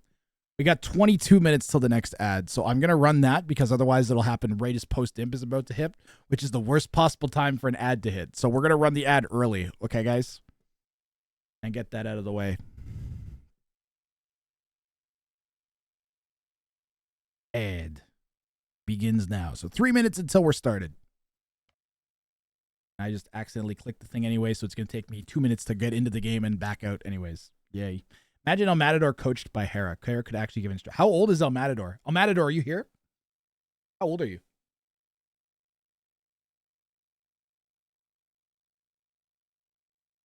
If he's under 30, that should be, I feel like that should be like a priority for the community. Is Hera trying to develop someone to kill him? I accidentally loaded into the ARG game again.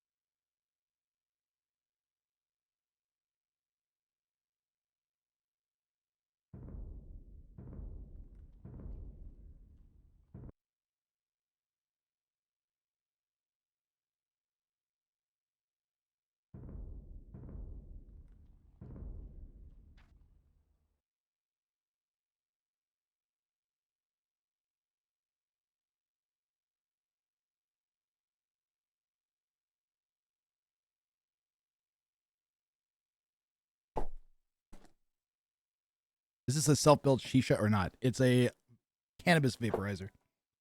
But I have it gets really sticky because like of the way cannabis is. So I have like a holdy thing on it that I put on so I get my hands sticky when I touch the mouse. Grab this thing and I go. And this is just like a clamp. It's just like a clampy clamp. And another one. It doesn't actually clamp on. It just clamps like a piece of the plastic that's wrapped around it. I'm chilling, man.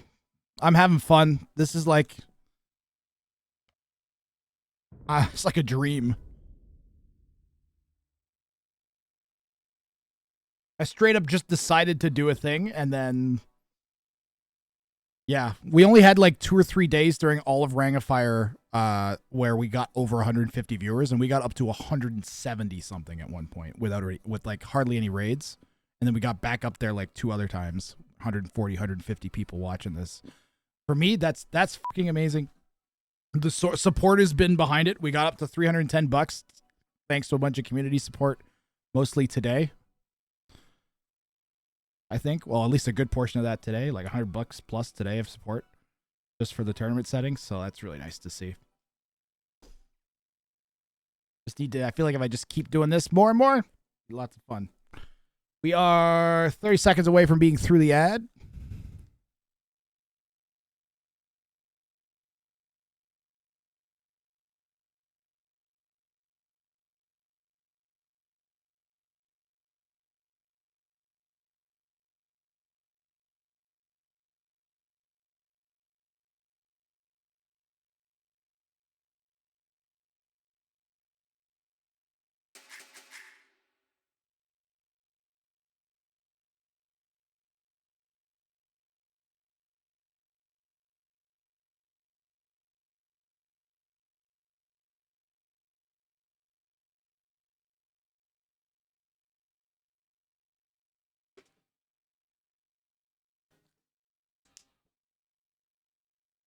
Welcome back. Welcome back.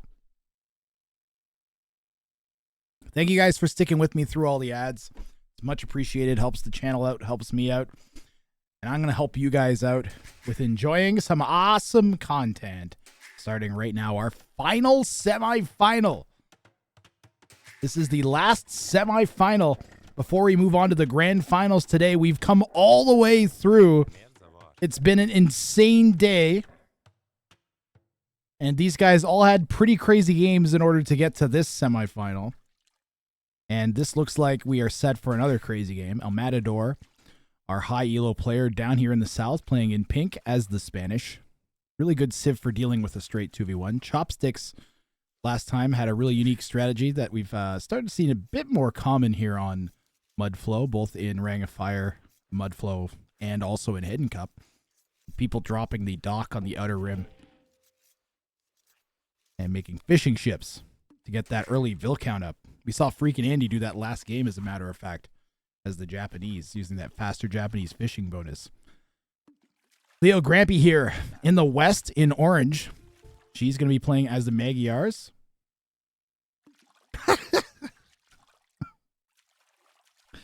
It looks like we're going to have a 2v1 between orange and teal versus pink, which makes sense, of course. Monday. The fastest player in the world versus two potatoes, as stated by Chopsticks himself. You got it, 11th. Thank you, man.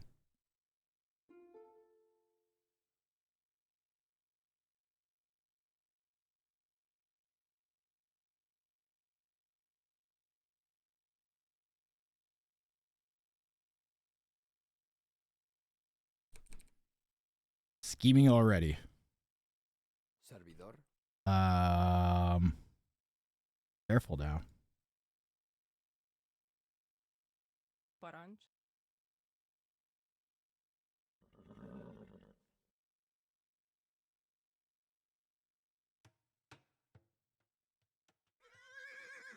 And I am pretty excited to see what we're going to get here. I'm wondering what El Matador is going to do. If he's going to play defensive or aggressive.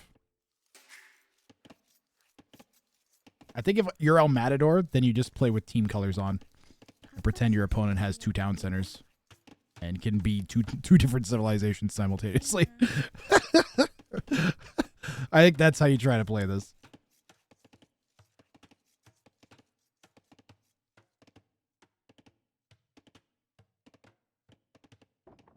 The in-game ELO search is much better than AoE2 Insights. You mean the in-Twitch chat search? Oh, I'll have it. It's exclamation mark FFA ELO. So actually, we almost never use ELO show anymore. I guess you can use it for 1v1s. Yeah. Thanks, 11.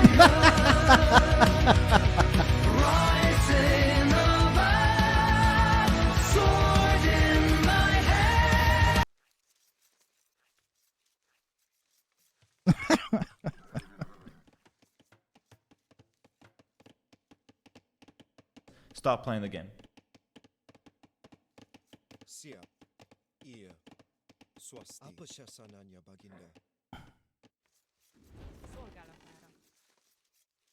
Why do I have a Twitch whisper? Who's whispering me?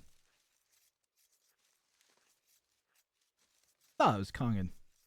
That was someone replying to. It was Kongan replying to when I sent him cash from, I think, bounties.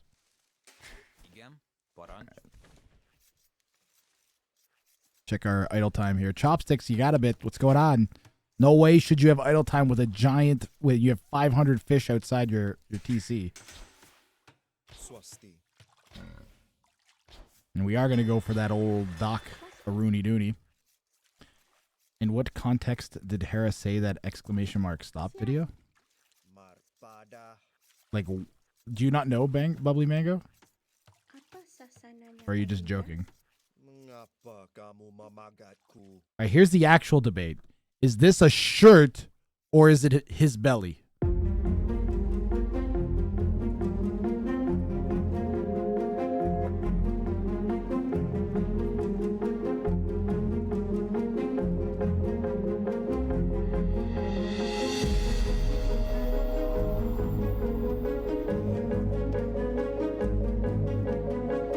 It It's a belly shirt.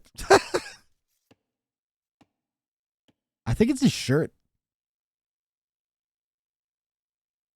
Okay, no wait. Now is he wearing a flesh colored and blue shirt, or is it black and gold?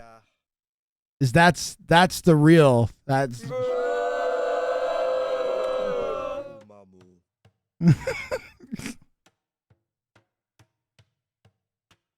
I don't know, but like this looks like it just I can't tell. Maybe if we zoom out further, it'll be easier. And then I zoom back in. No, that didn't. We zoom back in. I don't know. It's really hard to tell. It's so hard to tell. I can't tell. This is why we need HD graphics. Oh, poor Bubbly Mango. It was on the Town Center podcast. Nilly was asked what aspiring upcoming streamers could do to be successful if they're trying to go full time with AoE 2. And then he specifically Nilly brought up me, and then Hera commented on it. And they basically, Nilly was like, Wrang should change his approach and he could be as big as Mem. And then Hera said, number one thing Wrang needs to do, in my opinion, is ! Stop. And then he went on to say that I host great events and he loves playing in them and I should host more of them. Because they're really good and he can tell that I enjoy doing them and he enjoys playing in them and other players enjoy playing in them, so do more of them.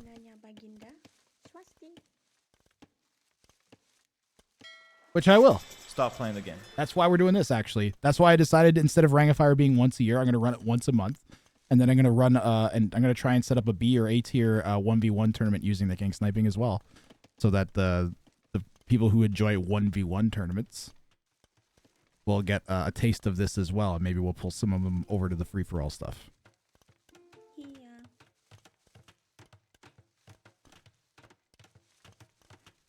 I thought he told you those things in person. No. Also, the other thing that I have to mention, instead of Hera just saying that Hera publicly criticized me on this big podcast, is that he also followed up with me and has given me some help on getting my YouTube kind of restarted. And he had me on his stream to coach. He's did a whole bunch of stuff. I had like an hour-long conversation with him on Discord where he just kind of went over like YouTube and how to do YouTube better and how to structure my content in general. Yep. Hera literally like didn't just talk the talk. He walked the walk right away. 10 out of 10. Absolute fucking classiest thing I've experienced in the AoE community since I've started. And was a massive help. And came at a much needed time. So thank you, the Hera. Let's take a time to thank all the people. It's been a while. Thanks to Charchar42069 for making the map pack. Maggie Wirtz for doing some admin work. And Alavid, I think there's someone else did something. Chopsticks and everybody else. Derek Richards. And a bunch of other donos that came in. Life Boothman to support the tournament.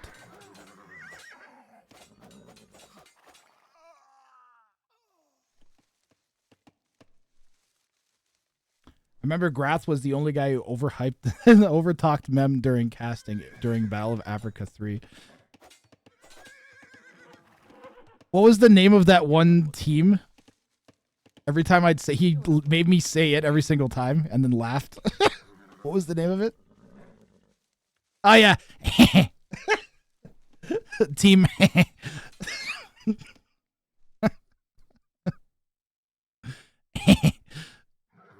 Good old team.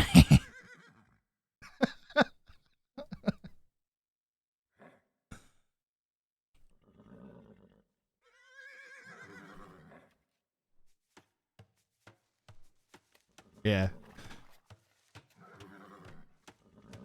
Hopefully me and Membo will get to do some more casting at some point.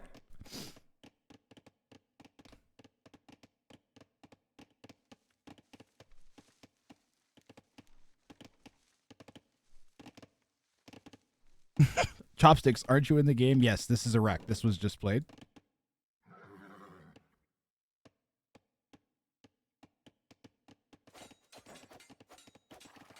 We'll have like a big long channel point prediction set up for the grand finals. You guys will have like, maybe I'll set it for a full 15 minutes Or like a 5-10 minute lead in, and then the first 5 minutes of the game.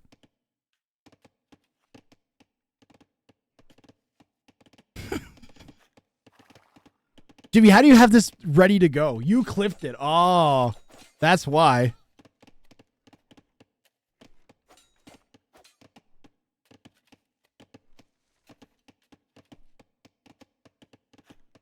Hold on, I can pause this. Hold on. I can pause this for 1 second.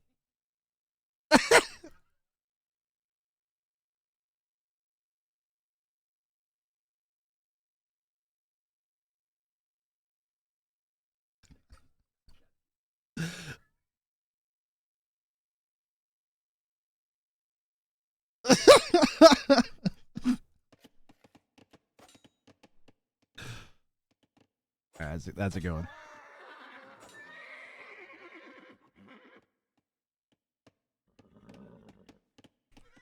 Holy f***, Mem's lost a lot of weight. Jesus.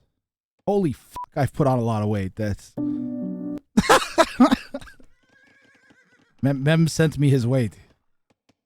Why didn't he send me his casting skill? What the f***?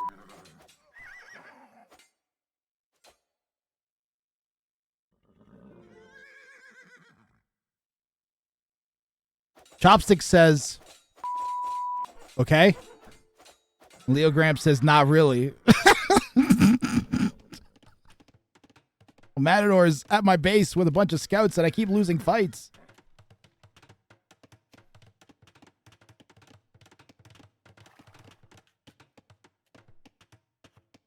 Don't you mean...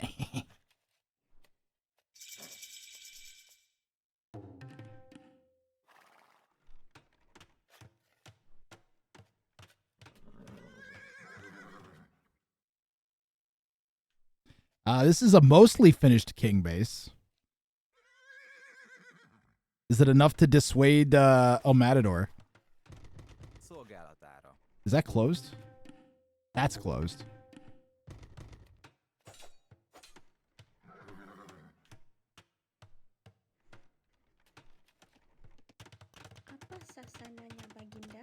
Man, Matador is everywhere.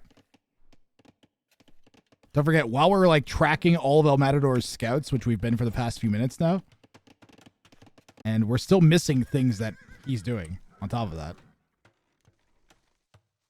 Also macroing and setting up a kingpin of his own. A double kingpin, as a matter of fact.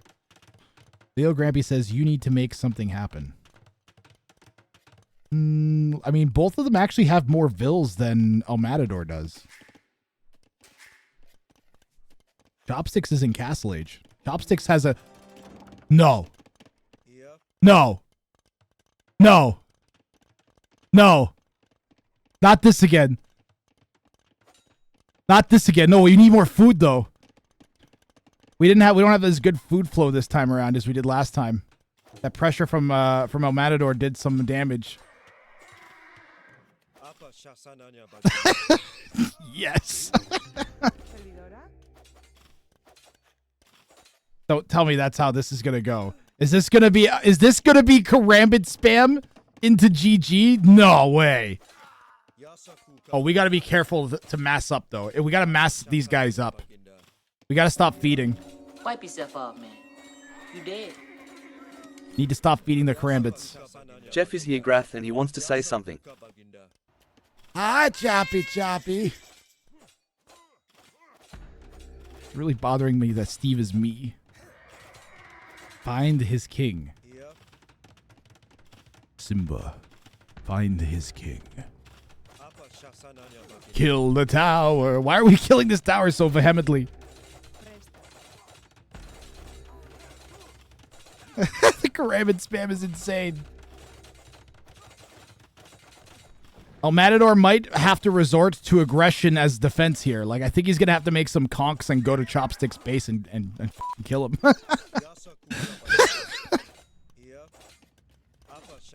No, just go down, Chopsticks. Oh, he doesn't know, but you got to think that it might be in that general direction.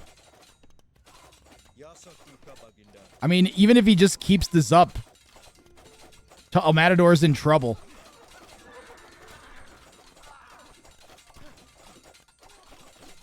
El Matador's in trouble. Holy crap.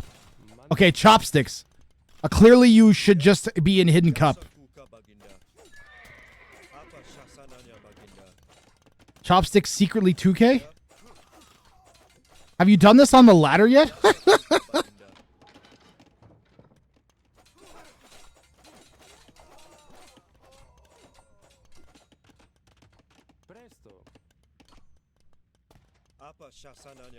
This is crazy.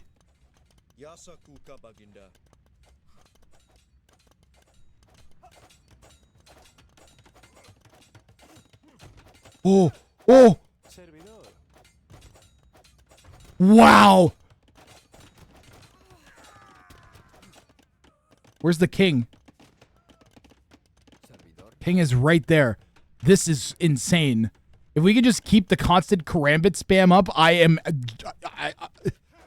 this is looking bad for El Matador.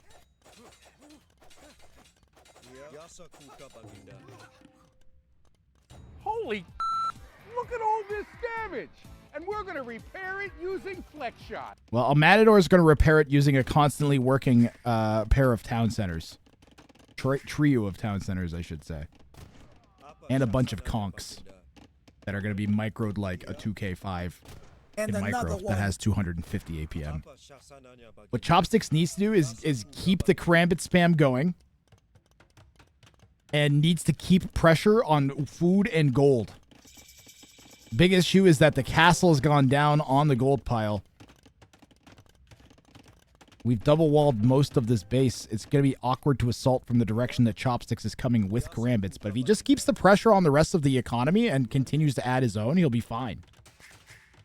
These guys, I don't even think, ooh, is the TC going to go down? Could deny the TC here.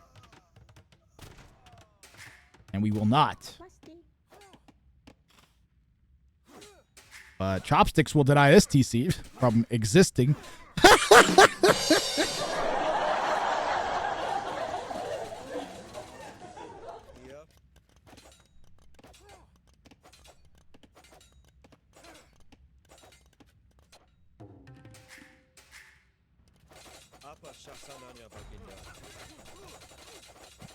Crazy game. Just keep them down here. Just keep them wailing on this wall. Keep like a bunch of them back. And keep the spam coming. And I think we got this game. This is insane. The king is right there. The king is right there.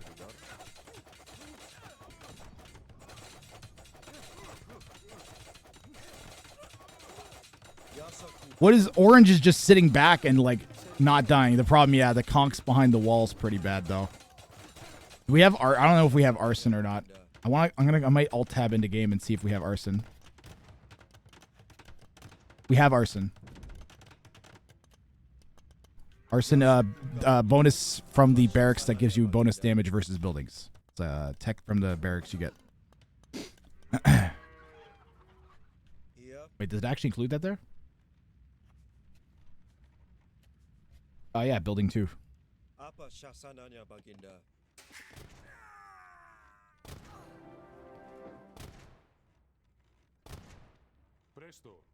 The conks run up a little bit. I wonder if they could range the king. Not quite.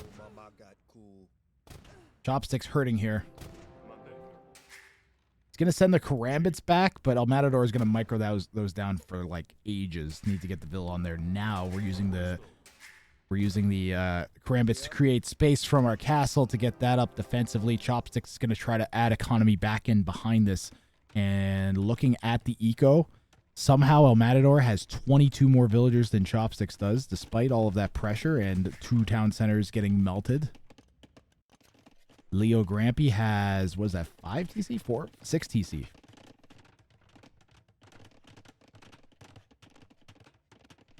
And does have the Vil lead for now, but has almost no army. We have 2 scouts off in the corner of Teal's base. Imagine if either Teal or Pink send their king there at some point. But Pink's setting up more like down this way.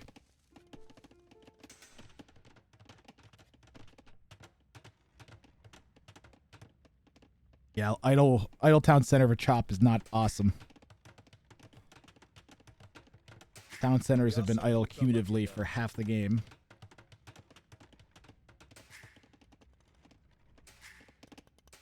Two of them not really working. Matador has more elo than the two of them combined and APM. I would expect.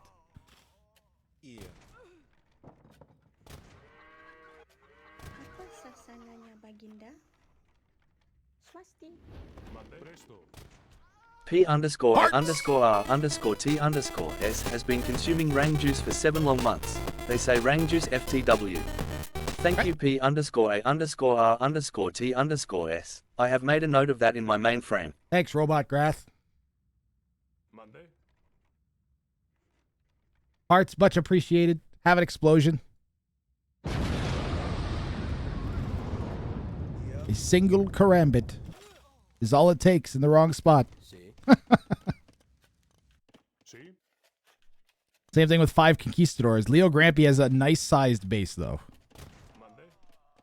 Yeah, 6 TCs for orange and booming up appropriately. Although 6 town centers does make it a lot easier to idle. Trying to get to Imp, it looks like. Imp and cavalry archers maybe for Leo Grampy. We need to start making army. We need something to defend ourselves with here. Chopsticks has gone back to all-out assaulting El Matador. We have 79 karambits. And we are eating this rear TC and trying to come in this backside. Actually, huge big brain play from Chopsticks, refusing to just stick to one assault direction and coming in from the side. We're using some of our karambits to chase away the conks, the other ones to break in, and he's in range of the king. He might be able to hit it through the corners. He can slash it through the corners. Just hit the palisade, hit the palisade, hit the palisade, hit the palisade. Oh man, this is trouble here for El Matador. Needs to get the king out of there. He might not be able to. Half the HP has gone down. Conks slaughtering oh man. King has moved out the side. Karambit's going after it, but getting eaten by the combination of the conquistadors and the castle. On the other side, Karambit's come in. The king moving back towards the lead from El Matador, cycling it back into his castle. Back towards his conks. Man, oh man, was that close.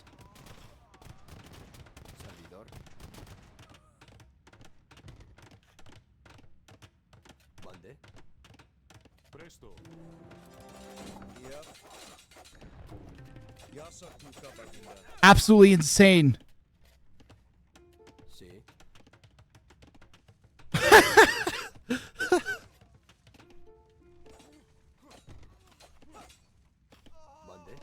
Fucking sick. Karambits have squires. Yes, they have squires, and they had when I checked to see if he had arson, he also had squires.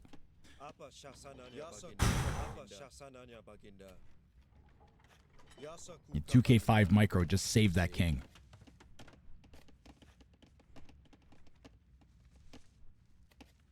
Bills are way below Leo Grampy. This pressure is costly. Meanwhile, Orange, literally nothing. Orange is just like...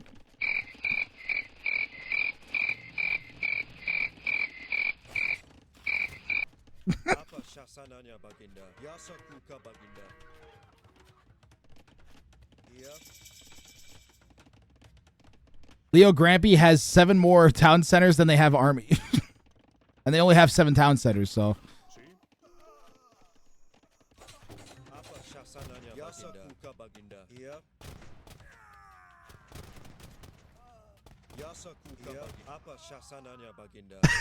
she wants Magyarish Revolution. Chopstick says, now I realize I'm being played. Ah, this is why you cycled your karambits back. Well, Orange is castle dropping. Yes.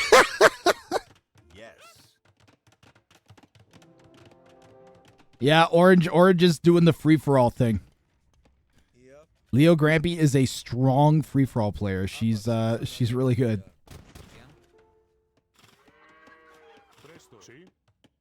I believe I called Leo Grampy Trundo 2.0 during the opening rounds of Ring of Fire. She pulled off some crazy 2v1s in mind gaming. To her credit, though, when she said, okay, I'll attack now, she went forwards with Bills and Castle Drop. So she wasn't completely full of shit, Chopsticks. But that is about as little of a commitment to an attack that you can possibly do while actually sticking to it. Would be like, okay, castle drop on the most useless res. Monday. Presto.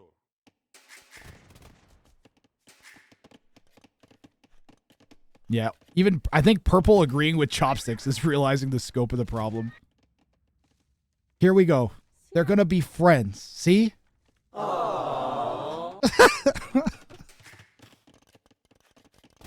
Or will they fight? Are they gonna split the gold, chat?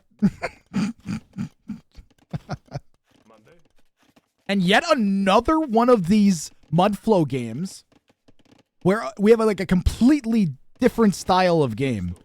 As we have one player that's like kind of 90% open. Actually, two of the players are really wide open. And they're all really open. This is a super open like way that this game has gone. As opposed to trying to wall off like a third of the map that we saw in the last couple games.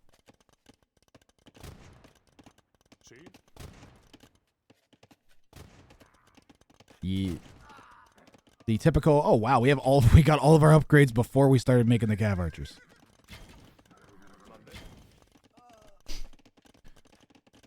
Yeah, when we were watching the show matches with this map, I was like, man, we could do a whole tournament with just this map and it'd be great. Lo and behold, today has been amazing. We are going to TC drop, typical Chopsticks. We could have been sharing the gold friendly, but no. Now we're in a TC drop-off.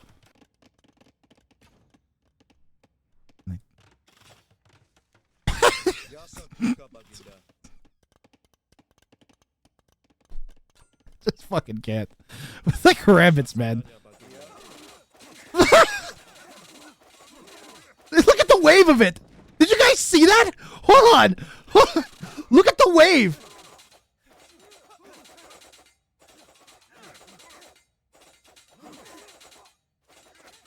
Bro.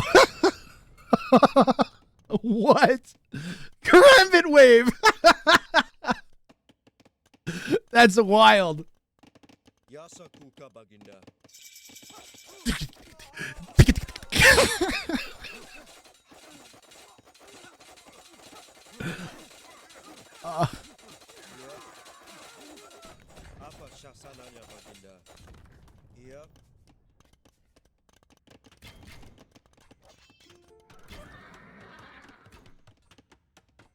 You okay? Oh yeah, they're actually kind of killing El Matador right now.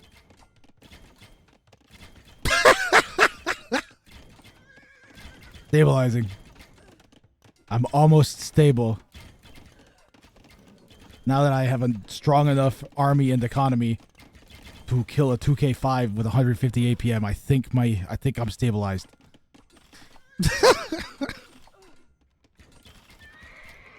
Hey, mouse bottles. 10 TCs almost stable. Another 5 or 10 CCs. Hey, Wrang, am I too late for my first match?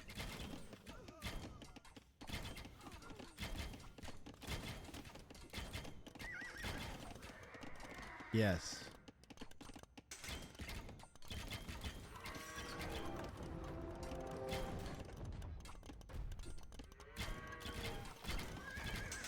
This is the semifinals, mouse puddles.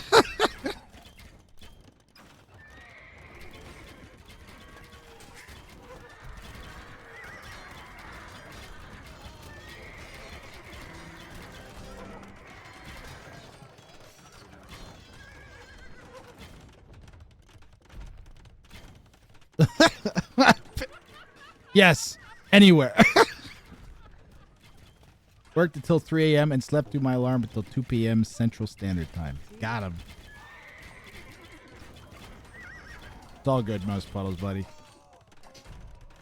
I was prepared for that. I figured I'd pull people out of chat, and if not, then I would coin flip people into other sets or move them forward that way. It's a one-day tournament. You have to expect that kind of stuff to happen. We actually managed to keep the whole bracket filled, which is really nice.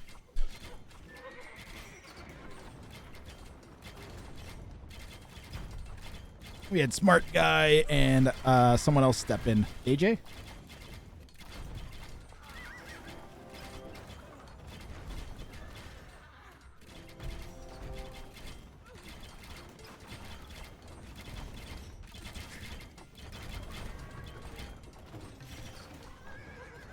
Sorry.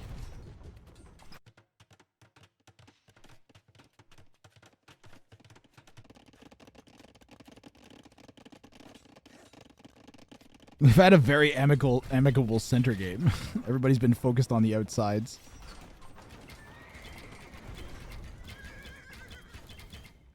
The king, where is the king? King's getting sandwiched, guys. We got Karambits in the north. Cav Archers in the south. The great El Matador crush begins.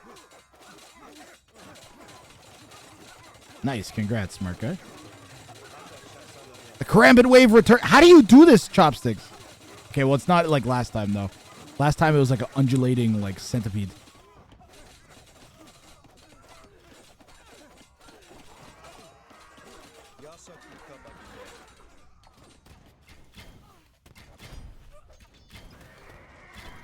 Leo Grampy, she's playing this so smart. She's played this so smart. She's in such a good position. Like, even if El Matador just suddenly stops existing, the only thing that could really hurt is if El Matador gets the king. Or pardon me, if Chopsticks gets the king. Because then Chopsticks might just spam 400 Karambits. We've already started attacking orange, which is good. The push has started. Chopsticks, I think, might be thinking he can take this game. He needs to... Why is he not attacking purple? Attack! Attack! Too busy attacking farms, yeah.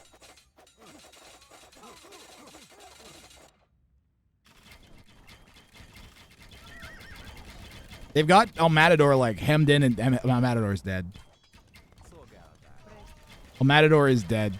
It's just a matter of who's going to get the king now. Absolutely insane. 2,500 elo player taking out by these two. To be fair, I'm not even exaggerating when I say Chopsticks has been... With this strategy, Chopsticks is like a 1,600 player. I don't know if I could stop this. Like, legit. This whole, like, really fast castle with the Malay docks onto the fish traps into the Karambit, castle drop Karambit spam is just... It's fucking crazy.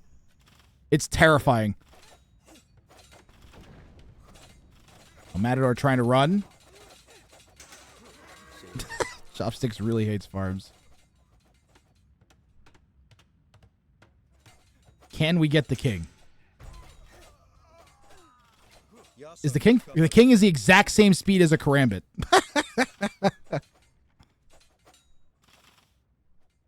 Oh! Okay, wow.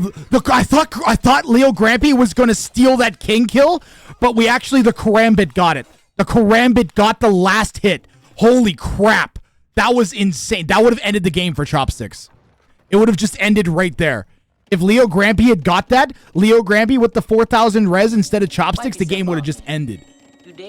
That was insane. How clutch that was. And did he instantly Q50 Karambits? Yes. Why, yes, he did. And here come the Karambits. Pouring out of every castle and orifice of Chopsticks base and into Leo Grampy's. Down goes the town center.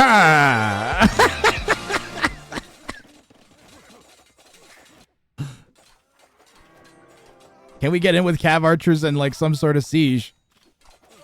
Chopsticks gonna try and eat TC. Should maybe be focusing on other stuff. I don't know if full Karambit spam was the way here. She really doesn't need that TC. That TC does nothing. We should be slicing Vills. We just lost a ton of Karambits for nothing. I think we'd be better off spamming Karambits into the base. Like, just continue this push. This is what all of our push should just be focused there, maybe. And onagers? Where are the onagers? Show me onagers.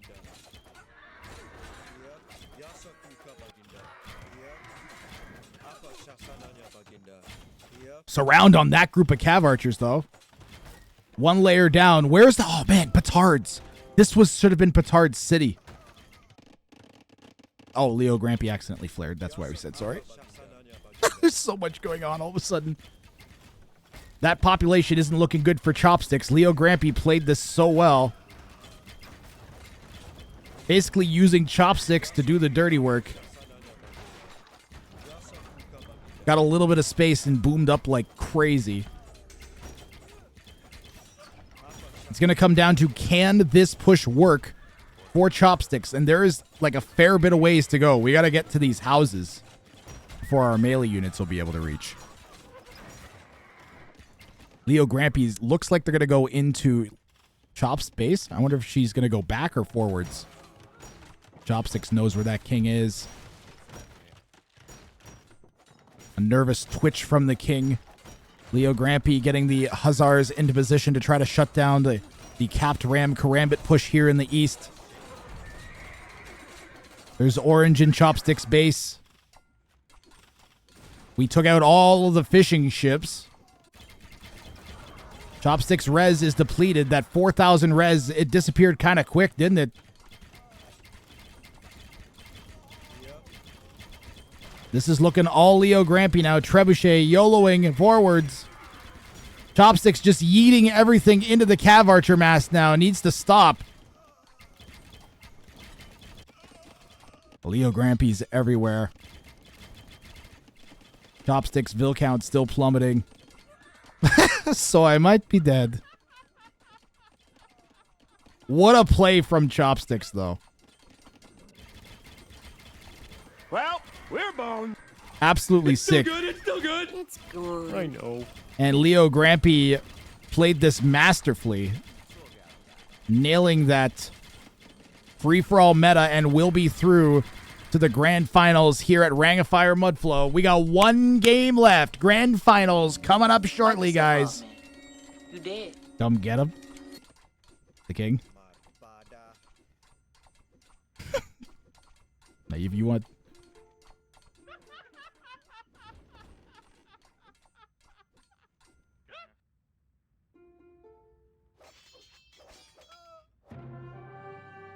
GG, well played. Leo Grampy through to the grand finals. Even if you take off, even if you take off the last 7 minutes of the game, we still have more APM than either of the two opponents combined. Absolutely ridiculous.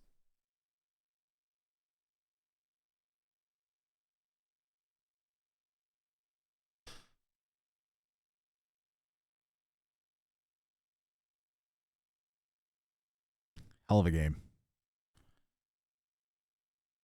One of the most heart-stopping moments ever. I don't even know where it was. One of the most heart-stopping moments ever with that first Karambit snipe. When did that happen? See? This Karambit snipe here was just insane.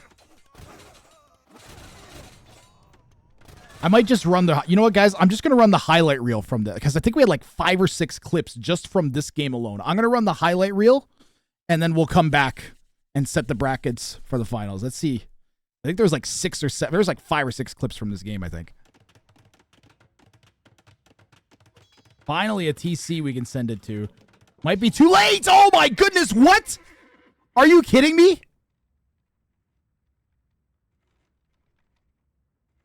I'm like dumbfounded.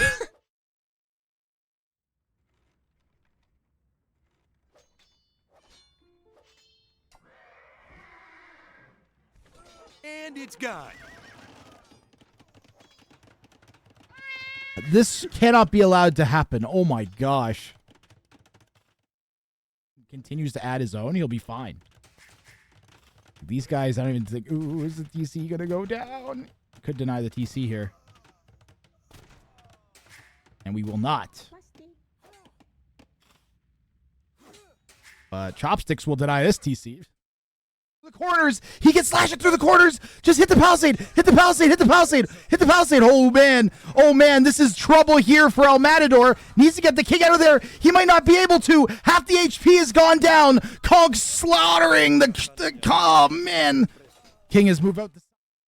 Just hit the palisade. Hit the palisade. Hit the palisade. Hit the palisade. Oh, man. Oh, man. This is trouble here for El Matador. Needs to get the king out of there. He might not be able to. Half the HP has gone down. Kong slaughtering the oh, man. King has moved out the side. Karambit's going after, but getting eaten. Just fucking can't. With the Karambits, man. Look at the wave of it. Did you guys see that? Hold on. Look at the wave. Show it again. Show it again. Show it again. Ah. That wave was sick. The Karambit wave was crazy. Karambit wave is one of the craziest things I've ever seen. Leo Grampy through to the finals.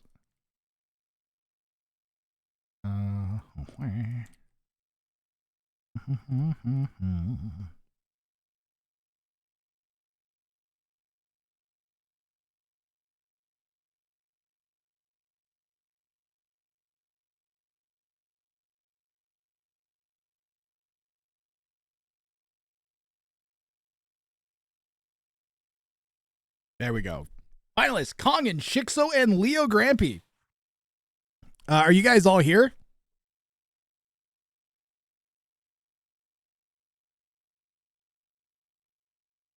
All right. They are setting up the game right now.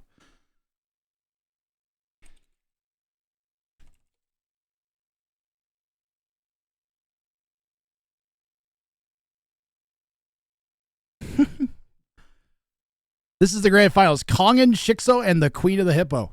We got 2K. We got the Titan Killer. We got Kongan, who has been looking for a victory, let me tell you.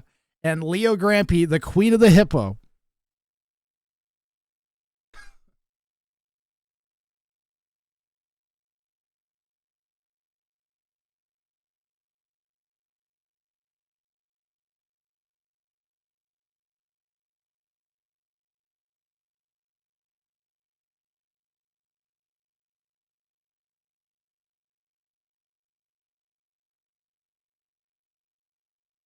This is a great day for AoE. Yes, I agree.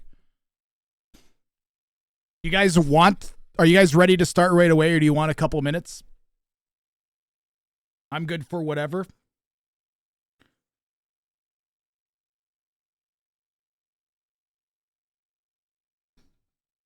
We also got so much in today. Setting up the lobby. All right, cool. I'm going to run to the bathroom. This will be the last chance to grab like a snack or something. Or go to the bathroom or whatever. I'm going to run the ad now. And a reminder that coming up on Friday, guys, we have another crazy thing going on here. This Friday, I'm going to be running Twitch Plays Age of Empires 2. So you guys are going to have control of my mouse and keyboard. And we are going to attack the campaign. We're going to pick a campaign to do. Chat will vote on a campaign to do. And then maybe we'll play some ranked games is the plan. All right. It is a best of one, yes.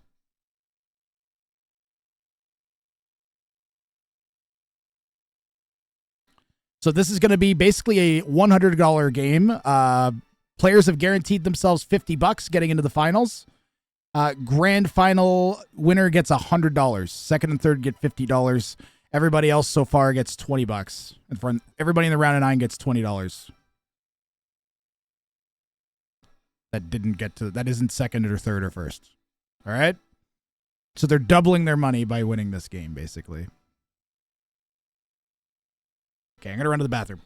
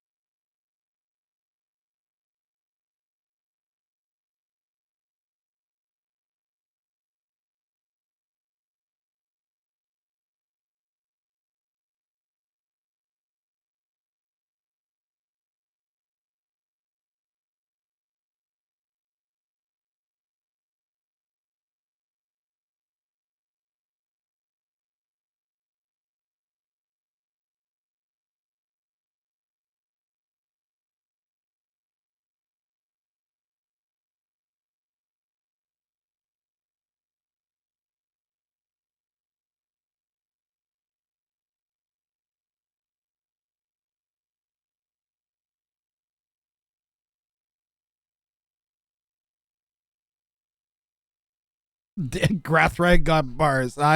This is a pretty good song.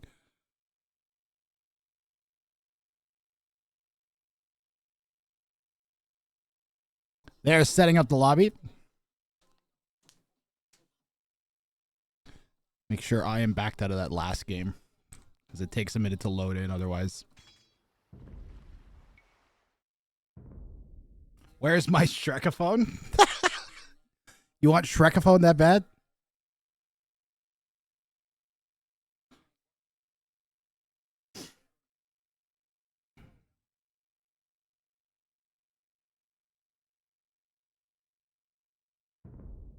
Boom, boom, boom, boom.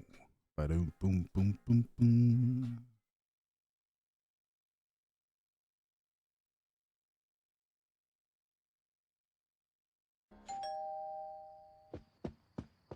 Hello? Yes?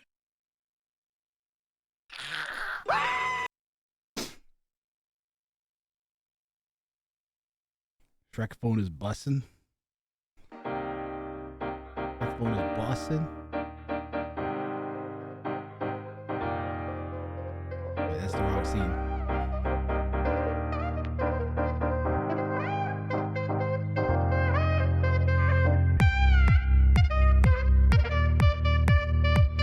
I'm gonna give him the 14 here.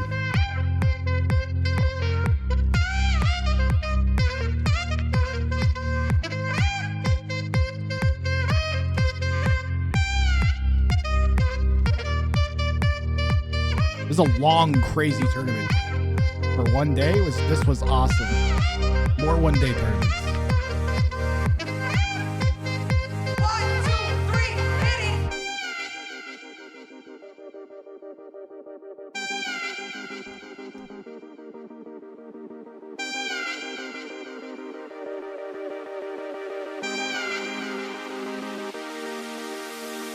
One minute delay, okay, or I have to rehost? 1 minute delay is fine.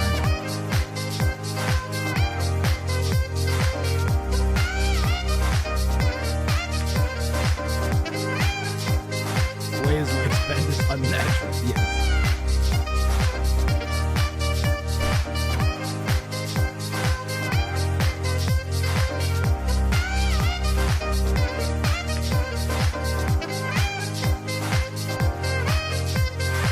Good luck, have fun at all. Yeah, everybody enjoy. Let's go, guys. Wrang and Fire Mudbowl. We've been here all day waiting for this. I am so psyched. Shikso, Kongan, and Leo Grampy. Another one. Kongan was a part of that first crazy game with Mongolsbead and Blue Star, where Blue Star almost sniped him. It's crazy to think that he had to come through that. We had Shikso that picked off freaking Andy to get here, and Leo Grampy, who had to sit back and let Chopsticks kill El Matador, which I can't even believe is a fucking thing that I just said out loud. What was this tournament? It was insane, man. What a day. They have started.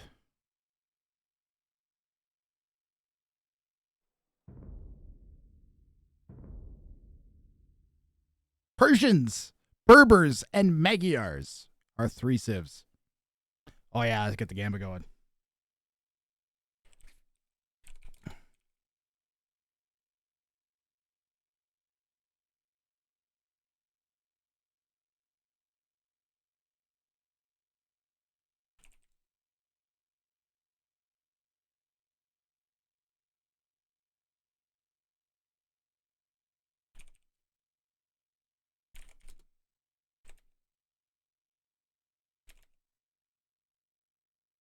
Duration 420. All right, get your channel point predictions in, guys. Shikso, Kong, and Leo Grampy. Who do you think is going to win this one? It's been an awesome, awesome day, man.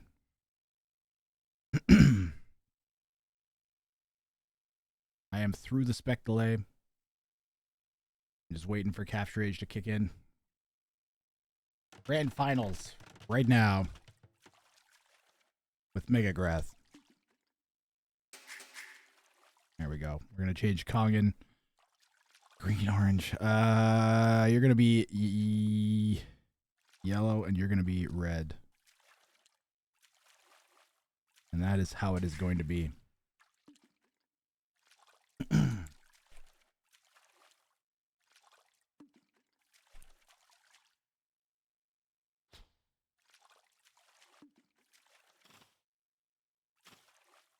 Guys, I'm pretty sure Kongan is streaming his POV if you want to go take a peek and watch him play. I'm not sure if Leo Grampy is also streaming, but I believe she streams as well. Why?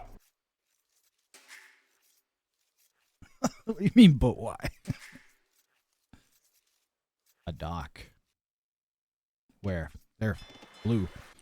Shixo's going for the dock strat. You know, he said in chat he watched Chopsticks and freaking Andy put the dock down and get a huge eco lead. So I'm not surprised. This is the first time I think we've seen Persians this tournament, and they are really good on water maps because they get that extra wood. Faster working docks, faster working town centers.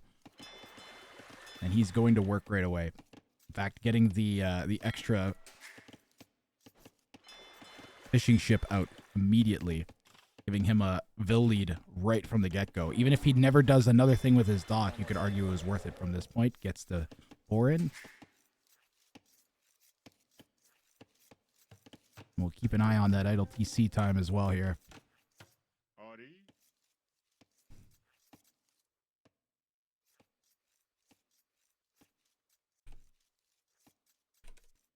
Persians might struggle late versus these civs. Yeah, the lack of bracer for Berbers is not ideal.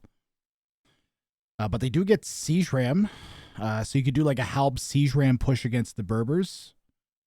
Maybe even like heavy camels mixed in. Something like that. And also, yeah, and also Savar is pretty strong. So that might work. Berbers will go cheap heavy camel though. And Magyars with the Cav Archers. They also get Paladin, and Paladin kills Savar, if I recall, one like head to head.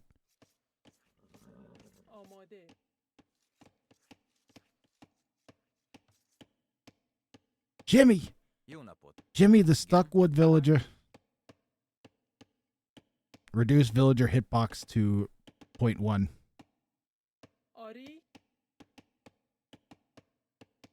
Give them 0 hitbox. Make them ghosts. There's no way that'll get abused. 0.01 hitbox. Something like that. Salam. Salam. Ari. Channel point's still running. Wow. Pretty split. Leo Grampy is a little bit, it's like basically 2 to 1 odds against Leo Grampy. Is that how you do a how do you do a bet for a 3-way like that? I actually don't even know. I think a lot of people are going to be rooting for Leo Grampy here. A couple years back in Wrang and Fire 3, we had a player known as Trundo.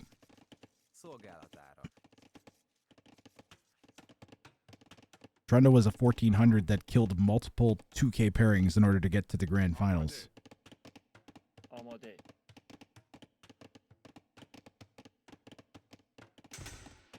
Unique tech, deleting Vil hitbox.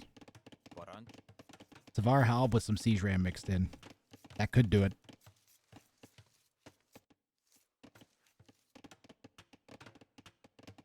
Halb Siege kills everything. Everything could die to Halb Siege. Just depends if you have enough of it in the right place, doing the right stuff at the right time.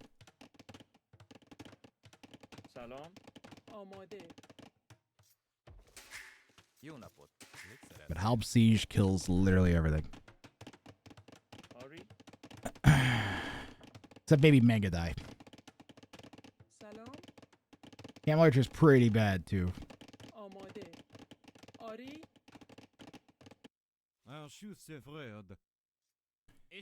Champions, You make Scorps though, the para. You beat shield with Halbs, and then you kill him with the Scorps and or Onagers. Halb Siege, telling you.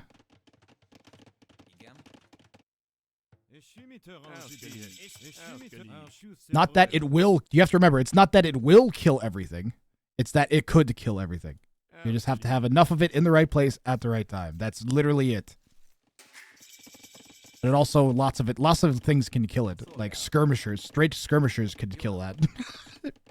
You know? I've seen straight skirm kill Halbonager. You micro the shit out of the skirms. I've seen it done.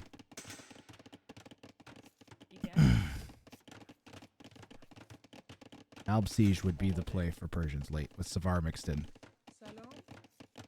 Also, they get Hussar too.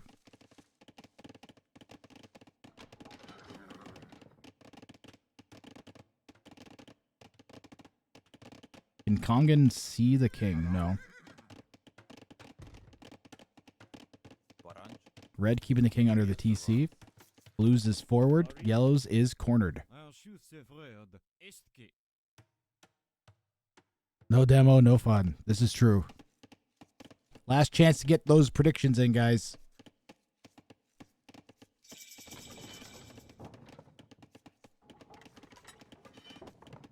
$30K on their line here. So we got $30K for Kongan. I saw $27K for Shikso and about $12,000 for Leo Granby. So we got like 3 to 2.5 to 1 odds.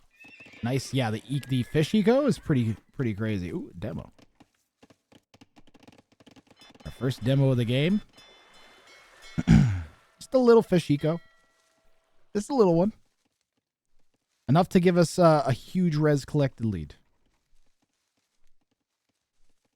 Actually, Kongan doing pretty good with the Berbers over there. Berbers have a sneaky eco bonus that a lot of people don't think about, which is their faster moving villagers.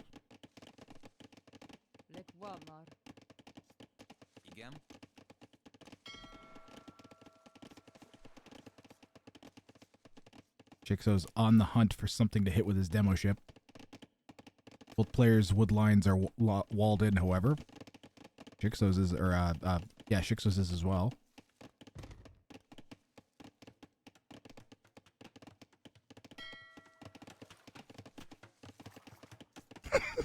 Now we're running. Just looking to take some of Red's vills out, that's all.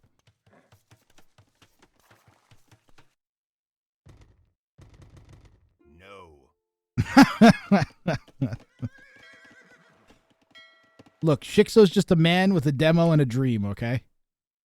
A dream of exploding a king.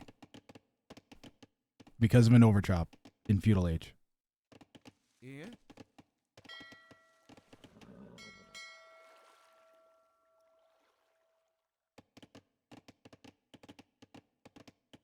Can Yellow see the demo? No. So now we sit with our scout. We wait for this to overchop, and then we send the demo ship in. Let's see if he gets Kongan with it.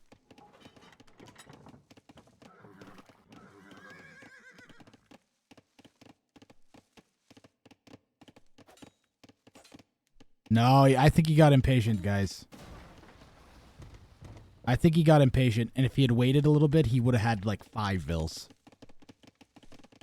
Does a king die to one? I don't even know, Tort, because we haven't had a single king hit by a demo ship this entire tournament. I don't know how, but it didn't happen once.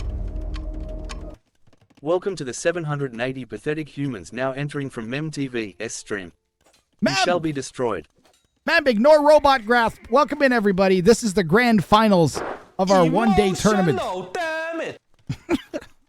This is the one... MemTV has been consuming Wrang juice for 24 long months. They say you don't deserve, but okay.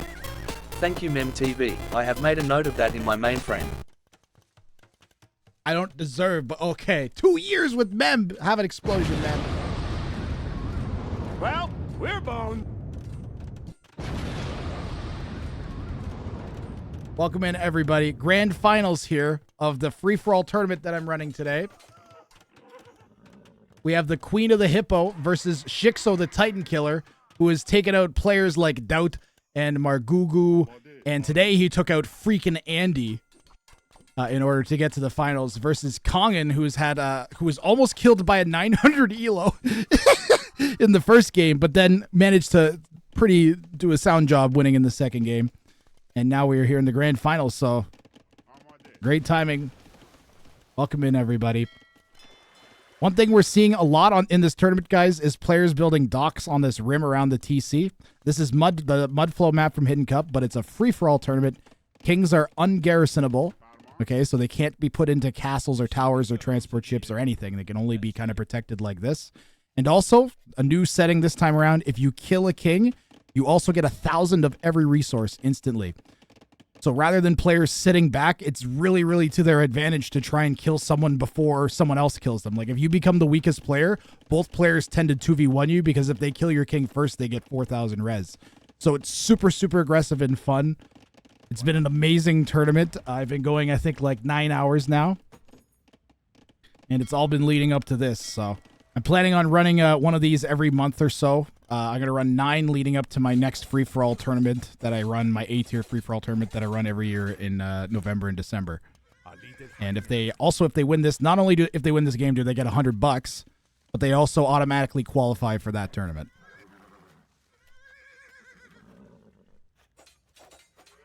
So welcome in, everybody. Hope you had a good stream, Eb. Rooting for Leo Grampy, nice. Yeah, we've had some crazy moments. I was actually just talking about how we haven't had a single demo ship hit someone asked, will a demo ship one shot kill a king? We don't know. I don't know off the top of my head because I haven't seen it happen. I think it does. It has 75 HP and it doesn't have any armor, so I'm pretty sure the demo ship, if it directly hits the king, will just take it out. But we have not had a single king killed by a demo ship somehow yet. We've had lots of vills killed with demo ships.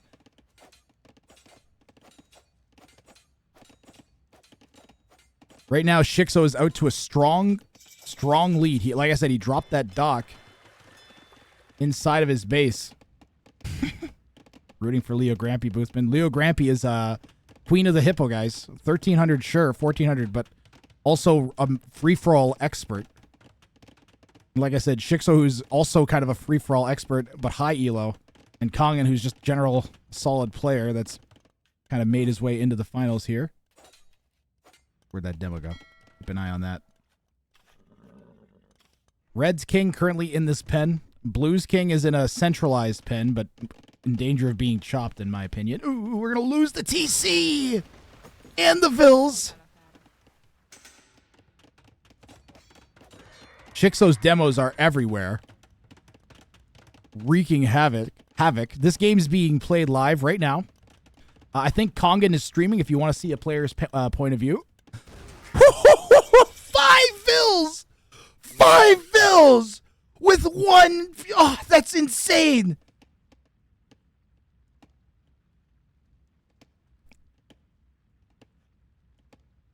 Absolutely ridiculous.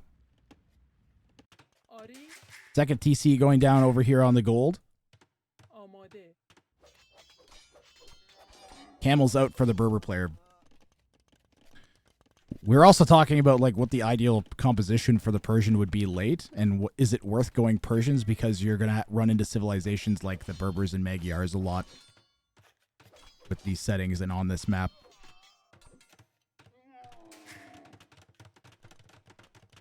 Shixo's Vill lead 53 to 41 to 44. Persians faster working TCs, faster working docks, and extra HP.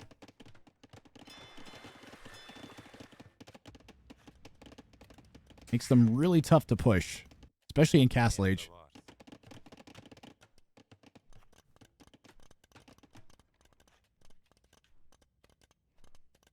We're going to take a peek at Yellow's point of view here.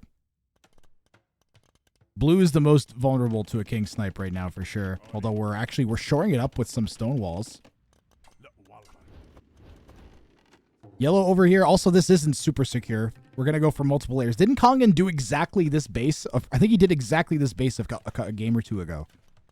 Where he went with this... Yeah, it was last game that he played. He went with multiple layers of like wood and then just slowly added stone and just had endless layers which you might think it looks goofy, but something like this, like right now, red is actually really, really vulnerable to a snipe from Shixo. Like if Shixo made 2 petards and came in with like 3 cav archers, the game would just end for Leo Grampy right now. Similarly, Shixo's trying to mitigate that a little bit. We have a outpost down here, but if Kongan, who, you know, I think he's on stone. Did I not see him on stone? Yeah, he's on stone. That was where those 5 vills died. He castle drops? Literally could just castle drop and, whoops, pardon me, could just castle drop right here and snipe the king with a castle. You know, like, you gotta be careful.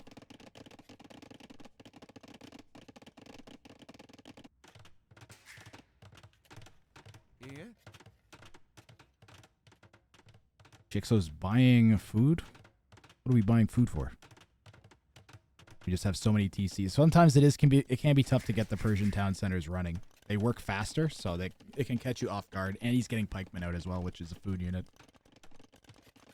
Maybe could add another dock. Gonna add more fishing ships.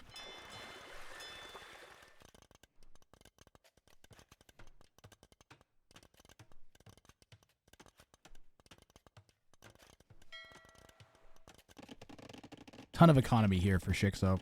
Really, actually, it's pretty impressive that Leo Grampy is caught up. She's only like 1,400. We're on 5 TCs. Fearless here with the 2 2Ks. More demos creeping in. This is open. Good thing we moved our king out of it. Oh, the heavy demos on the wood line. Oh! My goodness. Absolutely ridiculous.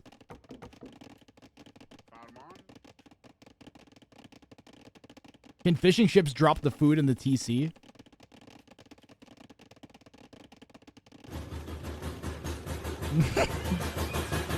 No, they cannot, DJ Kinko. They have to drop off at docks.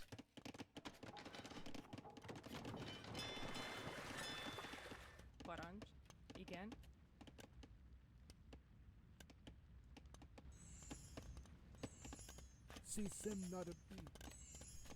Filling up some of these camels and knights. Not a ton of army out from anybody. What? 11 pikemen. It's mostly been Shixo's demos that are doing all the damage.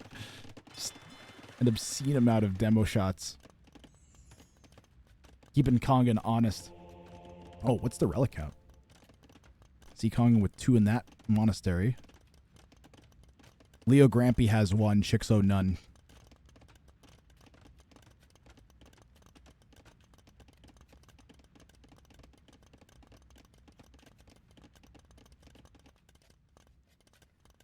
Leo's town center can see the king of Shixo? No. Also, generally a really good idea to get both the line of sight upgrades. Oh my god, chat with the memes. Don't make me turn them back off again, guys.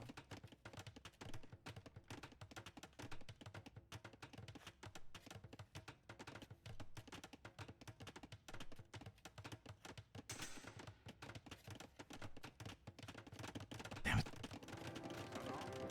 We need, yeah. Off they go! Goodbye, memes. Castle drop here from Shixo.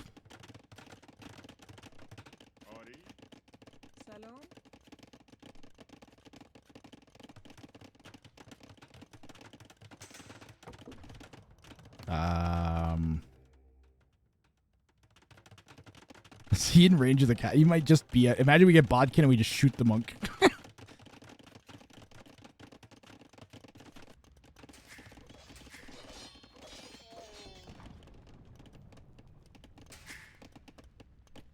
Very passive game. Players are playing a little bit conservative here. Shixo with the demos is the most daring. Gonna get some of Leo Grampy's vills here. Doesn't want to use it on one vill. Trying to get past. There's a bunch of vills over here. Red's making a dash for it.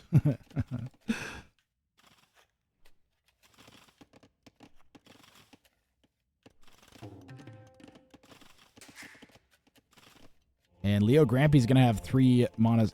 We're gonna need 3 relics for Leo Grampy. Another pair of vills going down. Less critical at this point. Everybody has so many villagers now. Now, if you could get like that, you know, that could have a small effect.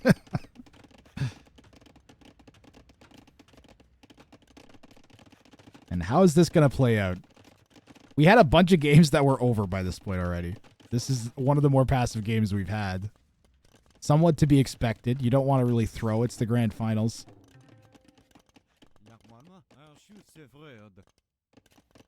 They were joking back and forth about who was going to team up on who, and they could not come to a conclusion in the finals chat. It was pretty funny.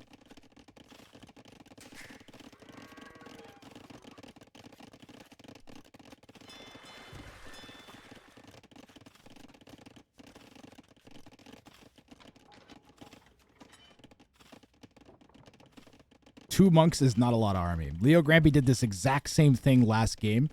She sat back and made basically no army whatsoever, boomed up on like 9 town centers, and then just made a ton of her heavy cav archers and Magyar hussars, and eventually steamrolled everything.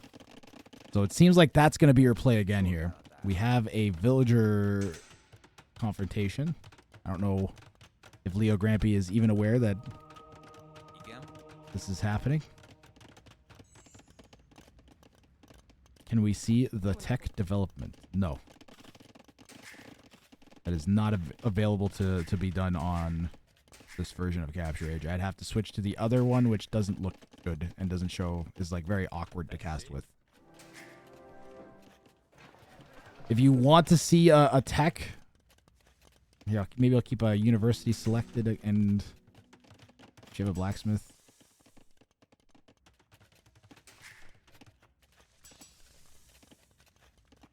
There you go.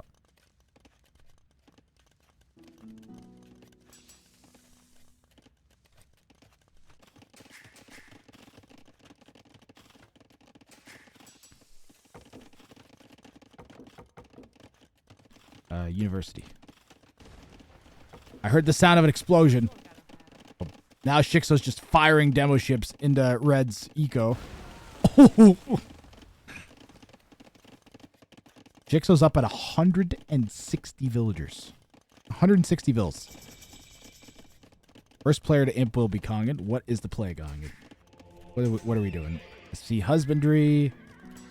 I see bracer. I see chain barding. And camel archers. So, we're going to do the Burberry do, which is make a whole bunch of camel archers and make a whole bunch of hussars and stick them in front of it. Which makes a lot of sense. Actually, it looks like maybe camels? Hussar makes more sense. Leo Grampy says, I'm a little dead. The Shixo? Are you? I don't think you are, Leo Grampy. I think you're bullshitting.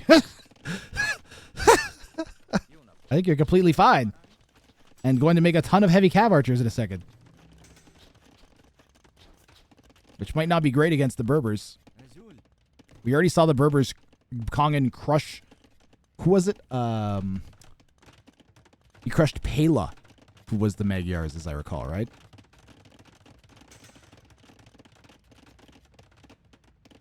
Pela, like, just couldn't deal with the Berbers post-imp.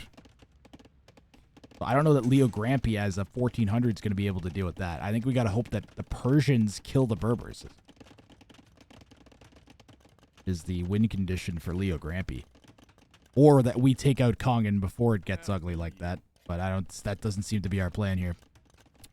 You know what I do see is a pair of petards queuing up in one of these castles.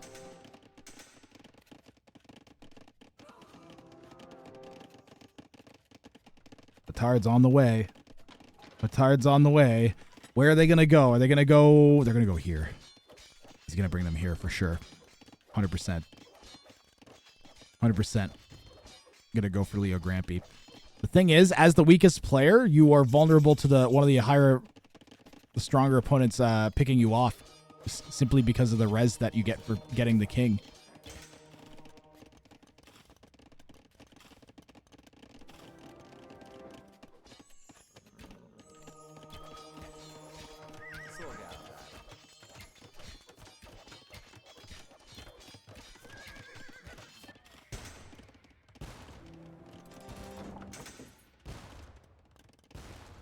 Persian player got that tech where their castle arrow fire turns into bullets. Win mid for wood, late game GG, yeah. We actually have only seen, I think, one game where there was a sizable number of like galleys and cannon galleys. Which was surprising because we thought we were going to see a bit more of that with maybe the Spanish cannon galleons. But no. Blue is looking predominantly to be Shixos, though. He's got this whole side where Leo Grampy should be able to take wood kind of sectioned off, and yellow's actually taking a bunch of this map control simply by putting down some stone walls. Blue's going to go hit Kongan, figuring that Kongan's the bigger threat. Kongan massing on this hill, just on the lip of this original crater his base is in. We've got the triple layered wall here. Kongan going with the cheesy gordita crunch strategy. You got your outer shell, you got the gooey cheese layer, and then of course you got your main fillings.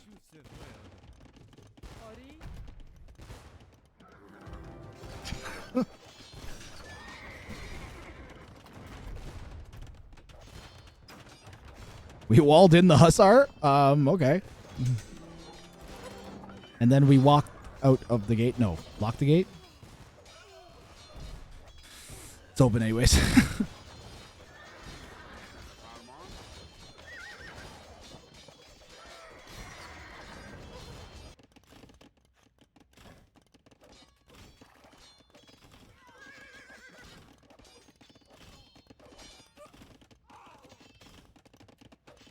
Amazing. Well, I have everyone's attention that came in from Mem's stream. Before you guys run away, you should know that on Friday I'm doing Twitch Plays Age of Empires 2. So I'm going to give my Twitch chat control of my mouse and keyboard. And you guys will be able to... We're going to take a shot at the campaign and maybe even queue up for some ranked games against actual humans. That's on Friday. So I want to let you guys know about that. And then I want to also let you know that this is going to be an ongoing series every month or 2 months or so.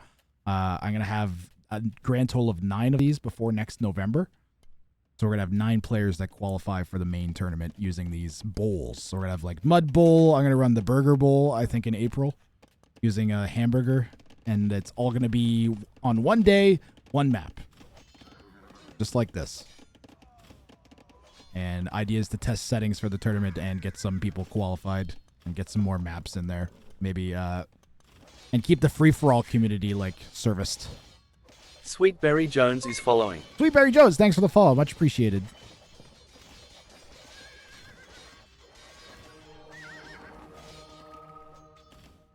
So Savar is in for the Persian player Shixo. Some monks coming back trying to grab some conversions on these guys. Heavy camo will counter them. How fast are these guys? 1.49. So we'll get out chased. They'll have bonus damage against us and everything.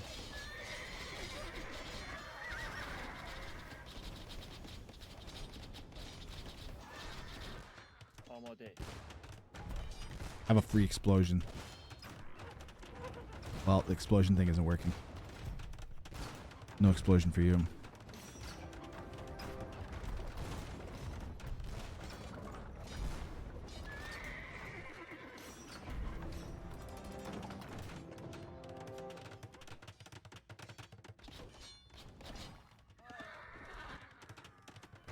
There you go. Thanks, Pickle Toes. Appreciate it. Well, Leo Grampy. We didn't talk about Leo Grampy or look at Leo Grampy for, like, I don't know, 15 minutes almost here.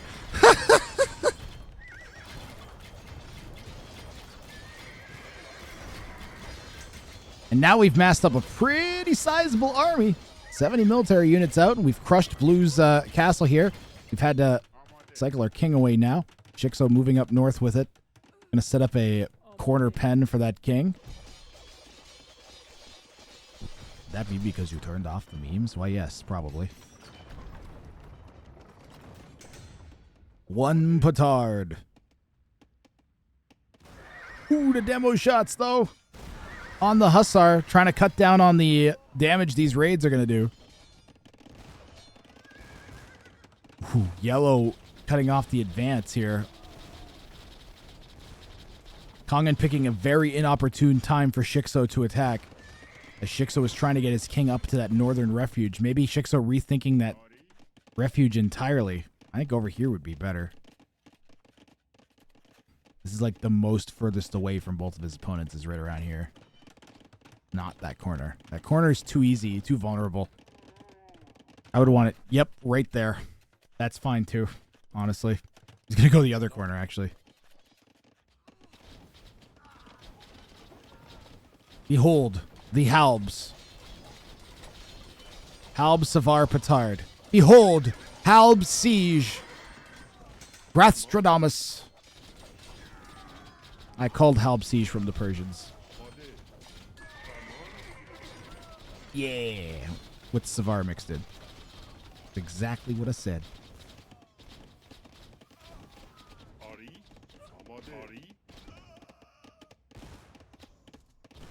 Persian castle bullets have quite some range, yep. They'll have the range of, like, Bodkin, right? I don't think they get range beyond that, do they?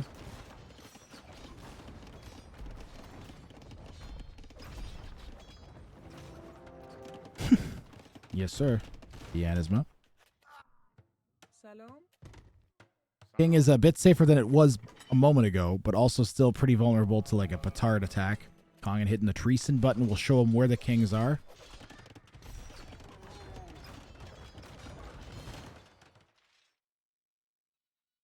It flares his mini-map as well. Once bullets pass their initial target. Is that how that works?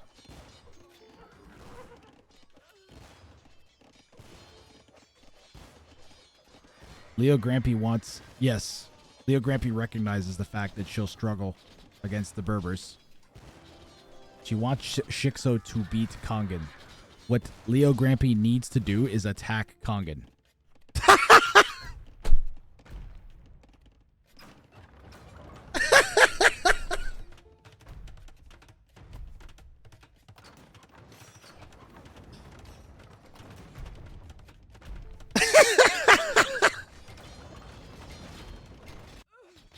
Yeah, I'll do it. Big if true. It's big brain time. Must attack player. Go!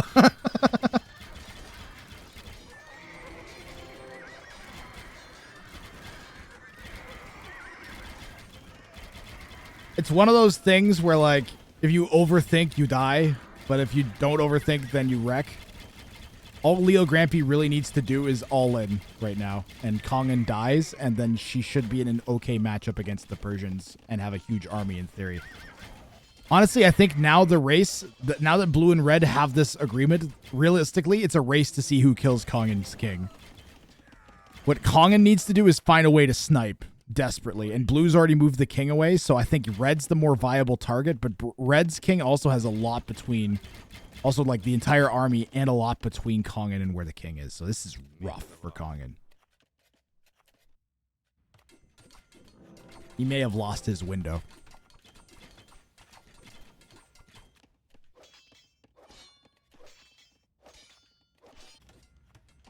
We're going to see here. Right now, it looks like he's going to the north to focus on the defense against Shikso. Shikso with Savar Halb. No, we're going to mix in Hussar now. Hussar, Savar, Halb. Petard. Where are these two petards at? There he goes. Jimmy, the game-changing petard. I'm calling it right now. That's the one that's going to change the outcome of this game, okay? Keep an eye on him. Windows are easy to lose because you see right through them.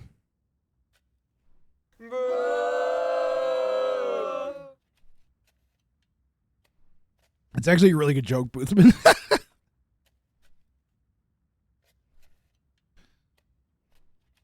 You see right through them.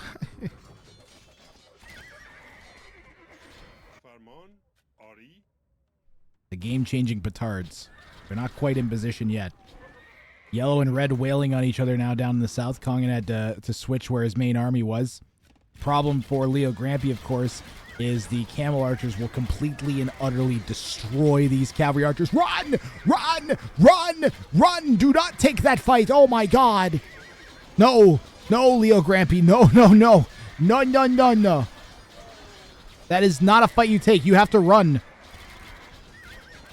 Those were nice cavalry archers. And then they got shredded to tiny little bits of goo and scattered across the ground. They literally directly counter you. Do not take that fight. Blue betrayed red? No, blue's been attacked. I guess they kind of eased up a little bit, didn't they?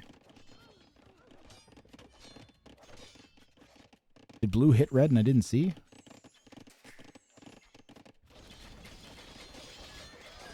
The issue is that blue can't see that red's attacking. Red can't see if blue's attacking yellow. They just kind of have to trust each other. And it's the grand finals of a tournament where you could double the amount of money you got by winning this game. So I don't know how much trust you're going to have in someone. Plus, Leo Grampy was pretty deceptive in the last game that we just watched right before playing this. Which so they definitely are like wary of what Leo Grampy might be up to for sure. So that's the reality we're in. The biggest issue is the Berbers existing. The problem for both the Persians and the Magyars. As you can see.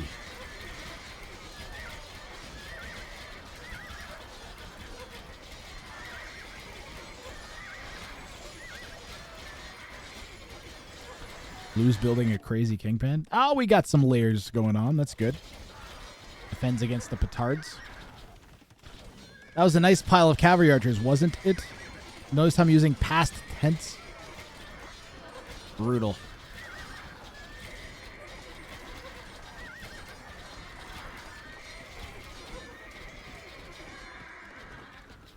Ironically, the like 6 cav archers or like dozen cav archers and then full hussar and hussar would probably do better because then we're going to be forced to use our meat shield as a meat shield. And then we'll take out the camels for the Magyar hussars and hussars. You show res. Yep, sorry. Thanks, Tech Tree.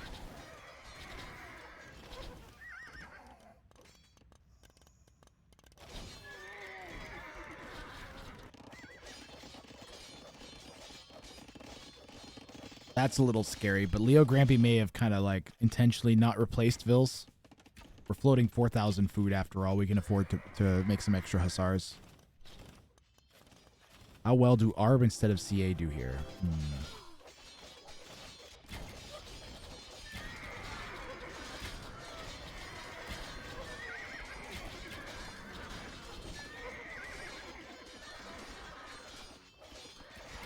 Yep, blue's popped up. Shixo's fully recovered. Red and yellow basically just wailing at each other while Shixo's... Well, I mean, Shixo's kind of like sniffing around. Where'd those game-changing petards go? Ah, I missed the game-changing petards. They didn't change jack shit.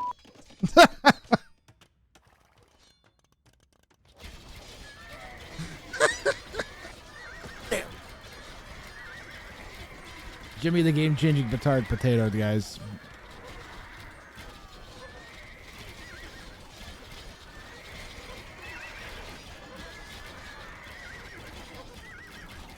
The good news is the only 2 like late long games we've had like this was like one of the semifinals and this one.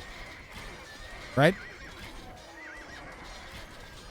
Players really didn't start getting cautious till super late in the tournament, which is normal for any tournament.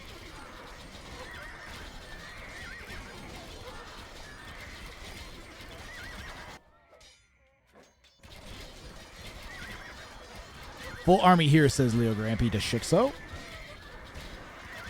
Does Red even know about their black...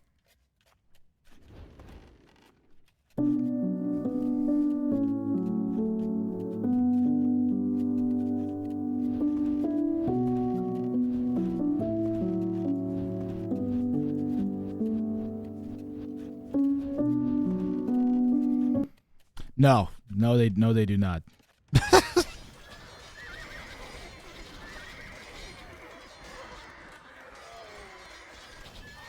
Hey Tugs1, thanks for following. Thank you for the follow, Tugs.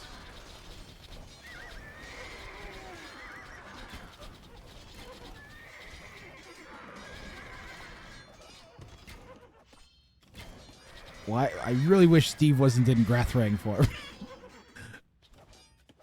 No wonder you're a professional Ring of Fire player. Oh, yeah. Lori's got the eyes. Untaken res, man. That might swing the game later. If Leo ever finds it.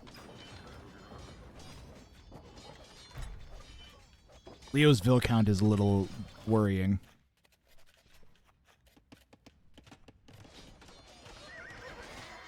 We really are not getting our numbers up the way we need to be. We have a lot of Hussar in queue, but not a lot of Hussar on the field. How many stables we got? We need more than 10 stables. That's not enough. We need like 50. Not 50. We need like 20. 10 to 20 stables would be ideal here.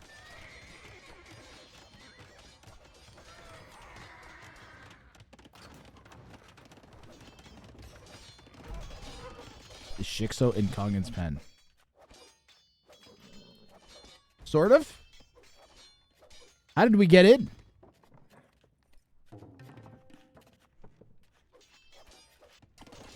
How did those get in?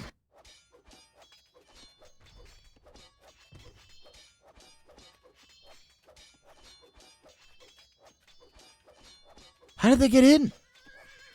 I want to go back, but I also don't want to like get behind and from live. How the heck did they get in?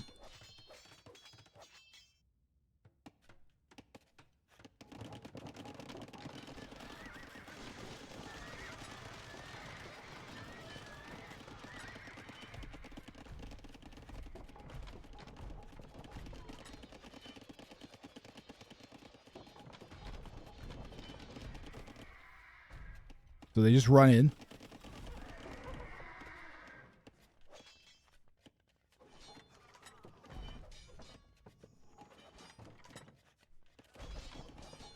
They literally just chased an idle villain. Ridiculous. They literally just chased an idle villager in, guys. Red is continuing to raid. They just chased an idle vill in. Imagine this is how this game ends.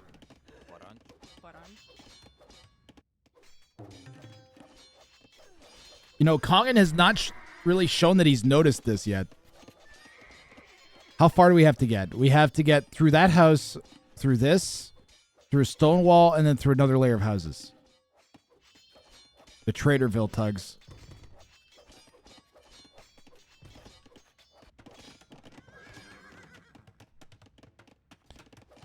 I think he just YOLO'd and got lucky. Plays X-Files theme.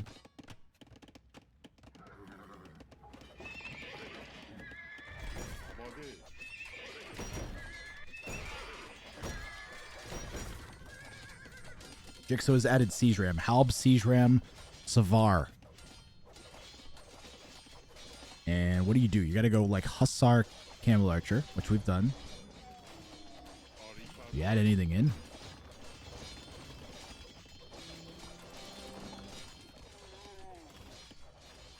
We've got all our upgrades. Onager possibly. Bombard cannon. Bombard cannon. Need bombards. Could be risky with all the Savar running around, though. Red's pushing on the left side as well. And those Hussar are closing in. Ever closer.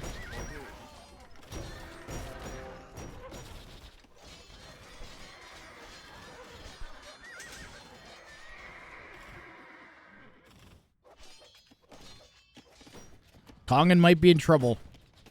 Like I said, it's going to be a race to see who kills Kongan, guys. It took a while for them to really ramp their pushes back up, but they both realize they have to kill Kongan. They can't let the Berber be the player that they're 1v1ing here, or they're going to be in trouble, especially as it's Kongan.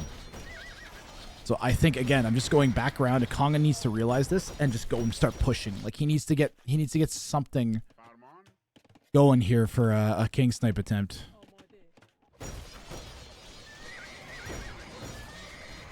Yellow and red smashing into each other over here. Yellow and blue on this side. We're trying to hold against two different players, full armies at the same time. Castle's definitely doing their bit here for Kongan. All three players attacking each other, whether intended or not.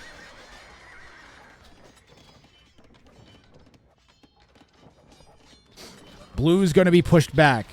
Red has been pushed back. And Kongan has held off a 2v1 here. Ridiculous. Kongan holding the 2v1. He's going for this tournament win, man. Two players with nearly, like, we got Leo Grampy with 111 army, Kongan with almost 100 army. Chixo with exactly 69 army, which I have to respect.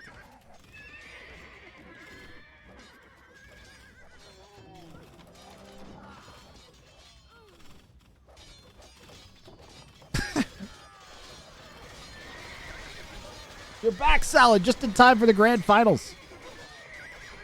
You think elephants would legit roll? But, oh, actually, yes. War elephants kill. Wait a minute. But, yeah, war elephants would kill Kongan.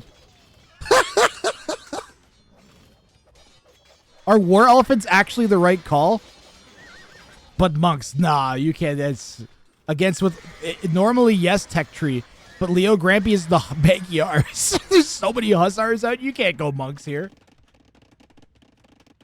You can't possibly go monks.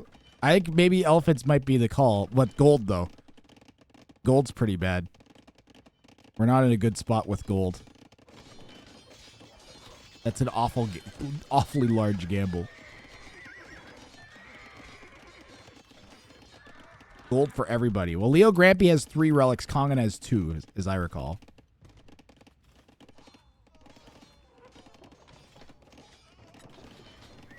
Yeah. 3-2 for Leo Grampy. 2 things. Try to win. Gold is fully reserved for Siege at this point. War Elephant King Snipe. That'd be a way to go.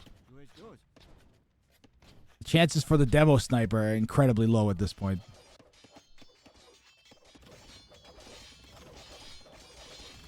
What do you think, guys? Should I have turned the king into a fishing ship so they would have been stuck on the middle hybrid territory? Check the left corner. Yellow did eventually send Hussar back to clear it. Good call, Tech Tree.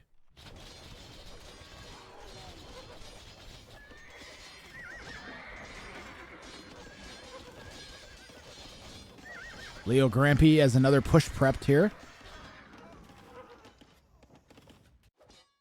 Yeah, king on a fishing ship.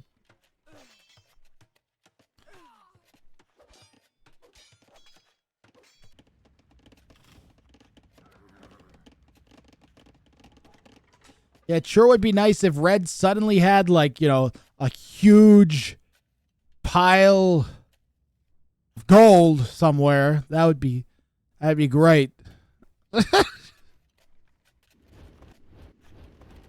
It's one tile out of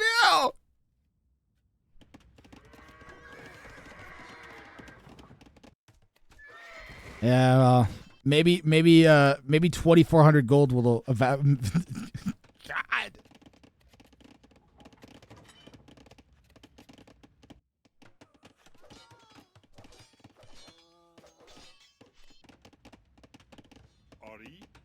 Ominous music starts playing.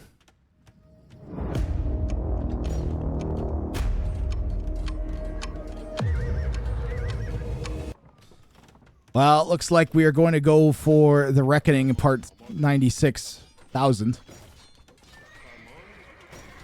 This looks kind of nasty, though. 73 camel archers. Where are they all? Get them over here. We need them.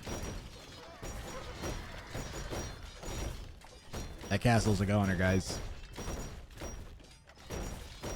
1v2ing and still sending in raids. Yep. He's really done an impressive hold.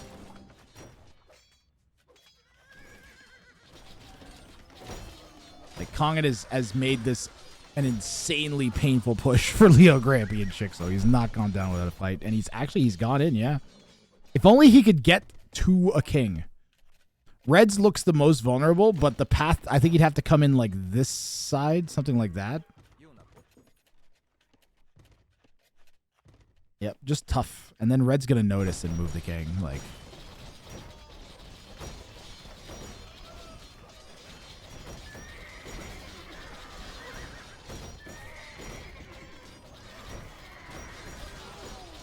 Red is kind of easy to access with Onager, yeah. Yeah, Onager Chop could do it.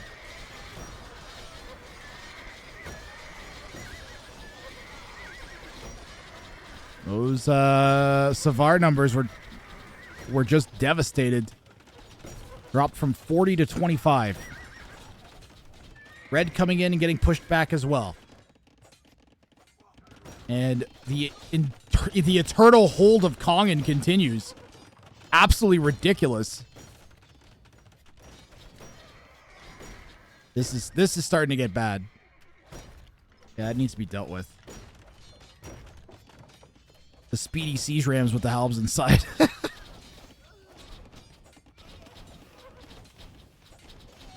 The halb buses. The wheels on the halb bus go round and round.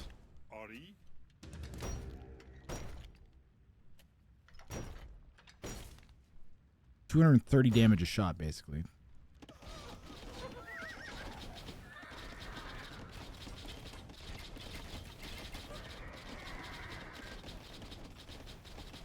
Yep, that's the thing is every one of these pushes kills another castle, then it's worth it. Because eventually, Kongan won't be able to replace his Camel Archer mass. Of course, the dangerous part is that Kongan really is not losing too many Camel Archers on these confrontations. And even the HP he loses, he can regenerate because he has Magrebi camels. Did lose a couple there. Leo Grampy says I'm cornered, which is fairly accurate. She's locked in her base.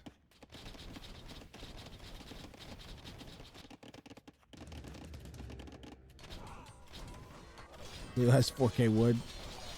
They all have lots of wood. Wait, did she say no wood? No wood. I have no wood. In addition to the, let's see, 5,000 wood left in our base. Don't forget that. Just at the back. Plus the untaken gold pile that she doesn't even know about. If Leo Grampy comes back and watches this game and sees this gold pile, she's gonna kick herself. Oh, man. That is tragic.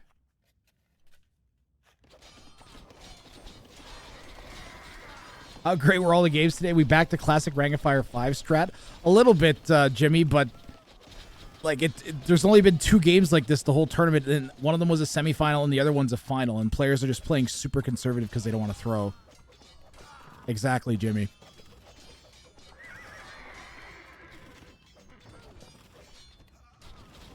On top of that, Jimmy, if you look at the game state, it's also a little peculiar because Kongan kills both of the opponent's civs, so they're going to 2v1 him no matter what. The remarkable thing, though, is that Kongan is held forever. They should be able to beat him in a 2v1, and he keeps holding. Leo Grampy has 15,000 food. 15,000 food.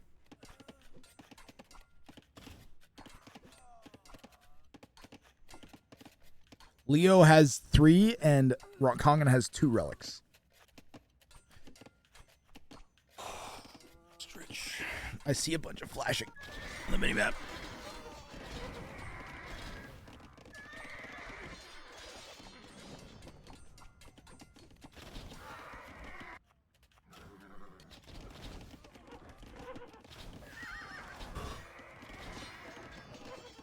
You'd think that the red-blue truce will break before Kongan does.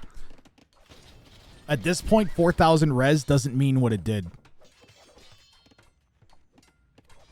Maybe the golden stone. But I mean, Leo Grampy almost has 1,000 of all the other res anyways. Leo Grampy's ready for one of the opponents to kill the other one at any given point.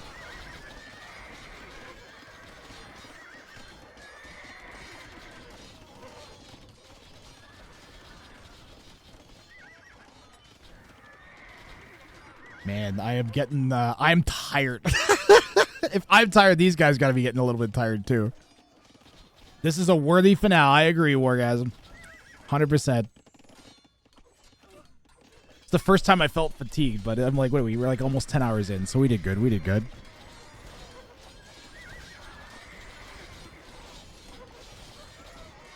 I'm not at eye-shutting point, but I am at like Like, I want to be done. But also, like, it's been such a great day. I'm not, like, inclined to finish. It's just, like, I'm tired. Demos would be good, yeah. You guys want a meme for a couple minutes? All right, go for it.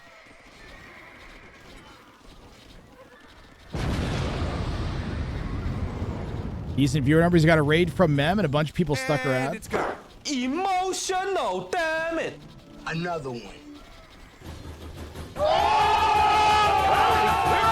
Look at all this damage! And we're gonna repair it using flex shot.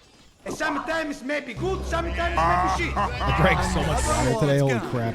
Right to jail, right away. Oh, that's hot. Nice. That's hot. It's still good, it's still good. Another one. Another one. Emotional, damn it. And another You one. take the memes away from chat for half an hour and then you give it back. Look what happens. Everybody's like, get a meme, get a meme, get a meme. We're boned. Guys, have you seen the rat gang? Rat gang? Gang rat. I don't remember. Is it gang rat or rat gang? Emotional, damn it. I always mix that name. The streamer, gang rat gang. Gang rat. Gang rat. Ratwang. Oh shit. Gang rat. Rathrang. Wipe yourself The off. eternal common hold continues as he pushed blue back once again. Well, we're boned. And it's gone.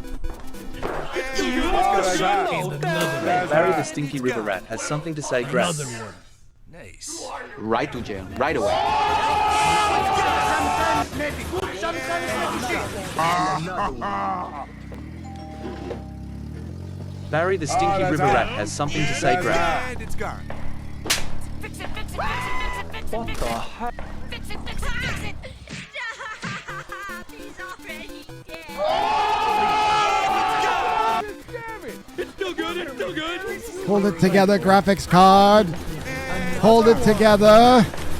I believe in you, 4090. Good, sometimes it may be shit. Hold. Hold, graphics card, hold. It's still good. I know. Another one. And sometimes it may be good, sometimes it may be shit. Well, we're boned. He's already dead. Another one. Another And one. it's gone. Holy, Another one. look at all this damage. Another And one. we're gonna repair it using flex shot. Another one.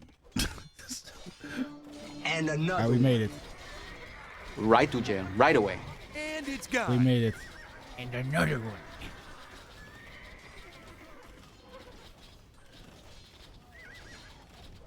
Another one. And another one. Another one. Another one. Another one.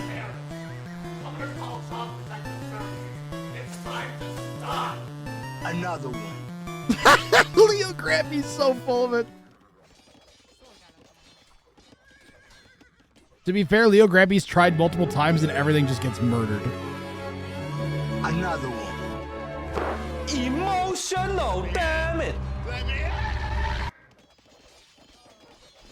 Alright. Well, Persian player Shikso. We're basically the same game state we were about 10 minutes ago, so we're fine. Right to jail, right away. You're welcome. You're welcome, 6 Angry Geese. Glad I could help. Another one. What we need is a king snipe. Give it to me. Give it a king snipe. Well, Give it a king snipe. Hey Graf, an old wizard with a strange lump in his robes wants to say something. I just Stomper 1111. You are hereby instructed to be 40% less weird immediately. I trust that you will follow your directive accurately. Good luck, my friend. Leo Grampy is not attacking.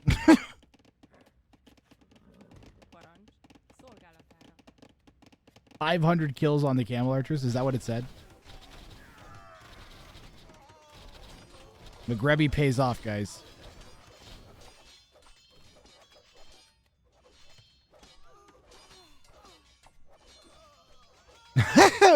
Blue and red need trade. Trade from one kingpin to another.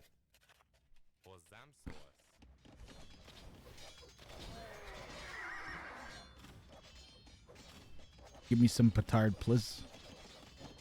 I should make it so that at hour 2, everybody gets 50 petards for free. Include that in the map script. Hey, why didn't that work? Thank you very much for the 100 bits, Derek Richards. I don't know why that didn't work. Did you guys hear it and I didn't, maybe? Or did it not play? Yeah, I don't know why it didn't work. Make that 10 saboteurs. It was very low volume. Okay. Very low and distorted. Low and distorted. I can't think of a joke. I tried. Damn it.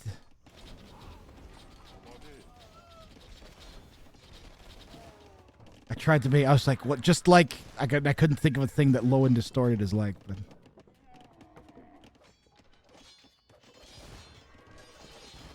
I got nothing. 9.5 hour Ingrath is out of Thanks puns. for your 100 pathetic human bits, Derek_Richards. They say cheer 100.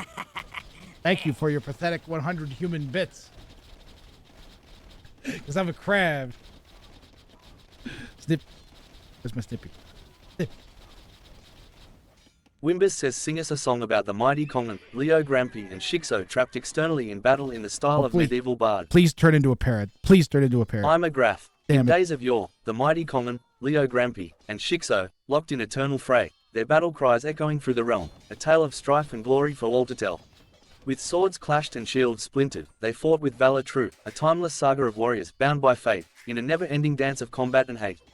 So raise your voices high, ye listeners bold, and sing of their eternal struggle, a story of heroes and villains, in the ancient style of bards of old.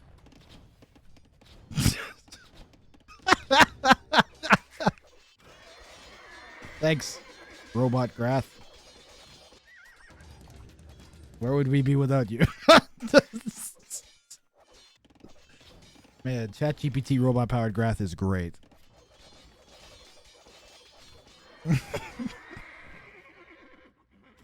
Ooh, persistent game state. Persistent game state is persistent. It uses persistence. A wild, persistent game state appeared. Can we see total KD? 20 bucks. 20 bucks for the KD. Alright, fine. Where is it?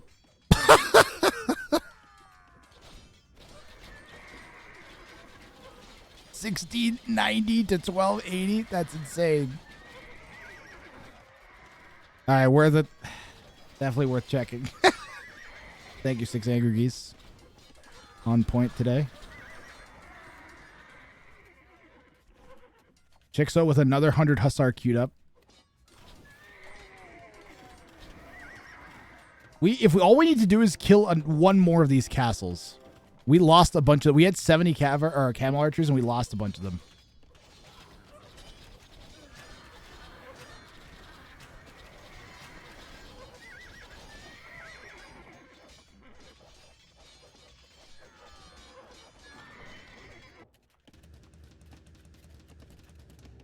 Oh, Kongan knows they're there. Kongan doesn't care.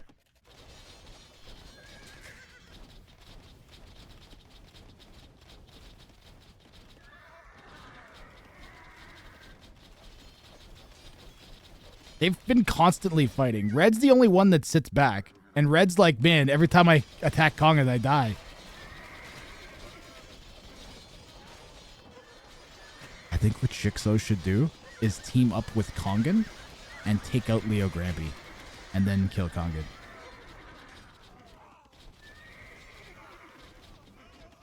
Or at least, like, hold Kongan off sort of a little bit. Or just stop attacking and then all in red on this side. Kill the king. And then try to kill Kong with the extra res. Does that even make a difference? We might be back to a situation where we're getting 1,000 gold. You could probably sell some stone, maybe? I don't know. Red found the gold. Red found the gold!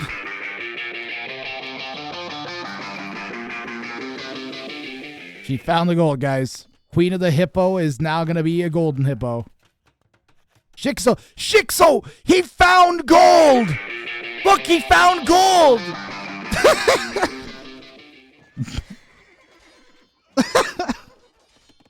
It's different gold.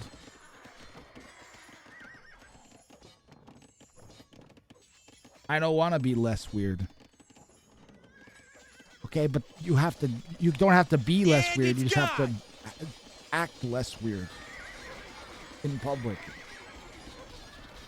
At my request. And not even forever, just for right now because it's a big tournament.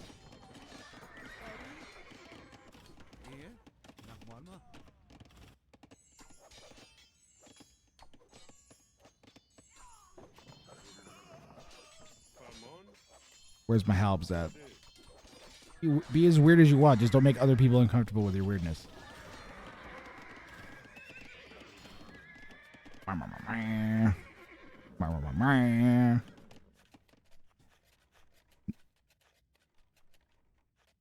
Onions have layers.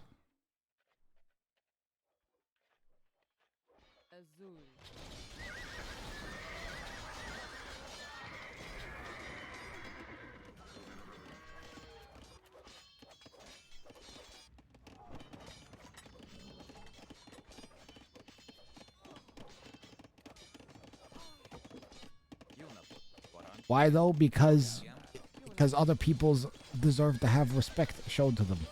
Where's the Petard army? I see demos.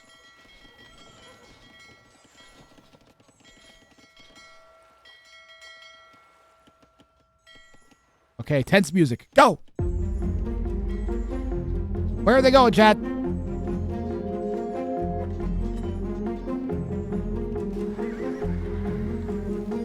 Coggin forgery. Thank you, 6 Angry Geese, for that donation of 20 United States dollars towards the Android war effort.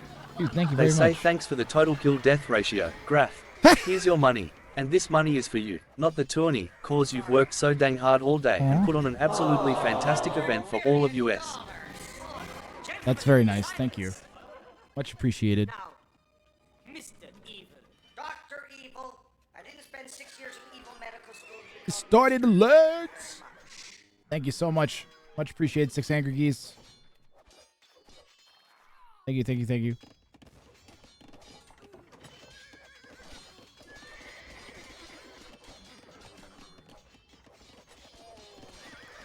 Correct, Bardock. This is the grand finale. Every time I hear the Persian castle go off firing like bullets, I keep thinking it's a demo exploding. Because there should be no like us, probably American TTS. Google, so yeah.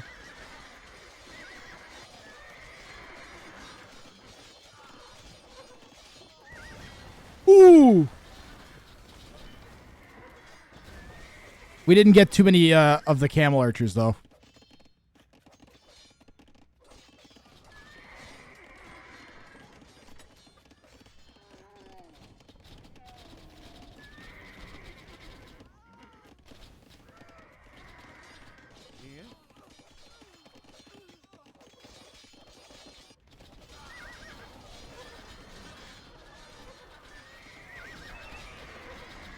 What an excellent game. The players showed up for this one, especially Kongan, man. He's been 2v1 for over an hour.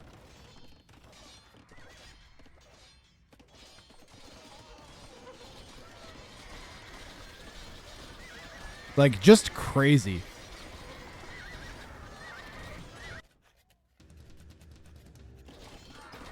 Leo, yeah, to be fair, Leo has definitely sat back quite a bit.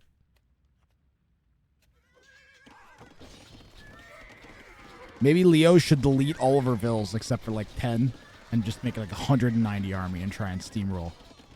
Can they trade? They are allowed to trade, yes. But there's no sign of that. This is like a straight free-for-all. Like, Red's attacking yellow. Red's not doing a lot, but they are attacking. I think they're mostly trying to attack near Shixo, so Shixo sees Red's attacking. But they've been raiding this fairly consistently. They haven't done nothing. They'll take like 5 or 6 and like fire them in, but if Red started pushing right now, they would crush.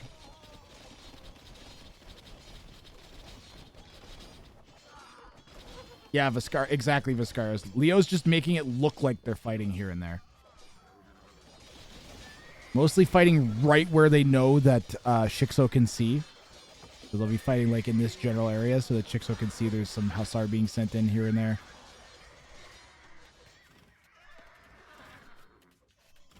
But Shixo's smart. Shixo's going in and looking and seeing if there's any raiding happening.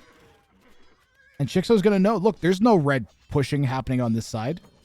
Shixo knows. Shixo's paying attention.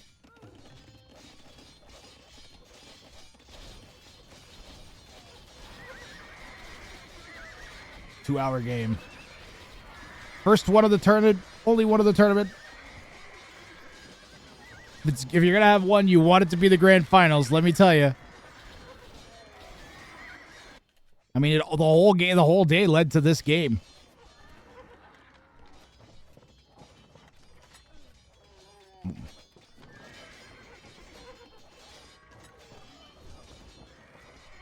Cannon Galleons would be good. But at this point, everyone would love to have some Fatorias. Hey, if you snipe a king, it's like an instant Fatoria.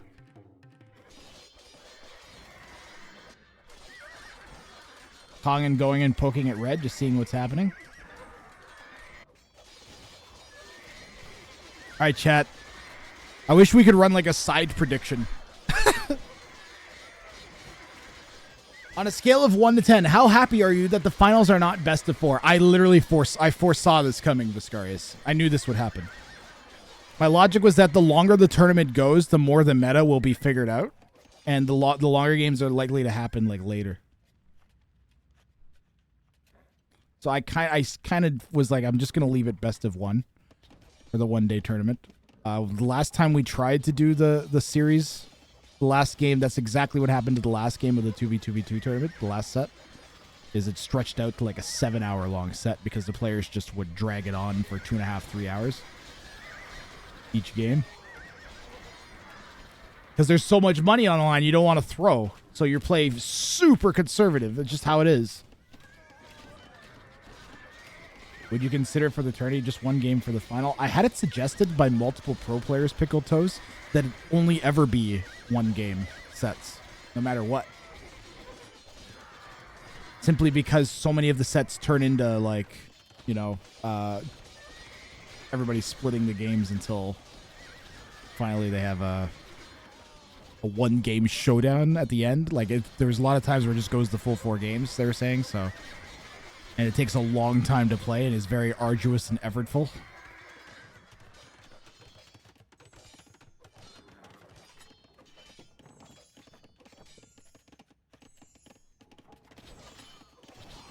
I think we did a great job getting the average length down. The average length of games this tournament is also really, really low.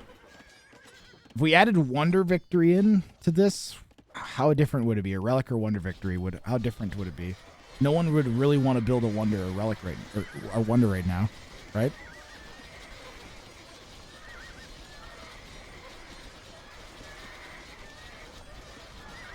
Because you'll make yourself an instant 2... Like, red wouldn't do it because you'll make yourself an instant 2v1 target. So what you would have is blue and yellow 1v1 each other until one of them dies, and then red would instantly start building a Wonder. With this mode, because you get the resources from killing the king, if you do kill someone, then you can build a Wonder back at home. But I feel like we're still just deadlocked the same way until someone YOLO yeets a Wonder up. P_A_R_T_S says write a limerick about Kongan's ability to survive in the face of adversity. There once was a Kongan so bold, in adversity, his strength he'd unfold. With courage and might, he'd conquer the fight, surviving each challenge untold. There's about 32k wood left on the map flying. There might be some straggler trees that didn't get counted in that or something. But I'm pretty sure that's all the wood.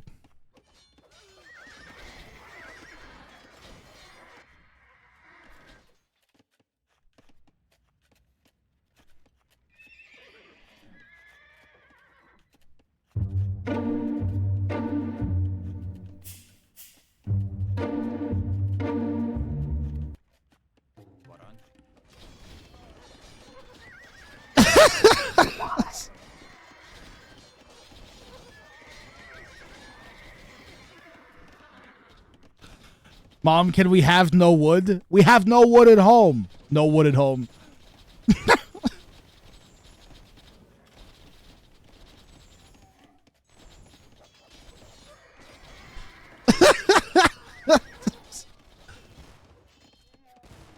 Leo Grampy is full mind game.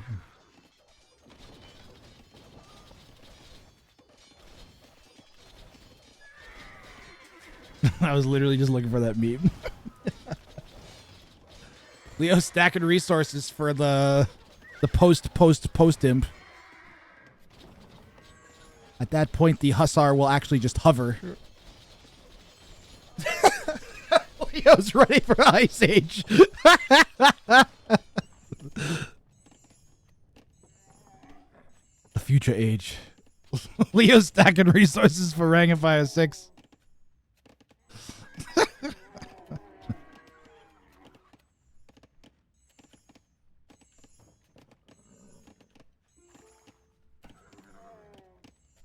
I guess Leo's winning, Kongan. Uh-oh. Yeah. 1. Liar. Why is he lying about the number of relics he has? He doesn't have... Oh, he has 2. I guess he's making Leo Grampy.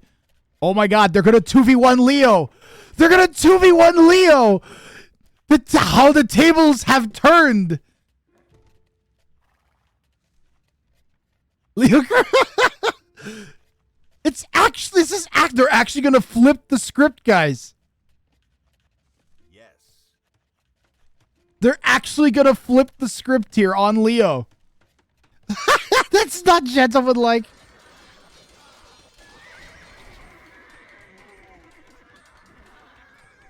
They realized what Leo is doing, and they're going to go take Leo out of the game and then resume their endless 1v1.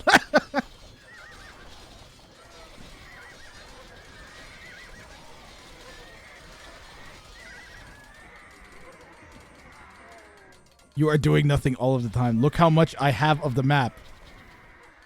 Bro, you have 50,000 food. You have the most wood.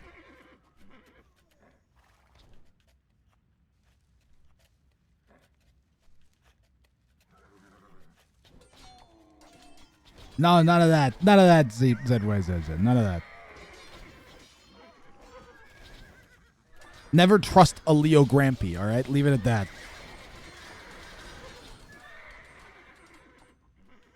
60,000 resources. This is the rich asking you to donate to their events.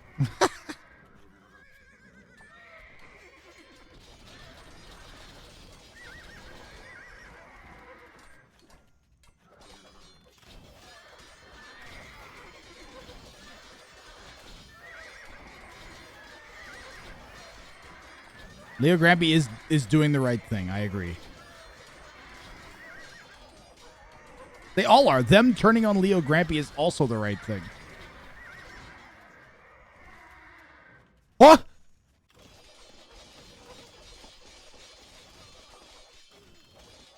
Leo Grampy's down! Shikso got the king! I didn't even see what happened! It was such a sudden push! It was so sudden!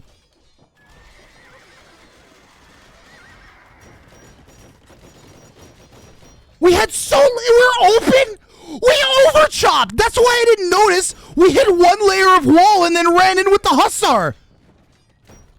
It was over in less than a minute! 30 seconds and then Leo's out of the game! The block with the Hussar. And Leo is gone. Shikso and Kongan grew wise. After 2 hours, finally. Insane.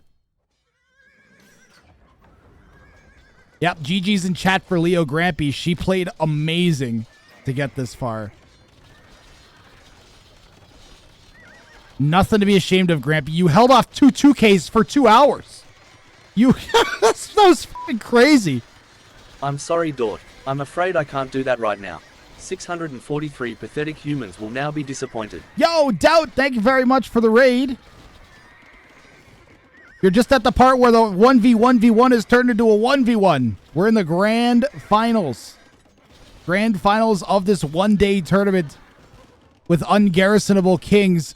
Leo Grampy, a 1400, sat back against two 2Ks for 2 hours. They finally came to their senses and decided to 2v1 her before she stabbed them in the back. She was the champion of King of the Hippo, and now she's out. And now we are just waiting to see who is going to win this absolute onslaught of a match between Shixo and Kongan. Yo, Doubt, have a free explosion. Welcome in, everybody.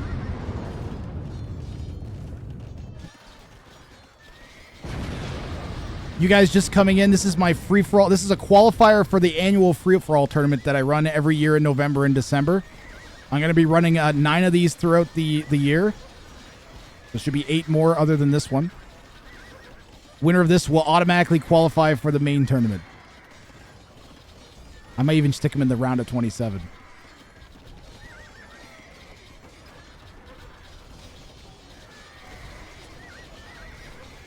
The Queen of the Hippo got yeeted, Tetracycline. She played really well, though. She managed to play 2 2Ks off each other and hold them off from her for 2 straight hours. Kongan with 122 Hussar Q. He has 2 castles left here to generate his camel archers from. We are very, very late. We're starting to run low on gold. Kongan, the relic situation is Leo Grampy had 3, and Kongan has 2, as I recall. Where is it? Where is it? I can't find it now. I'm panicking because I have too many people watching me.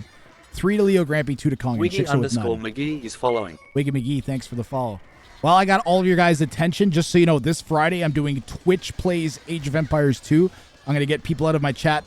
Basically, or pardon me, we're going to give Twitch chat control of my mouse and keyboard. And then we're going to try and complete the campaigns and maybe even queue up for some ranked games on Friday. So make sure you come check that out. And I will be running some 1v1 tournaments and more one-day free-for-all tournaments. So going to be an exciting year here for the channel. I'm ramping up content pretty much as hard as I can. This is an insane game. We're just at a point where who is going to outdo the others. I think late game, the problem is the Persians will kill... pardon me, the Berbers will kill the Persians. Shixo's best hope might be to make a king snipe attempt, but I mean, look at Kongan's base. He's got like 6 layers of walls. So if you go for a petard break-in, it's just not going to happen.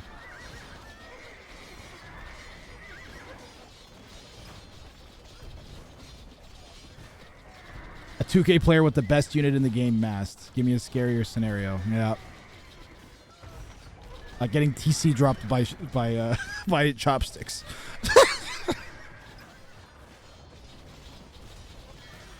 Isn't Kongan's wall open? Is it open? No, we fixed the hole that was there. This is closed, I think. Yeah, that's closed. Closed. That's open. That's open. This is going to be open soon.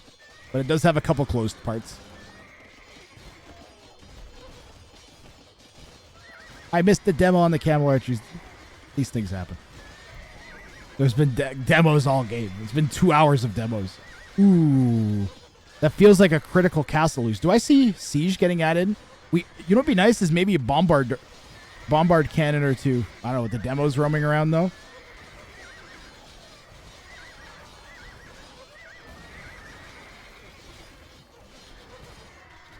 This has literally been 2 hours of just ridiculous. Shixo has made so many demo ships this game. I've grown insensitive to demo shots on units. I'm numb. I'm numb to demo shots.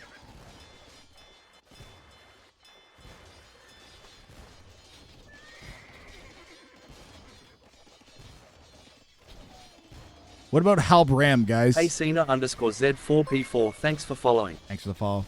Would Halb Ram do it? Shouldn't be the move be to go through Red's base? I don't know if that's going to accomplish that much, though. Like, it's the same problem from a different, more awkward angle. Tongan will be the well-deserved winner. 2v1. Yeah, this was basically like, even though red and blue sort of had I don't know, a fake alliance or whatever, and blue ended up killing red. Red did push yellow like a bit the entire time. Like, they didn't completely sit back. They did at certain points, but they were pushing red. They tried several times. They lost their entire army. At that point, Leo, after like the second or third time, Leo Grampi was like, all right, I had enough of that. I'm just going to sit back. There's no point in throwing my army over and over to Kongan if blue's not going to kill him.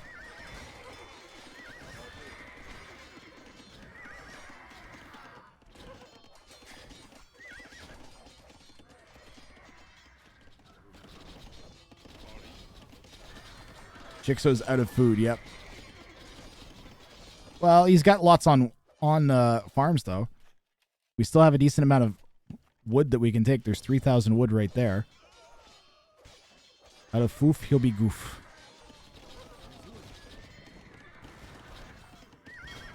Ooh, protected.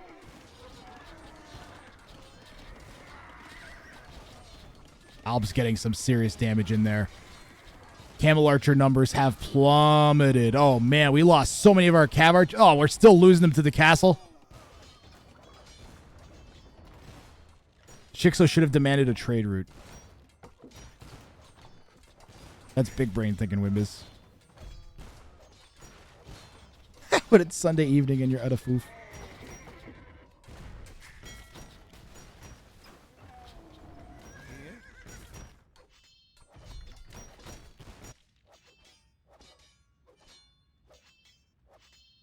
I wonder if we could like attack the army and get it to chase a unit and then lead it into the base.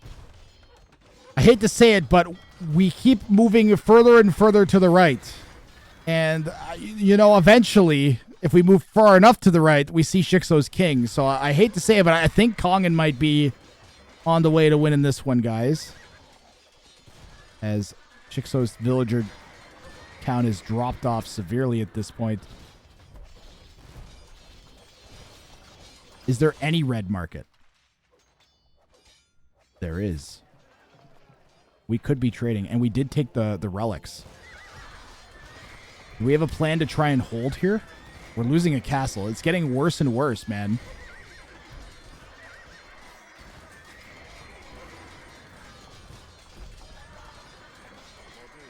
This is looking all Kongan to me. I don't know how much more bite Shixo's got left in him.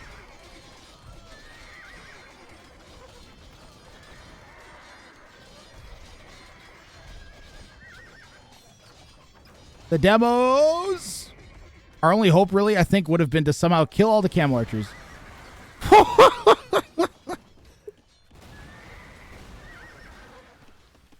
Kill all the camel archers, and then somehow take out the castles so we can't reproduce them. That would have been the best hope. Yo, Alchemistari, how you doing, man?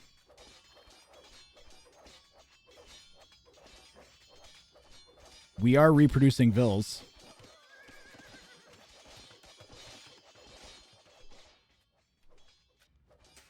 Hope you're well. Good to see you.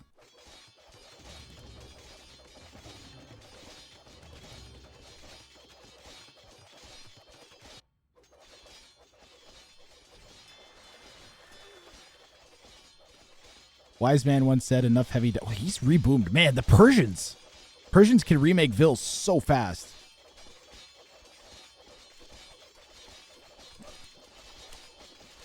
The macro still isn't there. At least we're making villagers now. But we just don't have enough. We got to take that wood would be our only hope. We needed like a bajillion halbs and rams. And then hussar raiding. Could a monk convert red's left arm? Yes. If you were very meticulous with block printing. Uh-oh. Kongan has found the monastery of Shixo. Starting to look worse and worse again for Shixo. It was looking a little bit better, and now it's starting to look worse again. I mean, we're still under 100 pop. Don't call Shixo Shrek, but it's Ogre.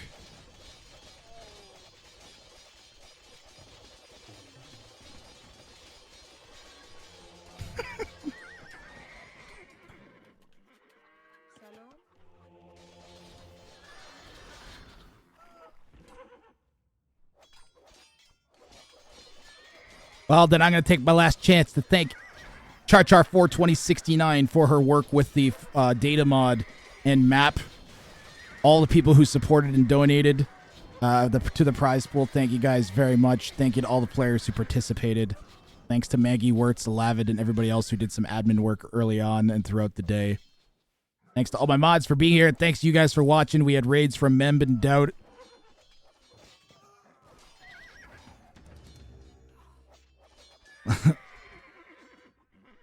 Leo Grampy's still in it.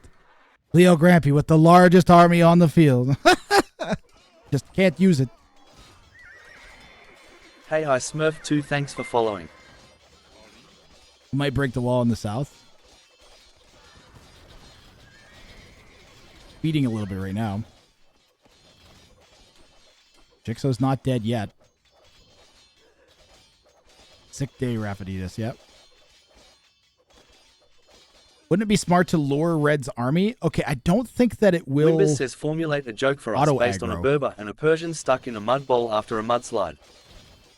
Why did the Berber and Persian stuck in a mud bowl after a mudslide start a pottery business together? Because they realized they were already knee-deep in the clay, so why not make some profit out of it?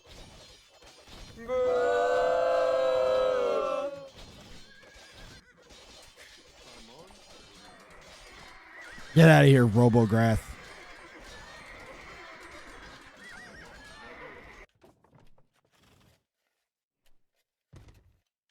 Two layers of wall away from a GG.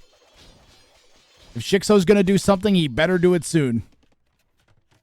Siege Tower, Petard, Siege Tower, Petard, just 70 Petards. Wow, we don't even have a castle. Do we have a castle? 70 Petards, let's go.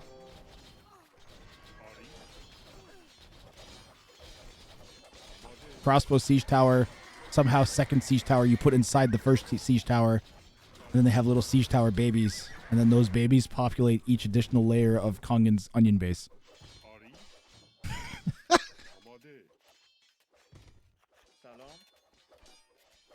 Sound like a plan?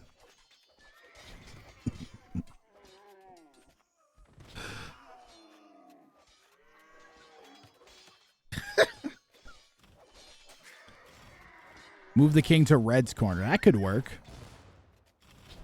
For a bit. Till Kongan hits Treason, which he might be thinking about doing at this point.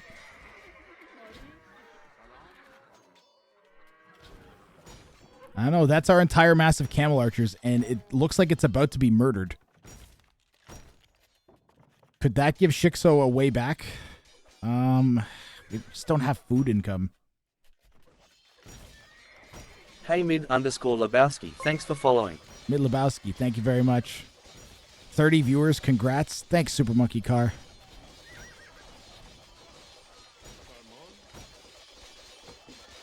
Hey ZA Teacher, thanks for following. Yo, is the teacher, thank you very much.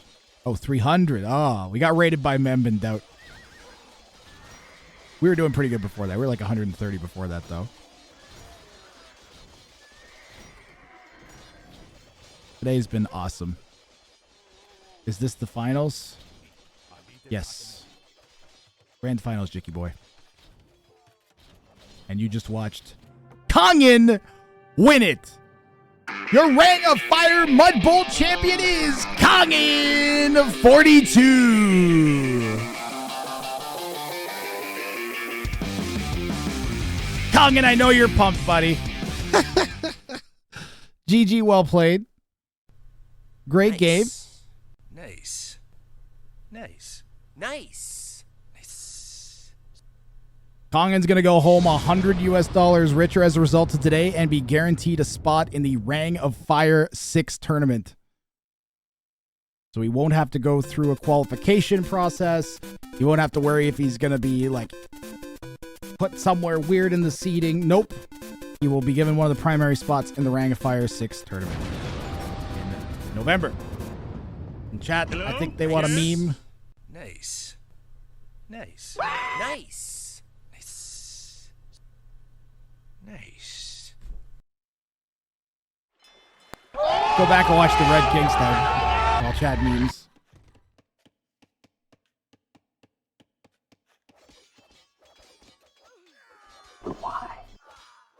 What a game, Mads.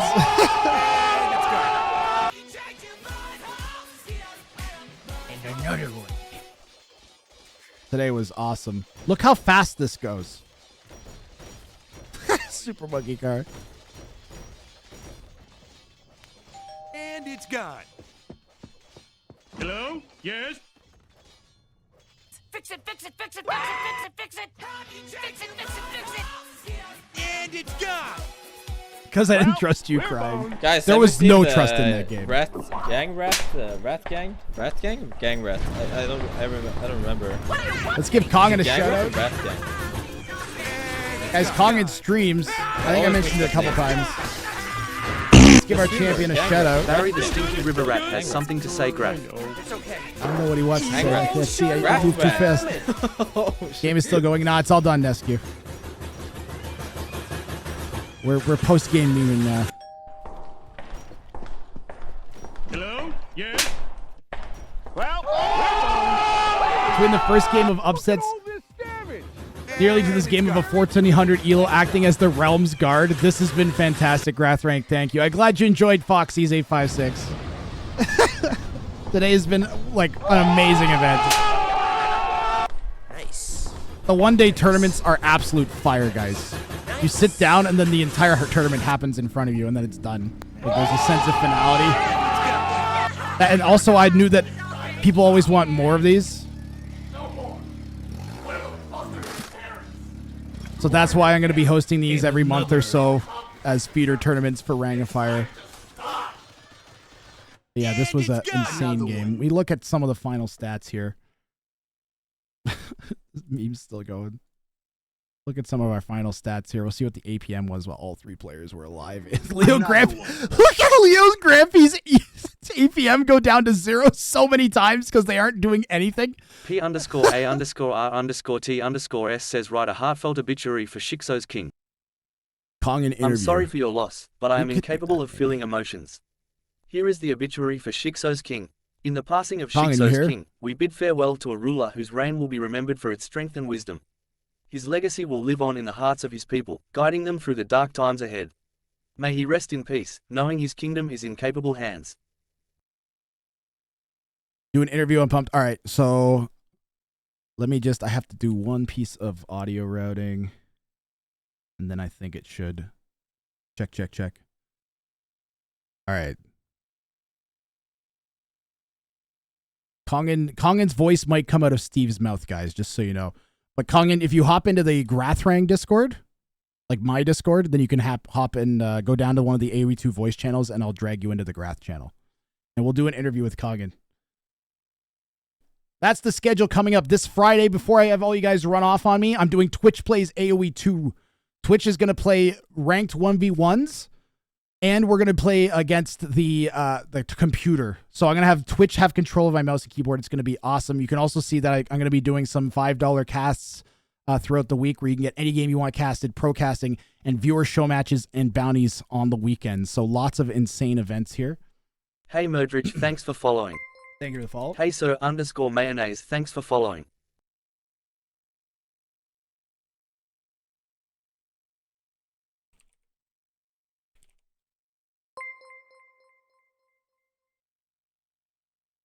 And I'm going to get Kongan in here right now.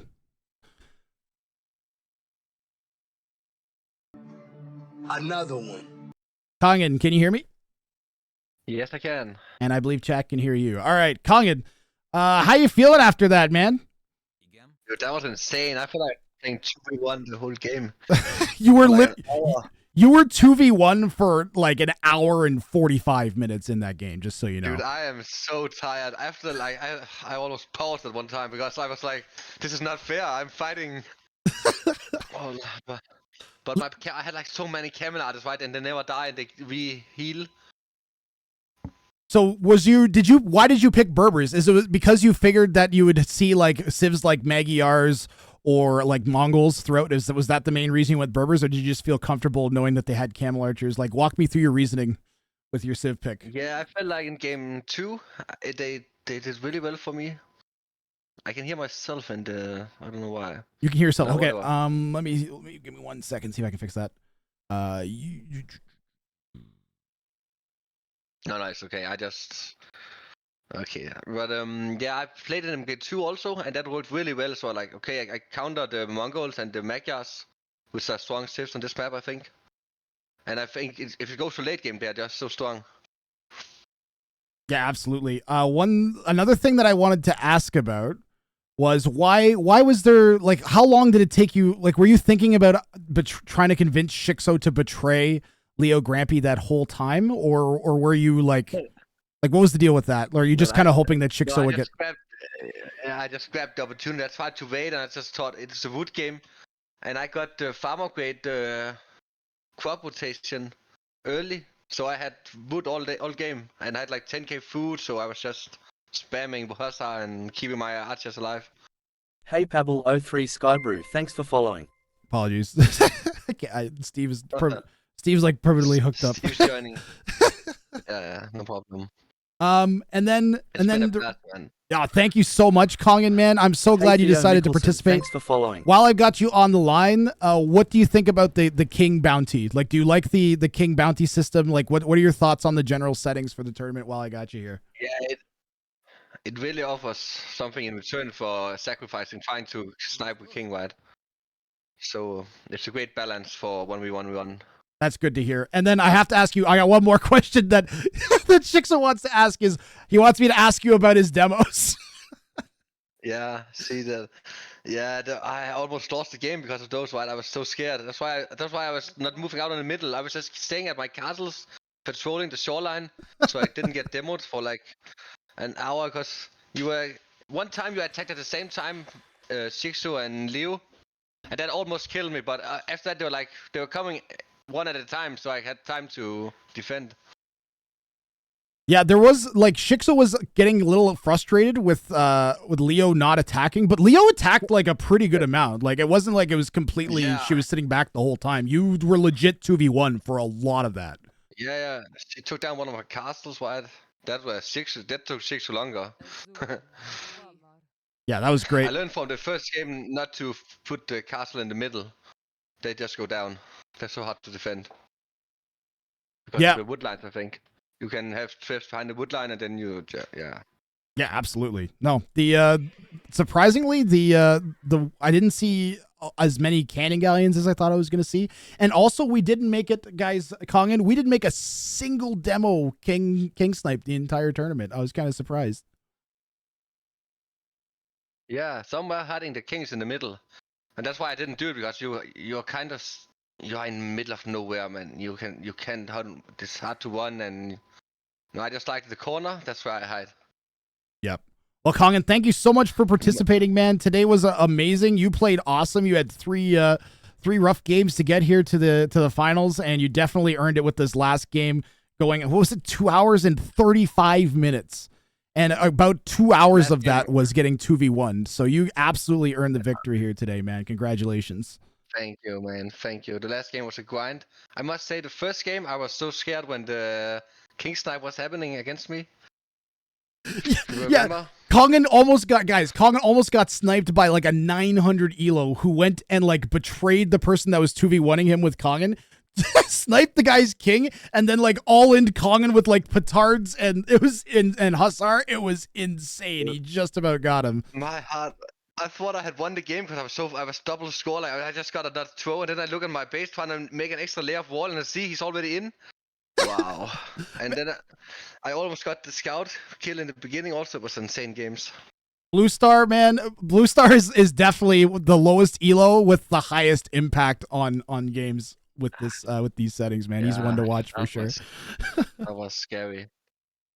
Yo, Kongan, thank you for having me. Thank you for hosting. It's been a great day, man. I enjoyed this a lot. Thank you for playing, and congratulations. You'll get your cash like within the week. I'm gonna pay out. I think I may still. I don't know if I owe you still cash from the bounties and the viewer show matches and stuff. Me on Friday. Oh, that's right. Yeah. So I'll pay out the whole tournament by this time next week, guys. So thanks everybody for participating. Oh, perfect.